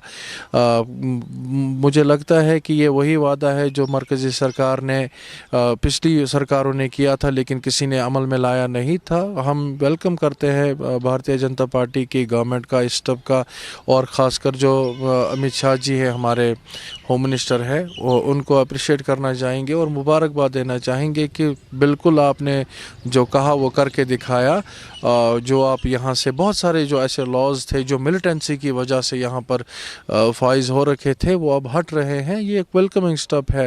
मुझे लगता है हर एक कश्मीरी जो है वो मुबारकबाद इस वक्त कर रहा होगा मरकज़ी सरकार को, अमित शाह जी को, और ख़ासकर जो यहाँ पे हालात उन्होंने अच्छे किए हैं, सुधारे हैं। कहीं पे अब सिविल अटैक्स नहीं है, टेरर अटैक्स नहीं है, या कहीं पे मॉब लिंचिंग नहीं हो रही है, स्टोन पेल्टिंग नहीं हो रहे हैं। अब ये सही वक्त है कि बहुत सारे जो यहाँ पे कानून लगे थे, जिसकी वजह से कहीं ना कहीं फ़ौज पे भी काफ़ी ज़्यादा बर्डन था, और मुझे लगता है कि वो बर्डन भी अब जो है उन पर कम होने जा रहा है।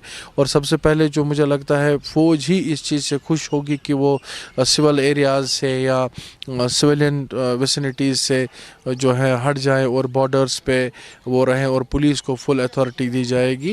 मुझे लगता है मरकज़ी सरकार ने ये सही टाइम पे जो वादा था वो पूरा किया है। आपको लगता है अमित शाह ने ये भी कहा है कि जम्मू एंड कश्मीर पुलिस जो है उसको ज़्यादा स्ट्रेंथ किया जाएगा, हालांकि उसको ज़्यादा सख्त किया जाएगा, क्या कैसे देखते हैं इस चीज़ को आप?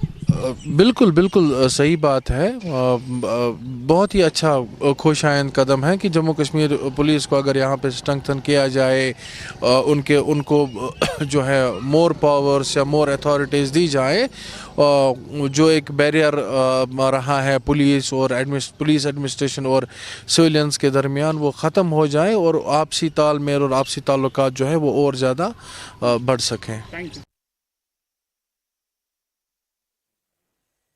Meanwhile, the Gupkar alliance continues to politicize. Listen into this reaction coming in. जहां तक AFSPA को हटाने की बात है, बिस्मिल्लाह करके आज ही शुरू करिए।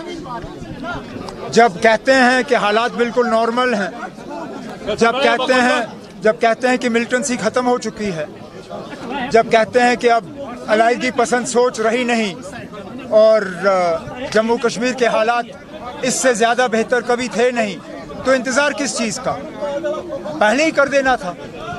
मैं तो 2011 से इस दिन का इंतजार करता आया हूं और कोशिशें भी हमने बहुत की AFSPA हटाने की, लेकिन मुझे डर इस बात का है कि जिस तरह लद्दाख के लोगों को 6 शेड्यूल का झांसा देके उनको गुमराह किया गया, उनको धोखा दिया गया, उनके साथ झूठे वादे किए गए, बिल्कुल उसी तरह इलेक्शन को देखते हुए जम्मू कश्मीर के लोगों के साथ अब AFSPA के मामले में भी एक झूठा वादा और धोखा देने का जो है सिलसिला किया जा रहा है। विचार कर रहे हैं, विचार करते करते हो सकता है उनका ख्याल आए कि ना हटाएं। अगर हटाते हैं तो ये लोगों के हित की बात है, लोगों को राहत मिलेगी। और वो तो नेशनल कॉन्फ्रेंस का बहुत पुराना इशू था कि भाई इसको हटाया जाना चाहिए। जब कहते हैं कि अच्छी बात है हटाया जाए, तो तब आप ये भी मानेंगे कि फिर सिचुएशन सिक्योरिटी की जो है वो इम्प्रूव हुई है, पत्थरबाजी कम हुई, टेरर इंसिडेंट्स में कमी आई है, तभी इसका बेस बन पाया? ये गवर्नमेंट खुद कह रही है कि सब कुछ ठीक है, तो जब सब कुछ ठीक है तो फिर सोचना क्या है, हटा दो। तो नेशनल कॉन्फ्रेंस मानती है कि जो पीस है वो प्रिवेल हुई है? पीस गवर्नमेंट के नज़र में है, हम अपने हिसाब से देख रहे हैं कि वो जिस तरह लोगों को पीस लगता है वो है नहीं, लेकिन अगर वो समझते हैं कि इसको हटाया जाना चाहिए तो एक गवर्नमेंट के लोगों के हित की बात है, हटा देना चाहिए। उसके साथ साथ अमित शाह की तरफ से ये भी कहा गया कि मोदी सरकार की तरफ से एक लंबा प्लान रखा गया है जम्मू कश्मीर को डेवलपमेंट का, जिसमें कि एक रोड मैप पूरा तैयार किया गया है जो मोदी 3.0 में भी इम्प्लीमेंट किया जाएगा। वो अगली सदी का प्रोग्राम होगा। पिछले 5 साल से तो सुन रहे हैं, वो प्रोग्राम कहीं पहुंचा नहीं। ये जो नया प्लान है कोई अगली सदी के लिए बनाया होगा तो पता नहीं, जिस वक्त सामने आएगा तो उस पर कमेंट करेंगे।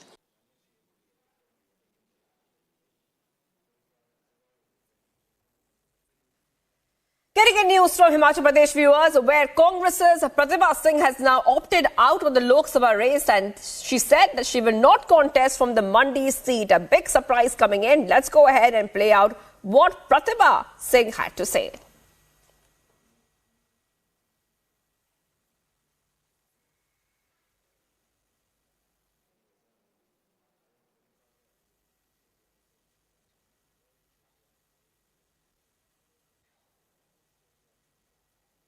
खड़े होंगे आप मंडी से खड़े होंगे।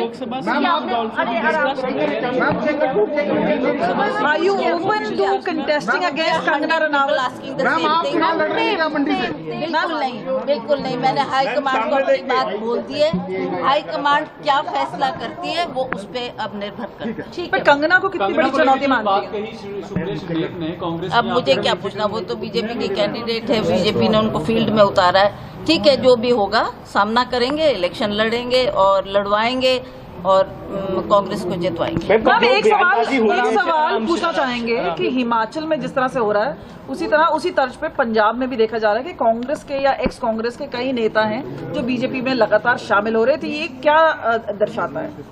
अब इस पे सोच करना पड़ेगा और मंथन करना पड़ेगा और हम चाहेंगे कि जिनकी विचारधारा उनसे मिलती है, ठीक है, उनको वहाँ ठीक लगा तो हम भी तलाश करेंगे कि अच्छा कोई नेता हो या अच्छा हमारी तरफ से कोई कैंडिडेट हो, उनको फील्ड में उतारेंगे और कांग्रेस को विजय बनाएंगे। बयानबाजी कितना नुकसानदायक हो सकती है किसी पार्टी के लिए, जिस तरीके से कंगना के लिए हुई है पर्सनल बयानबाजी? मुझे नहीं उस पर कमेंट करना है। What she said I don't know and I don't like commenting on somebody's comment. What she has said, that is her personal view. I cannot comment on that. ठीक है, thank you.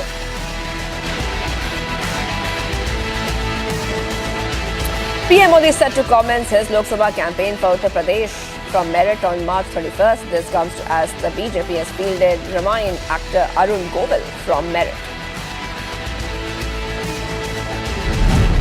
Congress leader Sanjay Nirupam has voiced strong opposition against the Shiv Sena UBT's arbitrary candidate announcement in Mumbai's Lok Sabha seats, claiming it has upset both Congress cadre and voters. Nirupam demands top leadership to take a stand against Shiv Sena's decision, citing concerns over candidate integrity. Shiv Sena उबाठा ने जिस तरीके से मनमाने ढंग से मुंबई की 6 में से 4 लोकसभा सीटों के उम्मीदवार घोषित किए हैं, इससे कांग्रेस के कैडर में भयंकर नाराजगी है और उसकी वजह से कांग्रेस का जो वोटर है वो भी नाराज रहेगा। सबसे पहले मैं तो अपने शीर्ष नेतृत्व से ये मांग करूंगा कि निश्चित तौर पर कांग्रेस के शिवसेना के इस फैसले के खिलाफ उनको एक भूमिका लेनी चाहिए। Speaking about his Lok Sabha candidacy, Union Minister Nitin Gadkari confidently asserted about his win in Nagpur, saying that he's 101% sure that the people will support him. He added that his aim will be to make Nagpur air and water pollution free and transform it to a green city. Picture तो नागपुर विदर्भ का सर्वांगीण विकास, ये मेरे राजनीतिक जीवन की शुरुआत में मेरा संकल्प रहा है। नाग नदी का शुद्धिकरण और सबसे इम्पोर्टेंट चीज़ है कि नागपुर शहर को जल प्रदूषण, वायु प्रदूषण और ध्वनि प्रदूषण से मुक्त करके एक ग्रीन शहर बनाने के लिए मैं कोशिश करूंगा। Ahead of the Lok Sabha polls, the second phase to file nomination for the general elections will begin tomorrow. ECI will issue the Gazette notification at 4 p.m. SP leader Sonia Prasad Maurya said that the opposition is determined to rout the BJP out of the centre in order to save the constitution and democracy. He also said that he would never think of an alliance with the BJP again.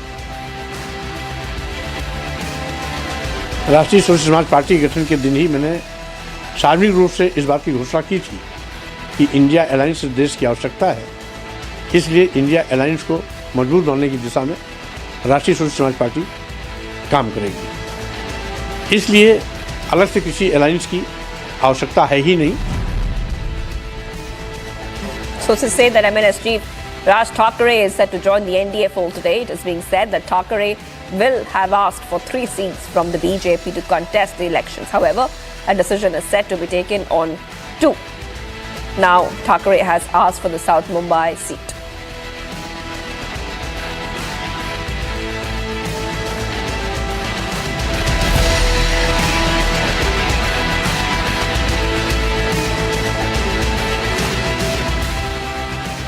The Silicon City of the Lake City, Bengaluru, is grappling with a severe water shortage, leading to tensions among residents fighting for access to drinking water. Meanwhile, R. Ashoka, the leader of the opposition in Karnataka, has criticized the Congress-led state government for its handling of the water crisis in Bengaluru. Take a look at this report for more. The Lake City of Bengaluru is grappling with a severe water crisis. The prolonged water crisis has created a drought-like situation in the state and led to shortage of drinking water in the city. The crisis has now triggered a massive fight between residents in affected regions. In Bengaluru's Vijayanagar, water wars are playing out on the streets. The apathy has forced the residents of Maruti Nagar to demand water supply from the water pipeline in Vijayanagar. Meanwhile, Leader of opposition in Karnataka Assembly hit out at the Siddaramaiah-led government in the state. In Karnataka, there is no culture, he is the culture minister. There is no water in Karnataka, irrigation minister is D.K. Kumar.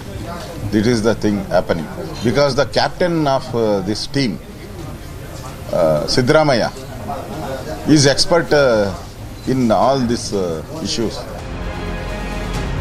As the crisis continues, the residents continue to demand quick action from the authorities. Bureau Report, Republic TV.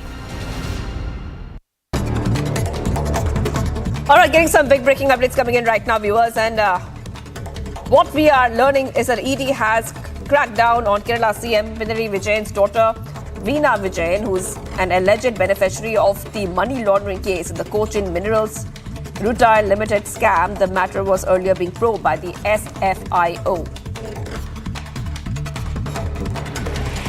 The ED is conducting searches at the residence of Firozpur Deputy Commissioner Rajesh Dhiman and 26 other locations in 7 districts of Punjab under the PMLA regarding the guava compensation scam registered by the Vigilance Bureau of Punjab. Anurag Thakur slams Congress's Supriya Shrine's vile jibe at Kangana Ranaut, stating that the country will not tolerate an insult to a woman. He also states that the Congress is inherently against women, referring to Rahul Gandhi's remarks about fighting Shakti. The water crisis persists in the Silicon City, leading to conflicts between residents of Vijayanagar, Kavika Layout and Maruti Nagar over access to drinking water. Localities are grappling with severe water shortages as the pipeline primarily serves Kavika Layout, leaving Maruti Nagar residents demanding their share of water.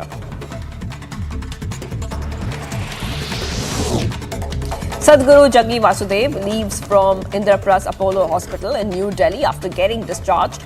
He underwent emergency brain surgery on March 17th here. He had been experiencing severe headaches for a few weeks before undergoing the surgery.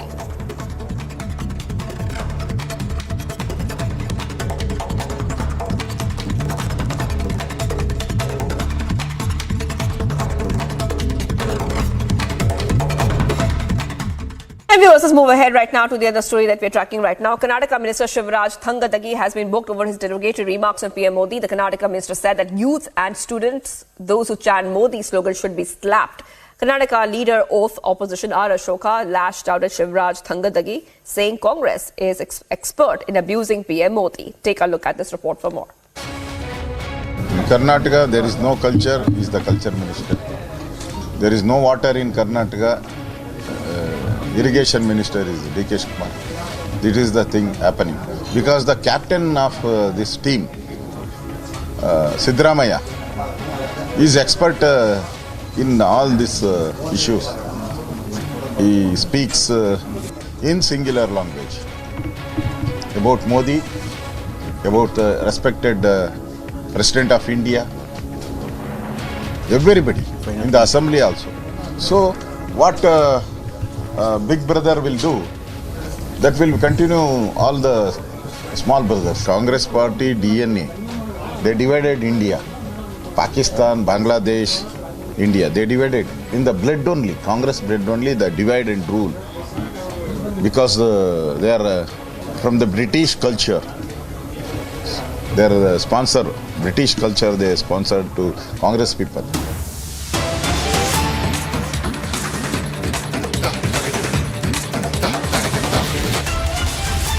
All right, viewers, there's some big breaking updates coming in right now on Republic TV. And what we're learning right now is Gujarat court has convicted former IPS officer Sanjeev Bhatt in the 1996 drug seizure case. That's a big update coming on Republic TV, viewers. Back-to-back updates coming in. And this coming in as today that the IPS officer Sanjeev Bhatt was convicted in the 1996 drug planting case of Palanpur under the NDPS, Narcotics, Drugs and Psychotropic Substances Act. And this is coming in. Bhatt's conviction came after he was presented before the Palanpur Sessions Court during the day. And this is coming in, viewers, as this case traced back to 1996 during Sanjeev Bhatt's tenure as the District Superintendent of Police, where he fabricated evidence against a lawyer by placing 1.5 kilograms of opium in a hotel in Palanpur. And after that, Sanjeev Bhatt was arrested by the Gujarat CID on accusations of falsely implicating the lawyer by planting opium in a hotel room in Palanpur. So top update coming on Republic TV viewers. Gujarat court has convicted former IPS officer in the drug seizure case of 1996. And we are seeing that this probe had later on revealed that the lawyer was innocent and the police had deliberately framed him.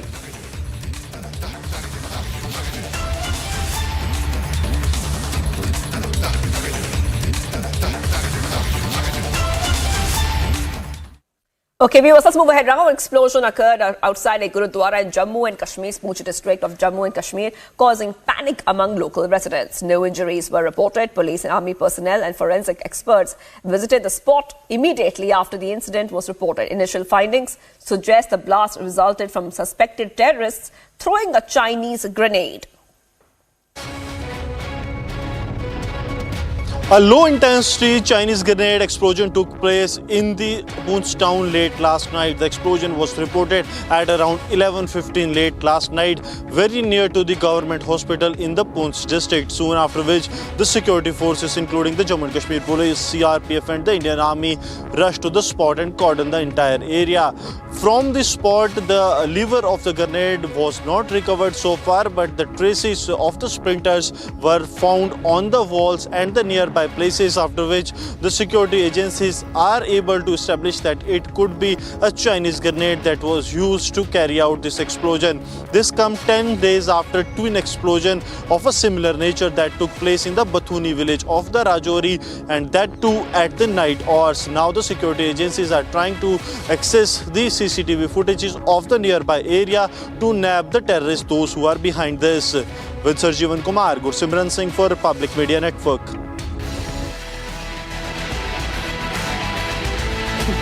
Congress versus Congress over Kolar seat in Karnataka. Minister MC Sudhakar leads rebellion against party. Stay tuned.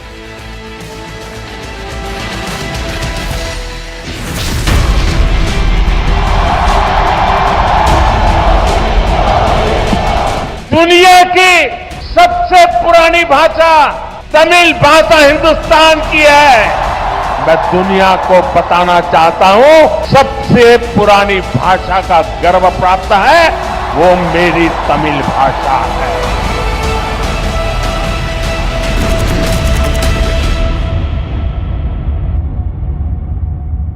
Tests after the operation found cancer had been present.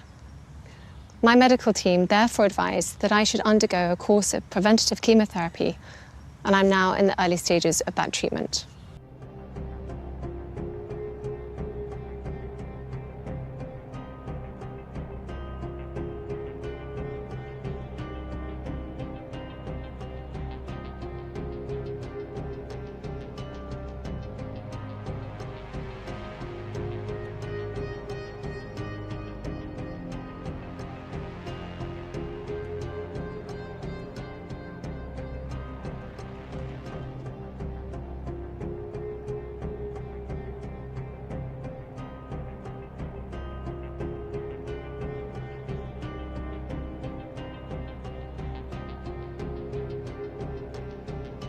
It has been an incredibly tough couple of months for our entire family, but I've had a fantastic medical team who've taken great care of me.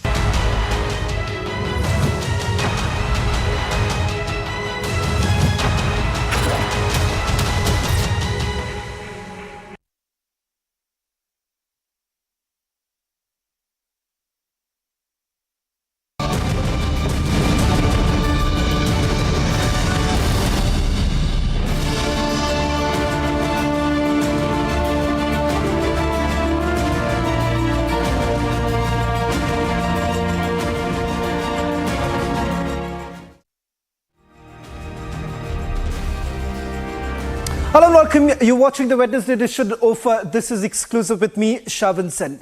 Ladies and gentlemen, there was a point in time when the parties, the Gupkar parties in particular, were basically arguing that AFSPA should be removed. There was a major hue and cry that was taking place in Kashmir.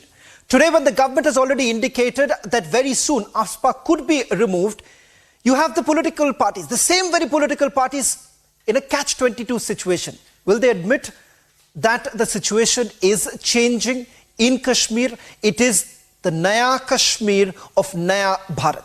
All this and much more in this edition of This is Exclusive. But up first, these are the headlines we're tracking for you at this hour.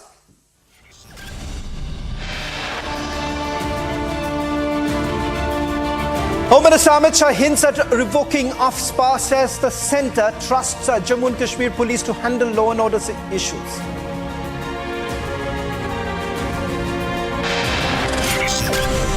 Order on Kejriwal expected anytime now.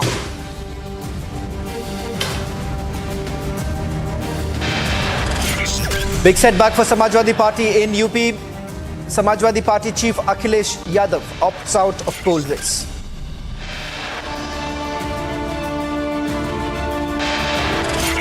Election Commission of India issues show cause notice to Supriya Srinath for her sexist slur on Kangana Ranaut.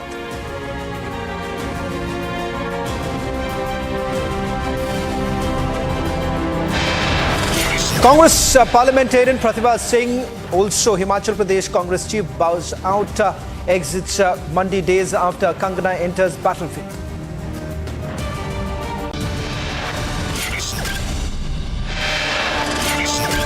After Rekha Patra, Krishna Nagar candidate Amrita Roy gets a Prime Minister's call. Prime Minister tells her all black money seized by Enforcement Directorate will come back to the poor of Bengal.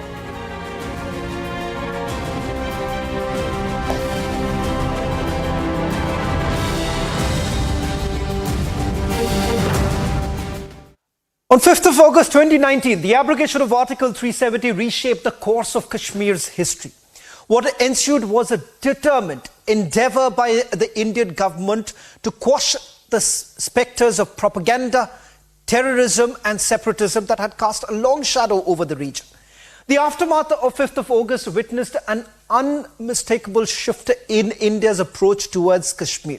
With unyielding perseverance, the sentiment of separatism has gradually waned off.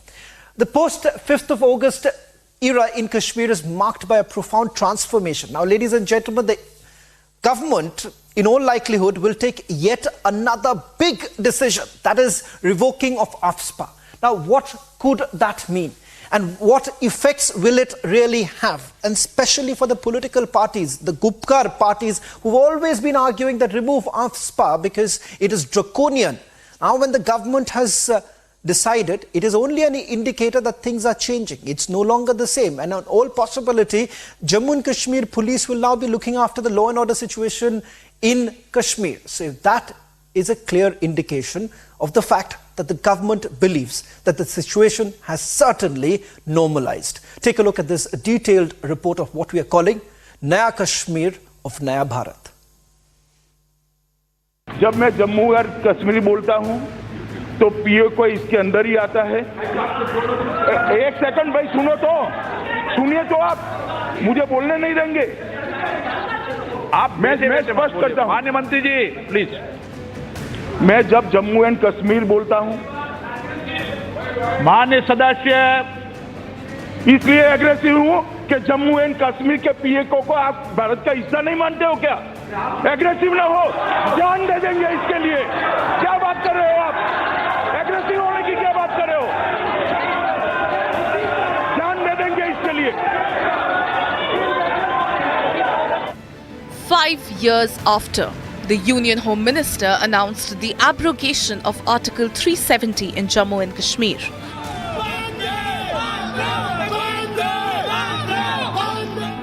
The centre is now likely to take yet another major decision for Jammu and Kashmir.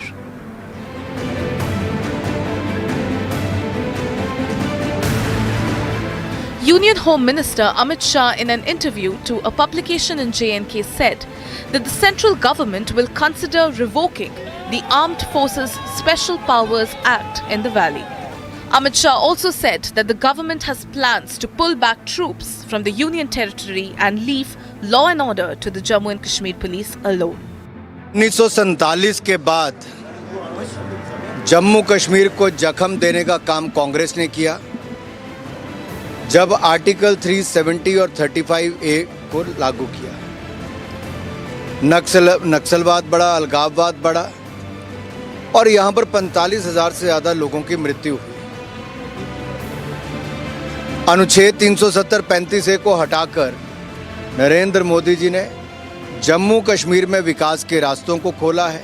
Armed forces हैं या सुरक्षा बल हैं, उनको सभी को तभी हटाया जाना संभव था जबकि हालात सुधर जाएं। आज कश्मीर में स्थितियां बदली हैं और पत्थरबाजी, अलगाववाद, आतंकवाद, भ्रष्टाचार, इन सभी पर लगाम लगी है। तो स्वाभाविक बात है कि भारत सरकार सोचती है। 5 years on, normalcy is the new normal in Jammu and Kashmir. Jammu and Kashmir has seen a sea change after the repeal of Article 370. At the heart of its transformation lay a rigorous crackdown on terror funding. Kashmir also witnessed a sweeping altercation of its socio-economic landscape. The echoes of hartals and band calls have faded into history. AFSPA empowers armed forces personnel operating in disturbed areas with powers to search, arrest, and to open fire deemed it necessary for the maintenance of public order. An area or district is notified as disturbed under the AFSPA to facilitate the operations of the armed forces. If removed, this will be a big step forward for Kashmir. However, for the opposition, it's a catch-22 situation. जहां तक AFSPA को हटाने की बात है, बिस्मिल्लाह करके आज ही शुरू करिए।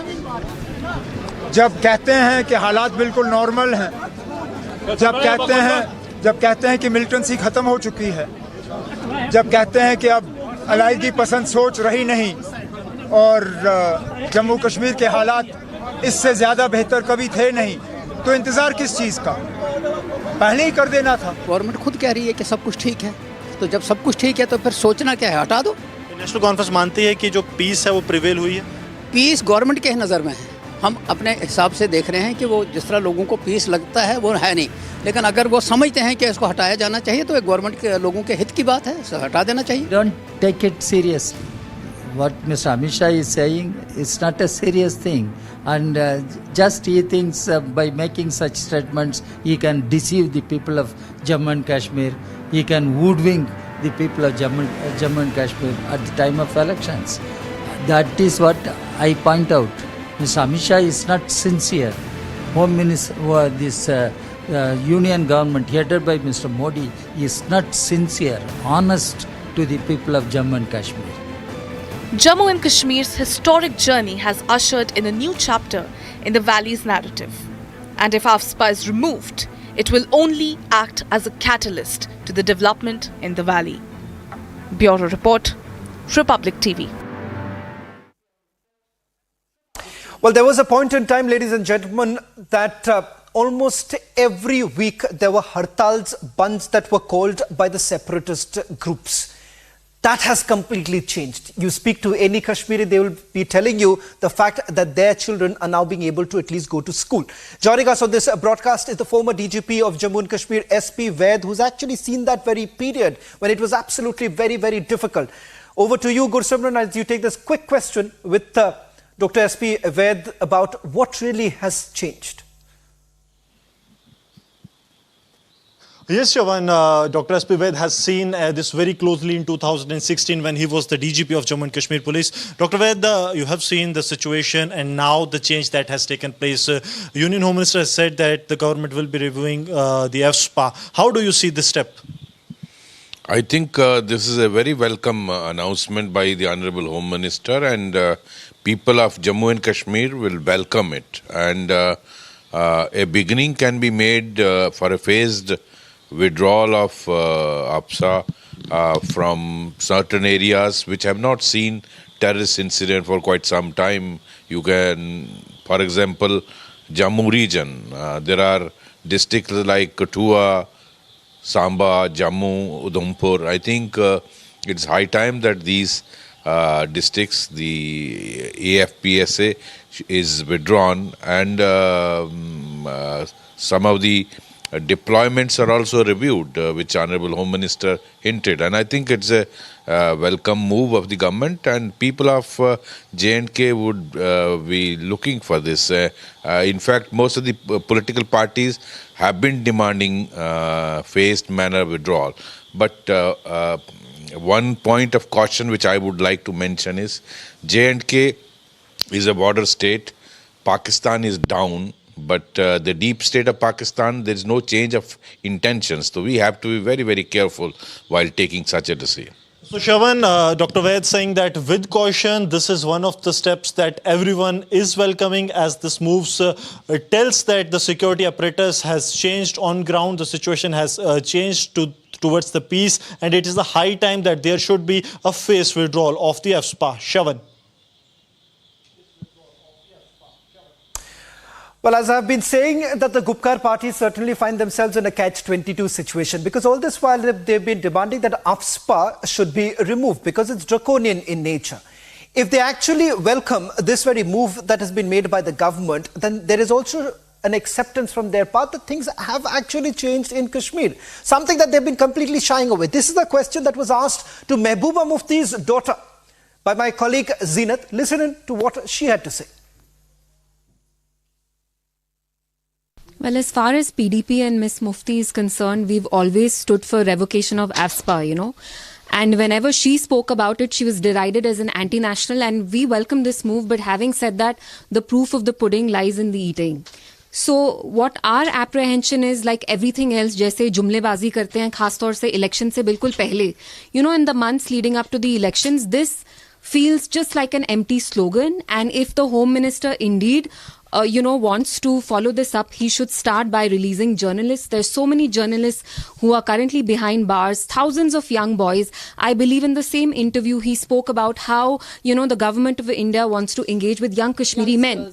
Well, he should know that the Home Ministry has, because of its PSA orders, it has slapped so many Kashmiri young boys जो अभी जेल में सड़ रहे हैं under UAPA, under PSA. तो आप अच्छी शुरुआत तो आप कह रहे हैं आप करेंगे, तो let's start by releasing them. They're not there under any solid grounds. They're under trials, and bail should be the norm. It should be the rule, not the exception. But we definitely welcome this view with this, whatever he said, his statement. And PDP has always stood for revocation, of AFSPA and the gradual withdrawal of army from civilian areas in Kashmir. Even during Mufti Saab's last tenure, when we lost him, unfortunately, in 2016, he worked for Tattu ground, for the army to vacate that ground so that it could be transformed into a public park, into a public space. So we welcome this move, but we fear, our apprehension is that it is just that, it's a jumla. जैसे हम 15 लाख आपके account में डालेंगे election से पहले, हम ये अजीब जुमले सुनते हैं. So let's see, let them walk the talk and then we'll see. This was also one of the basis of your alliance, PDP's alliance with BJP, when the alliance was stitched, as far as the AFSPA was one of the points raised by Ms. Mufti. Which they also agreed upon. Yeah. Let it be very clear that in our agenda of alliance, the BJP agreed, to the revocation of AFSPA. But see, Zeenat, that's exactly what I'm saying. When it comes to, saying things, they make all these tall claims and they build these sand castles in the air. But when it comes to implementation and execution, it's not there. It's lacking. And abhi they understand कि हाँ elections चल रहे हैं, BJP की हालत जम्मू हो या कश्मीर हो या लद्दाख हो, they are not looking good. They don't look very strong electorally. So this could just be a way to mobilize public opinion towards, themselves. Do you think it is an again election move? Well, you tell me, what is their record so far? They never walk the talk. They never walk the talk. And we've seen how people were lured by the false promises कि आपके bank account में हम 15 लाख डालेंगे, 2 crore and all that. But where is that? That has never been. But I welcome the Home Minister saying this, because of course it could mean that he realizes the sensitivity, that this is a huge nuisance for people here, because let's not forget, AFSPA is a... Let me also get in a quick response from what ordinary Kashmiris have to say about this indication that has come in from the government, because this has a direct impact on the people on the ground. A quick response coming in from my colleague Arawat, who's speaking to local Kashmiris on this decision that perhaps could change the lives of Kashmiris.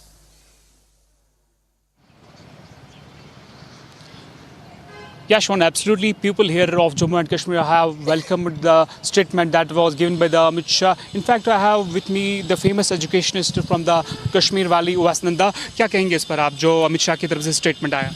Yeah, the statement by Home Minister is quite warming. we have been saying that there is normalcy in Jammu and Kashmir, which there is. And withdrawal of AFSPA is a big thing, it's a big deal. Because we have been always bashing the government that if there is normalcy, why are you not revoking AFSPA? So here it is. Here it's knocking on your door that we're about to remove the AFSPA. And also, it also sends a signal internationally, not only nationally and locally, but also internationally, that things are hunky-dory here now. And also, if there is any semblance of anything, things are by and large getting better and better. What's the big change that you are experiencing after the abrogation of Article 370? See, to be very honest, politics aside, there is a semblance of peace, and not just semblance, rather a chunk of peace has prevailed after the abrogation of Article 370. And also, you will see, as you know, I'm an educationist, the schools have been continuously functioning, the colleges, the universities have been continuously functioning, the businesses have been continuously functioning. There are no hartals nowadays, there are no shutdowns, there is no bloodshed. So therefore, of course, there are always lacunas in a democracy as big as ours. The lacuna will remain. But I think this is a very good first step, and we're here to only shine.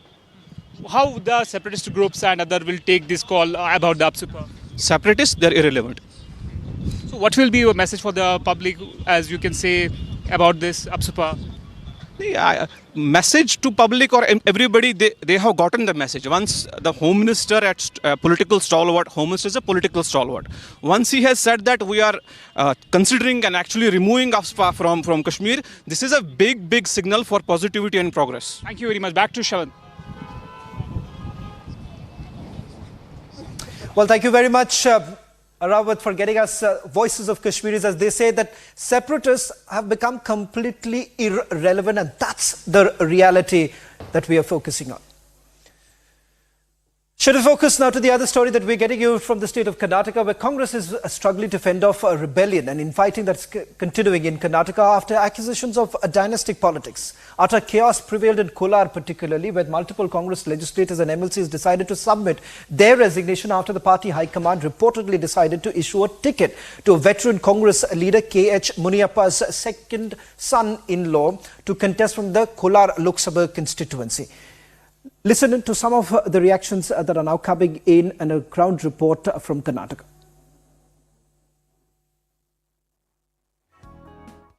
Now we are seeing that there is an open rebellion against you. Why is this the cause? We are seeing a minister, Mr. M.C. Sudhakar. What exactly has happened? Did you talk to him? Yes, I did speak to him. What he said? He stated that we are against... No, he is going to resign. He told that we will resign if a ticket is being given to us. He told you? Yes, he did. Okay.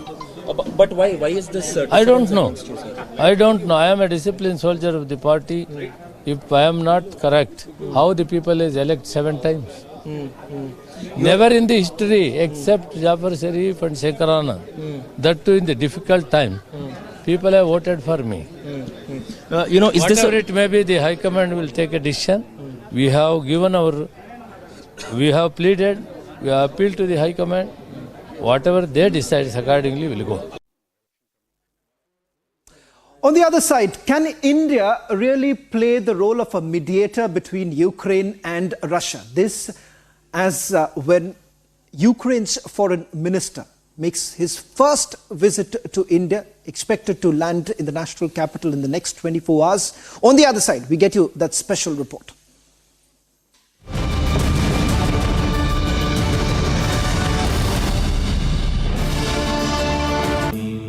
Amity has been ranked India's #1 private university for the 11th year by India Today, a testimony to Amity's world-class education whilst imbibing values and sanskars in students.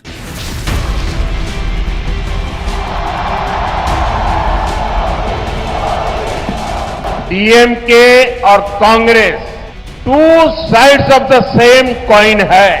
DMK और कांग्रेस का मतलब है big corruption. DMK और कांग्रेस का मतलब है one family rule.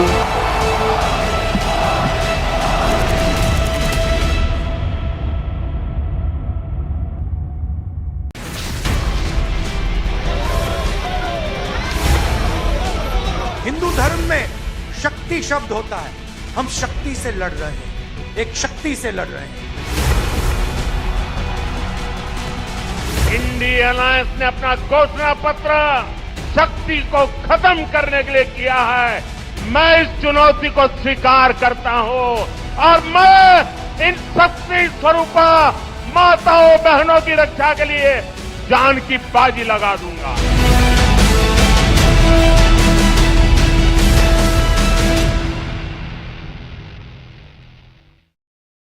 Good evening and welcome viewers. The question I want to begin with tonight is whether all public servants in the country are equal or whether some public servants are more equal than others. And the reason I'm asking this is because Arvind Kejriwal holds the unusual distinction of being a serving chief minister operating from jail. Before joining politics, Arvind Kejriwal was in the Indian Revenue Service, and therefore he was subject to the All India Services Rules of 1969, ladies and gentlemen, these rules. Now, under these rules, any public servant who is a member of a government service cannot operate from jail. In fact, anyone in custody who is in custody for a period of 48 hours, and now it's been longer than 48 hours that Kejriwal has been in custody, any public servant is necessarily and as a matter of routine suspended from service.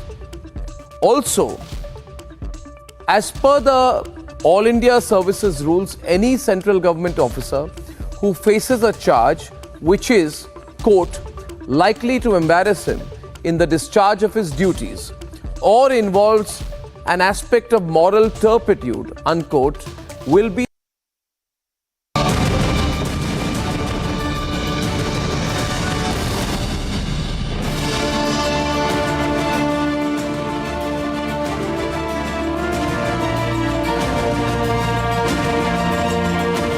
Ukraine's Foreign Minister Dmitry Kuleba is set to visit India for the first time. Kuleba took office in 2020 and this happens to be his first visit to India since the start of the war in Ukraine back in 2022. On top of the Ukrainian Foreign Minister's agenda is going to be lobbying for support from India in the ongoing conflict between Russia and Ukraine and whether at all India could play the role of a mediator. While India has provided humanitarian assistance to Ukraine, India largely has maintained a neutral position on the conflict, one that promotes dialogue and diplomacy as the only way forward. But the Ukrainian foreign minister has one thing at the top of his agenda: to seek India's participation in the upcoming peace summit in Switzerland that's expected to be sometime in the summer. Will he be able to achieve his goal? Russia has clearly stated that no peace summit will ever be successful without the participation of the Russians. Take a look at this report as the foreign minister is expected to land in New Delhi in the next 24 hours. Days after Prime Minister Modi dialed Ukrainian President Volodymyr Zelensky, Ukrainian Foreign Minister Dmytro Kuleba is all set to make his first visit to India. This is the first time the Ukrainian Foreign Minister will visit India since the start of the Russia-Ukraine war. Standing here in Kiev, in front of Mahatma Gandhi's monument, I'm pleased to announce that this week I will pay my first ever visit to India. A few days ago, President Zelensky spoke with Prime Minister Modi. My visit will further strengthen our relations. Ukraine and India are two big democracies. I'm certain we are set to be good partners and friends. The visit of the Ukrainian Foreign Minister comes after President Zelensky extended an invitation to Prime Minister Modi to visit to Ukraine later this year. The Ukrainian Foreign Minister is expected to hold high-level dialogues with External Affairs Minister Dr. S. Jaishankar.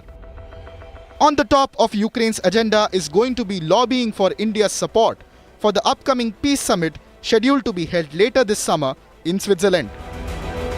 The peace summit is expected to build on the 10-point peace formula of President Zelensky that seeks complete withdrawal of Russian troops, release of prisoners of war, and a formal confirmation of the end of the war, among other things. India has so far not announced its participation in the summit, as the dates are expected to coincide with Lok Sabha elections. Dozens of meetings have been held so far on the peace formula proposed by President Zelensky. However, no solution acceptable to both parties has come out of these dialogues so far. India has maintained its neutral position that dialogue and diplomacy are the only way forward in this crisis, reiterating Prime Minister Modi's remarks to Russian President Putin, "This is not an era of war."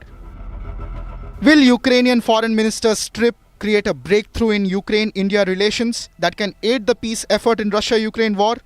And will India participate in the peace summit remains to be seen. Bureau Report, Republic TV.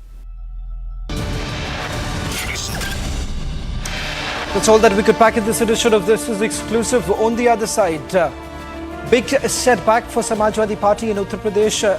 Samajwadi Party chief Akhilesh Yadav opts out of the poll race. All this and much more on the other side with my colleague Rakshita.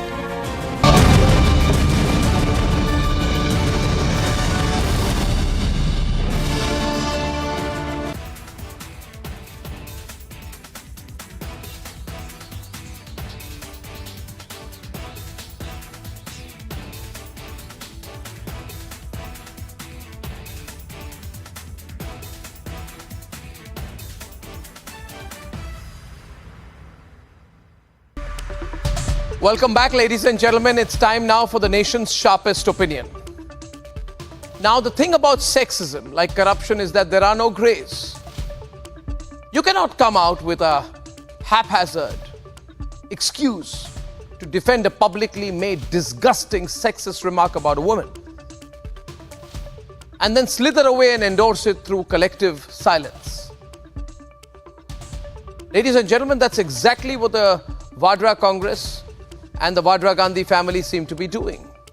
For decades, the Congress party has tried to own the space of women in politics, presented and positioned themselves politically as the owners and beacons of hope for women in Indian politics just because Indira Gandhi became Prime Minister and Sonia Gandhi became Congress President. So they said, because people from the Vadra Gandhi family and women from the Vadra Gandhi family have reached certain positions because of their family name, women of India have become empowered. Ridiculous. Now that very party is essentially shrugging its shoulders when its own spokesperson Supriya Srinathe has essentially said that Kangana Ranaut's Lok Sabha ticket is a byproduct of a prevailing rate card. The reference should be lost on no one, ladies and gentlemen. The disdain for an outsider who has earned a name for herself and is ready to slug it out in a political career from the ground is not something I expect Priyanka Vadra and Rahul Gandhi to understand, because Kangana neither has the luxury of being gifted constituencies as heirlooms, nor is she handed the purse strings of a political party by way of following a certain bloodline. So irrespective of the political eventually, what shines through today is the Congress-led endorsement of Supriya Srinathe's comment. Viewers, the most important thing is that the Congress party is endorsing the disgusting comment of Supriya Srinathe. Not one tweet, not one statement, not even a line. Ladies and gentlemen, the same silence that they had when Sanjay Nirupam attacked Smriti Irani. You almost begin to believe the Congress party is enjoying this disgusting sexist attack on women achievers from its political opponents. So I believe, therefore, that the lack of a response single-handedly tells you of the scale of indifference.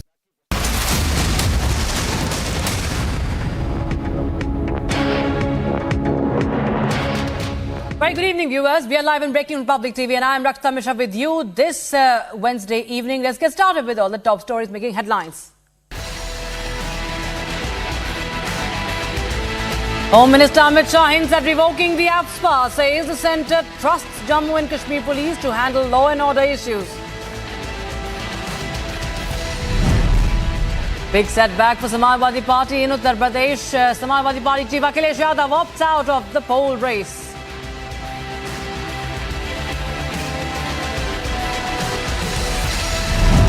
Election Commission of India issues show cause notice to Supriya Srinathe for her sexist slur on Kangana Ranaut.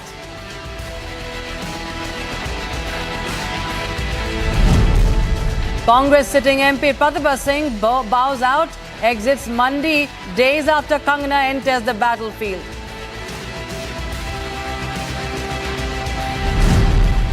After Rekha Patra, Krishnanagar candidate Amrita Roy gets Prime Minister's call. Prime Minister tells her all black money seized by the ED will come back to the poor of Bengal.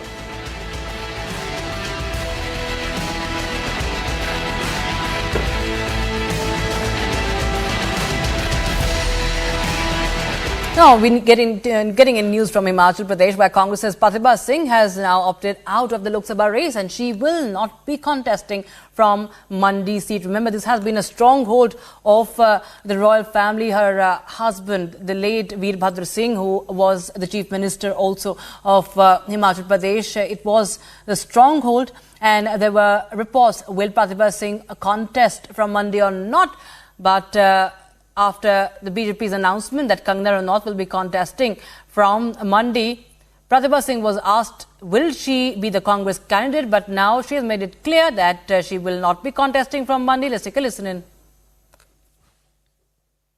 मंडी से क्या आप खड़े होंगे? आप मंडी से खड़े होंगे? Are you open to contesting against Kangana Ranaut? बिल्कुल नहीं, मैंने हाई कमांड को अपनी बात बोल दी है।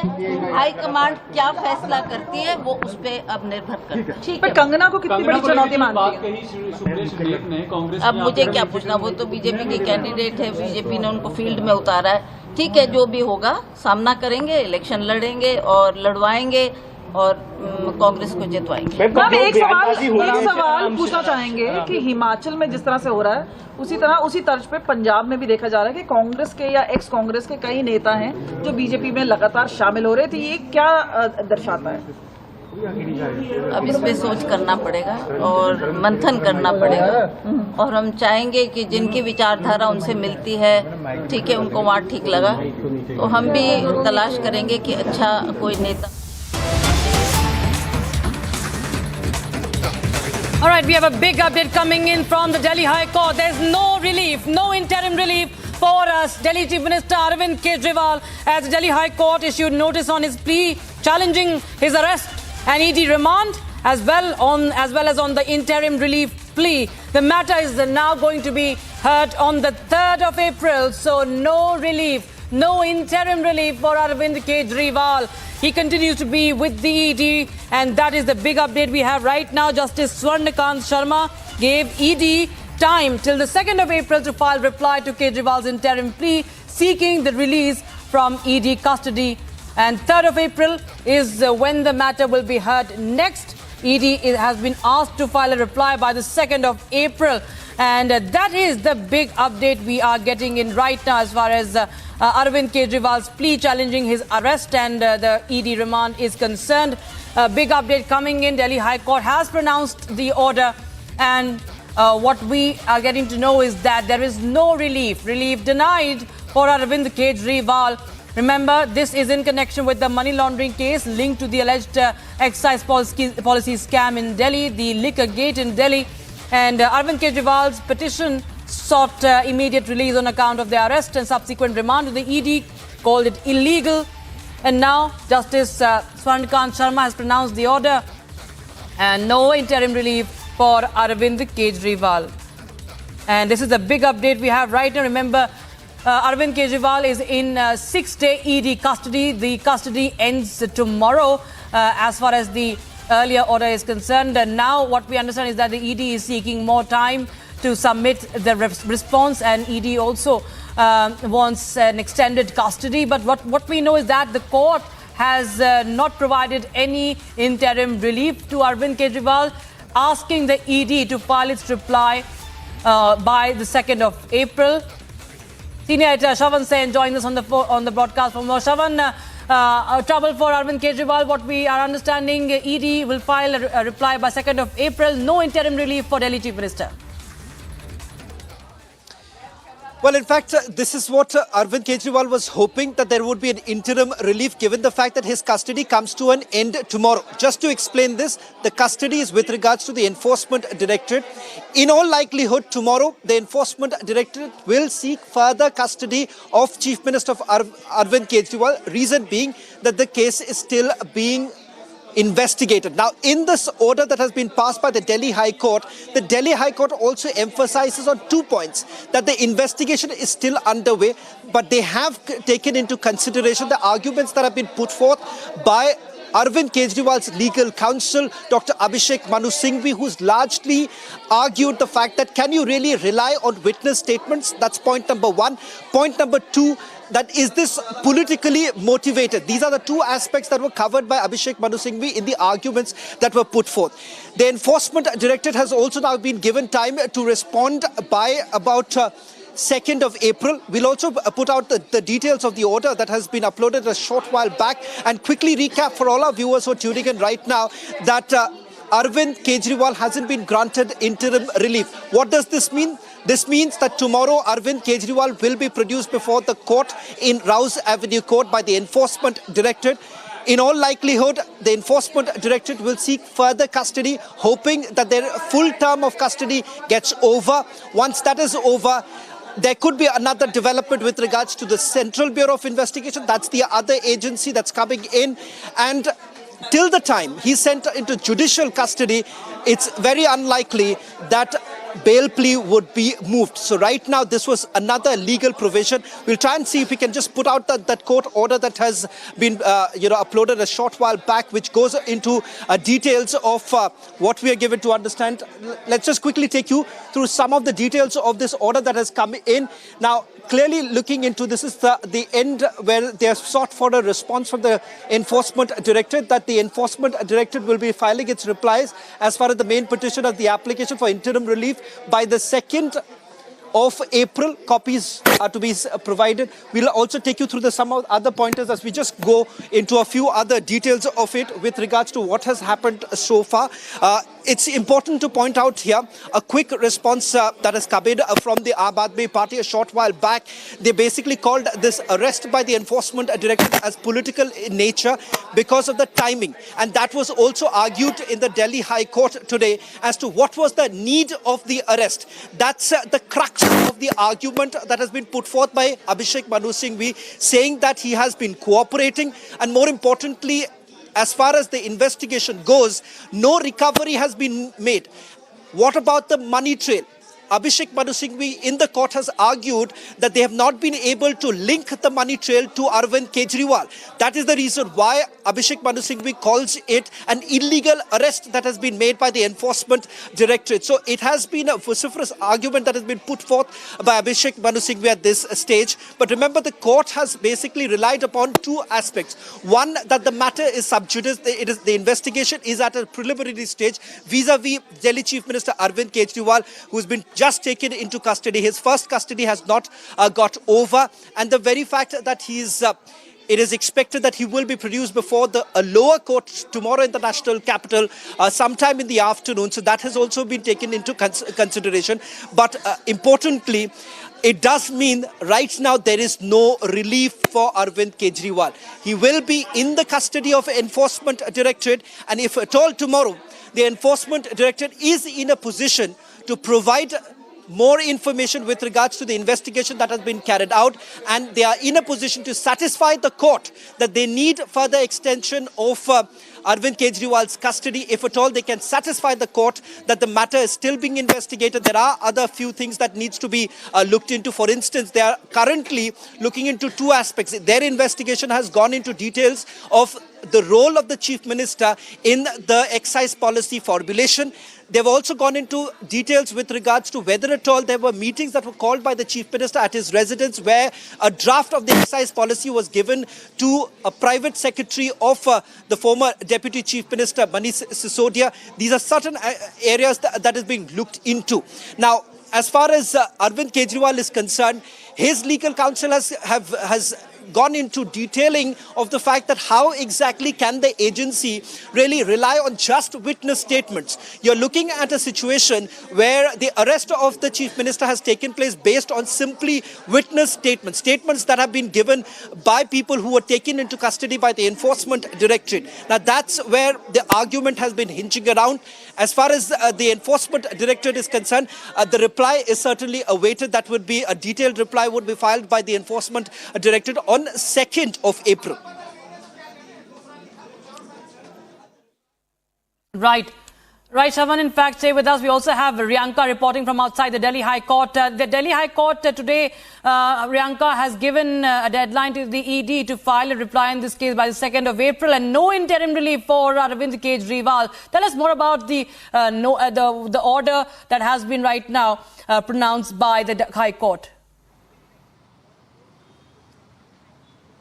Absolutely. We were all waiting for this order and finally we have it. We also have the access to the order copy that was in fact uploaded. But what we see, this is another setback coming for Arvind Kejriwal, who is the Chief Minister of the National Capital. But what we see here, that no interim relief for Arvind Kejriwal from the Delhi High Court. He had in fact sought urgent hearing. There also there was a setback, and today as well the court has in fact given no interim relief to Arvind Kejriwal, and the court is of the opinion that the respondent, that is the Enforcement Directorate, has to be given the opportunity to file a reply. So the Enforcement Directorate will have to file a reply on Arvind Kejriwal's bail plea by the 2nd of April. That is the date given by the Delhi High Court, and on the 3rd of April this matter will once again be taken up by the Delhi High Court, and on that day we will understand whether Arvind Kejriwal will be given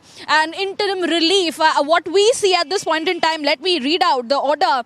The court says that it deems it appropriate to issue notice of the main writ petition as well as the application for grant of interim relief, which will be taken up on the 3rd of April. The court is of the opinion that it wants to hear what the other side, what the Enforcement Directorate comes out and says in terms of the entire matter, where Arvind Kejriwal has filed for an interim relief, an interim bail. But what we see here, that the court has given it to the Enforcement Directorate, that you take the time, file a response and come back on the 2nd of April, file the response, and the 3rd of April the matter will be once again taken up. Today what we see, how Abhishek Manu Singhvi, who was appearing for Arvind Kejriwal, had said that the entire arrest, the entire remand is illegal. This is what Arvind Kejriwal and the Aam Aadmi Party has also gone ahead and maintained their stand. He has also brought up the fact that what was the need for the arrest at this point in time. In fact, the timing of the arrest is also quite significantly in focus, with the Aam Aadmi Party saying just before the Lok Sabha elections they have gone ahead and arrested Arvind Kejriwal at a time when he was cooperating with the central agency. And we also saw how Sunita Kejriwal also came up today and said that Arvind Kejriwal tomorrow at the Rouse Avenue Court, when he will appear before the court, he will give out certain statements in terms of where the money of the entire Ghotala is. So very significant developments now taking place, with the Delhi High Court now giving no relief for Arvind Kejriwal on the 3rd of April. That is the next month. We are expecting this case to be taken up once again till the 2nd of April. The Enforcement Directorate has gotten the time to file a response to the court in terms of the bail application that has been moved by the Delhi Chief Minister. Right, Priyanka. In fact, we still have Shavan with us. I'll go back to Shavan. Now, Shavan, you were mentioning that the ED plans to seek more custody, further custody as far as Arvind Kejriwal is concerned. Also, all right, I am told that Shavan is not there with us, but we will continue to keep a track of all developments there as far as the Arvind Kejriwal's custody is concerned. Remember, the court has denied any relief, any interim relief to the Delhi Chief Minister. Remember, he continues to function from inside the jail. I believe Riyanka is still with me, if I could be informed on that. Riyanka continues to be with us, all right, from outside the Delhi High Court. And Riyanka, there is, as Shavan was telling us earlier, that there could be, ED seeking a further custody for Arvind Kejriwal. So because this matter is still under investigation, and there is also a CBI angle. The CBI is also preparing to seek custody. So the trouble is not going to go away any soon for the Delhi Chief Minister, who right now claims that he is still, at least his party men claim that he is still functioning from the lockup. Absolutely.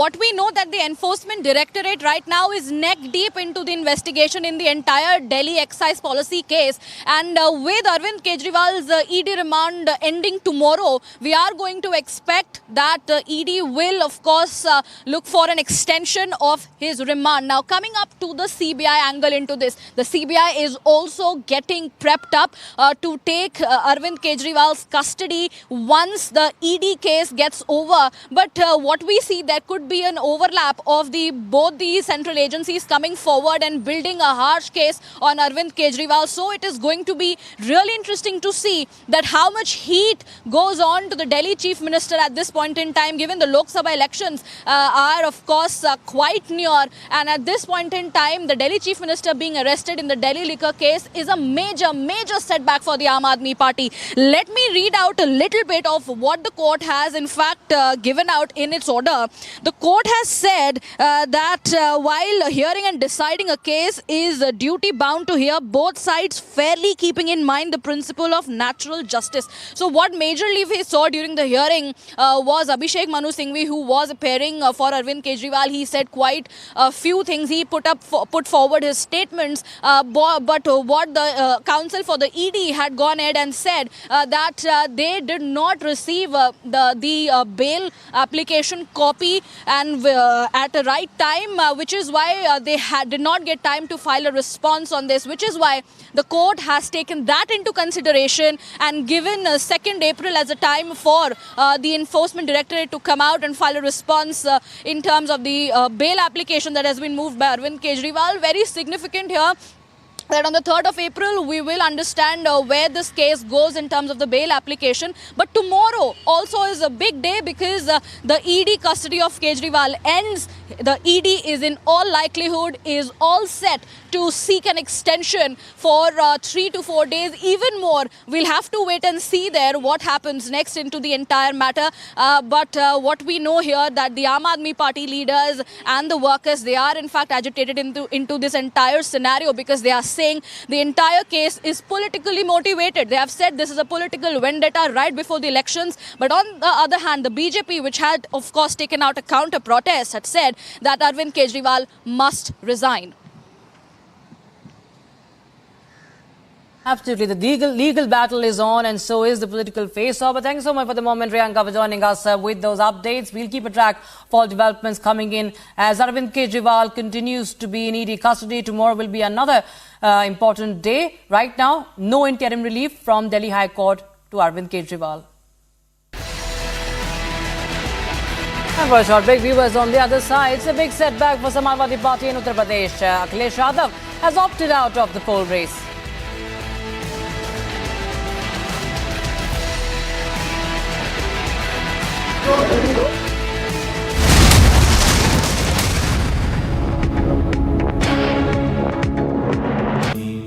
Amity has been ranked India's #1 private university for the 11th year by India Today, a testimony to Amity's world-class education whilst imbibing values and sanskars in students.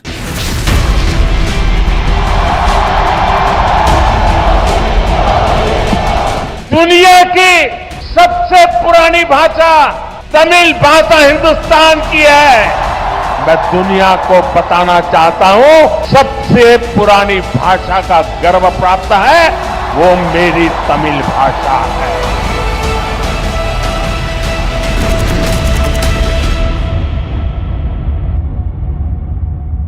Tests after the operation found cancer had been present. My medical team therefore advised that I should undergo a course of preventative chemotherapy, and I'm now in the early stages of that treatment.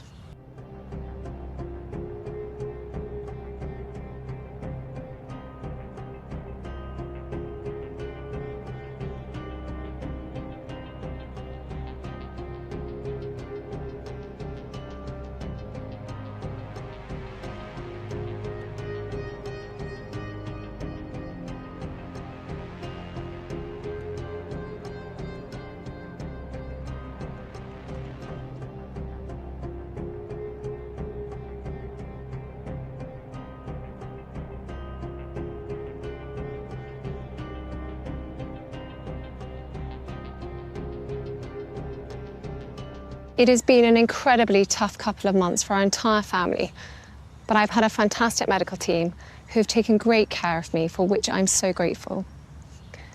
In January, I underwent major abdominal surgery in London, and at the time, it was thought that my condition was non-cancerous. The surgery was successful. However, tests after the operation found cancer had been present. My medical team therefore advised that I should undergo a course of preventative chemotherapy, and I'm now in the early stages of that treatment.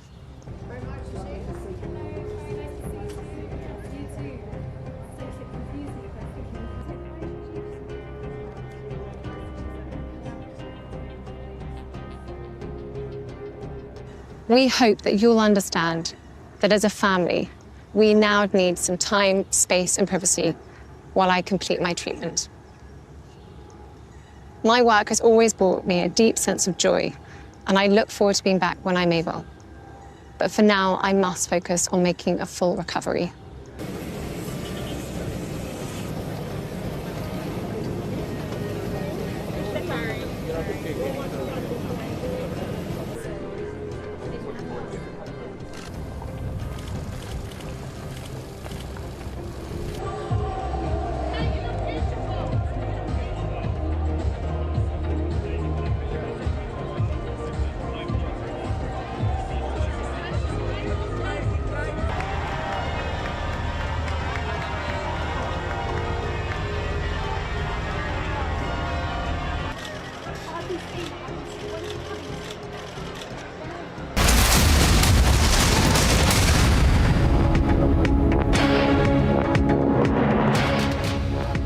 Congress party is struggling to fend off a rebellion and infighting in Karnataka after accusations of dynastic politics. Utter chaos prevailed in Kolar. Multiple Congress legislators and MLCs decided to submit their resignation after the party high command reportedly decided to issue a ticket to veteran Congress leader K.H. Muniappa's second son-in-law, Chikkipedana, to contest from Kolar Lok Sabha constituency. And remember, after Congress leaders threatened to resign, the Congress High Command decided to put the Kolar seat on hold, and Chief Minister Siddaramaiah has called for an emergency meeting at his residence at 8 p.m. Now we are seeing that there is an open rebellion against you. Why is this the cause? We are seeing a minister, Mr. MC Sudhakar. What exactly has happened? Did you talk to him? Yes, I did speak to him. What he said? He stated that we are against... No, he is going to resign. He told that we will resign if a ticket is being given to us. He told you? Yes, he did. Okay. But why is this... I don't know. I don't know. I am a disciplined soldier of the party. If I am not correct, how the people is elect 7 times? Never in the history, except Jafar Sharif and Shekarana, that too in the difficult time, people have voted for me. Is whatever it may be, the High Command will take a decision. We have pleaded, we have appealed to the High Command. Whatever they decide, accordingly will go.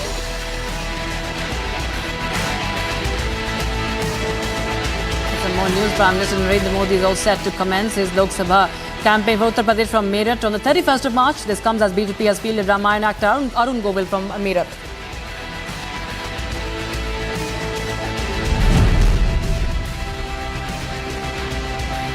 Congress leader Sanjay Nirupam has voiced strong opposition against the Shiv Sena UBT's arbitrary candidate announcement in Mumbai's Lok Sabha seats, claiming it has upset both the Congress cadre and voters. Nirupam demands top leadership to take a stand against Shiv Sena's decision, citing concerns over candidate integrity.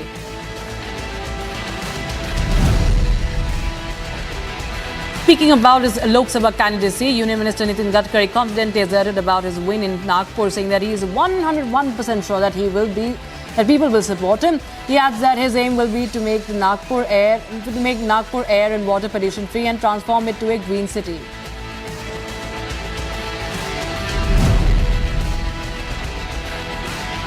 Ahead of the Lok Sabha polls, the second phase to file the nominations for the general elections will begin tomorrow. The Election Commission of India will issue the Gazette notification at 4 p.m.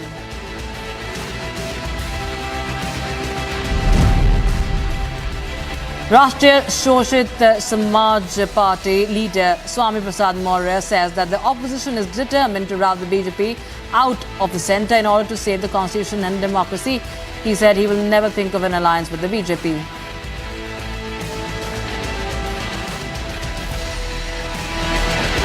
And sources say MNSG Raj Thackeray is set to join the NDA fold today. He has been demanding 3 seats from the BJP. However, decision is set to be taken on 2 seats. Thackeray has asked for the South Mumbai seat.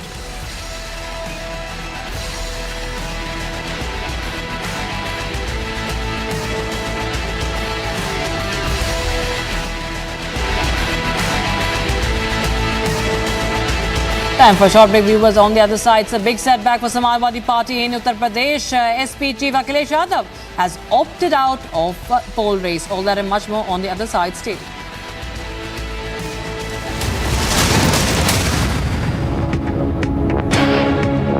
Good evening and welcome, viewers. The question I want to begin with tonight is whether all public servants in the country are equal, or whether some public servants are more equal than others.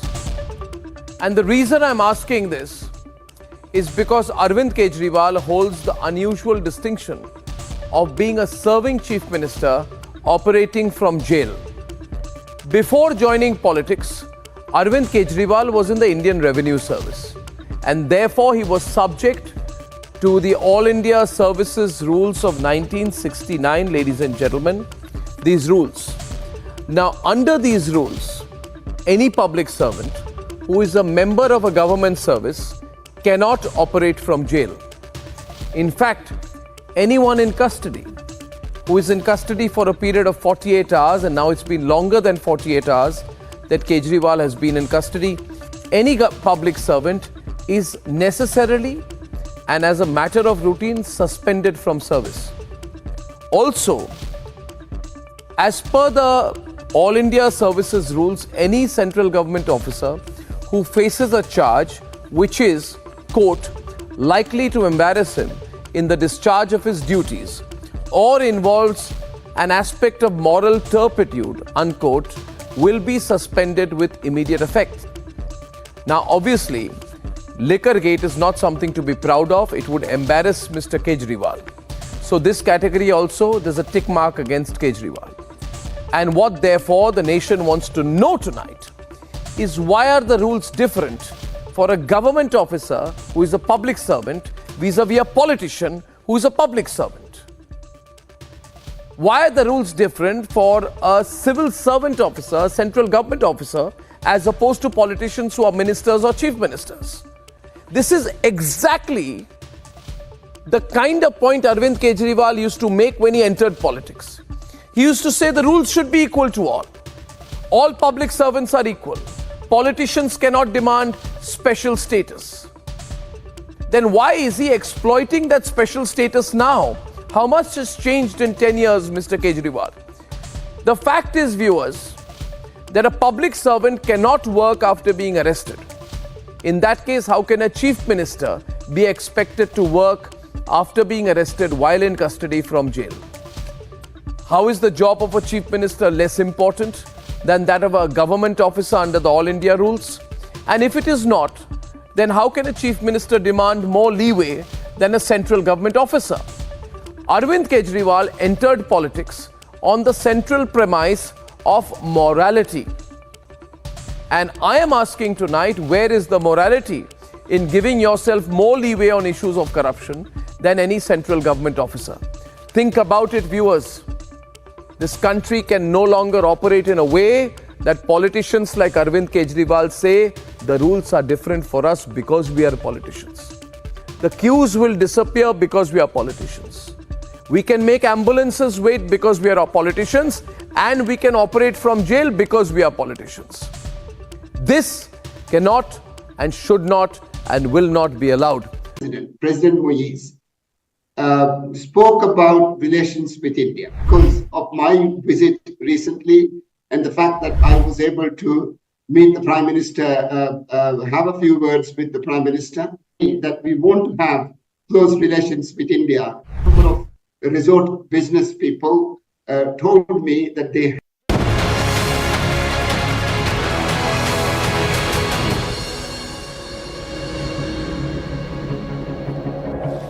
Good evening and welcome, friends. This is Wednesday edition of Biggest Story Tonight. The day began with Union Home Minister Amit Shah reiterating his promise for an election in Jammu and Kashmir for the Assembly, as also the possibility of early removal of AFSPA, which has been a bone of contention in the local politics there.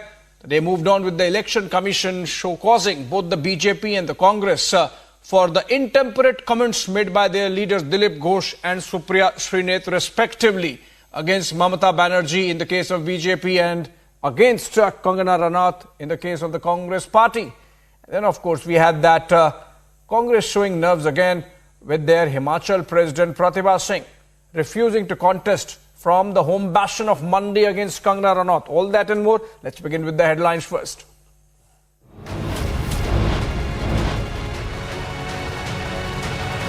Home Minister Amit Shah hints at revoking AFSPA from Jammu and Kashmir, says the centre trusts JK Police to handle law and order issues. Big setback for Samajwadi Party in Uttar Pradesh. SP Chief Akhilesh Yadav opts out of poll race, says will focus on UP only. Election Commission of India issues show cause notice to Supriya Srinath for her sexist slur on Kangana Ranaut. Congress sitting MP Pratibha Singh bows out, exits Monday, days after Kangana enters the battlefield. After Rekha Patra, Krishnanagar candidate Amrita Roy, Rajmata Amrita Roy gets PM's call. Prime Minister tells her black money seized by ED will come back to the poor of Bengal.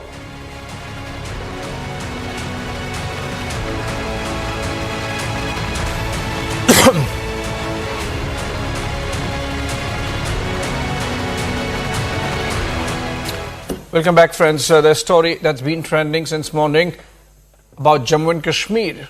Home Minister Amit Shah has hinted in an interview to a network in Kashmir that the central government could be willing to revoke the controversial Armed Forces Special Powers Act in Jammu and Kashmir.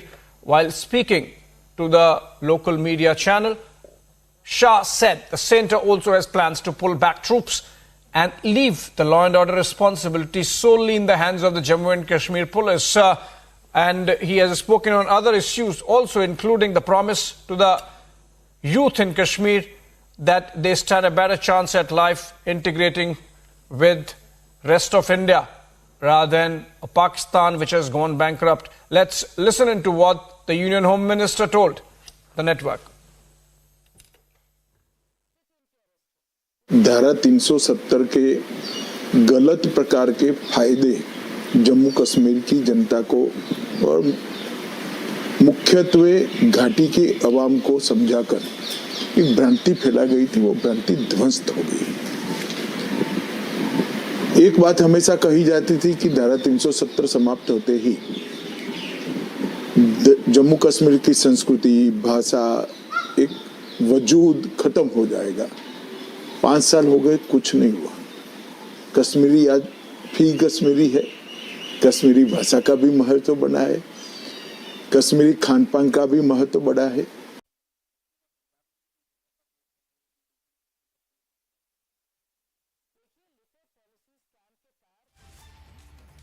AFSPA जिसको आप आम भाषा में कहते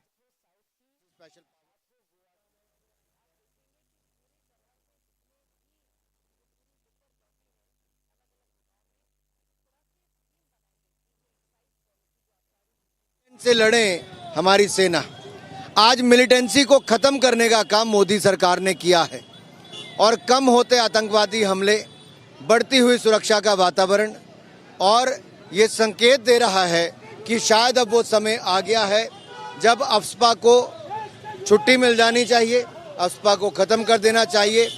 और ये उस समय जरूरत थी जब फर्जी मुकदमे हमारे फौज पर होते थे। आज पथराव भी बंद हुआ है, आतंकवादी घटनाओं में भी बहुत कमी आई है। गृह मंत्री जी की इंटरव्यू में जिस प्रकार से ये बात आई है तो स्वाभाविक बात है कि पहले 5 अगस्त 2019 के बाद जिस प्रकार से धारा 370 को हटा करके उस प्रकार के हालात बनाए गए ताकि जो आर्म्ड फोर्सेस हैं या सुरक्षा बल हैं उनको सभी को तभी हटाया जाना संभव था जबकि हालात सुधर जाएं। आज कश्मीर में स्थितियां बदली हैं और पत्थरबाजी, अलगाववाद, आतंकवाद, भ्रष्टाचार इन सभी पर लगाम लगी है। तो स्वाभाविक बात है कि भारत सरकार सोचती है और कश्मीर जिस प्रकार से पहले एक जन्नत जिसको कहा जाता था, लेकिन कुछ स्थानीय लोगों ने, हुर्रियत, जमायत इस्लाम, कुछ राजनीतिक पार्टियां जो हमेशा हालात ख़राब करने का प्रयास करती थी, आज भी करती हैं, तो आज उनके मुंह पर यह तमाचा है कि हमने उसी समय इसका ऐलान किया है कि जब हालात हमने सुधारे हैं तो स्वाभाविक बात है कि आने वाले समय में AFSPA को समाप्त किया जाएगा और धीरे धीरे सभी आर्म्ड फोर्सेस हैं वो अपने बैरक्स में जाएंगे। What is there to welcome? People are demanding. This government is saying there is normalcy.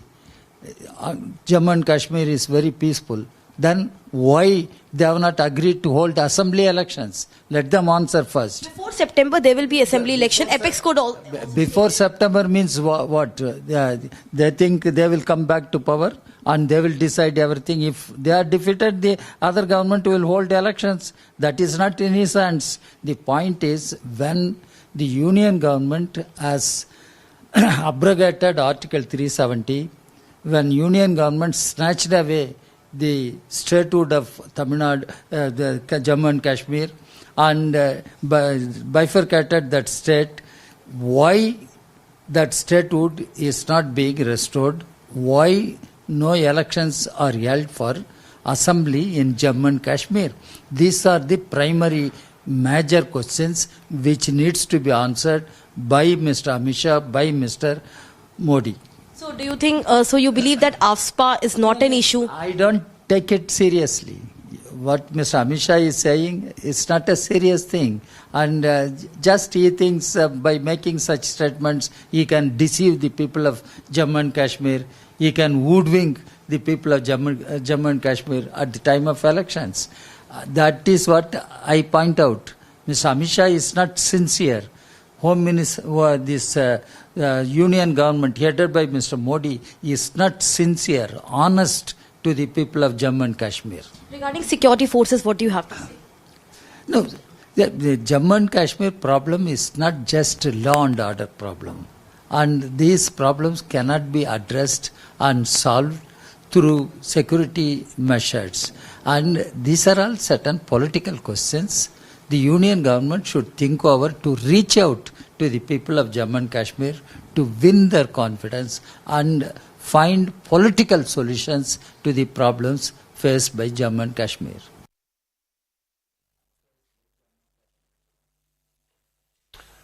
Meanwhile, along expected lines, the Gupkar alliance, or whatever remains of it actually, essentially the PDP and the National Conference, which were targeted by the Home Minister in his interaction, they continue to polarize. The comments made by the Union Home Minister both maintain that they have been demanding AFSPA removal for long, but now that it is coming, they seem to be having a different position. Listen in.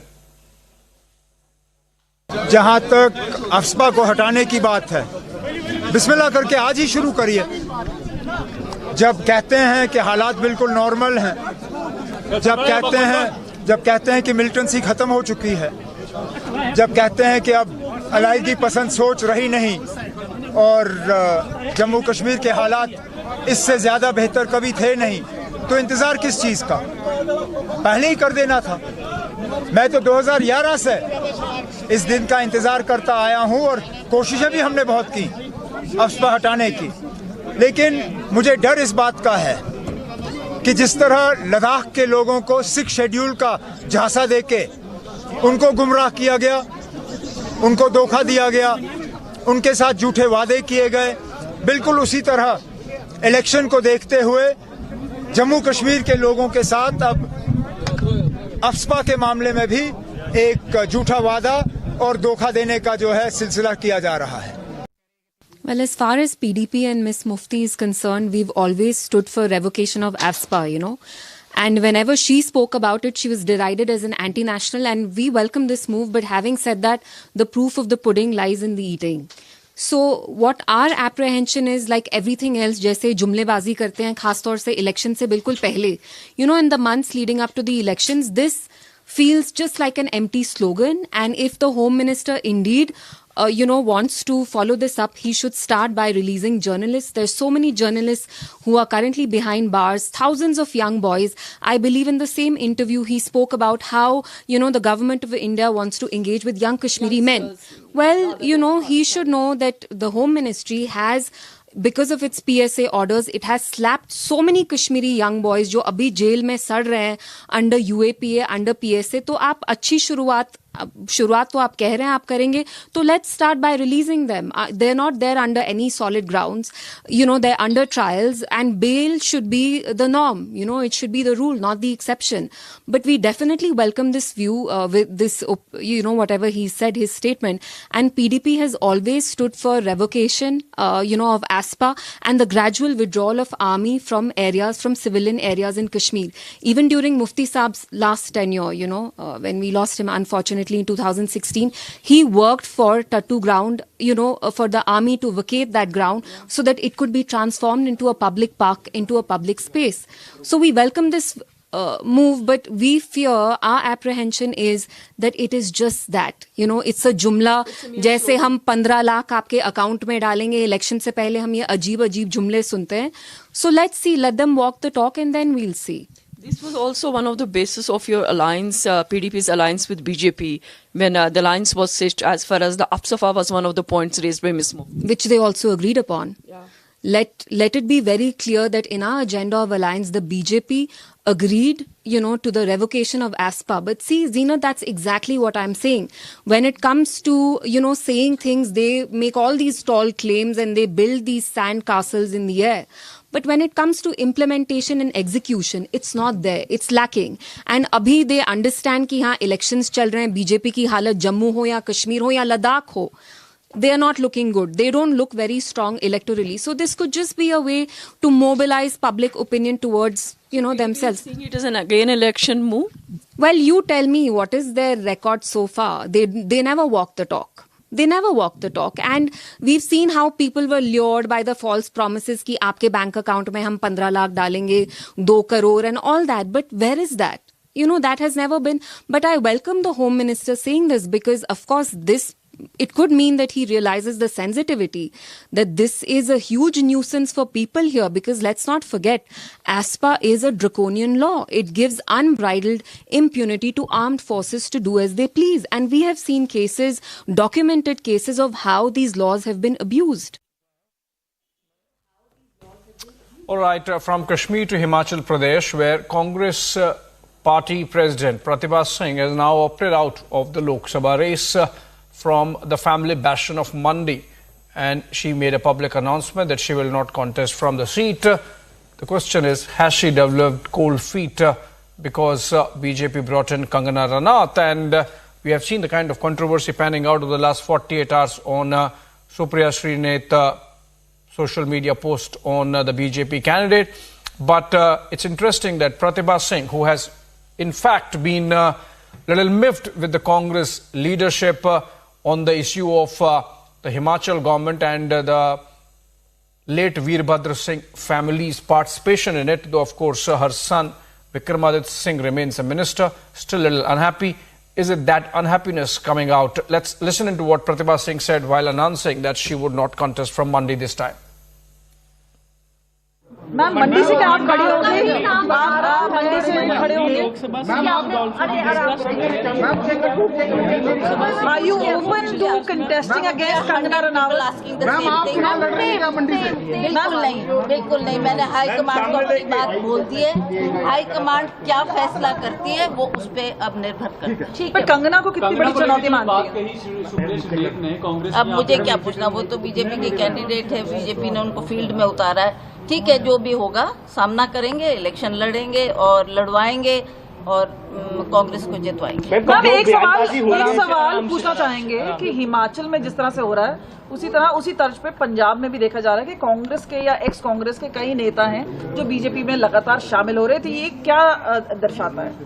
अब इस पे सोच करना पड़ेगा और मंथन करना पड़ेगा और हम चाहेंगे कि जिनकी विचारधारा उनसे मिलती है, ठीक है, उनको वहाँ ठीक लगा तो हम भी तलाश करेंगे कि अच्छा कोई नेता हो या अच्छा हमारी तरफ से कोई कैंडिडेट हो, उनको फील्ड में उतारेंगे और कांग्रेस को विजय बनाएंगे। पर्सनल बयानबाजी कितना नुकसानदायक हो सकती है किसी पार्टी के लिए, जिस तरीके से कंगना के लिए हुई है पर्सनल बयानबाजी? मुझे नहीं उस पर कमेंट करना है। What she said I don't know and I don't like commenting on somebody's comment. What she has said, that is her personal view. I cannot comment on that. All right, from Himachal to Delhi now. The Delhi High Court has refused to provide any interim relief to Chief Minister Arvind Kejriwal, who had filed a plea challenging his arrest by the Enforcement Directorate in the liquor policy scam. Meanwhile, protests also broke out outside the Delhi Assembly, with the BJP demanding Kejriwal's arrest, whereas Aam Aadmi Party demanded his immediate release. The Delhi High Court, of course, letting Arvind Kejriwal remain in ED custody till April 2. So, in a way, this seems like going to be a long haul for the Delhi Chief Minister in custody.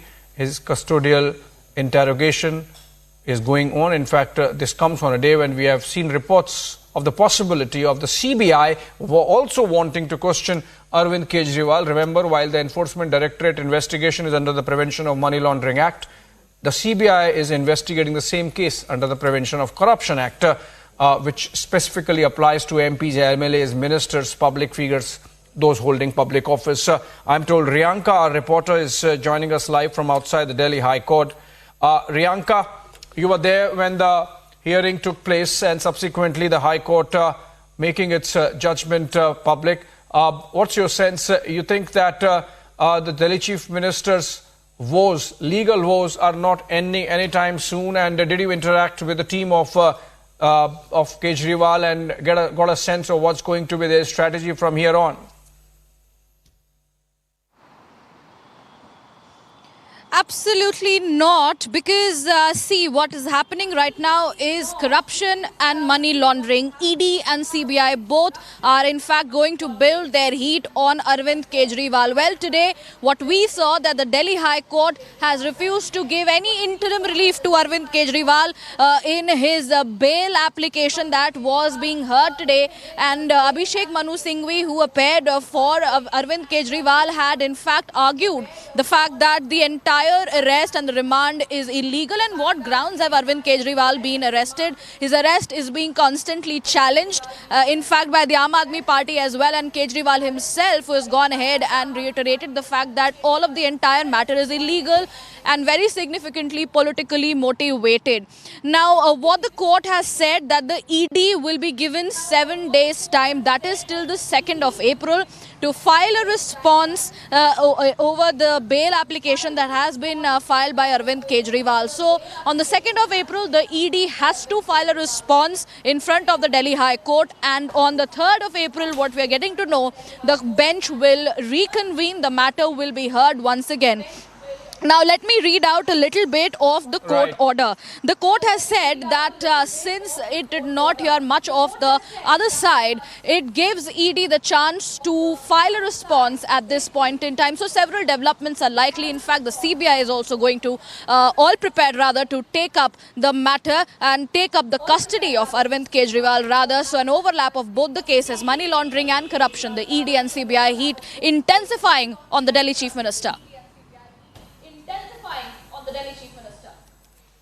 Thank you so much, Riyanka, for those updates from outside Delhi High Court. In fact, the arrest of Delhi Chief Minister Arvind Kejriwal has led to an ongoing tiff between the BJP and Aam Aadmi Party cadres, as also their leaders in Delhi.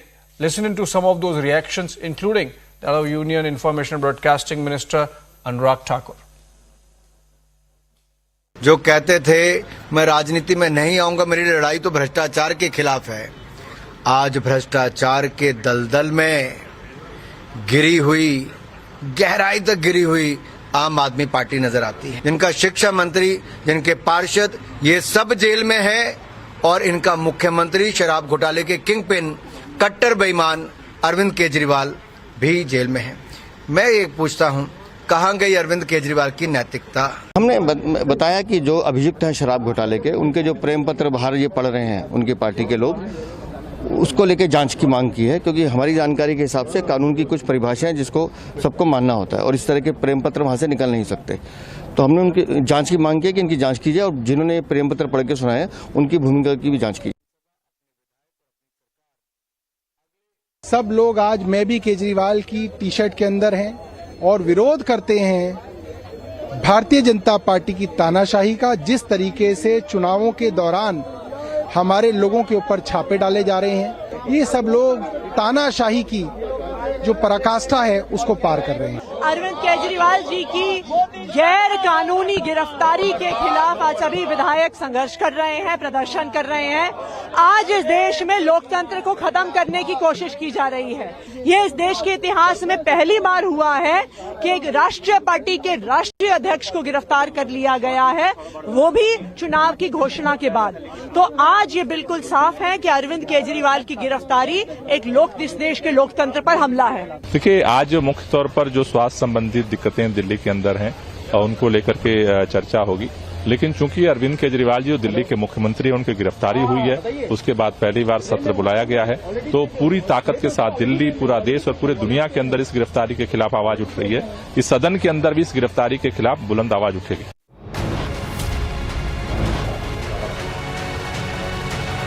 All right, we take a short break on that note. On the other side,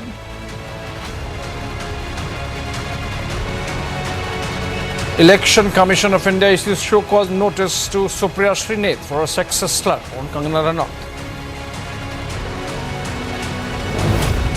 Also, after Rekha Patra, Krishnanagar candidate Rajmata Amrita Rao gets PM's call. Prime Minister tells her all black money seized by Enforcement Directorate will come back to the poor of Bengal.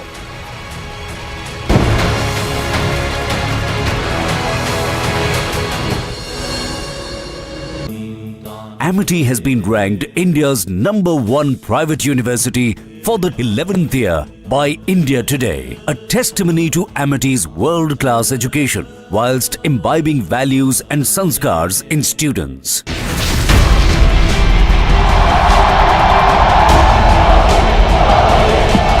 दुनिया की सबसे पुरानी भाषा तमिल भाषा हिंदुस्तान की है। मैं दुनिया को बताना चाहता हूं, सबसे पुरानी भाषा का गर्व प्राप्त है, वो मेरी तमिल भाषा है।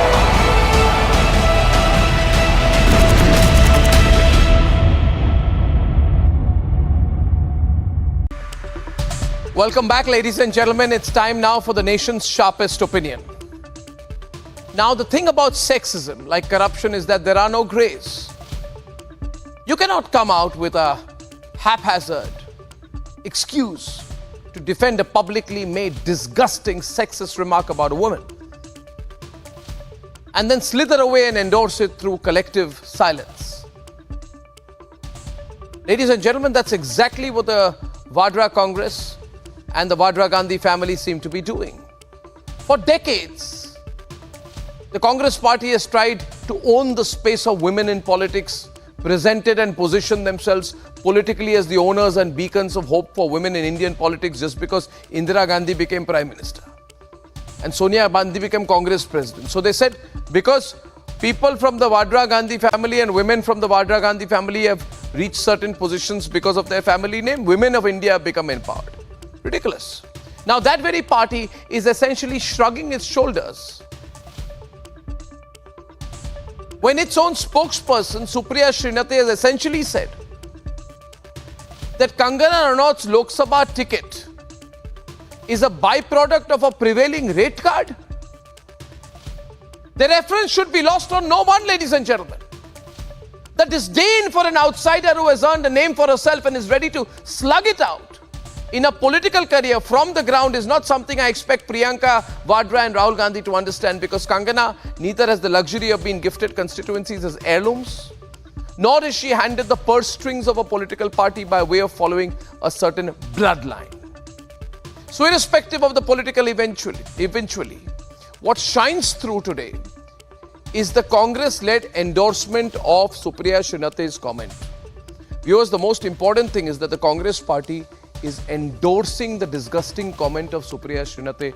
Not one tweet, not one statement, not even a line. Ladies and gentlemen, the same silence that they had when Sanjay Nirupam attacked Smriti Irani. You almost begin to believe the Congress party is enjoying this disgusting sexist attack on women achievers from its political opponents. So I believe, therefore, that the lack of a response single-handedly tells you of the scale of indifference in the ivory towers of that one family of the Congress. A fancy dress competition on the occasion.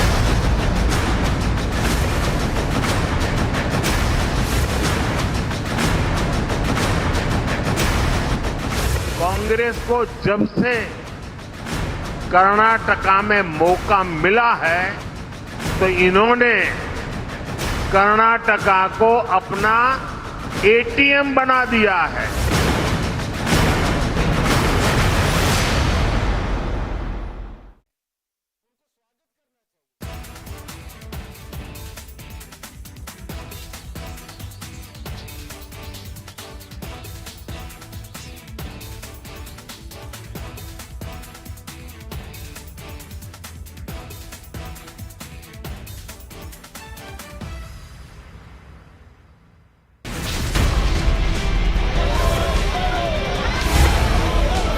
Hindu धर्म में शक्ति शब्द होता है। हम शक्ति से लड़ रहे हैं, एक शक्ति से लड़ रहे हैं। इंडिया अलायंस ने अपना घोषणा पत्र शक्ति को खत्म करने के लिए किया है। मैं इस चुनौती को स्वीकार करता हूं और मैं इन शक्ति स्वरूपा माताओं बहनों की रक्षा के लिए जान की बाजी लगा दूंगा।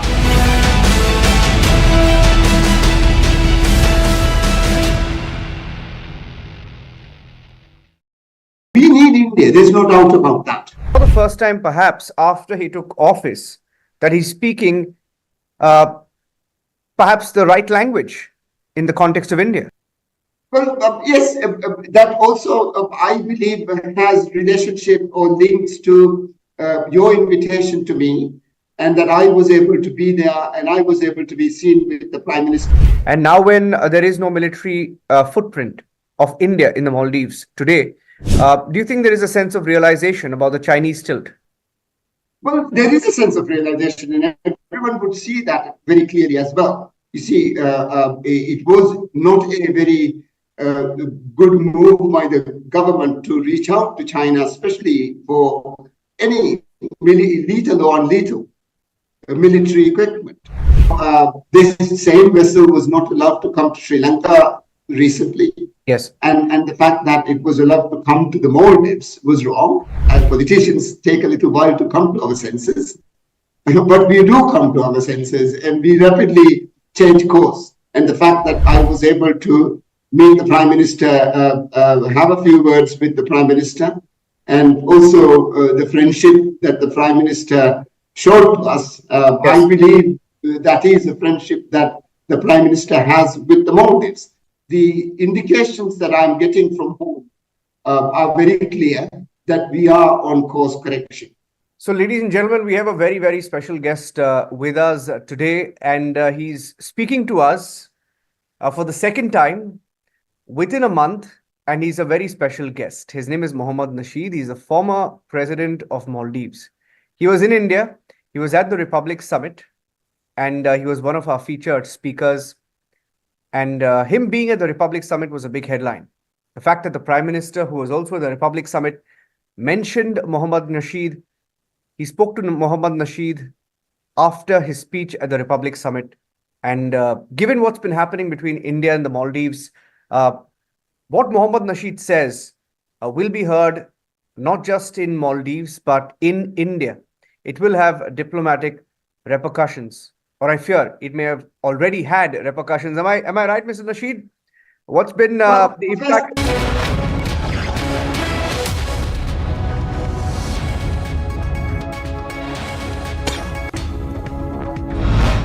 Viewers, time for so fast of tape. Shivangi Shukla, let's get started. No interim relief for Kejriwal. ED asked to file reply by April 2nd, and the court will hear the case on April 3rd. Remember, Arin Kejriwal has moved the Delhi High Court once again, this time to challenge his ED custody, which has become a central issue between the BJP and Aam Aadmi Party in New Delhi. BJP has taken it to the streets to protest against Kejriwal's arrest, and we are seeing that the BJP has demanded the resignation of Kejriwal. This after ED arrested Kejriwal in the liquor gate case. During the protests outside the Delhi Assembly against the arrest of Delhi CM Arvind Kejriwal, Aam Aadmi Party Minister Saurabh Bhadrewal said everyone here is in a t-shirt that says "Main bhi Kejriwal" and opposes the dictatorship of the BJP. He said the Aam Aadmi Party will keep fighting.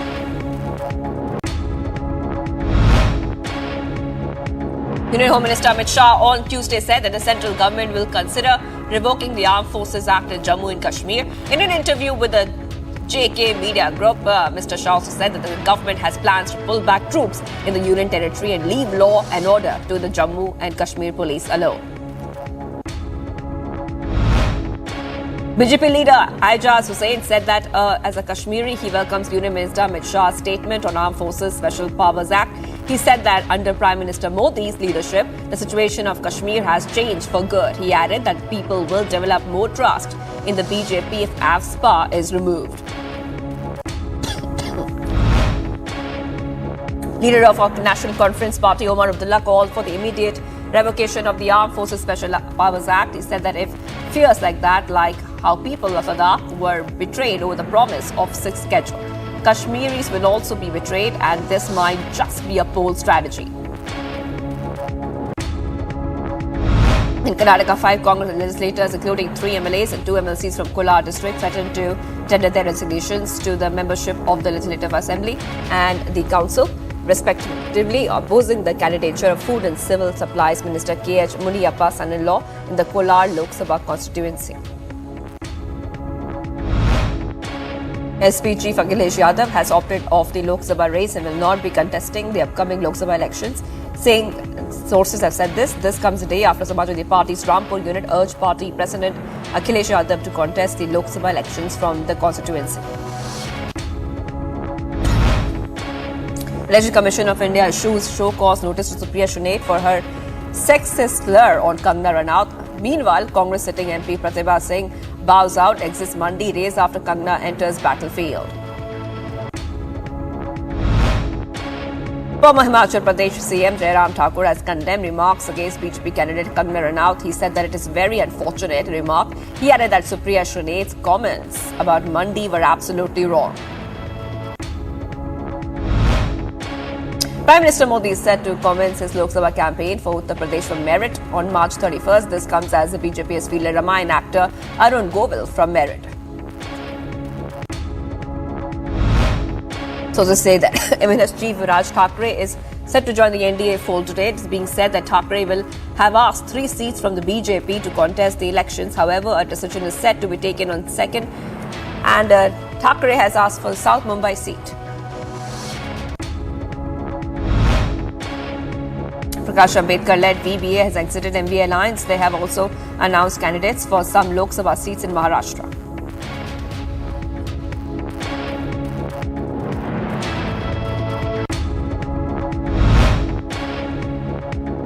Shiv Sena's leader Sanjay Raut shared a list of total 17 candidates for Lok Sabha elections. The list includes former Union Minister Anand Geete and Arvind Sawant for the Raigarh and South Mumbai constituencies respectively. Congress leader Sanjay Nirupam has voiced strong opposition against the Shiv Sena's UBT's arbitrary candidate announcements in Mumbai Lok Sabha seats, claiming it has upset both Congress cadre and voters. Nirupam demands top leadership to take a stand against Shiv Sena's decision, citing concerns over candidate integrity. Sabha candidacy, Union Minister Nitin Gadkari is confidently asserted about his win in Nagpur, saying that he's 101% sure that the people will support him. He added that his aim will be to make the Nagpur air and water pollution free and transform it to a green city.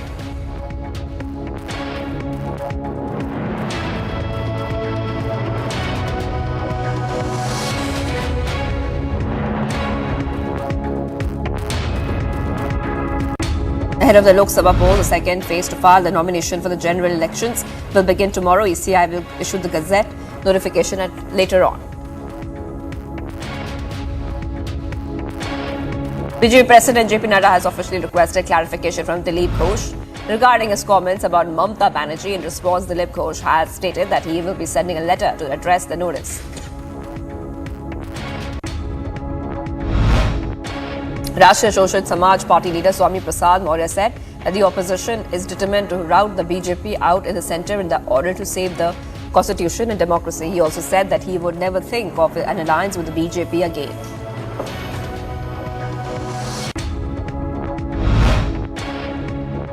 DMDK founder Vijay Kant's son V. Vijaya Prabhakaran, who is set to make his electoral debut from Tamil Nadu's Virodnagar Lok Sabha constituency, has said that he looks forward to contesting the upcoming general elections and was confident of victory. Prabhakaran dwelt at length on the challenges that lie ahead for the AIDMK-DMDK alliance.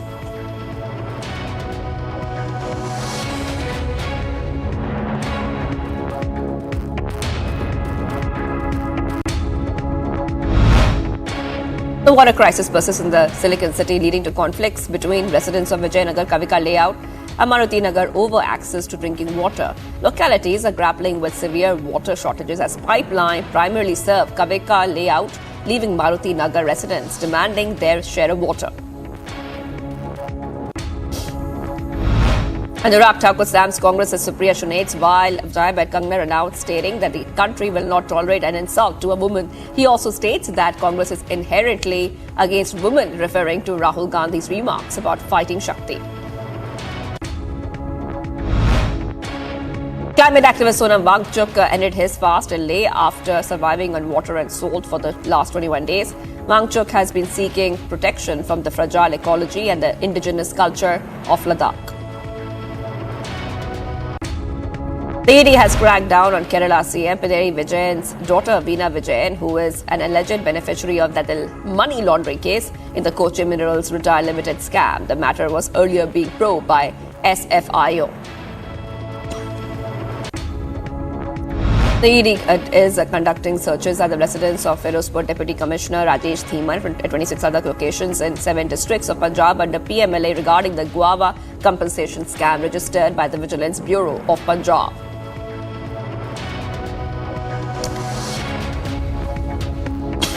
An Indian Army battalion group is participating in the second edition of the Tri-Services India US Amphibious Excise X Tiger Triumph alongside the Indian Navy and the Indian Air Force. The 14-day exercise, which began on March 18th, is divided into 2 phases, the harbour phase, in and the sea phase. Union Minister Smriti Irani took a dig at Congress while addressing a rally in Pauri Garhwal and said that had the Congress been in power, development would have never reached people. She added that the Ram Mandir would have never been constructed if Congress party ruled India. NCP-SCP workers stage protest outside party headquarters following Shiv Sena UBT being announced as a candidate for Mumbai North East Lok Sabha seat historically held by the United NCP. Sadhguru Jaggu Vasudev leaves from Indraprasth Apollo Hospital in New Delhi after getting discharged. He underwent emergency brain surgery on March 17th year. He had been experiencing severe headaches for a few weeks before undergoing the surgery. The Philippines President Ferdinand R. Marcos Jr. on Tuesday expressed his gratitude to India for its swift action in rescuing Filipino crew members of a merchant ship attacked by the Houthi rebels in the Gulf of Aden.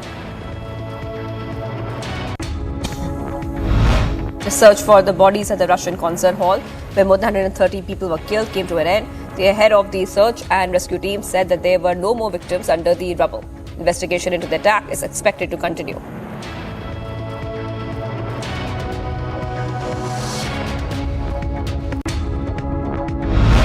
Israel claimed it had killed the deputy leader of Hamas armed wing in the Gaza Strip who helped plan the October 7th attack. Military spokesperson Daniel Hagari said that according to the intelligence obtained, Marwan Issa was killed 2 weeks ago along with another terrorist. Relatives of hostages held in Gaza locked themselves in cages during a protest in Tel Aviv, urging Israeli Prime Minister Benjamin Netanyahu to reach a deal to release their loved ones. This comes as Netanyahu blasted a UN Security Council resolution calling for a Gaza ceasefire that his country's top ally, the United States, chose not to block. All 6 workers missing after a Baltimore bridge collapsed are presumed dead, and the search for them has been suspended. 2 people have been rescued so far after the bridge collapsed in a clash with a cargo ship. President Joe Biden directed the federal government to pick up the entire cost of rebuilding the collapsed Francis Scott Key Bridge in Baltimore. He added that he will bring up the matter in the Senate and expects the Congress to support his government's efforts. A broad coalition of reproductive justice organizations rallied in front of Chicago's federal court building as the Supreme Court held arguments on cases aiming to ban the use of a drug used in 53% of abortions. Protests erupted against Prime Minister Viktor Orban after a government insider turned critic released an audio recording that he says proves that top officials conspired to cover up corruption. The recording allegedly describes how the evidence was removed from court to cover illegal business dealings. France's armed forces reviewed the cyber capabilities ahead of the Paris Olympics. Different branches of the military, including the Army and Navy, were seen conducting real-life exercises to test the country's cyber defenses.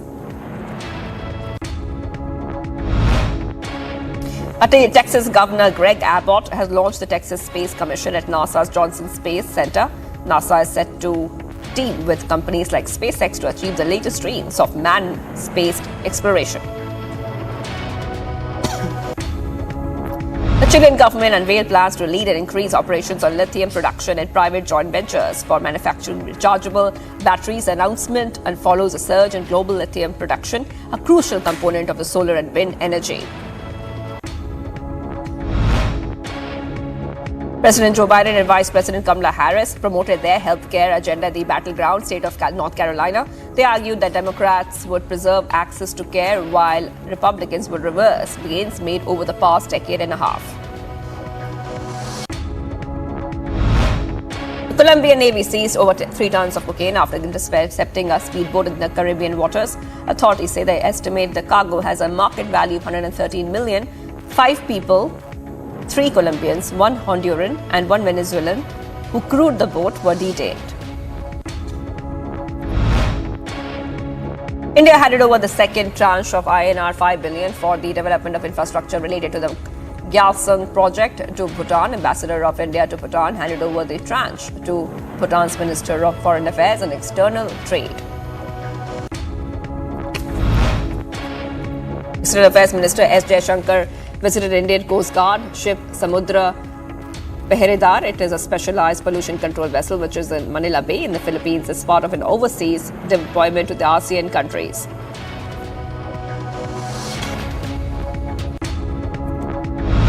The US has denounced Hamas's recent rejection to the UNSC's approval of a resolution calling for an immediate end to hostilities. State Department spokesperson Matthew Miller said that a ceasefire and release of hostages ultimately will have to be secured through negotiations.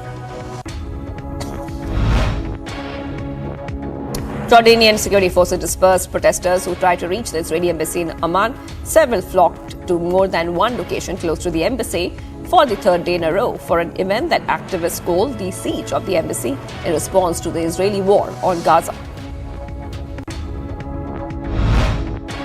Sunrisers Hyderabad and Mumbai Indians are set to take on each other in the IPL 2024 clash in Hyderabad today. Both teams started with narrow losses of 4 runs and 6 runs to the Kolkata Knight Riders and Gujarat Titans respectively in their campaign openers. 5 gold medals that Paavo Nurmi won at the Paris Olympics has been returned to the French capital and are currently on display to mark the centenary since the Flying Finn's unique achievement ahead of the Paris Games. The medals will be exhibited at the exhibition on the left bank of the river, seen from 27th March to 22nd September.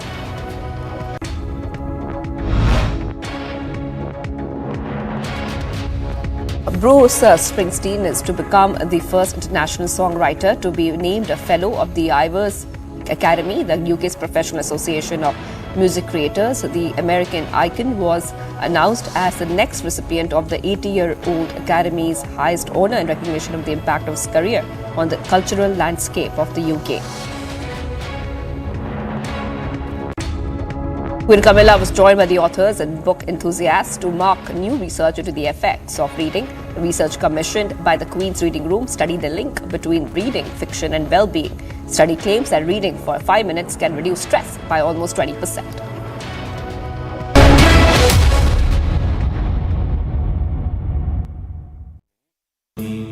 Amity has been ranked India's #1 private university for the 11th year by India Today, a testimony to Amity's world-class education whilst imbibing values and sanskars in students.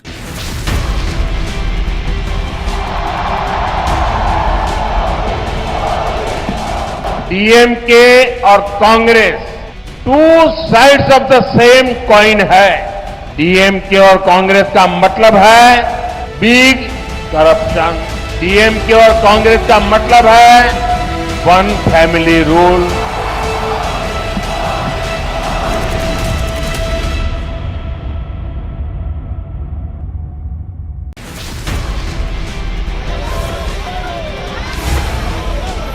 Hindu धर्म में शक्ति शब्द होता है।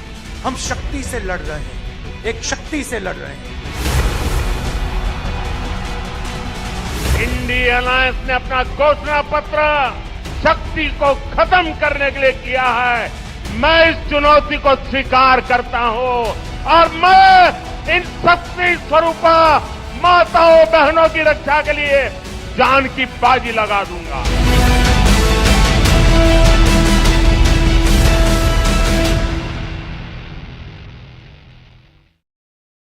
Good evening and welcome, viewers. The question I want to begin with tonight is whether all public servants in the country are equal, or whether some public servants are more equal than others. And the reason I'm asking this is because Arvind Kejriwal holds the unusual distinction of being a serving chief minister operating from jail. Before joining politics, Arvind Kejriwal was in the Indian Revenue Service, and therefore he was subject to the All India Services Rules of 1969, ladies and gentlemen, these rules. Now, under these rules, any public servant who is a member of a government service cannot operate from jail. In fact, anyone in custody who is in custody for a period of 48 hours, and now it's been longer than 48 hours that Kejriwal has been in custody, any public servant is necessarily and as a matter of routine suspended from service. Also, as per the All India Services Rules, any central government officer who faces a charge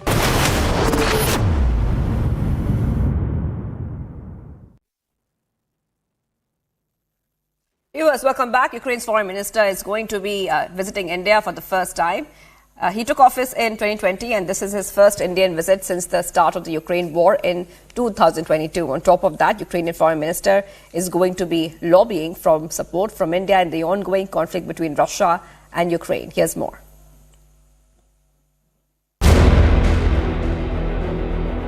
Days after Prime Minister Modi dialed Ukrainian President Volodymyr Zelensky, Ukrainian Foreign Minister Dmytro Kuleba is all set to make his first visit to India. This is the first time the Ukrainian Foreign Minister will visit India since the start of the Russia-Ukraine war. Standing here in Kiev, in front of Mahatma Gandhi's monument, I'm pleased to announce that this week I will pay my first ever visit to India. A few days ago, President Zelensky spoke with Prime Minister Modi. My visit will further strengthen our relations. Ukraine and India are two big democracies. I'm certain we are set to be good partners and friends. The visit of the Ukrainian Foreign Minister comes after President Zelensky extended an invitation to Prime Minister Modi to visit to Ukraine later this year. The Ukrainian Foreign Minister is expected to hold high-level dialogues with External Affairs Minister Dr. S. Jaishankar. On the top of Ukraine's agenda is going to be lobbying for India's support for the upcoming peace summit scheduled to be held later this summer in Switzerland. The peace summit is expected to build on the 10-point peace formula of President Zelensky that seeks complete withdrawal of Russian troops, release of prisoners of war, and a formal confirmation of the end of the war, among other things. India has so far not announced its participation in the summit, as the dates are expected to coincide with Lok Sabha elections. Dozens of meetings have been held so far on the peace formula proposed by President Zelensky. However, no solution acceptable to both parties has come out of these dialogues so far. India has maintained its neutral position that dialogue and diplomacy are the only way forward in this crisis, reiterating Prime Minister Modi's remarks to Russian President Putin, "This is not an era of war." Will Ukrainian Foreign Minister's trip create a breakthrough in Ukraine-India relations that can aid the peace effort in Russia-Ukraine war? And will India participate in the peace summit remains to be seen. Bureau Report, Republic TV. The Silicon City, the Lake City, Bengaluru is grappling with a severe water shortage, leading to tensions among residents fighting over access to drinking water. Meanwhile, R. Ashoka, leader of the opposition in Karnataka, criticized the Congress-led state government for its handling of the water crisis in Bengaluru. Here's more. The Lake City of Bengaluru is grappling with a severe water crisis. The prolonged water crisis has created a drought-like situation in the state and led to shortage of drinking water in the city. The crisis has now triggered a massive fight between residents in affected regions. In Bengaluru's Vijayanagar, water wars are playing out on the streets. The apathy has forced the residents of Maruti Nagar to demand water supply from the water pipeline in Vijayanagar. Meanwhile, leader of opposition in Karnataka Assembly hit out at the Siddaramaiah-led government in the state. In Karnataka, there is no culture, he is the culture minister. There is no water in Karnataka, irrigation minister is D.K. Kumar. This is the thing happening. Because the captain of this team, Siddaramaiah, is expert in all these issues. As the crisis continues, the residents continue to demand quick action from the authorities. Bureau Report, Republic TV.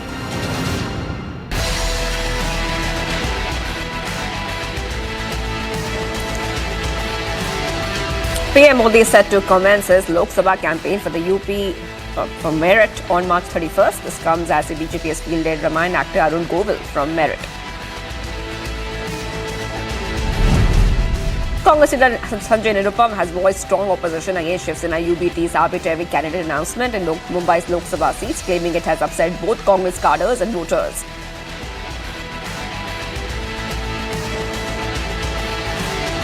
Shiv Sena उबाठा ने जिस तरीके से मनमाने ढंग से मुंबई की 6 में से 4 लोकसभा सीटों के उम्मीदवार घोषित किए हैं, इससे कांग्रेस के कैडर में भयंकर नाराजगी है और उसकी वजह से कांग्रेस का जो वोटर है वो भी नाराज रहेगा। सबसे पहले मैं तो अपने शीर्ष नेतृत्व से ये मांग करूंगा कि निश्चित तौर पर कांग्रेस के शिवसेना के इस फैसले के खिलाफ उनको एक भूमिका लेनी चाहिए।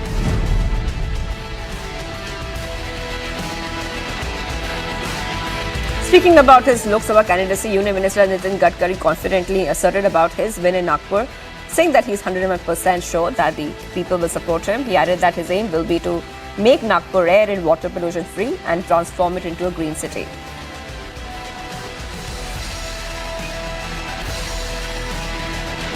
पिक्चर तो नागपुर विदर्भ का सर्वांगीण विकास, ये मेरे राजनीतिक जीवन की शुरुआत में मेरा संकल्प रहा है। नाग नदी का शुद्धिकरण और सबसे इम्पोर्टेंट चीज़ है कि नागपुर शहर को जल प्रदूषण, वायु प्रदूषण और ध्वनि प्रदूषण से मुक्त करके एक ग्रीन शहर बनाने के लिए मैं कोशिश करूंगा। Ahead of Lok Sabha polls, the second phase to file the nominations for general elections will begin tomorrow. ECI will use the Gazette notification at 4 p.m.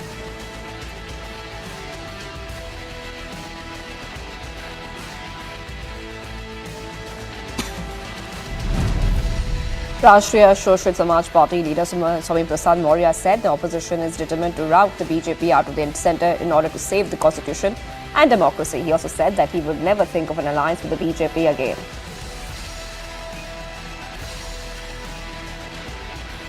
राष्ट्रीय सोशल समाज पार्टी के गठन के दिन ही मैंने सार्वजनिक रूप से इस बात की घोषणा की थी कि इंडिया अलायंस देश की आवश्यकता है, इसलिए इंडिया अलायंस को मजबूत बनाने की दिशा में राष्ट्रीय सोशल समाज पार्टी काम करेगी। इसलिए अलग से किसी अलायंस की आवश्यकता है ही नहीं।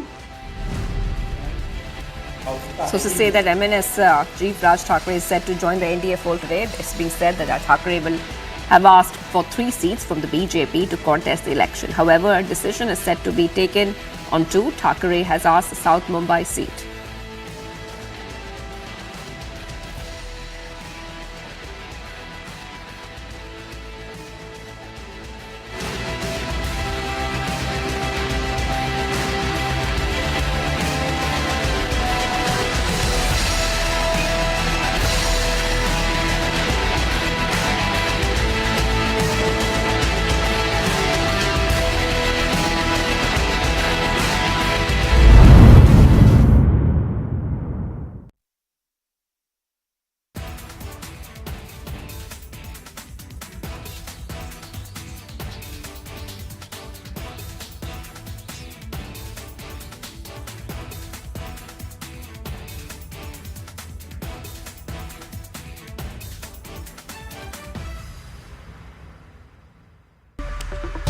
Welcome back, ladies and gentlemen. It's time now for the nation's sharpest opinion.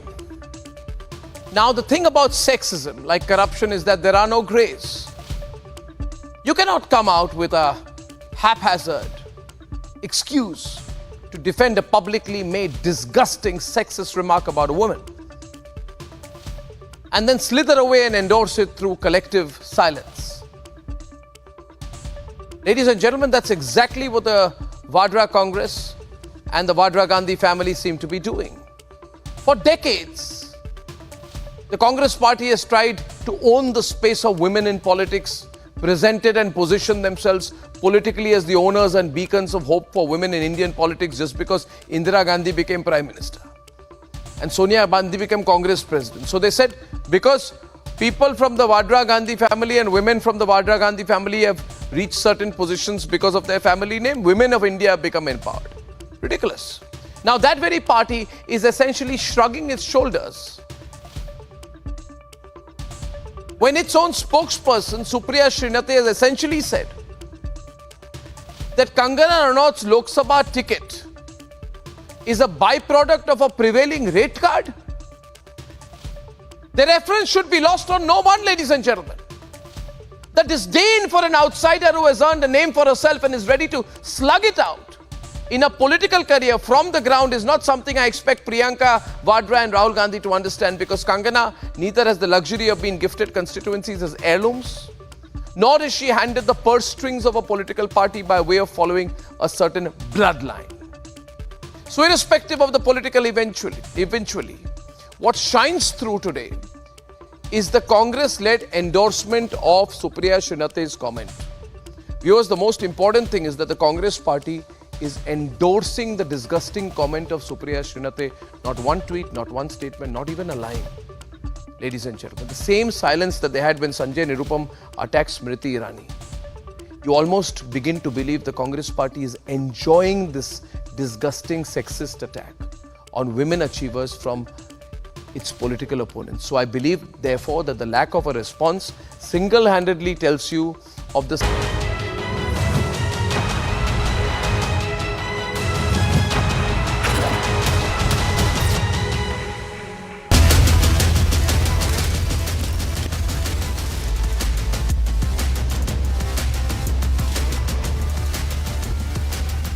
Hello and welcome. You're watching The Burning Question with me, Shah Vincent. Ladies and gentlemen, there was a point in time that particularly Gupkar parties would have always argued that what exactly is the need of AFSPA. And if you're wondering what exactly is AFSPA, it had given some special powers to the armed forces, particularly to carry out searches and even, if necessary, arrest or even shoot at.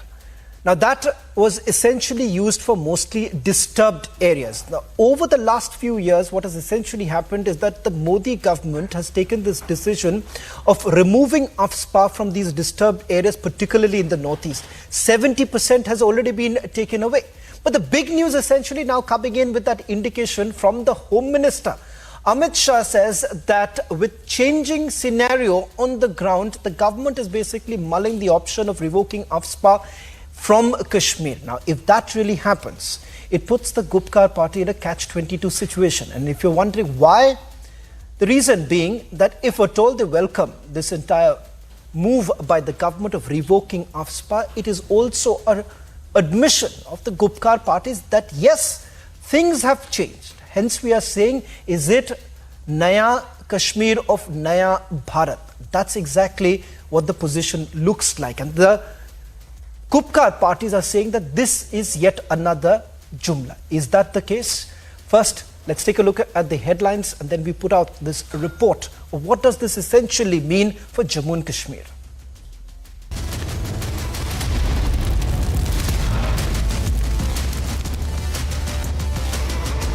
Home Minister Amit Shah hints at revoking AFSPA, says the centre trusted Jammu and Kashmir police to handle law and order situation. No relief for Aam Aadmi Party Supremo as Kejriwal's bail application gets rejected in Delhi High Court.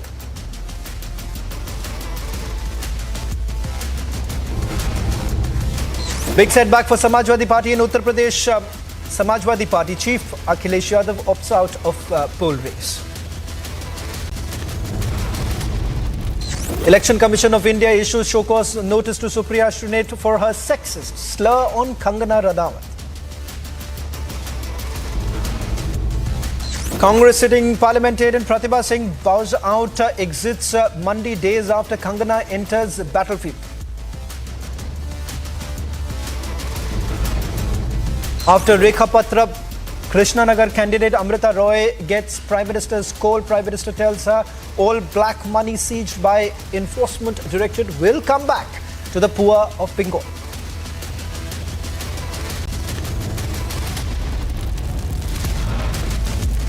So why exactly does the Gupkar parties really look so very nervous at this point in time? The reason why we are saying is this, but the question when it was posed to Omar Abdullah, he says that look here, I've been saying this for years that AFSPA should be revoked, and if the government really believes that the situation has changed, they should be doing it immediately. Now that's the position that Omar Abdullah has taken, but no word really on whether at all things have really changed in Jammu and Kashmir. Ladies and gentlemen, there was a point in time when you would have opened any news channel and you would have seen images of stone pelting taking place in Kashmir. Now, do you remember when was the last that you saw that one picture of stone pelting really taking place in downtown Srinagar? That's not happening. That's the reason why we're calling it Naya Kashmir of Naya Bharat. Take a look at this report. जब मैं Jammu and Kashmir बोलता हूँ तो PO को इसके अंदर ही आता है। एक सेकंड भाई सुनो तो, सुनिए तो आप मुझे बोलने नहीं देंगे। आप मैं स्पष्ट करता हूँ माननीय मंत्री जी प्लीज। मैं जब जम्मू एंड कश्मीर बोलता हूँ माननीय सदस्य इसलिए एग्रेसिव हूँ कि जम्मू एंड कश्मीर के पीएको को आप भारत का हिस्सा नहीं मानते हो क्या? एग्रेसिव ना हो, जान दे देंगे इसके लिए। क्या बात कर रहे हो आप? एग्रेसिव होने की क्या बात कर रहे हो? जान दे देंगे इसके लिए। 5 years after, the Union Home Minister announced the abrogation of Article 370 in Jammu and Kashmir.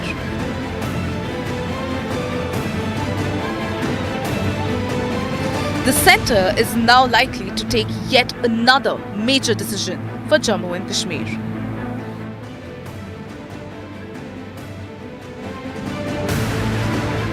Union Home Minister Amit Shah, in an interview to a publication in J&K, said that the central government will consider revoking the Armed Forces Special Powers Act in the valley.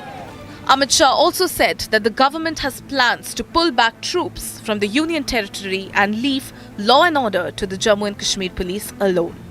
1947 के बाद जम्मू कश्मीर को जख्म देने का काम कांग्रेस ने किया जब आर्टिकल 370 और 35A को लागू किया।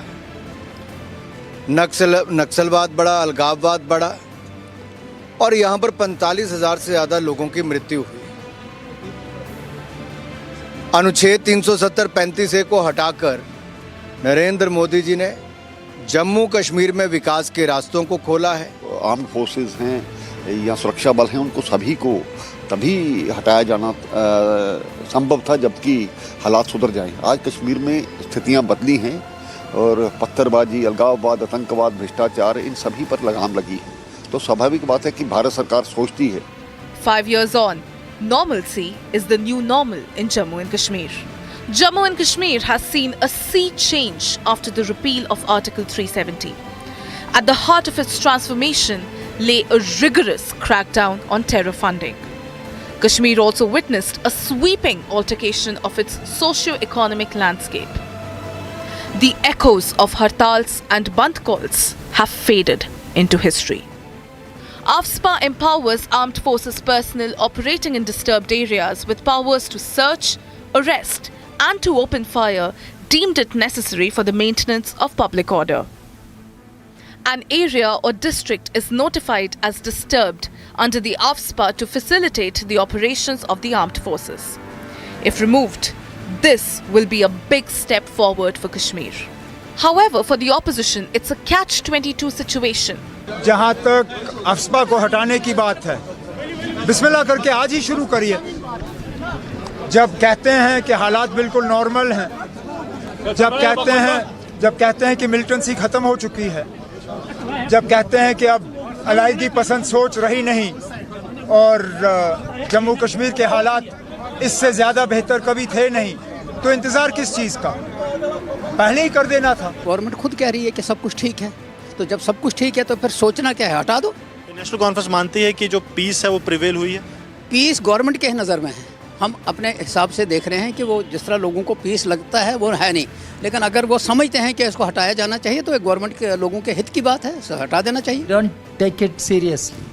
What Mr. Amit Shah is saying is not a serious thing, and just he thinks by making such statements he can deceive the people of Jammu and Kashmir. He can hoodwink the people of Jammu and Kashmir at the time of elections. That is what I point out. Mr. Amit Shah is not sincere. Home Minister, this union government headed by Mr. Modi is not sincere, honest to the people of Jammu and Kashmir. Jammu and Kashmir's historic journey has ushered in a new chapter in the valley's narrative. And if AFSPA is removed, it will only act as a catalyst to the development in the valley. Bureau Report, Republic TV. Ladies and gentlemen, tonight a departure from what we generally do. I would essentially take you through what we witnessed. There are at least 3 gentlemen on this broadcast who've actually witnessed Kashmir up front. Former Jammu and Kashmir DGP SP Ved, Colonel Abhinav Navneet, who's been there for a very long time, and Sardar RP Singh of the BJP. And you'll be surprised to know this, that Sardar RP Singh himself, for over a long period of time, has been in Kashmir. So much so that he's had a direct interface with several organizations who created havoc in Srinagar. First, I want to take this to you, Sardar RP Singh. The time back in 1992 that many of us, those who were from the Northeast, had actually witnessed it up front also. The situation that was there in Kashmir, there wouldn't be a single moment that you wouldn't have heard gunshots, blasts taking place, people afraid of even stepping out of their home. That was the situation back then. I want to start with your story where you found it even difficult to reach Lal Chowk. 1992, I was sent by I used to work for a newspaper that paper was banned, the Indian Express was banned, and our correspondents were told to remove your correspondent from here, Joseph, and his wife Asha Khosa used to work some other paper. They both were they were told they should be removed from the city. I went there. I held a negotiation with all these set of people at that time, and I succeeded in negotiating, and our people stayed there. George Joseph and Asha Khosa both stayed there. But the situation was like, it was like war zone. At night, it used to be like some war happening between Pakistan and India, or some war happening between two countries. All night it will be rifle shots or gun shots, all night through. And then in day, there will be pin drop silent, not a person on road, not a tourist on road, nothing. There just used to be one hotel which used to be Adus, which used to be open and which used to be controlled by the militants only. And that's the situation was. And if you have to even meet someone, you have to make a phone. Those times there was no mobile phone.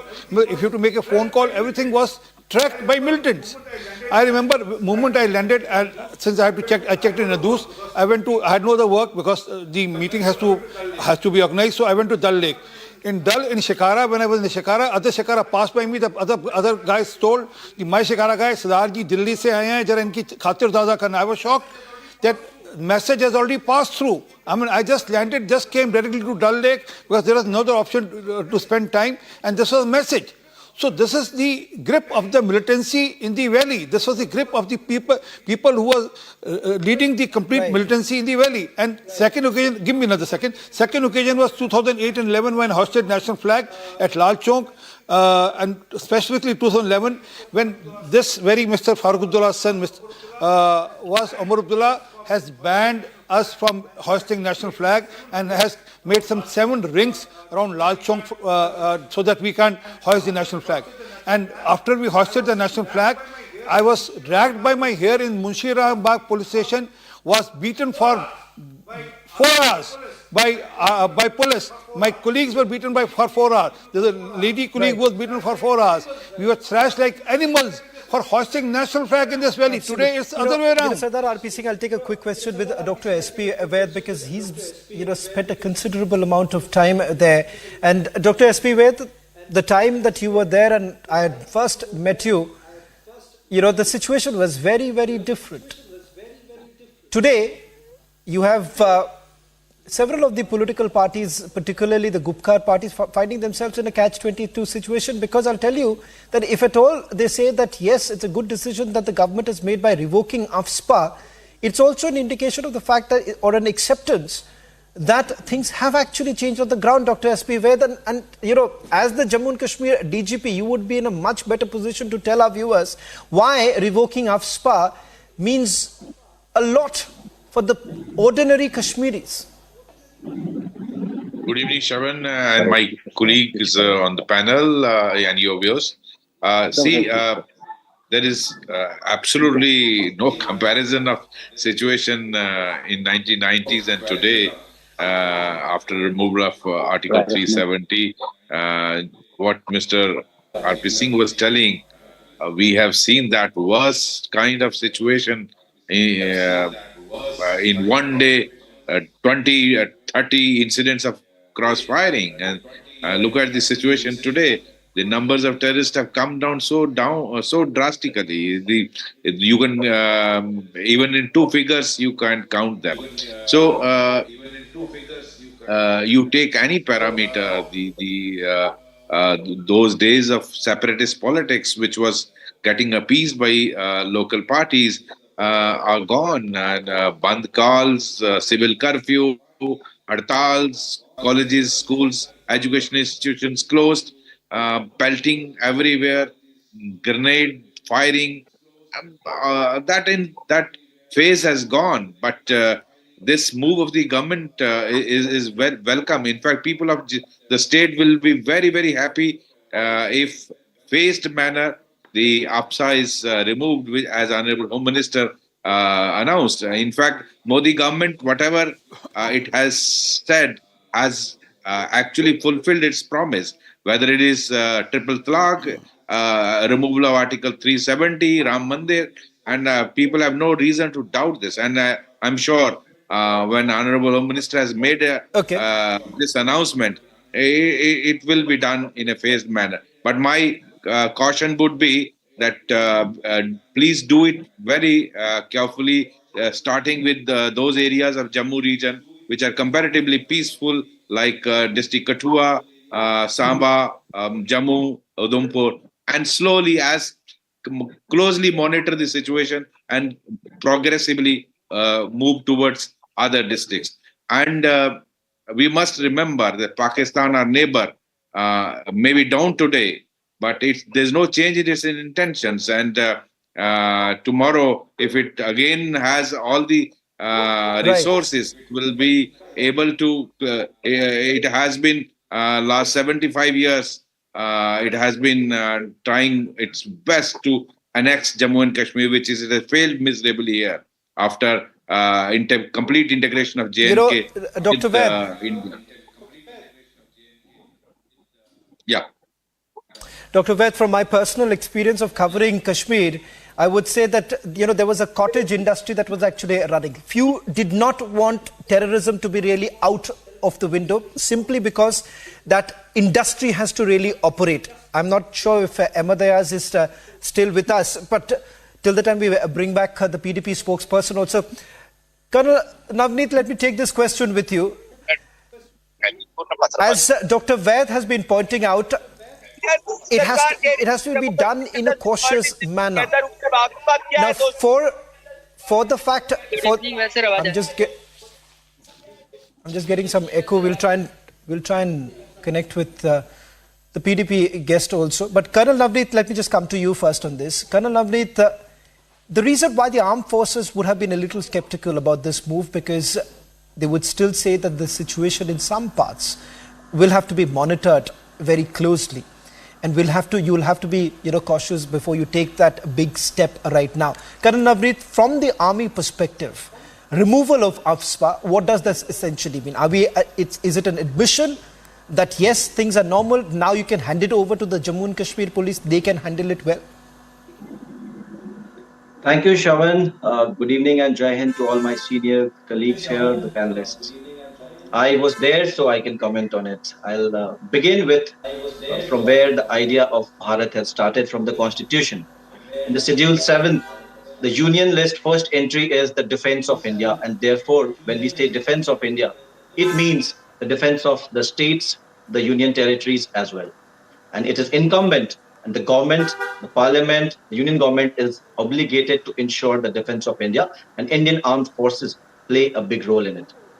Having said that, there is another provision in our Constitution which says that there has to be some fundamental rights which are to be given to the citizens.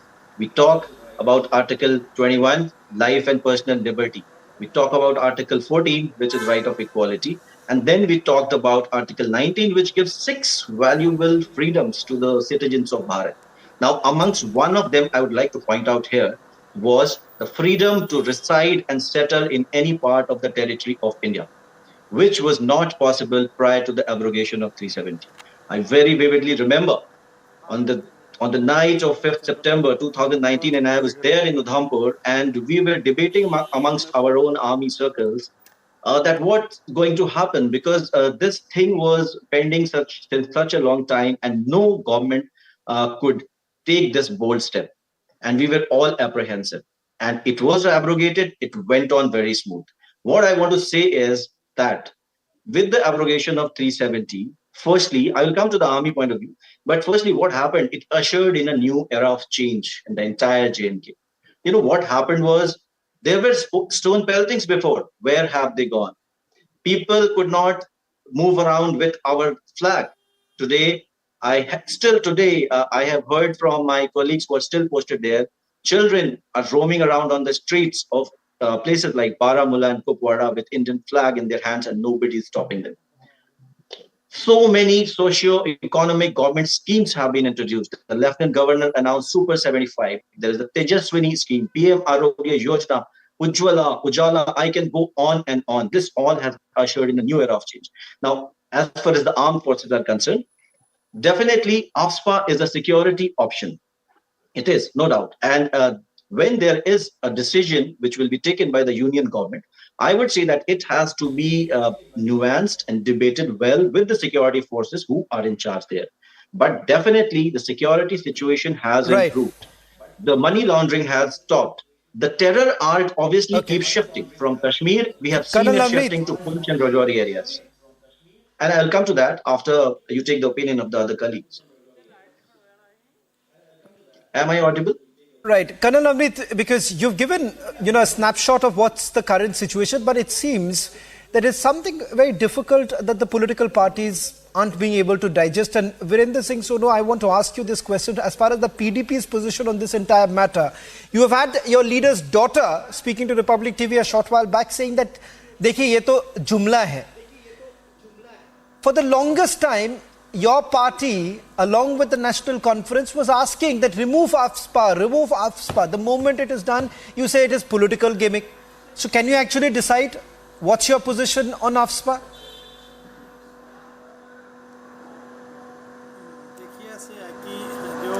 आज जिस issue पे हम बात कर रहे हैं, हमने तो पीपल्स डेमोक्रेटिक पार्टी की जो बुनियाद है वो थी, जब हमने पार्टी बनाई थी तो आज तक हमारा स्टैंड था कि AFSPA जो है उसको रिमूव किया जाना चाहिए, क्योंकि इससे जैसे कि कर्नल साहब को मैं भी सुन रहा था वो कह रहे थे, तो आज अगर भारतीय जनता पार्टी ये कह रही है तो मैं समझता हूँ कि अगर होम मिनिस्टर साहब कह रहे हैं तो PDP की बात को आज सरकार ने माना तो अच्छी बात है, लेकिन हम ये कहते हैं कि सिर्फ इलेक्शन का बयान नहीं होना चाहिए, जुमला नहीं होना चाहिए, इसको इम्प्लीमेंट कीजिए यार। इस मसले पर हम ये कहना चाहते हैं, हम वेलकम करेंगे अगर सरकार AFSPA को रिमूव करती है तो, लेकिन इलेक्शन को देख के तो बयानबाजी नहीं होनी चाहिए ना, इसको रिमूव करना है तो किया जाए। तो क्या आप मानते हैं, तो क्या वीरेंद्र जी आप क्या आप मानते हैं जी? वीरेंद्र जी चलिए तो आप मानते हैं कि चीजें बदली हैं मैं तो कह रहा हूं कश्मीर में, क्योंकि अब तक तो आप ये कहते थे कुछ भी नहीं बदला। आप चाहते हैं तो इलेक्शन जुमला नहीं, आप इसको इम्प्लीमेंट करके बताइए। हम तो ये कह रहे हैं क्योंकि हमारा तो शुरू से ये रोड मैप था, और आई फील प्राउड कि मैं मुफ्ती मोहम्मद सईद साहब का वर्कर हूँ जिनके रोड मैप को आज गवर्नमेंट ऑफ इंडिया मान रही है। जो हमने 20 साल पहले कहा, 10 साल पहले कहा, जब एजेंडा ऑफ अलायंस में बीजेपी के साथ सरकार बनाई, हमने तब भी कहा, तब बीजेपी ने हमारी बात मानी, लेकिन सरकार बात नहीं की। तो अगर आज होम मिनिस्टर साहब कह रहे हैं तो मैं समझता हूँ कि इसको इम्प्लीमेंट किया जाना चाहिए, चुनावी जुमला नहीं, बयानबाजी तक नहीं। सब हम तो चाहते हैं, we are from the very first day, from the beginning of our party, जब हमारी पार्टी एस्टैब्लिश हुई, हमारा ये स्टैंड था कि इस चीज को किया जाना चाहिए। तो चलिए वीरेंद्र जी आपने सवाल पूछा, मैं भारतीय जनता पार्टी के प्रवक्ता से पूछता हूँ। चलिए आपने पूछा वीरेंद्र जी, हमने अपना कौन सा, वीरेंद्र जी हो गया, धन्यवाद सर, हमने अपना कौन सा वादा जो पूरा नहीं किया? धारा 370 की बात करी थी हमने, करी, हटाई नहीं हटाई?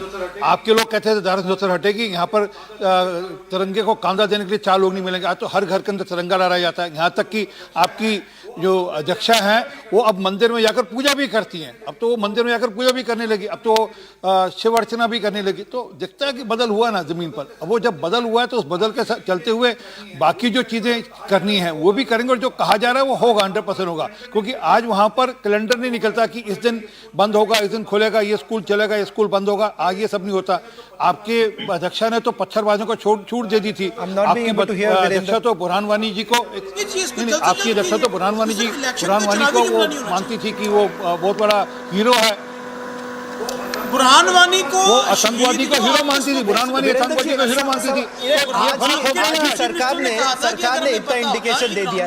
वीरेंद्र जी आप भी सुन लीजिए, अब तक सुनिए आप निखिल, मैं कहता हूं कि अगर मान लीजिए आप ये कहते हैं कि AFSPA हम हटाना चाहते हैं तो who are stopping you? Because अगर आपकी विल पावर है, उसको अगर आपने ये करना तो हम रोक थोड़ी रहे।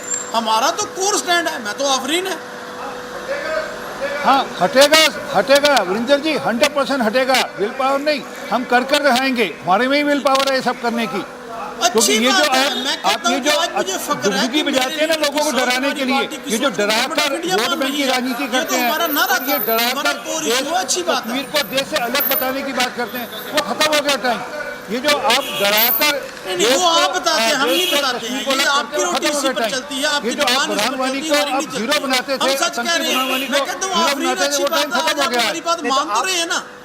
मैं तो कह रहा हूँ कि हमारे रोड मैप को आपने एक्सेप्ट किया। एक चीज बताइए, अच्छी बात है ना, जम्मू कश्मीर के मसले चलिए ये भी आप इतना कहते हैं वीरेंद्र जी, आप भी सरकार में थे, आप भी सरकार, एक मिनट वीरेंद्र जी, आप भी सरकार में थे, आप भी सरकार में थे, सरदार आरपी सिंह के पार्टी के साथ, तो आप ये क्यों नहीं कहते कि अगर आपके पास उस समय विल पावर था, सरकार तो आप कह रही कि देखिए हमारे पास हालात भी ठीक है और हम करके भी दिखाएंगे, आप भी सरकार में थे, तब आपने ये क्यों नहीं कहा? क्योंकि तब आप जिस समय की बात कर रहे हैं तब तो लोग लाल चौक तक नहीं पहुंचते थे, डाउनटाउन श्रीनगर नहीं जा पाते थे कोई। हमने तो right from the first day कहा कि इसको रिमूव किया जाना चाहिए। हम तो आप तो केंद्र, आप तो वही पार्टी के साथ, आप तो वही पार्टी के साथ अलायंस में थे, इतनी बार विरोध किया उसका। It is not statement for voting, हमारा सिर्फ ये कहना है। Okay, I'll just get a quick comment, Sardar RP Singh.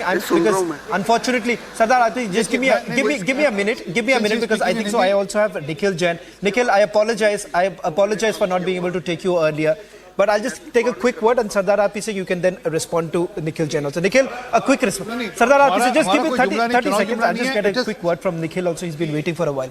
Nikhil, please. Now the fact is this. It is an admission. Let's admit it. It's beyond politics. I would say when it comes to Kashmir, something that we are all proud of, we should go beyond politics. We should go beyond partisan politics right now. Because if this is a situation in Kashmir where you are in a position to withdraw AFSPA, it is something that all political parties should come together and welcome it.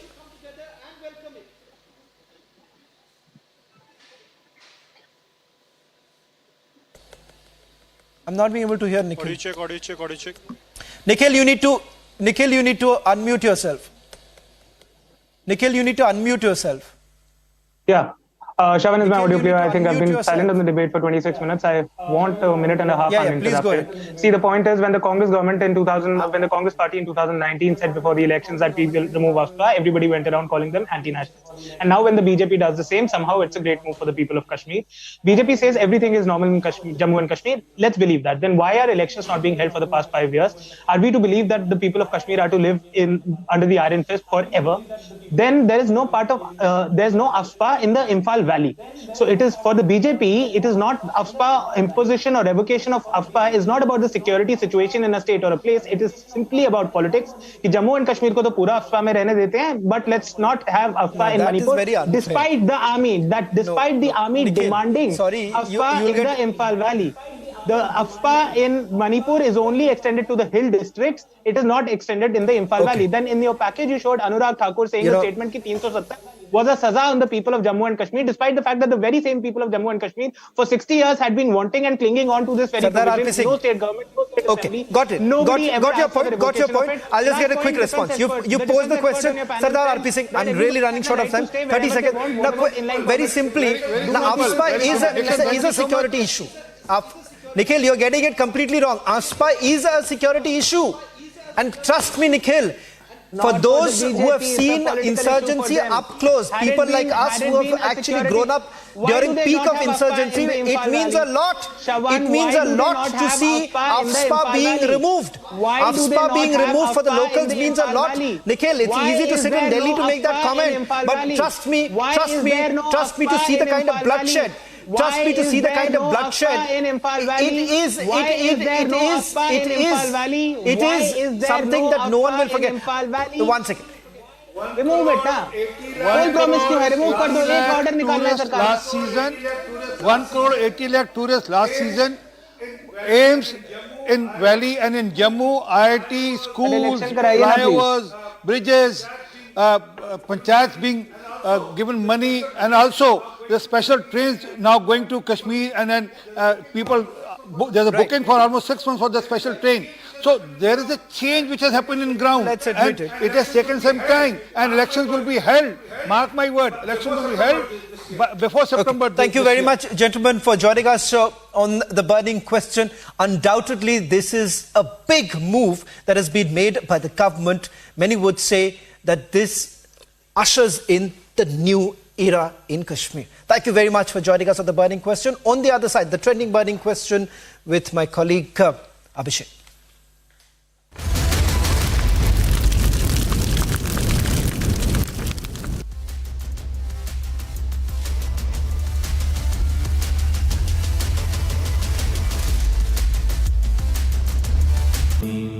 Amity has been ranked India's #1 private university for the 11th year by India Today, a testimony to Amity's world-class education whilst imbibing values and sanskars in students.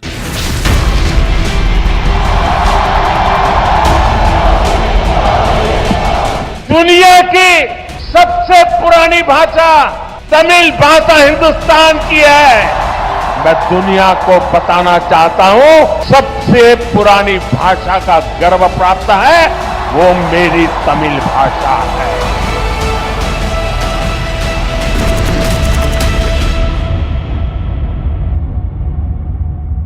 Tests after the operation found cancer had been present. My medical team therefore advised that I should undergo a course of preventative chemotherapy, and I'm now in the early stages of that treatment.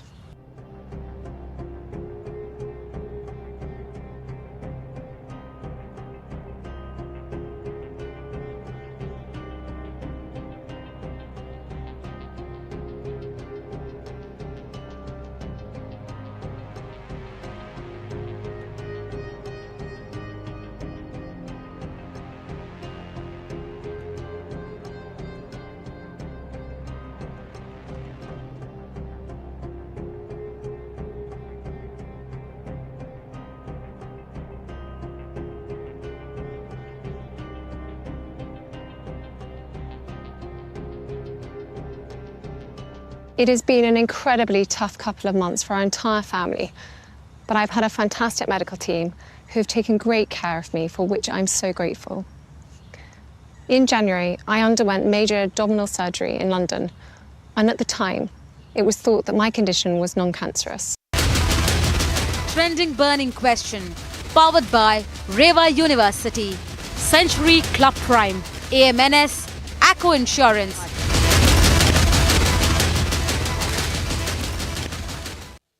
Welcome back, friends. Congress party's woes seem to be multiplying by the day. From Himachal up north to Karnataka down south, last 24 hours have seen veteran Pratibha Singh, who also happens to be the in charge of Himachal Congress, refused to contest from family stronghold of Mandi. And Chief Minister Siddaramaiah in Karnataka has admitted to trouble with MLAs threatening to resign if nepotism prevails in Kolar. Mind you, that's actually the stronghold of Chief Minister himself. What's really happening? Let's try to understand. Look at these developments of the last 24 hours, then I come back to discuss.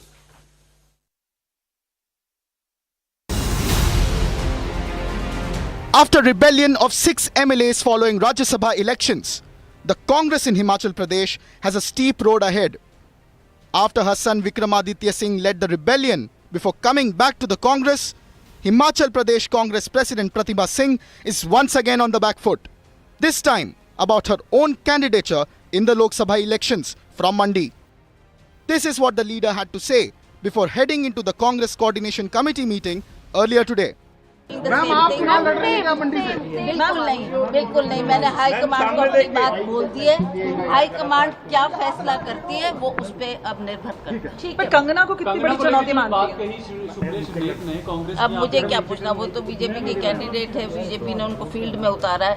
ठीक है, जो भी होगा सामना करेंगे, election लड़ेंगे और लड़वाएंगे और कांग्रेस को जितवाएंगे। However, after the meeting, Pratibha Singh changed her tone by saying that the decision of her contesting the Lok Sabha elections will now be taken by the party's high command. देखिए, that is for us to see अब कैसे वो challenges हमारे सामने आते हैं, कैसे हमने उनको दूर करना है, कैसी वो परिस्थिति का हमने सामना करना है, उसको हमने डिसाइड करना है। आज तो जो कैंडिडेट्स हमने नए उतारने हैं फील्ड में, उस पर चर्चा की गई और उस पर सोच की गई और क्या हम सब की राय थी वो शुक्ला जी के सामने हमने रखी है, जो कि हमारे प्रभारी है। और इसी तरह से 4 और 5 को इन्होंने 5 और 6 को दिल्ली में दोबारा मीटिंग रखी है, वहाँ पर हाई कमांड तक हमारी बात को पहुँचाएंगे। क्या वो इस पर आदेश देते हैं, फिर उनके हुक्म का पालन किया जाएगा। The Mandi Lok Sabha seat has been a traditional stronghold of Pratibha Singh's family. But when the Congress won back the seat from the BJP in 2021 by-elections, the BJP has been on a hunt for its next big candidate that can return the seat to their own fold. With Kangana Ranaut entering the Lok Sabha fray from Mandi constituency for the BJP, will Pratibha Singh rise up to the challenge to defend what was once her bastion? Or will Kangana Ranaut have a walkover? That is the trending burning question tonight.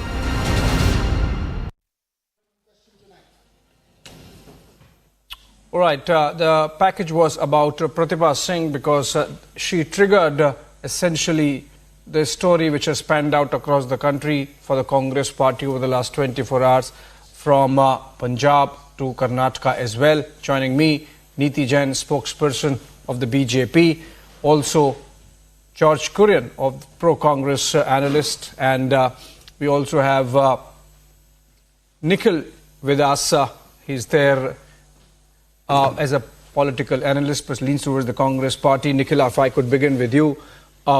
It seems to be an unending saga of woes for the Congress party. We have seen Ravneet Bittu, sitting MP, joining the BJP yesterday, and Pratibha Singh today, not happy with the party and throwing tantrums, saying that she might not contest because she has too much on her plate and let Mandi be handled by somebody else. Remember, that's a family bastion. So obviously something has really miffed her so much that she does not want to contest on a Congress ticket from her stronghold as well. Nikhil. Abhishek, first of all, Pratibha Singh said that she did not want to contest the Mandi seat 6 days ago. I'm not quite sure why is it a new story on 27th of March when she already said that on the 21st of March. Kangana's candidature from that seat was announced a couple of days later. So it is not that Pratibha Singh is not contesting just because Kangana Ranaut is contesting from the seat. Secondly, when you talk about Ravneet Bittu leaving the Congress to join the BJP, you should also talk about Rahul Kaswan leaving the BJP to join the Congress. Fact of the matter is that this is election time and a bunch of MLAs and MPs from across party lines are just shifting parties. There are a bunch of people going from the BJP to the Congress. There are a bunch of people going from the Congress to the BJP. So let's not read into it much. And if Pratibha Singh, the president of the Himachal Pradesh Congress, feels that it is perhaps not the best choice for her to be contesting from that seat, I'm sure the party is going to put up some other candidate from the seat to give Kangana Ranaut a good match. We have all seen the kind of, how do I put it mildly, the kind of strength of candidature Kangana Ranaut brings with the kind of statements that she's been issuing कि मैंने तो कुछ नहीं करना है, मेरा तो शक्ल नहीं है, मेरा तो कुछ भी नहीं है, सिर्फ मोदी जी का है. I think her mind is sure not explained by the kind of statements that you are issuing against her. It's not about Kangana's statements at all. Right now, you are in news. Okay, Neeti, let me should I play a bite from Kangana Ranaut when asked about her candidature? No, you explain yours. Neeti, let me structure this. Okay, Nikhil, we are not discussing Kangana, but I'll come to that. First, a fact check to you. We're talking about the Mandi Pratibha Singh has made a statement on 21st March, of course. Together. But the reason why we are discussing this today, Nikhil, it's not. मेरे को तो बोलने दो भाई. Pratibha Singh might have made a statement on 21st March, but she has made a statement today in the morning, in the afternoon, and in the evening thrice. Essentially, what Pratibha Singh is doing is underscoring her anger and frustration with the Congress High Command at the manner in which she has been treated. Nothing else. I think it could be an ego issue. It could be actually working relationship issue between her